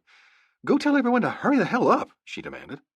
Just 1 second, I said, stepping close to her and enfolding her in my arms. Her own arms wrapped around my waist, hammering home the fact that I'd almost screwed this up before I even knew what I'd be missing. I don't think I ever actually apologized to you, I whispered into her hair. I'm sorry for being such an ass, Shiloh. I'm not going to offer up any excuses either. I should have known better. I love you, sweet girl, and I'm proud of all that you've accomplished. When I leaned back, she grabbed the white handkerchief in my breast pocket and started dabbing at her eyes. Thank you, Sam. I love you, too. There's no need to apologize. I think we've both done that enough. You've more than made up for everything. I nodded, taking the handkerchief back from her when she handed it to me. I'll send our father in. See you soon. I went out the door, hailed down my father, and sent him to Shiloh before I went to my spot outside in the sub-zero temperatures. It was actually fucking snowing. Holy shit. That was a miracle in and of itself for Texas. I hadn't seen snow since I was younger. I'd been in Texas for going on 5 years now, and this was the first time I'd seen it snow more than a few seconds. It was actually collecting on all the empty chairs as it floated out of the sky in flurries. "Can you believe this?" James asked as I reached his side. "No, not at all," I said, agreeing that it was a small miracle. "How'd she look?" he asked me. The smile on my face said it all, but I answered him anyway. Stunning. And when she came out of the side door 20 minutes later on my father's arm, I realized I'd misspoken. She looked absolutely striking. James's breath hissed when he saw her, and his smile lit his face like a 1,000-watt light bulb. However, there was one thing that needed to be said before we went any further. "If you hurt her, I'll fucking kill you. I'll shred the meat off your bones with a goddamn box cutter and feed it to you," I said, never looking away from my sister as she made it down the aisle. "Returning the favor?" he asked. I glanced at him, but he only had eyes for Shiloh. "Just as you said to me 5 years ago, buddy." Chapter 27. It's not us. It's them. Them and their stupid boy penises. Meredith Grey, Grey's Anatomy. Shiloh. "Please, please, do it now. Quick, Jay," I panted. Settle down. I can't get a good hold on it with you squirming around like that. James growled. I couldn't help it. It needed to happen now, or I was sure I would die. "Please, James, hurry!" He growled and threw me to the bed, straddled my thighs, and pinned me to the bed with all of his strength. Satisfaction poured through me as he eased the hooks down until not a one was left clasped, and finally I could breathe again. "Thank you so much," I sighed wistfully. He growled, yanked the dress off the rest of the way, and tossed it unceremoniously into the corner. "Now, are the panties and bra too tight too? Do I need to remove those next?" He teased. "Yep, they're super tight. So tight that I think you need to check my body for proper circulation." I giggled. Yep, that was me, giggling. I might or might not have been slightly tipsy, too. I'd had a blast at the wedding, and it was everything I could have ever hoped for and more. James and Cheyenne, as well as everyone, had done a wonderful job, and I would remember this day for the rest of my life. "Turn over," he said gruffly. I flipped over, turning from my stomach to my back, and smiled when I saw his nostrils flare before he leaned down, popped the front clasp of my bra, and my breasts spilled free. "Those look like they're going to need some attention. Let me see if I can breathe some life back into them," he quipped, right before swiping his tongue along the sensitive peak of my nipple. I groaned, tugging on his closely trimmed beard, holding him closer to my breast, urging him on. The hand that wasn't full of my breast went down lower until he reached the hem of my panties. He slowed for all of 2 seconds before he slipped beneath the elastic band, freezing completely when he felt the bare skin of my sex. His mouth pulled away from my aching breast, releasing the nipple almost regretfully before rising up to his knees and staring down at my silk-covered sex. "Did you wax that completely, or is it just my overactive imagination? I thought it was only being trimmed." James wheezed. I smiled and then shimmied out of my panties while he watched. "Oh, Jesus, we're never going to make it out of bed," he said as he went down onto his knees beside the bed, yanking my body close until it was on the very edge. He rested my feet, still encased in my 3-inch heels, on his shoulder, and then gave one leisurely lick of my overheated core. Then another, and another. He continued the pattern until I was lifting my hips, urging him with my hips to do something other than that, when he thrust 3 fingers into me, making my body bow off the bed with a suddenness. However, he didn't stop there. He continued to thrust his fingers and attacked my clit with hopeless ferocity until I was ready to burst. Sadly, he stopped before I could tumble over the edge, bringing himself to his feet to watch my body continue to writhe and squirm on top of the bed. When my hand snuck down to finish the job he'd left, he growled and moved both of my hands in one of his while he worked the zipper of his pants with the other. "Hold still, sweetheart." Then his cock was kissing the entrance of my womb in one hard thrust. "Fuck, but I've been waiting too long for this." "My hand just doesn't feel the same," I panted as he worked his thick cock inside of me. He stilled, glancing down into my eyes. "You've used your hand to get yourself off?" At my nod, he asked. "When?" "Every night when you were asleep," I answered. "Where?" He growled against my lips. I smiled against his lips. "Right next to you. Every single time." "Minx," he snarled, and then plunged further into me, pumping his hips hard. The head of his cock was bumping up against my cervix. Usually, it caused a little bit of discomfort when he'd do that so quickly, but today, I was so worked up that anything felt good. Yes, harder. He ignored me, slowing down instead. The head of his cock pulled free of my clasping channel, reluctant to let him leave. He used the slickened head of his cock to rub against my overheated clit, running the length of himself through my labia. The feeling was exquisite, and I didn't know if I wanted him to continue what he was doing or start fucking me again. Please, I cried, wanting him to give me that final push I needed to achieve orgasm. He ignored me again, continuing to work his heavy dick through my slippery folds. Then I cheated. On his next withdrawal, I canted my hips and placed the palm of my hand right before my entrance, forcing his fat cock to tunnel deep inside me, causing us both to groan. Cheater, he panted, but didn't withdraw again. No, instead he worked his length deep inside of me in slow, deep pushes. Each plunge and withdraw brought me closer and closer to the pinnacle, to where I was sure with just one hard thrust, he would send me over. His pace never alternated, though, building up the pressure higher and higher. He controlled my hips with laughable ease, refusing to let me have any resistance that he didn't want me to have. So I used the only other tool in my arsenal, my vaginal muscles. Everybody's done Kegels at some point in their life, tightening and loosening those muscles, testing the feelings, the way it made everything feel so super tight. Well, that's exactly what I did. I clamped down on his cock, tightening the muscles of my core so tight that even my abdominals ached, and he exploded. Everything seemed to happen at once. My muscles clamped down. He groaned loudly, withdrew, and then slammed back home so hard that I swore I felt him deep inside my belly. He held off just long enough to feel me detonate, which lit his own fuse, causing him to explode only milliseconds after me. Hot jets of his semen filled me, so much so that he started seeping out of the side and down onto the bed below our bodies. Holy fuck, he panted as he disengaged himself from me, dropping into a heap right beside me. I didn't move much from my own position, only collapsing my elbows and laying my face flat against the cool sheets of our bed. Your control sucks, I panted. He groaned. I wanted it to be special. I was doing good, too, until you used those muscles of yours, and then I was a goner. Yeah, I agreed, and then promptly fell asleep, ass in the air and all. Hello? I heard James's voice as if from a distance. My eyes blinked reluctantly open, and I saw the room was completely dark, except for the blue numbers blinking 3:37 a.m. on the alarm clock. Yeah. James's voice changed from sleepy to completely alert with the blink of an eye. Oh no. Is it too early?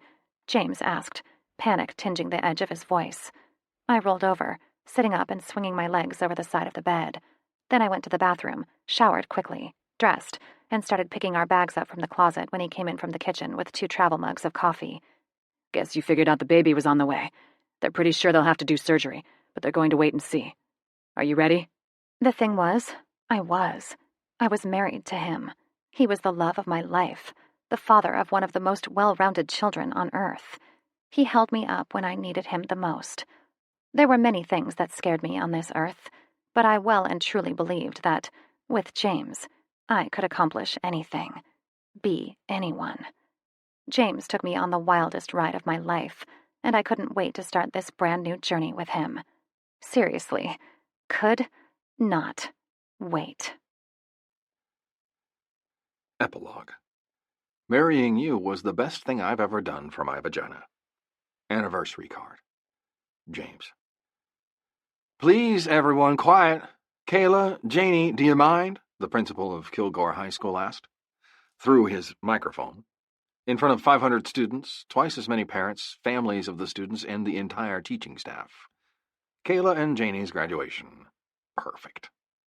Everyone chuckled around me, but I swear that if that girl were not 18 years old, I would have spanked her in front of the entire graduating class, if I could have gotten away with it. There are many things I've learned over the years by being a father of 3, and that was a strong hand was needed. To hold my beer. Or on those rare occasions, sometimes even whiskey. Because when you live in a household of women, something's got to take the edge off. Otherwise, a man such as myself would go crazy. Daddy, you need to lighten up. Janie's finally graduating. You're lucky she's not pregnant and on that reality show, 16 and Pregnant, Scout, our brainiac of a middle child, informed me. She'd be on Dateline before I allowed her to be on that show, I grumbled. Although Scout wasn't of my blood, I'd treated her as my own from the very minute that she was brought into my life. I still remember that day as if it was yesterday. But most importantly, I remember how our family gathered around the newest member of the Free family and cherished her like she was always meant to be cherished. 12 years ago. First night home with the new baby. You know, that looks an awful lot like Kat. Are you sure you're not going to mix the two up? Janie asked me from her perch at my side. I looked down at the sleeping infant, Scout, in my arms and smiled. She does look a lot like Kat, doesn't she? I agreed. Don't let Jack take the baby, though. She's ours, Janie said, narrowing her eyes at Jack as she laughed at what my daughter had just said. Janie was very protective of Scout. As soon as we'd pulled into the driveway, Janie had rushed forward, eager to meet the newest member of our family. She'd even been the one to pick out Scout's name. We'll make sure he stays on the straight and narrow, don't worry, I said, handing the baby off to Cheyenne as she cooed and cawed at her.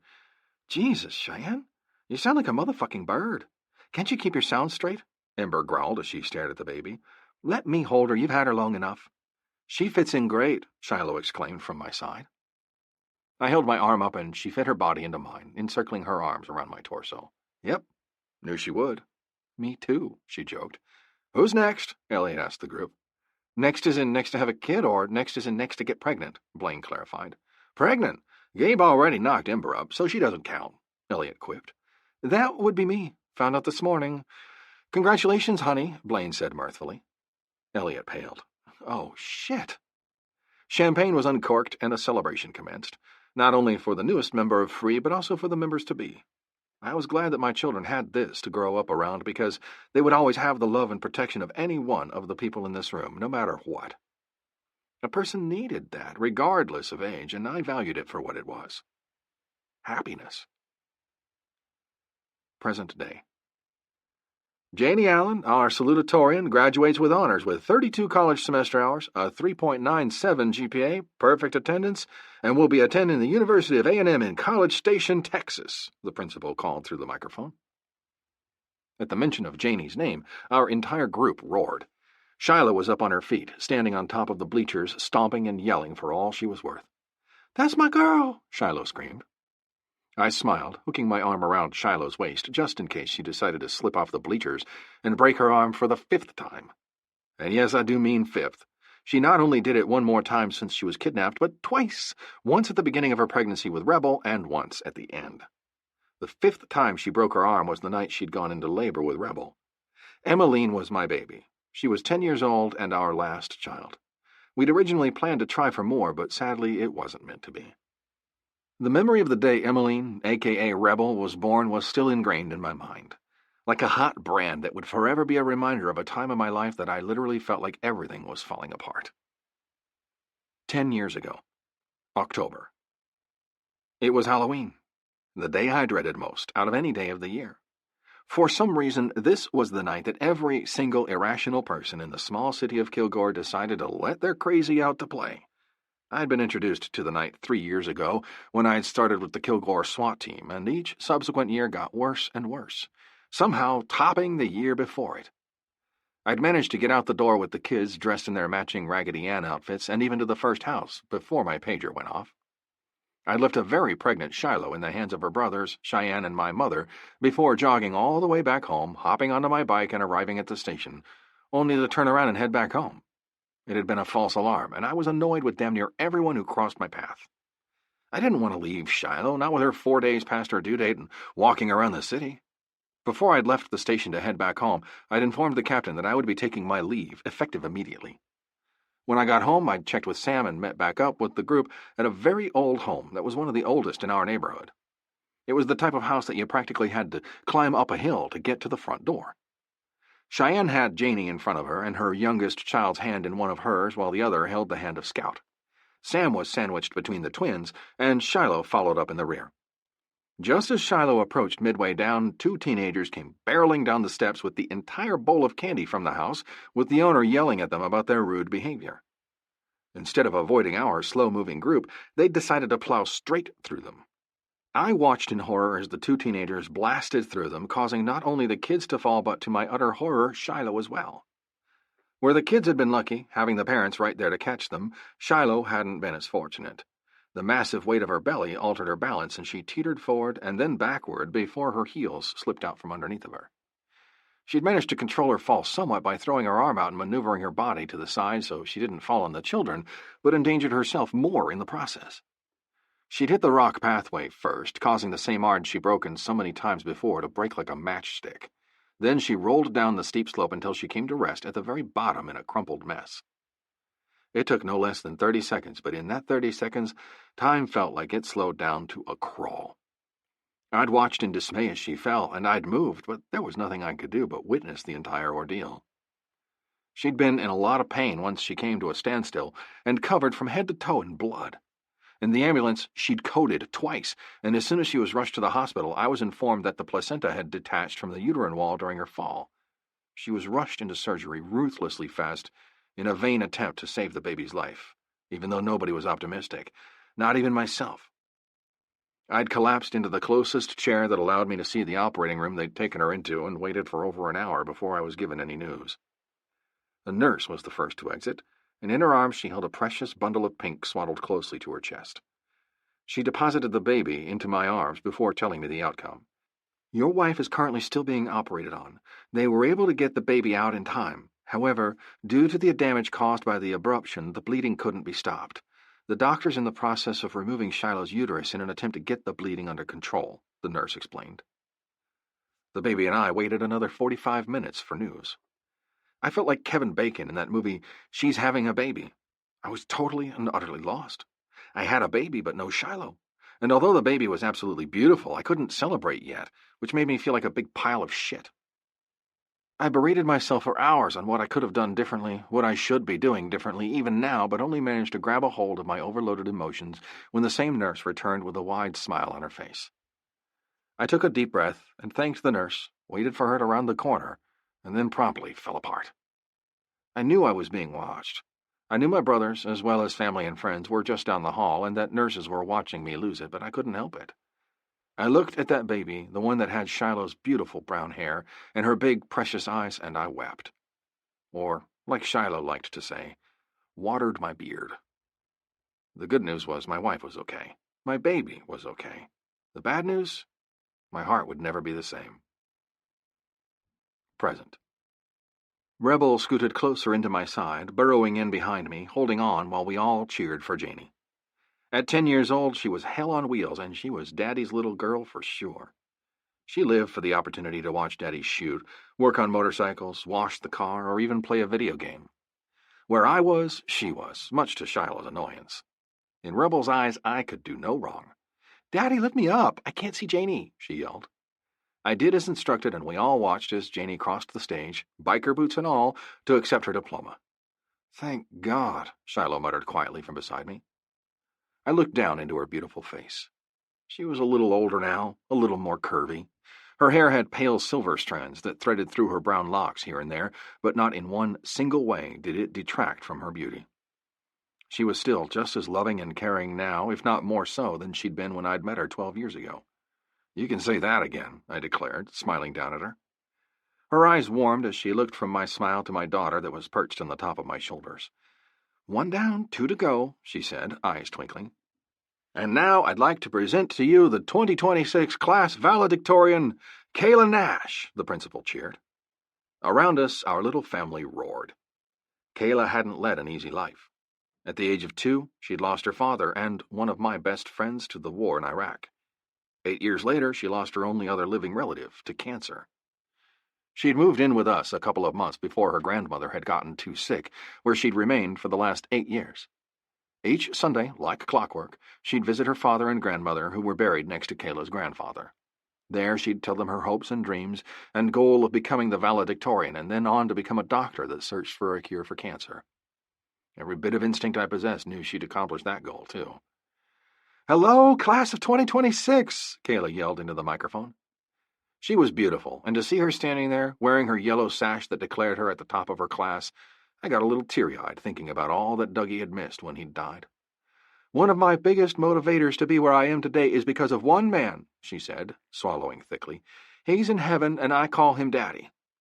Silence reigned at her announcement, and I heard Cheyenne lose her battle with tears next to me. 16 years ago, he died protecting his country. He died doing what he loved. He died being a hero. My hero, Kayla finished on a whisper. Her tears spilled over her cheeks, but the waver in her voice didn't stop her. "He wrote me a letter while he was over there and had one of his best friends in the world bring it home to me, to keep it safe until I was old enough to understand it," Kayla said. "I'm going to read it to you, and maybe you'll find inspiration in what he's written to me, too. Or maybe once you leave here there won't be one single thing you enjoyed about my speech, but you'll forever remember this letter. You'll remember it when you need it the most, just like I have." She cleared her throat and then started reading. "Pumpkin, I'm writing this letter on a beautiful, sunny day in the middle of an open desert. Although you might not know it, I loved you very much. You were my world. From the moment I first saw you, I knew you'd become something great, something this world has never experienced before. I've been instructed to carry out one final mission before I come home. I have one of the greatest men the world has ever been blessed with at my side, and we're going into hostile territory. Although it's supposed to be routine, I want to write this letter to you just in case, which means that if this letter is currently in your hands right now, I didn't make it. I want to impart on you some wisdom that I've learned. The world is not a very nice place. There are people in this world who will constantly bring you down. However, there are also people in this world that will help raise you up, make you a person that you are proud to be. You will find many times in your life things do not go your way. During those times, I want you to take a step back and analyze the situation. I want you to notice, not only with your eyes, but also with all your other senses, the root of the situation. I want you to be aware. I want you to be prepared. And I want you to be forgiving. The world can use more forgiveness. I've learned those things too late in life to put them to use, but you, my bright young daughter, have the whole world ahead of you. You can do anything you want to. Be anything you want to be. Although I'm gone, I will never stray far from your side. I will forever be watching you, holding you up in times of need, laughing with you when you see a funny movie, and holding your hand when you need to just cry. It tears my heart in two that you are going to marry someday, and I won't be there to witness it, that I won't have that opportunity to walk you down the aisle. However, someday you will find that perfect someone and you will make a life with them. You will have children of your own someday, and only then will you know the feeling of your heart walking around outside your body. Only then will you know that it takes compassion and sacrifice to get to where you want to be who you want to be. Remember to always follow the golden rule. Treat others the way you wish to be treated.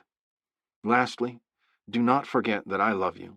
I will always be proud of you, and I will never think that you are anything less than perfect. Always put your trust in God, because He will never steer you wrong. Love, Daddy. I found myself burying my head into Shiloh's neck, trying my hardest to stem the flow of tears, but it didn't work.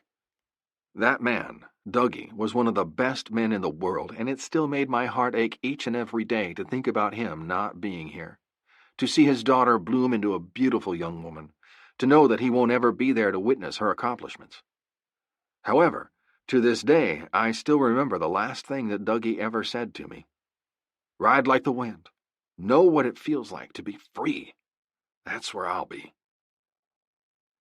"James!" Shiloh yelled from the kitchen. "What?" I yelled back, not getting up from my recliner in the basement. My haven. My vacation from the estrogen factory. I'd declared it mine about 5 years after Scout was born. I loved the shit out of the women in my life, but about 8 years of dealing with endless girl shit, I declared the basement a girl-free zone. This was my territory, a place where I could leave my shit around, cuss, spill my beer without cleaning it up, and watch a cop show without my girls bitching about missing Project fucking Runway. Shiloh showed at the top of the stairs a few moments later. She was in a pair of extremely short pajama shorts and an old SWAT t-shirt of mine. My blood heated at the sight of her. She was even more beautiful now than she was when I met her all those years ago. "Kayla went to go visit Dougie," she said. My eyes watched the play of emotions that came and went on my wife's face. When? I knew she'd go. I just hadn't expected her to do it on graduation night. "She left about 5 minutes ago," Shiloh explained. Sighing, I stood up, grabbed the t-shirt that was laying on the back of the recliner, and tugged it on over my head. Walking up the stairs, I gave Shiloh a peck on the lips and a smack on the ass as I passed, and walked through the back door and out into the night. It wasn't until I was passing the damn thing that I realized that Kayla and Kayla's car were still in the driveway. She was sitting in the driver's seat with her head resting on the steering wheel. Her hair was still curly from her graduation ceremony, covering her face from my view. I stopped next to the door, opened it, and crouched down. "What's wrong, pretty girl?" Kayla's eyes met mine, and I realized she was crying. I knew why, too. It didn't take a genius. Today was a big day for her. It was life-changing, and life-changing events make you realize what you do and don't have any longer. "I miss my dad," she sniffled. Knowing what she needed, I stood and offered my hand. "You want to go visit him?" I asked, looking into her watery eyes. She nodded, handed me her keys, which I pocketed, and followed me to the bike. An hour later, I heard Kayla's hesitant voice in my ear. "Not that I don't love riding with you, but we're not going the right way. The cemetery's that way," she said, pointing in the opposite direction. Before I answered, I pulled over, wanting to explain a little better without the distraction of road noise before we continued. I didn't turn around, though. Instead, I stared out at the sun setting low in the sky, the pink, orange, and bluish hues of the sky making the perfect backdrop for what I had in mind. "I don't think of your dad being buried in that cemetery. That's not really where he's at. Sure, that's where his remains are, but I feel him the most when I'm out riding, remembering the laughter in his voice when he told a stupid joke, remembering how much he loved you and bragged about you when you were a little girl, the way he protected us during our missions, the way he treated his mother like a queen." "That's why you don't visit the grave anymore, Jay?" Kayla whispered, leaning her head against my back. "I visit. I just don't want anybody watching when I water my beard, so I go alone," I teased. Kayla snorted. "Show me more of my dad." So I did, telling old goofy stories of him through the headset built into the helmet. We drove until I could feel Kayla's head leaning so heavily against my back that I knew she'd be asleep soon if I didn't take her home. I hadn't intended to drive so long, but it was nice to show Kayla how I remembered her dad, commemorated his existence. I pulled the old Harley into the driveway and got Kayla settled into her room before I ran a check over the house.